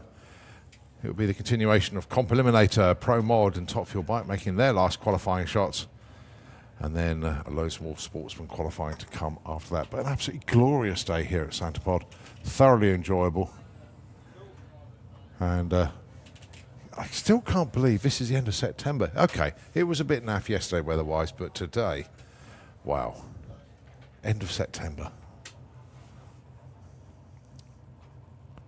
Can do what it likes after this weekend, as long as it's dry at the weekends for our race meetings. We've got, obviously, Jap Show coming up. We got obviously Flame and Thunder end of October. For the locals, we've got Firework Frenzy, GTI Fest coming up.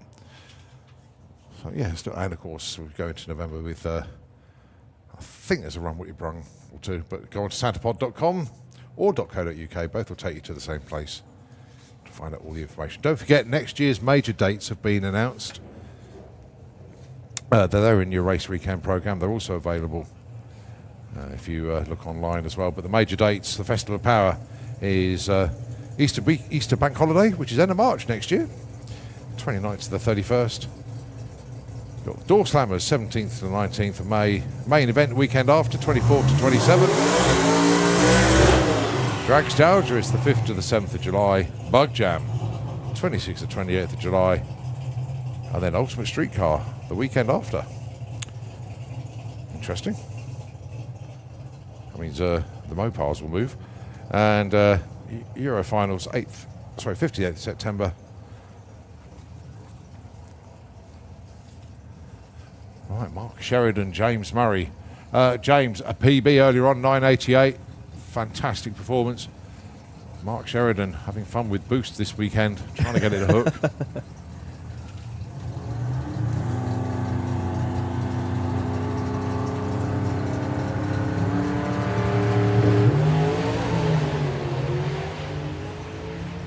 That's it, it's hooked.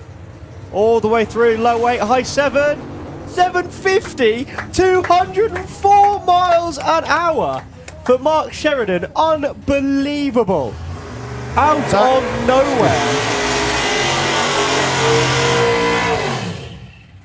No, that'll do very nicely indeed.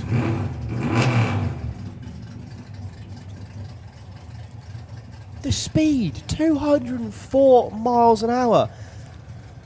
Unbelievable. Yeah, he's been there before, don't forget. But I know he has, but stout run.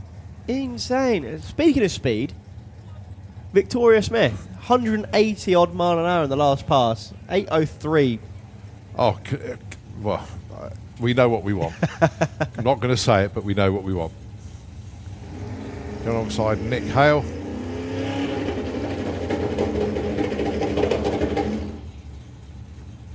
Try again.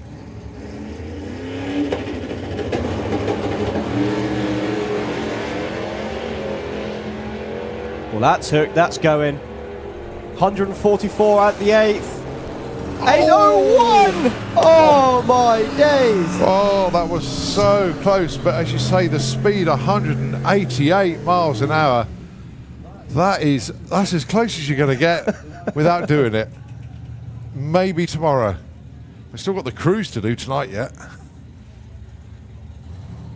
Right, Rob Carter. 796, Percy the Passat. And these two are two of my favourite cars to watch in this class, because I said earlier about the separation in the falling at the back of these cars. They really do. The rear ends of the cars stand up off the racetrack.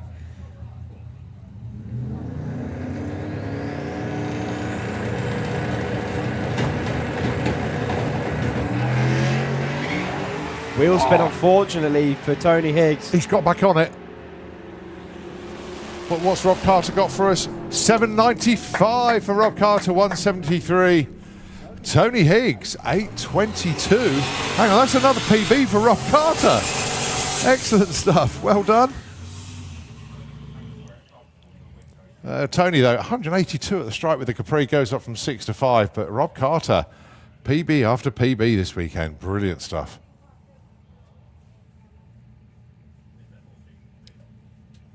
Elliot Day pedalled it on the last run after it started to hike the front end up. No doubt these guys would have done a little bit of four-link adjustment, a little bit of boost adjustment, keep the front end down. Give it more.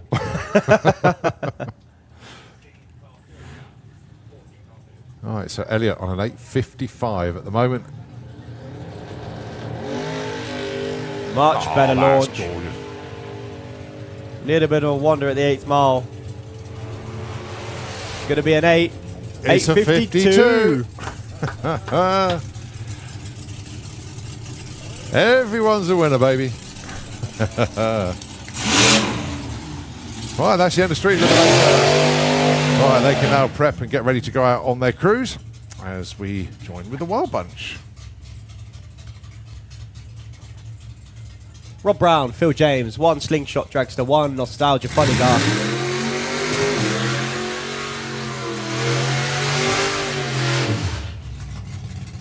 Rob coming back nice and slowly, building the heat in the engine. Off pace for him in the last round. But once again looking for an 8:48. Phil James looking for a 9:59.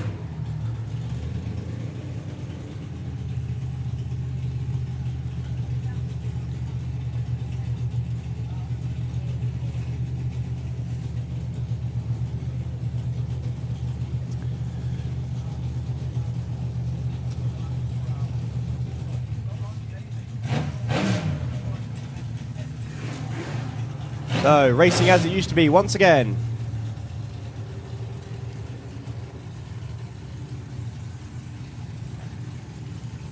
The Maras in the Slicktrix lane with the Rebel. Phil James in the Kestrel Beer lane with Rampage. They'll launch together. Lovely wheels up launch for Rob as he moves over to the wall. Reels it back perfectly. He knows what he's doing. Over the line, 860, 155, and a 10 flat for Phil James. He just did it to wake him up a little bit, that's all. Make sure he was still paying attention. Steve Field, Andy Clifford. I believe that says 9.30 on the back of Andy's car, if my eyes serve me well, and an 8.40 on the back of Steve Field's car. I'm waiting for somebody to come round to put a dial-in on the back of whatever. Oh yeah, just you choose. Yeah, whatever. I'm going for it. Well, I'm hoping they've sorted out whatever's going on with Andy's car. He's been making some hard moves to the right off the hit.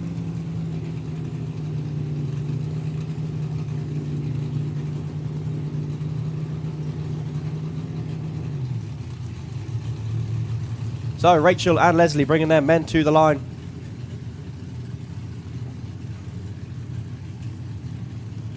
Now Steve's upped his dial a little bit. but not as much as you'd expect. Lovely launches from both of them. Both of them having a little bit of a wander around the lane. Is Steve going to hit the 840, 896 and a 914 breakout for Andy?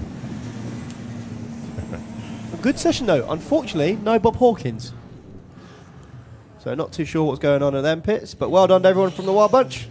You're all still down here, so I'm going to say hello to all you all. Right, move on to VW Pro. Ed Keach and Luke Stevenson. Now, Luke did message me earlier on. Let's see if I can get Luke's actual message up. Is it something about he can't find third? He basically says, engine good, driver rusty. But main issue is the slave cylinder needs adjusting, and it's something we cannot do this weekend. Oh, okay. So maybe I'll get a gear, maybe not. Well, he looks like he's got a gear. I can only change gear really slowly and pray. He's under power. Well, it's not going to be a 12.99, but it's going to be a better run than before. 12.53 for Ed. Stays number 8. Luke stays number 12.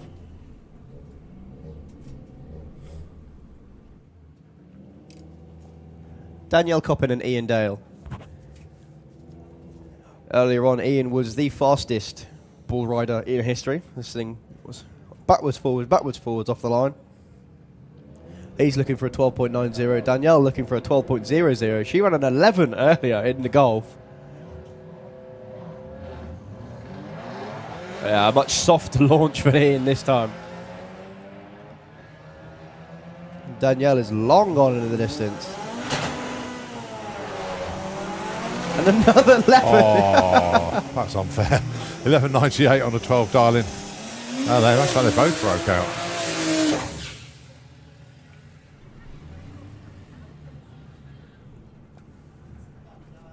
Graham Fairhead and James Gould. James given in.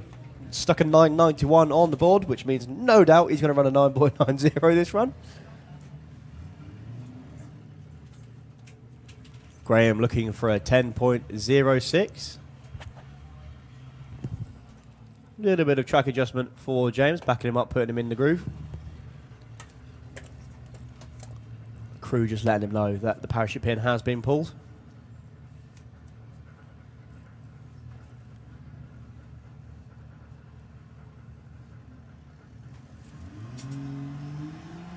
So Graham goes in. James building the boost. He's in. Well, red light start for Graham. James has already gone round him. What's going to be 9.91 again? 9.93 this time, and a 10.64 for Graham. He moves up to the number 3 spot. James stays number 1. Jake Fronter and Abby Tether, 10.82 and an 11.99. He's done it. He's gone for the 11 dialing.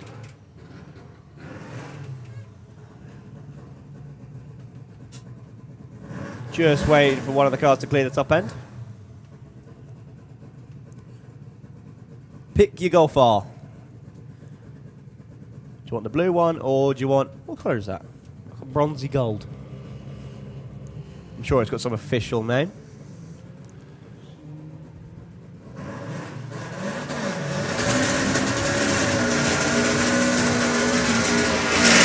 So 11.99 the dial-in goes. 11.92? How has he done that? He'll take it. A 12.85 and a 12.82 dial for Abby. She moves to number 3. And here we go then. Dave Crowhurst with the Black Wanger Beetle and the Blackcurrant Beetle of the Young family. Sam Young in the pilot seat. So 1 Subaru power, 1 electric power. Huge mile an hour from Blackcurrant earlier. And no wheel spin this time, but he's off the power, unfortunately. Oh. Moving over to the side. Dave looking for a 10 flat, goes 10.60. Oh, sorry, 10.20 darling, he goes 10.60. Unfortunately, issues for Sam Young with Blackcurrant 4. It was a lovely looking launch. He's obviously spotted something in the car. He's indicating off the track.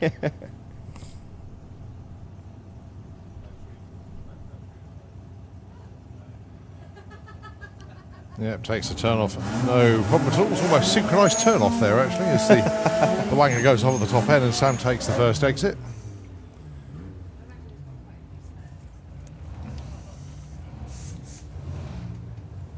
James Hodson with the Mark II Golf looking for a 10.99. And Ollie Whitehouse looking for an 11.30 with the Beetle. Another one of these cars that sort of leaped off the line earlier.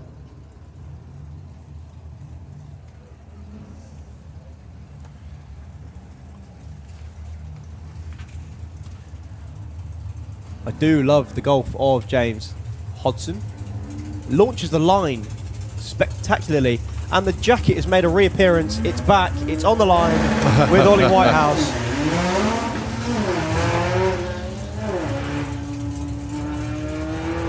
Oh, the car thinking about making a move, but Ollie expertly wrestles it back straight. James goes 10.99 with a 9. Oh. Your new #1 qualifier is James Hodson. 10.99 with a 9. Bang on the number. Nicely done. As it rounds out, VW Pro. How is that jacket making it around the entirety of the pits? It was in Pro ET earlier. How is it VW Pro? It's a magical jacket, didn't you know that? Well, it must be. Either that or there's about 50 of them. there's only one jacket like that. Right, Paul Hudson and Leah Kellett. And the way this works is if Paul Hudson can't take #1 away from Leah Kellett, Leah Kellett is confirmed as champion. Okay. The reason being is because Leah can't qualify last to secure the title. So in other words, if Paul, they would need everybody to go in front of Leah. That's what I'm saying. It ain't going to happen, but never say never. Weird things have happened. Yeah. Never say never. So 0.02 of a second to play with. That's of course if Leah doesn't improve.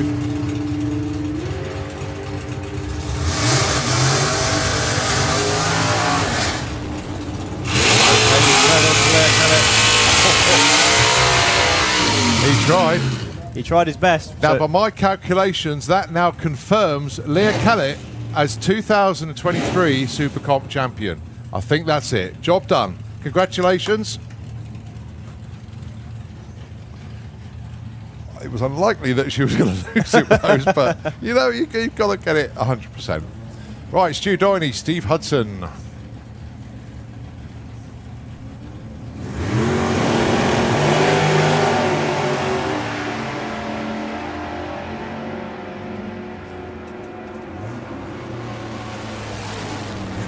Oh, look at that. Steve Hudson goes to #2.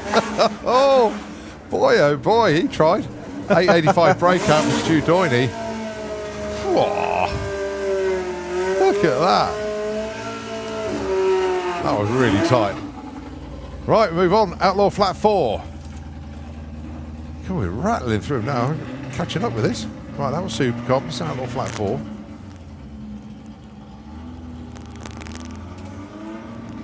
Darren Shepherd and Andrew Burton.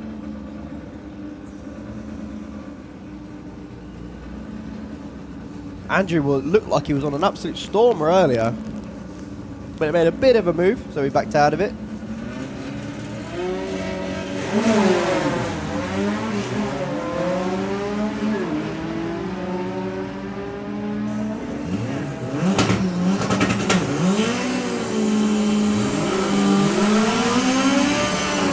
$11.83 and $11.94.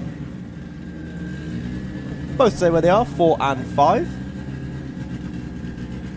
Mark Pascoe and James Wooden. Mark made a big old move as well earlier. And in fact, so did James, but James proved me wrong. I thought his pedal would stop him from improving his time, but he improved it by 0.08 of a second to run a 9.82. Your #1 qualifier at the minute.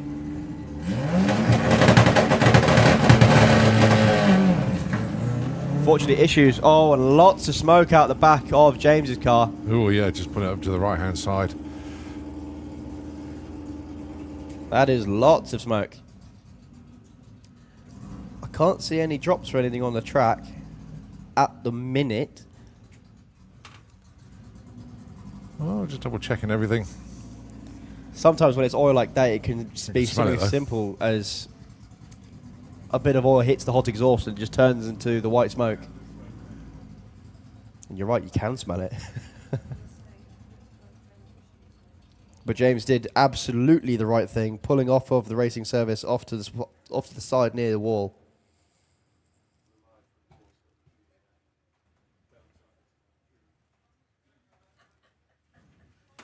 Nice. Have a Give push the car back. Yeah, thumbs up, pushing the car back. Good news as well is Mark's not off the track, so he was going to have another go.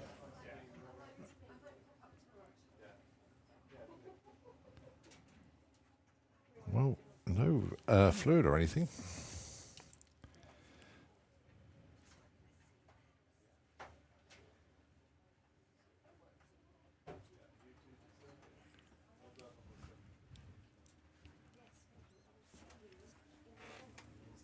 Well, coming up next after Outlaw Flat 4, it will be Comp Eliminator, followed by Pro Modified and Top Fuel Bike. And then we'll move on to Comp Bike, Junior Drag Bike, Funny Bike, Super Street Bike, and then Sportsman ET, VW Sportsman, and we're done for the day.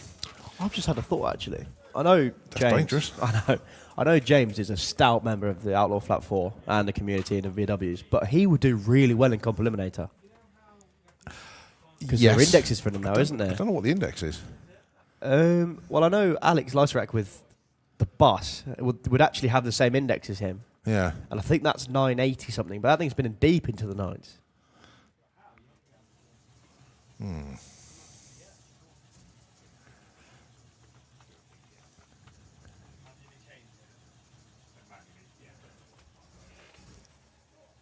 Well, we got a couple of Outlaw Flat 4s still to go.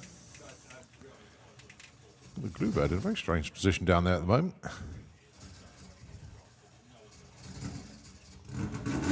There we go, it's fine. Mark having issues trying to get his car started up then. Burnout number 2. Bringing the car to the line. Right, so we've got 2 Outlaw Flat 4s to go. Then it'll be some track prep with the Bluebird. And then it'll be getting ready for Comp Eliminator. Lovely looking launch.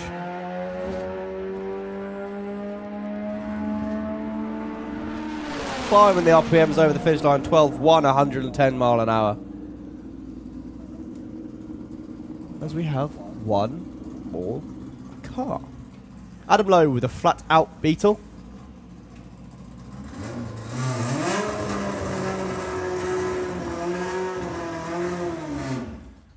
I don't know why he's named it flat out, but it is aptly named because it looks like it's been flattened out.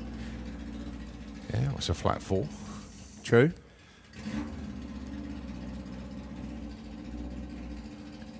So another one of the naturally aspirated engines.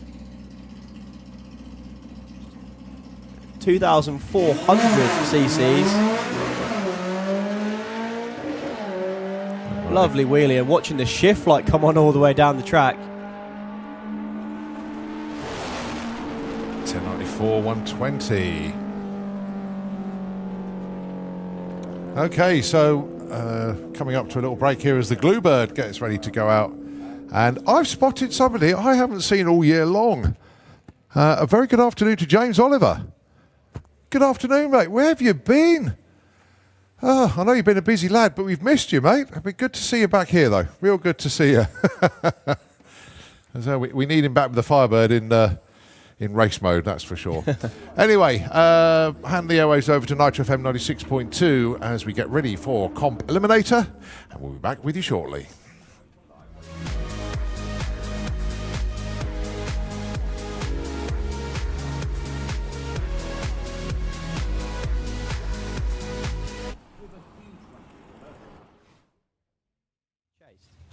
Paul Hudson does something very similar in the other lane. You'll see it go, wow. All the throttle comes off. Wait for it. Throttle come back on. Paul with that throttle weave. stop. Wow. 892 and an 890 that's just with rude. a 2. This is the less conventional way of doing it. Building yourself an altered that runs 8.90. And he goes 898 with an 8. No improvement for him, has already been 892. Really quick for naturally aspirated. These things only run conventional engines. Whoa, look at that for a launch for Mark. Squats and moves him over to the centre line. Adam long gone. 1086, nice improvement for him, and a 12.0 for Mark Pascoe. Well, when I say conventional engines, I mean the engines that actually came in these cars out of the factory. Granted, some people have strapped turbos to them as a bit of nitrous as well.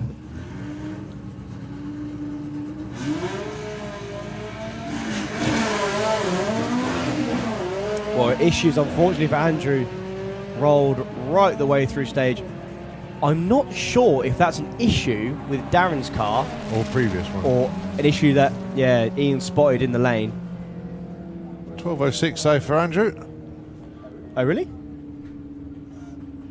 Did he not roll through stage? Oh. At the minute.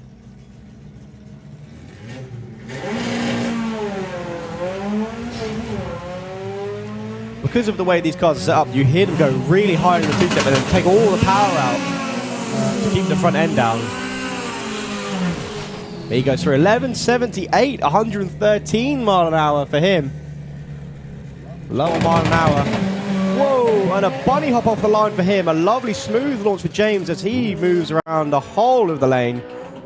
He goes left, right, left. It won't be an improvement, I don't think. Oh, it will. 982, 144. And that was with a huge pedal. He's just proved me wrong. Well, that won't be.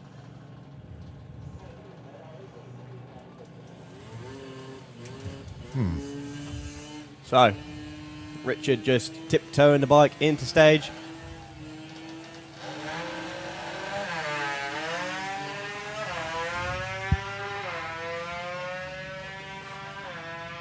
One more gear, Richard.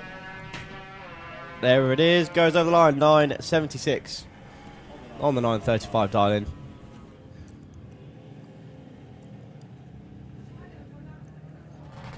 Jackson. They're not old at all.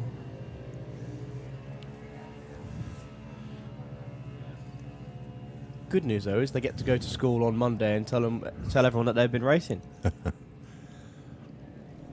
So Jackson over the line to a 14.00 and a 15.38. I'm getting it all wrong now, aren't I? I just need to stop predicting things. Tell you what, finish your roll. Pro tree start.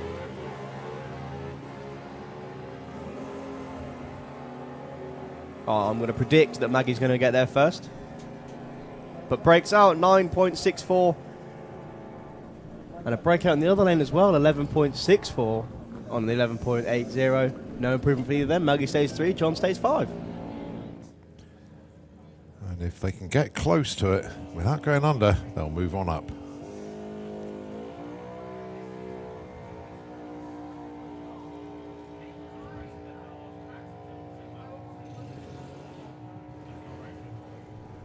Well, as they get towards the finish line for the juniors, it's a 13.38. Harry stays number 7. Faith goes 13.68. Already had a better run, so she stays number 9.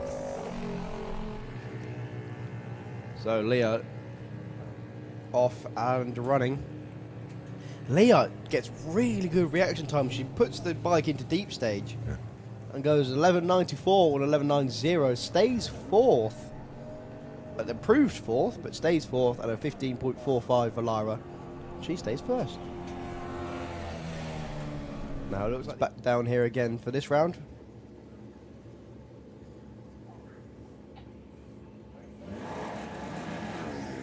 And Alia Lester in the other lane. 13.34 is the dialing for her.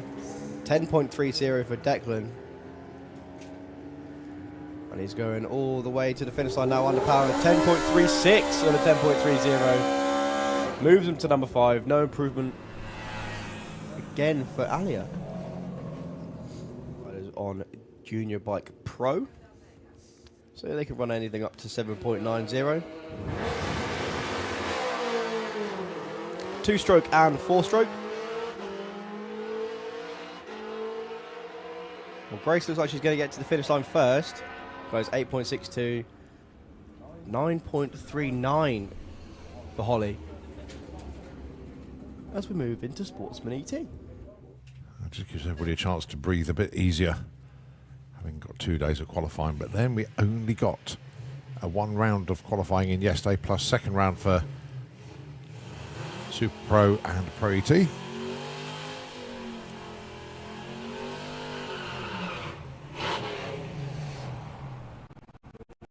Wilson breaks out this time, 14.79, but that's ultra consistent. 17.77 for Ricky, goes off from 20 to 17. But Bill has just gone 14.79, he went 14.80. Smallbrook get on, 12.21 for Simon, 15.30 for Chris. So it will be the Ford Pop getting there first. Goes 12.52. Chris goes 15.43. No change for Simon, but okay. Chris Todd with the Fiesta taking on Kev Jenkins with the Escort. But that doesn't tell a whole story. You just think, oh, Fiesta and an Escort over the race, but no. No. The Fiesta-roo and the Fraudster. Here we go into Comp Eliminator then, the final qualifying session for them.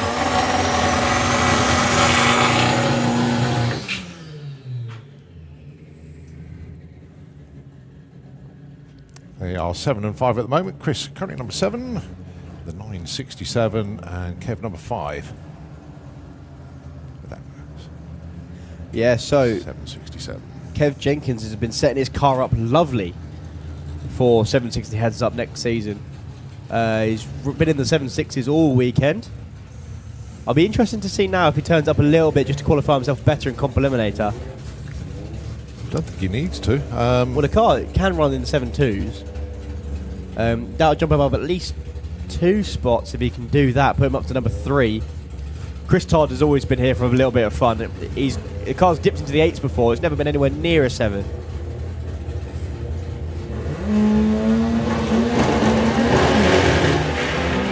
Well, that was a lovely wheelie from him, though. Carried the wheels beautifully. Kev making a move to the centre line. Whoa! Well held. Kev Jenkins lifts off the throttle. 8.14, still going 130 mile an hour, and he was all over the place.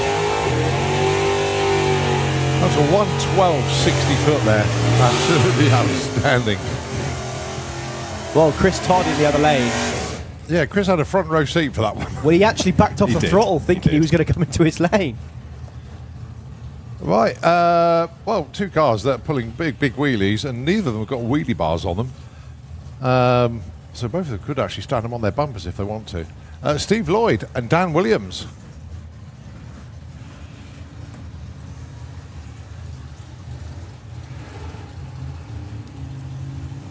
So Steve Lloyd number 6, Dan number 2.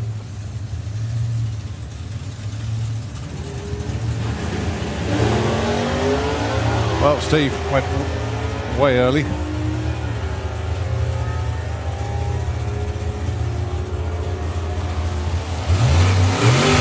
10.59 for Dan, nicely done.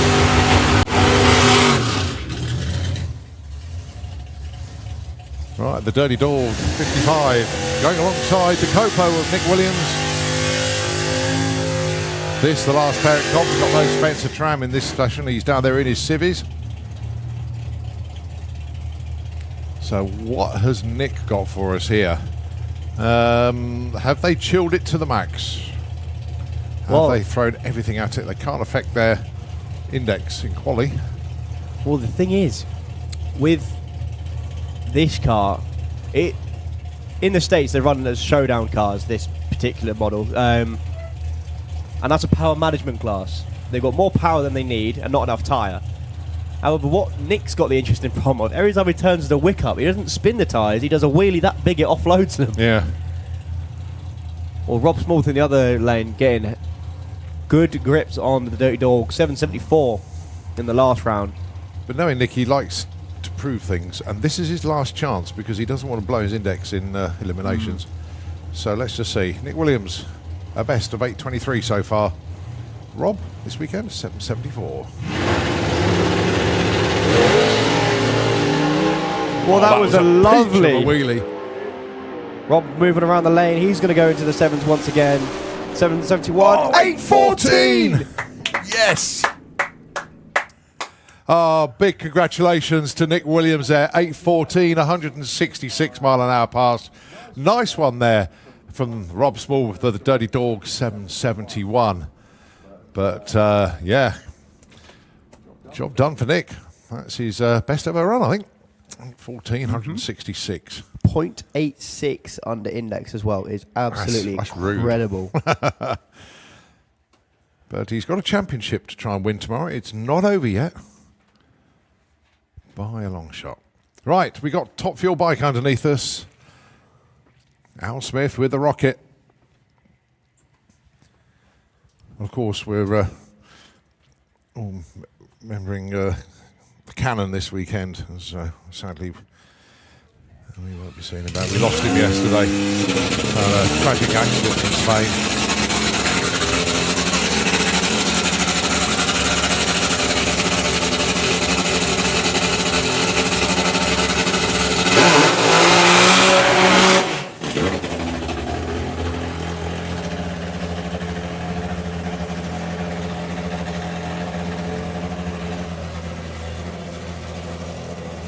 So Al Smith, 5.99 was the first pass this morning. Second pass blew the tyres off it. It was loaded for bears, Colin says.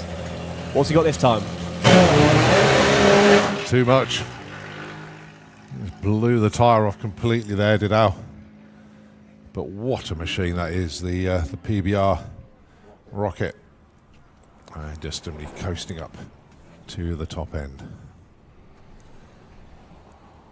Well, a couple of interested spectators. I'm assuming they're back in the grandstands, actually. But Kevin and Liz Charman are here this weekend. Not quite sure where they are. They certainly have been here all day long. Oh, there they are. Very good afternoon to you. Know that...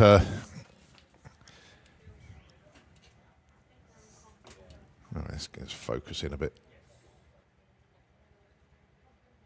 Oh, no, it's just random people waving. Oh dear. Yeah, I saw them earlier. They were helping crew for Ashman and Noble, so I'll be surprised on the grandstand. Do you know what? I cannot see a single person on the banking. The reason being is that the sun is reflecting off the windows. You can't see it over there. But we can see the drag strip, which is important, as it is Motorsports UK Pro Modified up next. And it is Dave Smith with the Stranger Thing 55. John Webster being held back, being told to fire up in a second. Obviously a lot shorter routine like last time.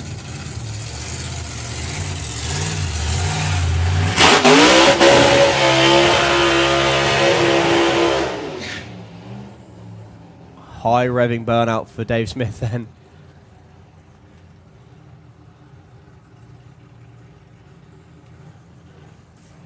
Yep, John now coming around the corner.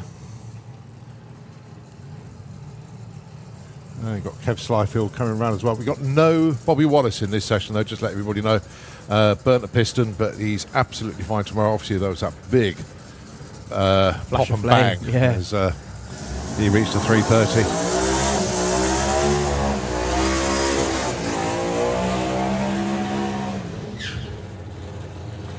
That Fast Company Mustang really does burn out well.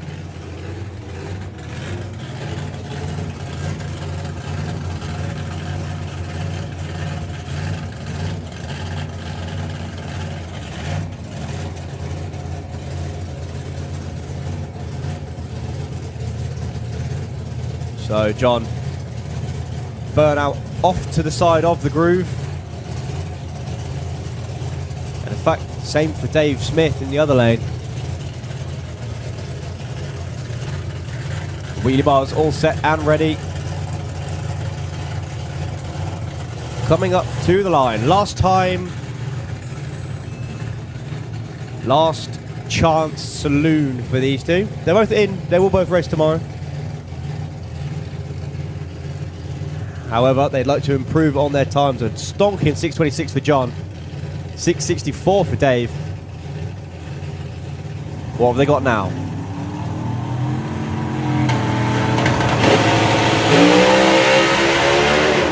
Tyre shake for both. Lovely look job. at John Webster go. This is a storming run. Oh, look at that 6:03.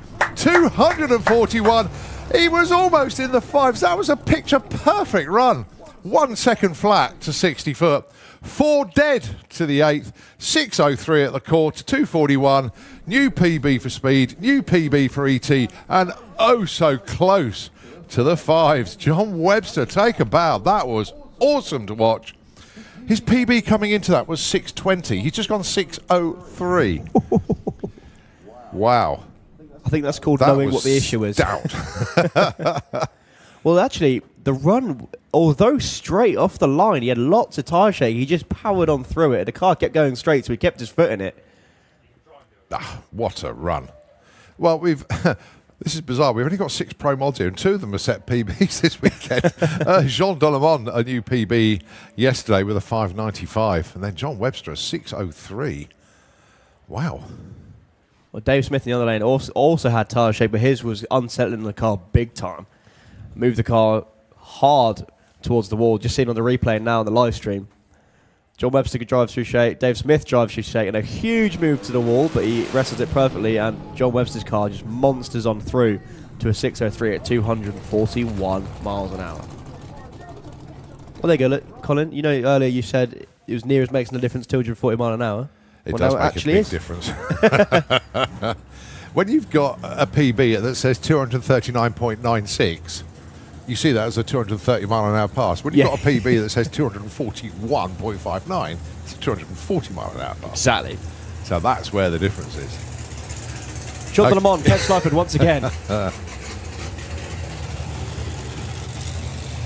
The Frenchman with the nitrous car. The Englishman with the blown car.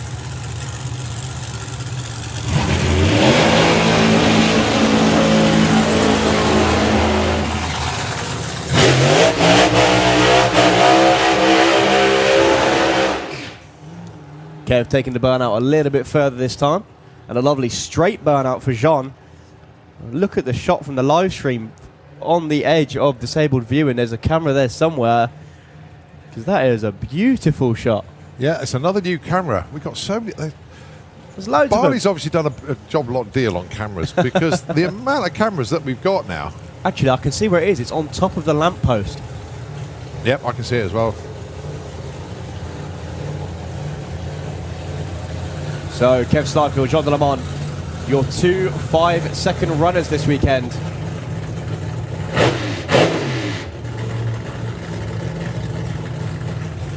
Jean went 6-0 in the last qualifier. Unfortunately, lots of shake for Kev. Well, could we see side-by-side fives? Fair to say, I think conditions are as good as they're going to get. The evening air, warm racetrack, a tiny bit of a headwind. Well, no, it's a bit more. It's a bit breeze, actually, not.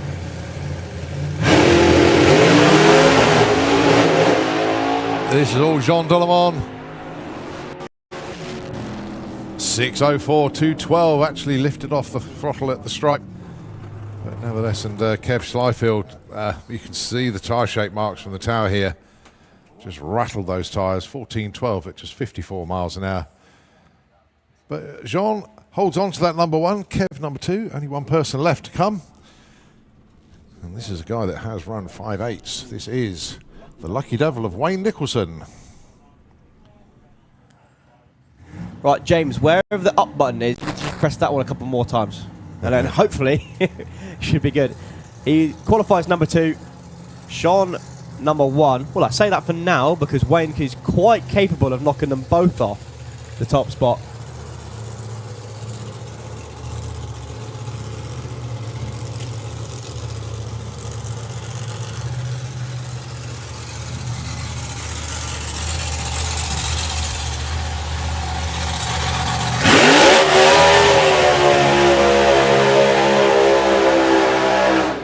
Lovely burnout from Wayne there. Good and strong.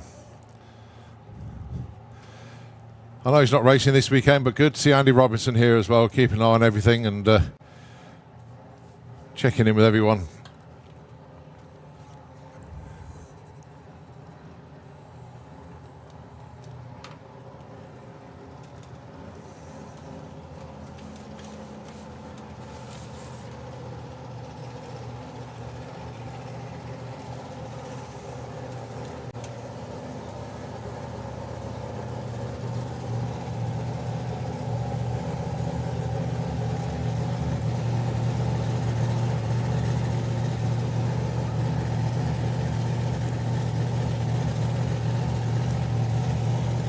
Wayne Dawning, Callan with the love heart on the wing in respect for Chris Hannum. Final adjustments made to the wheelie bar. Your last qualifier for 2023 MS UK Pro Modified, Wayne Nicholson. Lucky Devil Corvette would love to see another 5-second time and ticket. Can he do it now?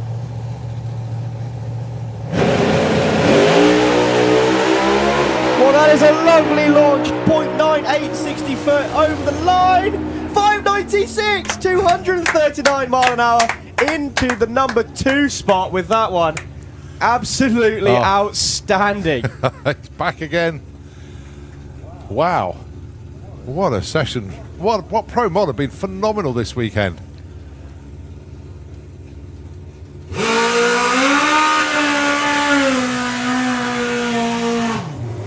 Right, we move on to comp bike.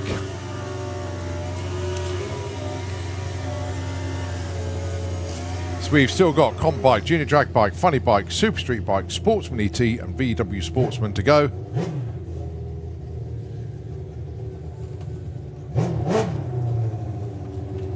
So Chris Neary and John McLean.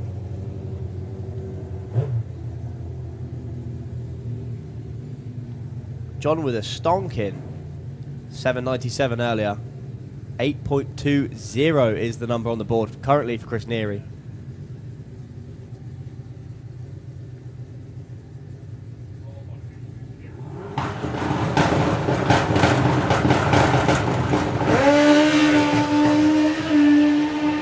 Problems for Chris off the line. So John McLean. Lovely looking run. 797 at the moment. Goes 8.14, 159.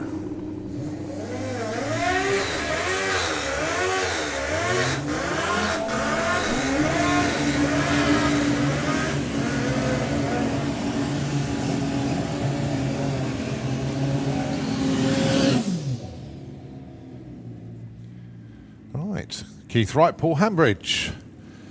Keith currently number 12, 9.15. Paul number 3, 7.54.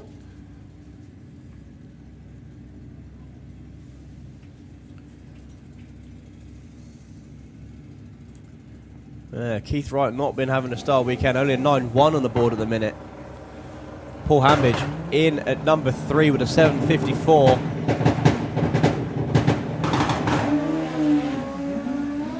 Hikes the wheel up instantly for Paul. Keith on a lovely run.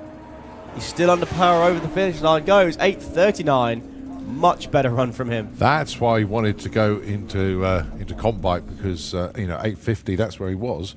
I thought, well, I want to see if I can go quicker, and that's the point. 8.39, 167. Nice one, Keith. Only moves him up one spot, but that's what it's all about.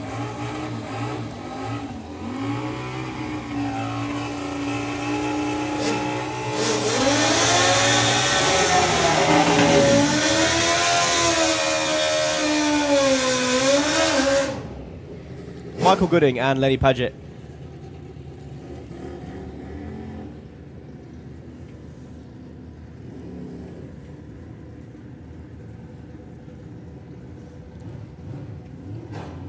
Len again with issues, only a 9.96 on the board.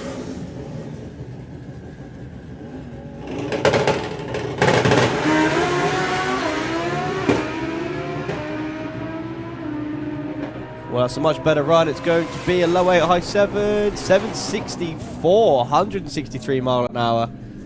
That's what he's been looking for all weekend. No improvement from Michael Gooding, though.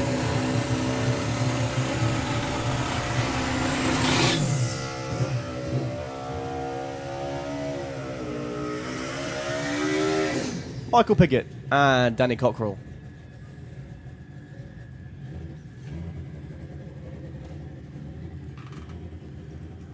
Danny in currently with a 7:53. He's going to need a 7:36 to take the number 1 spot. Well, just a pause at the moment whilst have a little reset.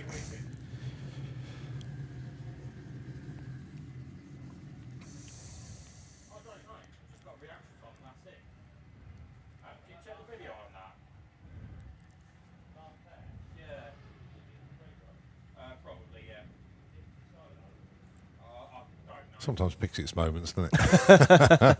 Sorry, the reason we went quiet, we were actually listening into the conversation, trying to pick apart what's going on. No, it's just always the timing system sometimes needs a reboot. And that's exactly what it's doing. It takes about 30 seconds or so. But it seems longer. But it's quite a quick process. But sometimes you have an engine running a little bit longer. See, it's already back. So they can fire up and get ready. So Michael Piggott in with 7:81 and, as I said before, 7:53 for Danny Cockrell.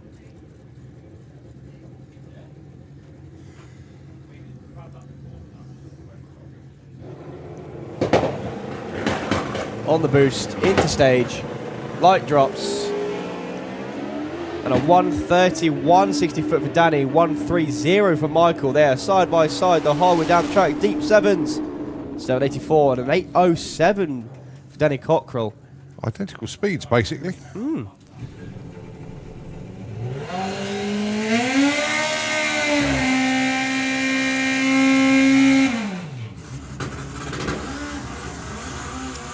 Jazz Cordell and Anna Sasiak.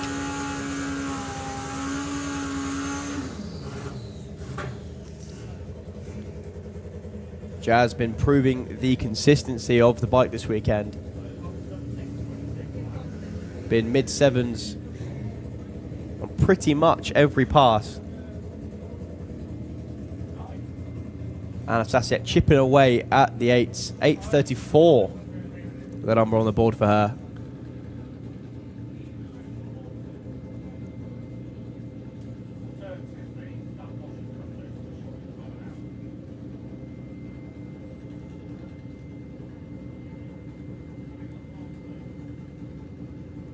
So, bringing the bikes up to the line.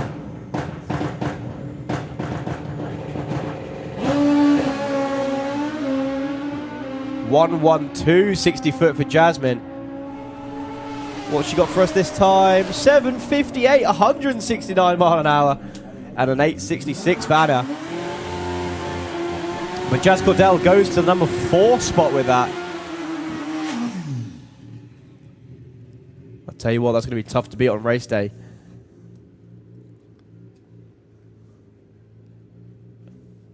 Andrew Christophe.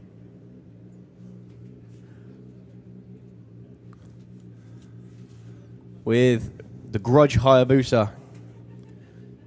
Super long swing arm on this thing.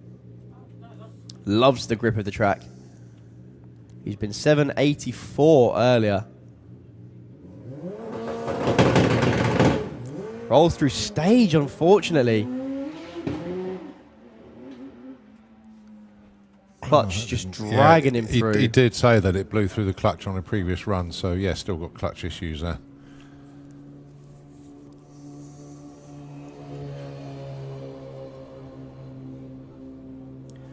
I tell you what, you can see the fact that the track's got a load of grip in it. It's pulling people's shoes off.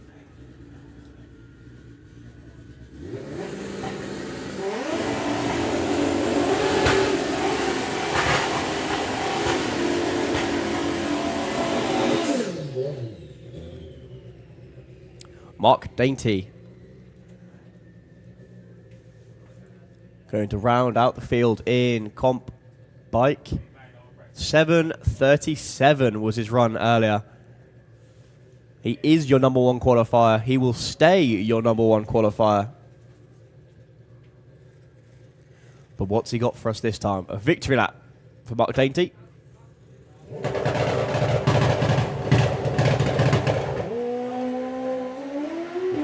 Lovely launch, 126.60 foot, under power the whole way down the track. Deep 7, 713. Wow. 195 mile an hour.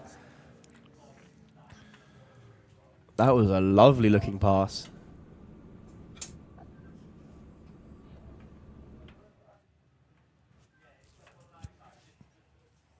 And the good thing is about running at this time of year is the sun's been on the track all day, but the air temperature is nice and cool.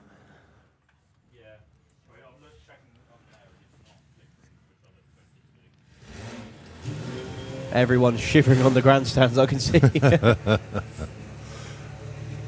Right, Roger Moore with the Boxer Frogs racing machine.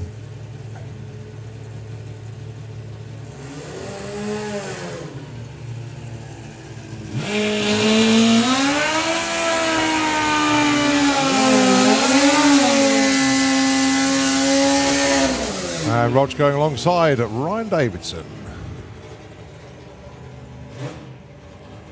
Well, Rog went 7:45, Ryan's been 7:69.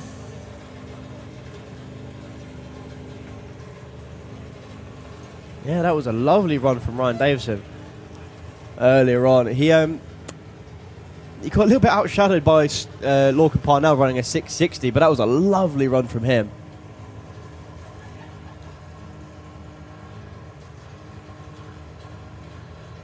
Roger been deep into the sevens all weekend.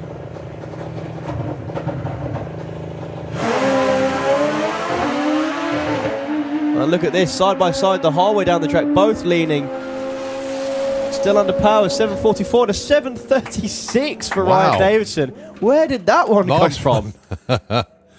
Yeah, well done, Ryan. Awesome run. Absolutely awesome.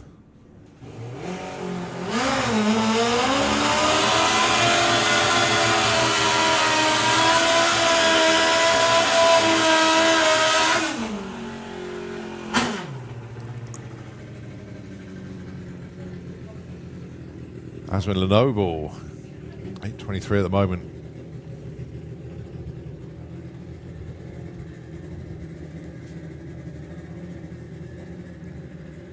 So 8:23, the best run for him this weekend. Desperate to lower that first number by 1 increment. Well, Richard Gipp has been doing this a long time. He knows how to get bikes to work and gives Aswin a tap on the back.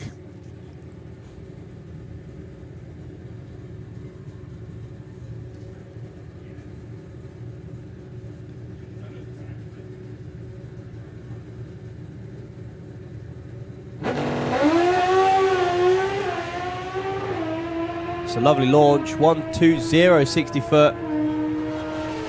Can he get there? So close, Oh. 812, 160 mile an hour. New personal best for Aswin.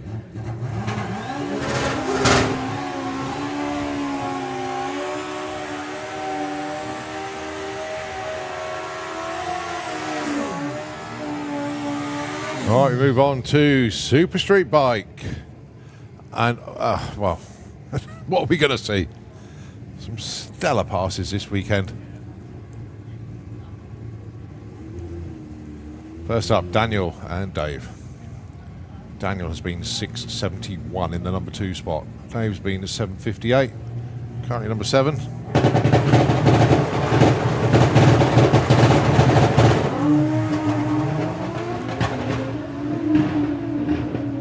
Hop, skip and a jump once again for Danny Lenz. Still under power though. 780, 149 mile an hour. 199 miles an hour from Dave Smith in the other lane. Yeah.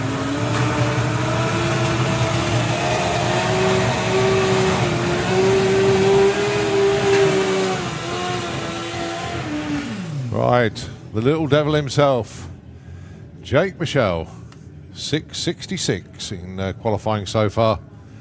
Margot Schmidt, just love her to get A to B in the 7s. Well, she's knocking on the door of potentially getting in the 6s, but... Oh, issues again, unfortunately, for Margot. No, Such a give her shame. Solo then for Jake Michelle. problems for Jake. Too much power. Gave it everything he got. Not too sure what that is, but something should come off the bike. Out there, about 100 foot out. Could be a piece of rubber from the inside of the arch, maybe. A bit more. Well, he's shut the bike off.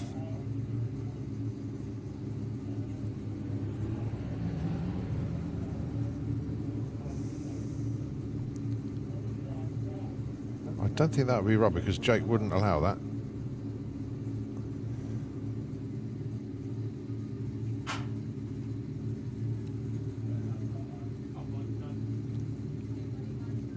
Yeah, just picking up a few bits and pieces. I think that could have been shards of carbon fibre from somewhere. I'm not sure, but it didn't look like anything mechanical. So it looked like bodywork. Wouldn't be rubber. So yeah, the only thing it could be is, well, we'll see. Right, anyway, Alan Morrison, Ross Morrison. Now Ross is knocking on the door of sixes again. Alan Morrison, great numbers from him as well, 741. But Ross went 116 to 60 foot on his last run.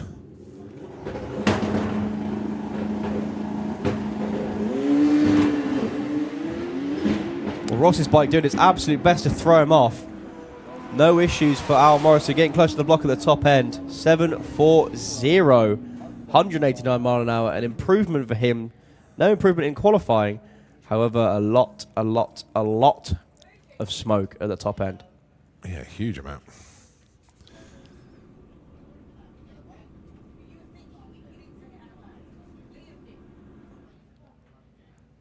Well, he's turned the corner A-OK. Just cleared the top end. Sometimes something like that can be he was leaning the bike that much to keep it off the centre line. It could have knocked the oil feed line to the turbo off.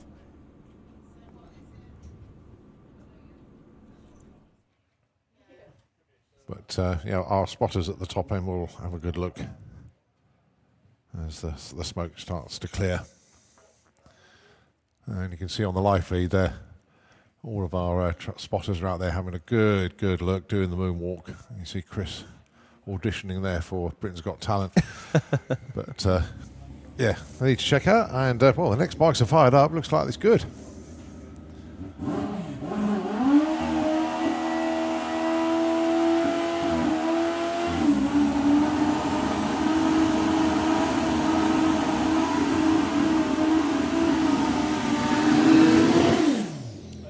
Alan Morrison Jr. then, the only other bike to make it down for this session. All the other ones opting to sit it out. He currently sits number 3 with a 6.75.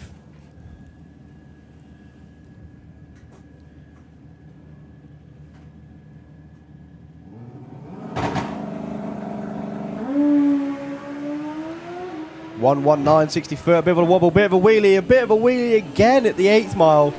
Rolls off the throttle, coasts to a 759, 143 mile an hour.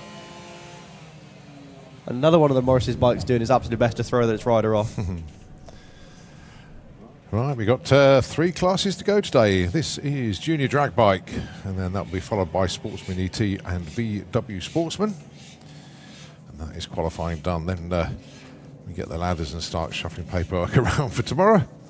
Then leg it up in the pits and catch up with the juniors. So we've got a presentation evening coming up with them. Speaking of the juniors, Junior Drag Bike. Jackson King, Brad Morrison. Jackson looking for a 13.09. Brad looking for a 15.20. Jackson, another one of these people who has probably never lost his bike ever.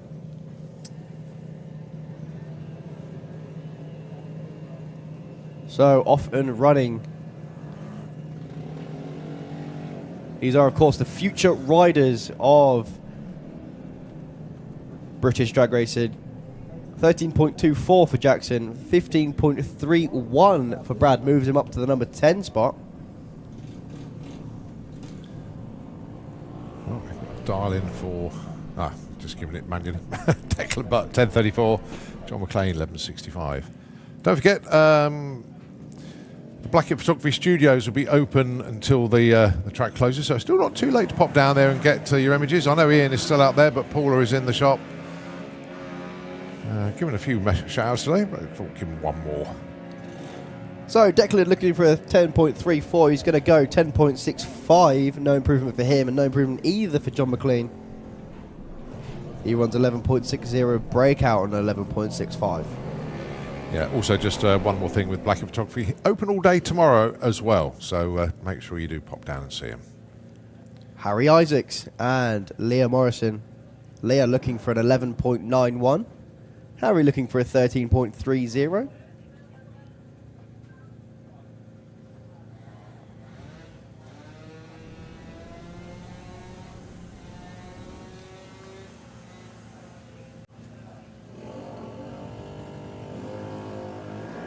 Leah once again with outstanding reaction time.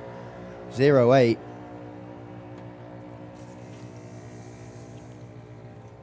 She's going to get to the line first. 11.91 is the aim. 12.01 misses it by a tenth, and an 13.51 for Harry.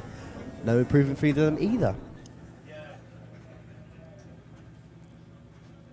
See, all of these riders are being shunned by the curse of doing really well earlier on in the weekend. Yeah, good point, actually. Alia Lester and Faith Morrison. Faith looking for a 13.55. Alia looking for a 13.35. If this was a heads-up race, could be won or lost on reaction times. And to be fair, Alia's got the 2/10 back on the tree, so it's probably going to be quite close at the finish line if they both run their number. But by the looks of things, Alia's already ahead. 13.49, no improvement, and 13.68, no improvement for Faith.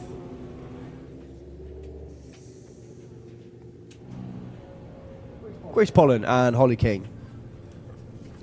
2-stroke or 4-stroke, take your pick. Grace dialed in 8.53, Holly dialed in 8.35. So it's the race of the anagram, who can get their version of the numbers better.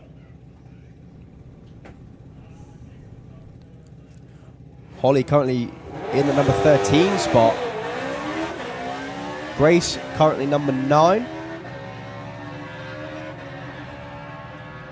Holly goes 8.09. Wow. Where did that come from? They don't care. Because that was a cracking run. Oh, dear. That was good.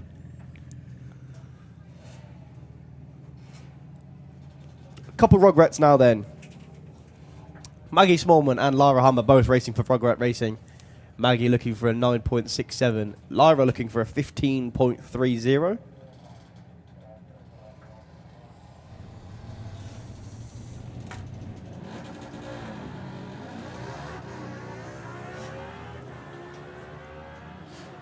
So Maggie off and running. Can she hit the number? Oh, misses it by a tenth as well. Here comes Lyra's turn. Misses it by a little over a tenth. But it's fine because Lyra stays 1, Maggie stays 3.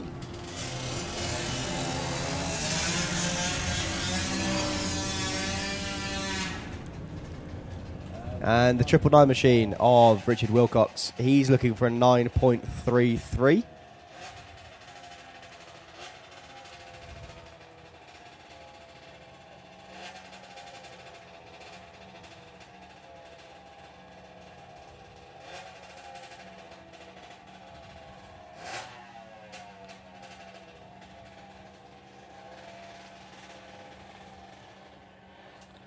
So bringing the bike forward.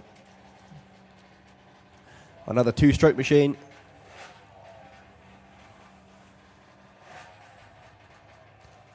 .45 is the dial-in. Sorry, it's just changed from a 9.3.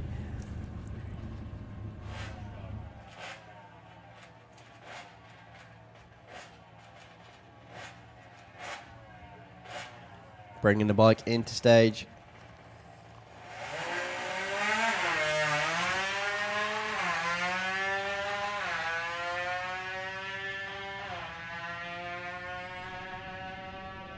Also going to ride. He's off the throttle early. 9.92. Yeah. Only 58 mile an hour. And that's it for junior drag bike.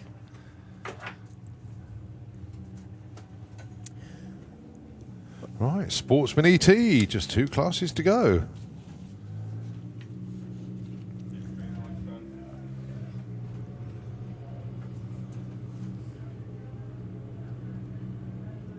First up, going to be Jay McCready with Ben's van.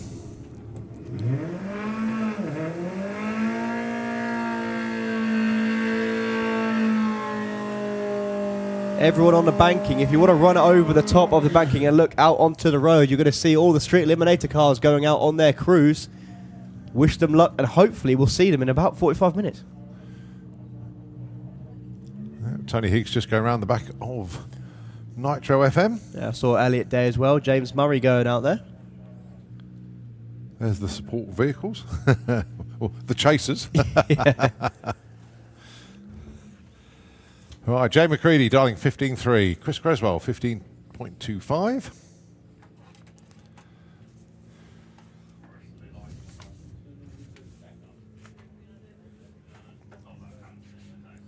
Okay, so we've got the unique issue of there's an ambulance on the track. Not for any other reason than it's moving station.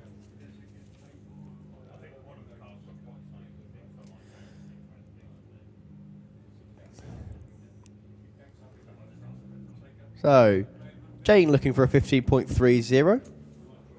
Chris looking for a 15.25.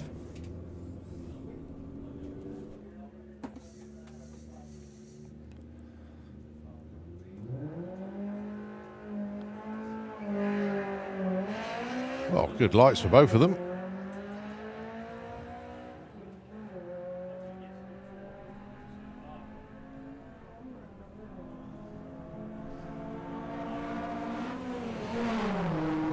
Oh, 15.23 for Jane, 15.20 for Chris. They both broke out.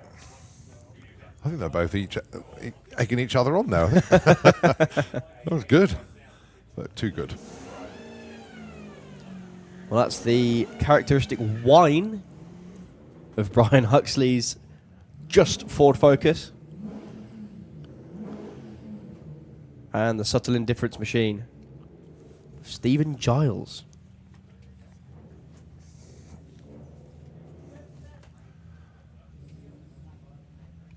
I'll tell you what, you've got plenty of different engine types in this class, haven't you? Yeah. Even just a V8.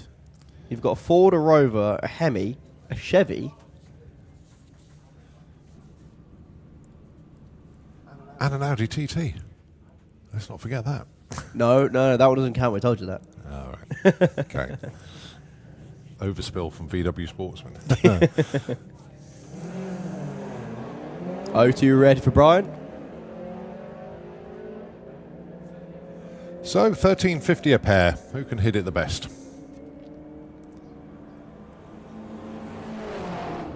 13.49. Oh, Stephen, that was close. 13.64 for Brian. So obviously Brian stays 2. Breakout for Stephen, despite being closer, but it was under, not over.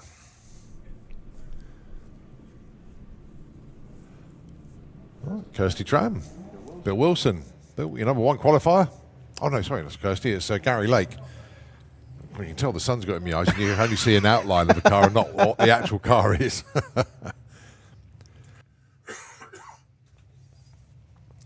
So Gary Lake, the Arabian Knight, languishing in the number 20 spot. Dials 14.10. Bill Wilson, 14.79. He went 14.80. And then he left it at 14.80 dialing, so he dropped it to 14.79. Let's see if we can hit it this time. He got wheel spin. He actually got wheel spin, then I saw it. Well, nothing wrong with Gary Lake's reaction time of 0.2, but it's the ET that he wants. 14.13, that's better. 20 up to number 6. Bill Wilson, a little bit off pace on that one. 15.06 must have been the wheel spin. But Gary Lake back towards the sharp end.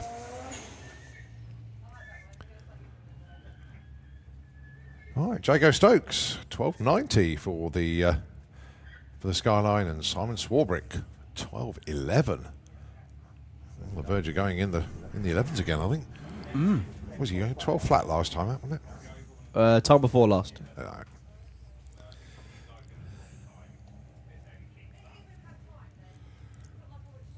So I love the way Jago runs his car because he can't hit all the power on the start line because it's just street tyres that it's on.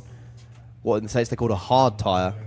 So he just launches softly and then pulls the power in now.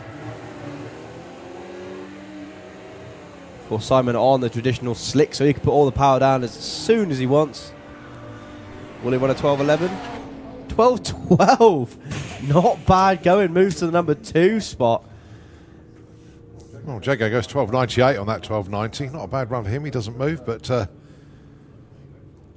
yeah, impressive qualifying from the sportsman racers in Sportsman ET.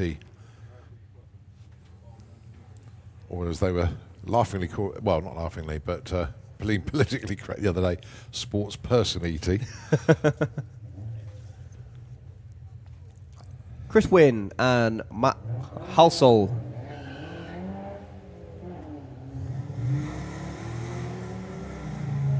Chris looking for a 15.52. Matt looking for a 15.61. Well, he goes 15.62 and a 15.61. And he goes number 2. They're all saving their best till last at the moment, aren't they? Right, the red mullet of James Grew, 13.31 target. Georgina Smith, a winner this time of year, don't forget. 15.62 for the GLA Toyota Supra. That's normally 15.8s that car does, but 15.62. Hmm.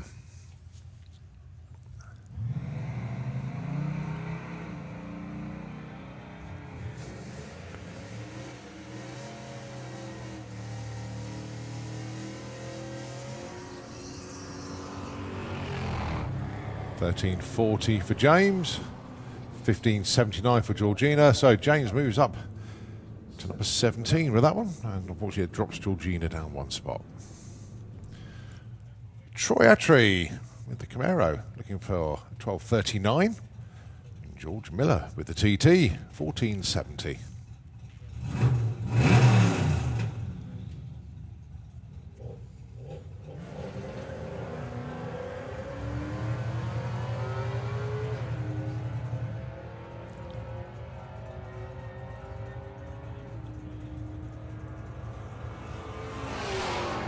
$12.47 and a 14.65. So no movements there. Breakout actually for George.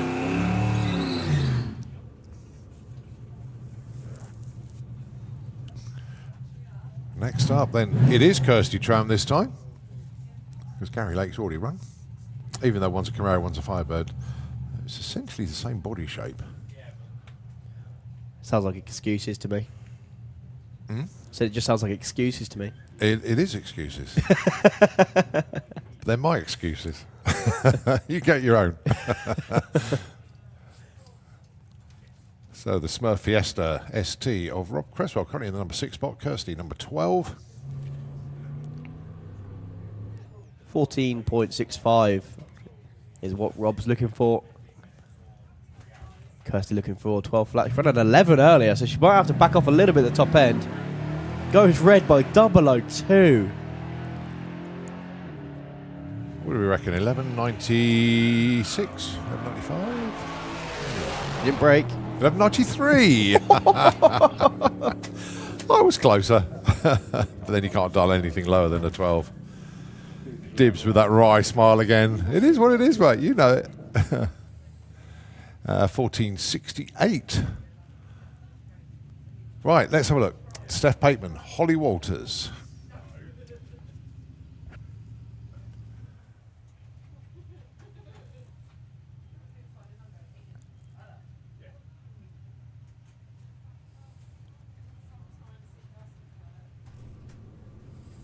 So Steph dialing 13.83. Holly dialing 15.40. I saw the whole gang down there a second ago. I can only see Dan down there in a minute, but they're over by the wall. Right. All in the matching team shirts.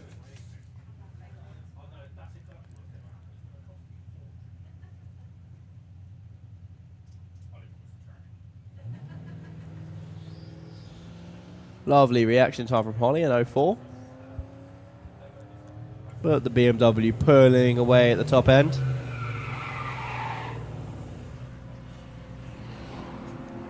Goes 13.88 and a 15.40. Only good enough for the number 2 spot, though. That's insane. But you give them 4 shots to get it right. They will. Missed number 1 spot by 1/1000th of a second. Right, Adam Davis and Jeff Cowley. I love the fact that they've squeezed a Rover in the Cortina. I think that's a lovely thing to do.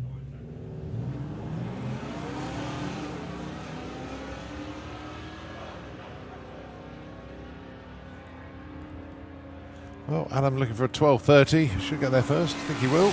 Sure he will. Goes to 12:41. Jeff, 15.25 with a 7. He takes the new number 1 qualifying spot. Well done to Jeff Cowley. He took that by 7/10,000ths of a second. Yeah, absolutely awesome. I told you they're saving their best for last. Here comes Mike Franklin with the Discovery. 19.23 dial-in for him. And the family cat of Richard Palmer. 13.44.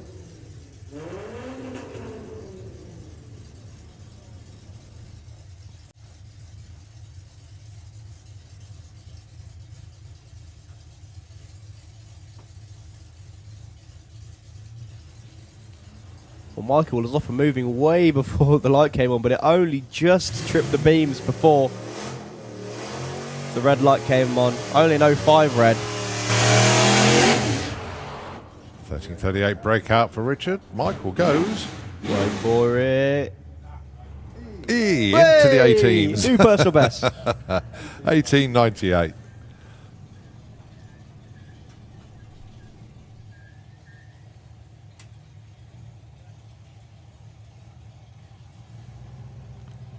All right, Matthew Dowdy looking for 12.28.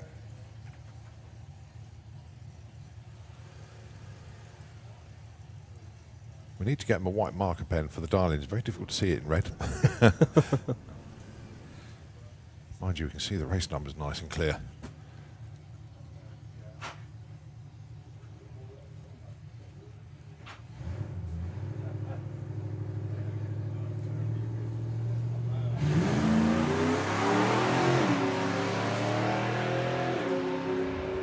Probably one of the only times that the ex-junior gets treed. Yeah, good point. Oh, breakout 12.23 for Matthew Dowdy. What's Flick got for us? 17.25 on a 22, moves up from 19 to number 9. Ricky Hale with the Audi. Dialing in 17.70. He actually blends it lovely into the next class, doesn't he?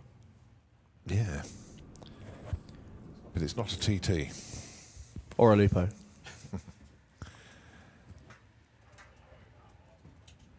So Ricky, obviously, issues with the truck. I'm not too sure what the issues were with the truck. Do you know? But he's broken out the Audi. Looking for a 17.70.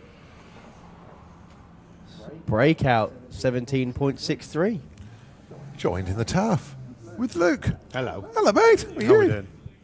I loved the banter between you two about the Lupos and the TTs. In fact, at the VWDRC AGM, we actually have a trophy for Lupro ET, which is the fastest Lupo of the year. Oh, what's the date for that, Luke? Have we got the The second to last weekend of November. Right. That means no then. That'll be 25th then. No, that's Malta. The weekend before that. 18th. So Reese Finney with the Lupo and Connor Jones with the 69 Beetle. I promise. It's definitely not a Passat estate. Reese looking for a 16.92. Misses it completely. Connor looking for a 16.85 and misses that one as well. See, the downside to racing is I've not had any on-track footage and I was going to come down and do some on-track footage ready for VWDRC TV, and I was like, well, it's just a bit pointless to have a whole 2 days of nothing, and then all of a sudden, here's the final qualifier of VW Sportsman. But after the qualifying in VW Pro, I was like, I've got to come down and watch, because obviously things are rather tight in VW Sportsman. Yeah. Well, we have prize fund all the way down to 5th place, and 5th place takes home £250. Oh, nice. And down to about 10th can take that amount.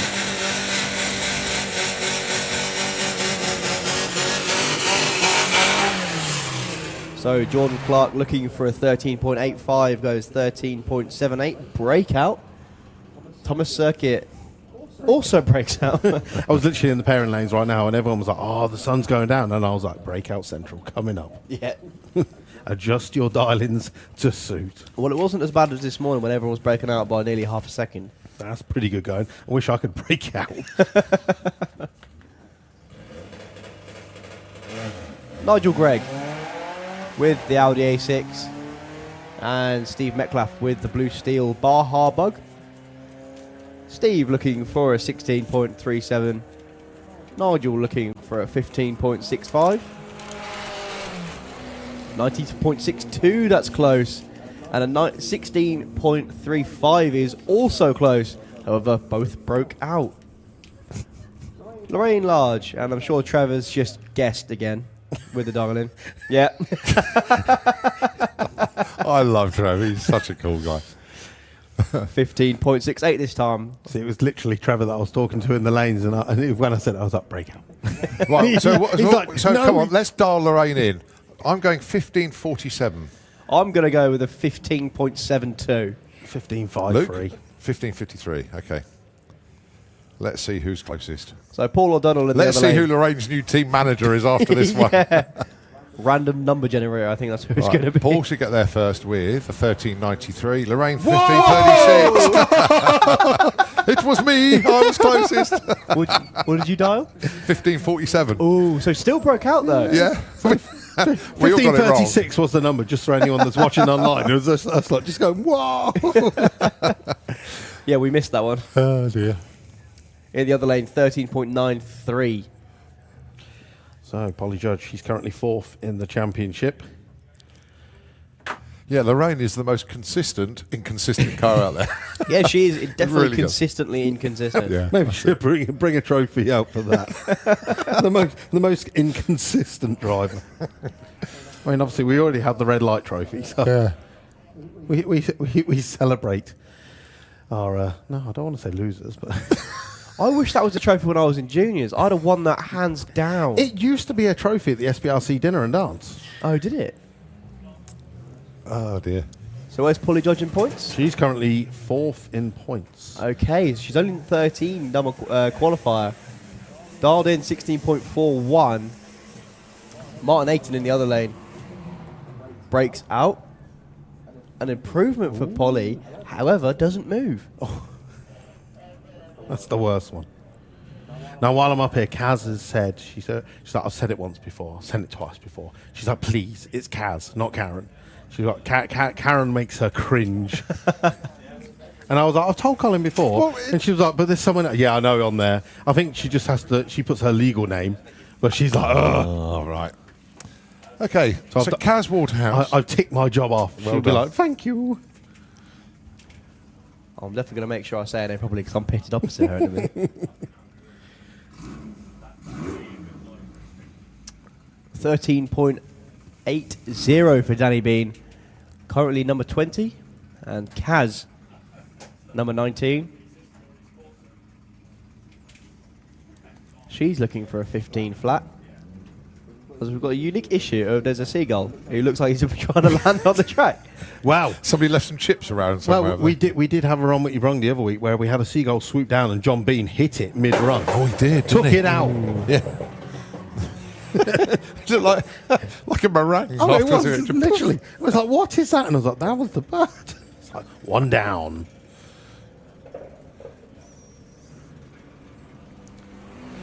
So 13.80, 14.11. Break out one side, slow the other. I tell you what, you saying the story about John Bean. It's not as bad as the one that got launched in the air by Kevin Kent. That's true. Poor thing was flying over. Or his wheel toss Olympics champion record. I don't think anyone's ever going to beat that. He has thrown the wheel the furthest down the quarter mile. No. I know Stig threw one into the pits. Stig's done that. Yeah, that was out of bounds. We don't count that. Right, Paula Robinson, our current second in the championship. Currently our reigning champion as well. Taking on Caitlin Wilson. She's one of our racers in the top 10 in the hunt for a top 5 prize.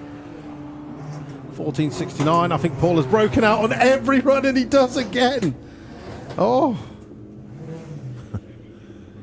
17.30 for Caitlin. So, Reese Taylor.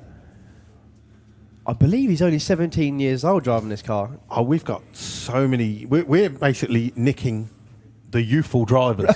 We've got them all, and that's how Lupo ET has come round so well, because we're picking up £100 Lupos and get kids. I think last year we had like 4 16 and 17-year-old racers. Oh, that's cool. Because literally, as soon as you're 16-year-old, you can get an MSA license and drive a road car in competition. Gotcha. And we know once we've got them hooked, they're hooked for life.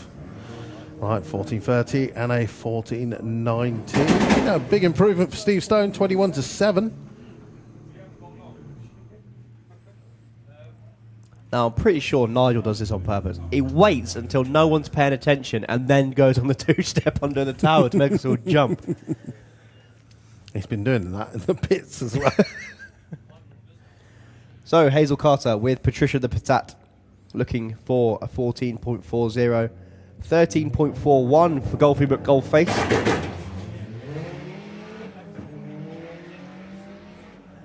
Well, Hazel was sort of bouncing off the line then.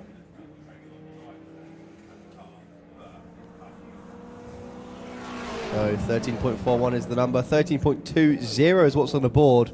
Improvement for Hazel. She goes to number 7 with a 14.49. Drag Racer's favourite number, 13.20. That was a good run. It would have been a better run if he'd have dialed a 13.20. Well, this is true. This is true. So John Gallant with Taco Cat 2. Which apparently it's a Scirocco. It doesn't look like a Scirocco. No, he raced the Scirocco in his first year, and now he's bought the Audi TT. So technically, he just needs updating on. Okay. That's probably just on his profile on the SPLC website, but this is his main race car now. Okay. Philip Jones with the Dragon Wagon A3, looking for a 15.09.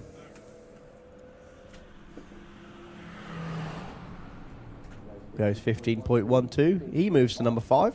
No improvement, unfortunately, in the other lane. And the last car of the day, Jerry Sadler, your number 1 qualifier. He can't be moved from there now. Who did that? Who did what? His phone went off. How unprofessional. Watch the racing. Jerry Sadler looking for a 15.50. He's currently number 1. That's doing him a whole lot of help in the championship. And this time goes 15.59. If he can keep that going tomorrow, he'll be happy. So where's he in points? He is, I believe he's in the top few. Well, just quickly, thank you very much to all of you spectators who stayed right to the bitter end. He's third. There you go. He's third, is he? He is third indeed. Yeah, 25.10 points compared to Paul Robinson on 29.90, and 10 points ahead of Paul. He's number 1, Andrew Bambrick. But we've got qualifying points to sort out yet. So I shall be up there in a second. Haven't done and dusted. VW Pro's already done, given Ed the bad news that he dropped down to third in the championship. But the way the VW Pro ladder lands tomorrow, it is beautiful. I cannot wait to get knocked out in round number 1, running something well slow that is not good enough for VW Pro, and then after that I get to watch and see how our championship unfolds. Interesting. Okay, so that is a wrap for, well, that's a wrap for qualifying for this year, let alone this event. Time to go and see everybody in the pits. Time to go and do some Junior Dragster Awards tonight. I think you'll be up there for that one as well. Oh, I'll be there. And we're just going to sort out the VW crowd. Oh, we've got something in. Yes. And it's someone's your at the turn. front door. It's your turn. Am I the only one who puts my phone on silent? Yeah, Is it? clearly. Look, clearly. Oh, hello. Oh, I wish you could put this on the live feed. You probably Who could. is You it? probably Oh, could. it's a pit invasion at home. Oh, okay. That's it. They That's got it. bottles. What's going on at home? Oh, Party. Your wife's having a party. Oh, well. But yeah, I'm heading up to the pits to open a can of something that I bought in Sweden. Ooh. And there's about £400 on the table for the last person standing. It's going to be... So Surströmming. So if you're sitting in the pits and all of a sudden you smell something because the wind is going to take that. oh, make sure you video it. Oh, it's going to be video. Don't Oh, worry. is it that rotten Yeah. fish? Yeah. Oh, no. Stop strong. It's a Surströmming. Actually, no, that's fine. You do that because I'm pitted You're further just, to the finish you're line. just up. Yeah, you're upwind. Right, so if you're in Super Pro pits and you're in Pro Mod pits, brace yourself. You're going to have stench coming your way. Right, we're going to sign off from the tower. Have a very, very good evening, everybody, and we'll see you bright and early in the morning. We'll kick things off with eliminations, and it'll be starting off with Pro ET and Super Pro. And have a very, very good evening, everyone. Thanks ever so much to everybody for sticking with us today. Been a really, really good day. Ian and Dave just doing the final bit of clearing up off the start line. I think everybody's disappeared off the grandstand. 1 or 2 on the bank. And good night to everybody. Fuelers Bar, don't forget, that's the place to hang out tonight. And we will see you tomorrow. Nitro FM, take over the airwaves just to wrap up the day. Thanks very much indeed.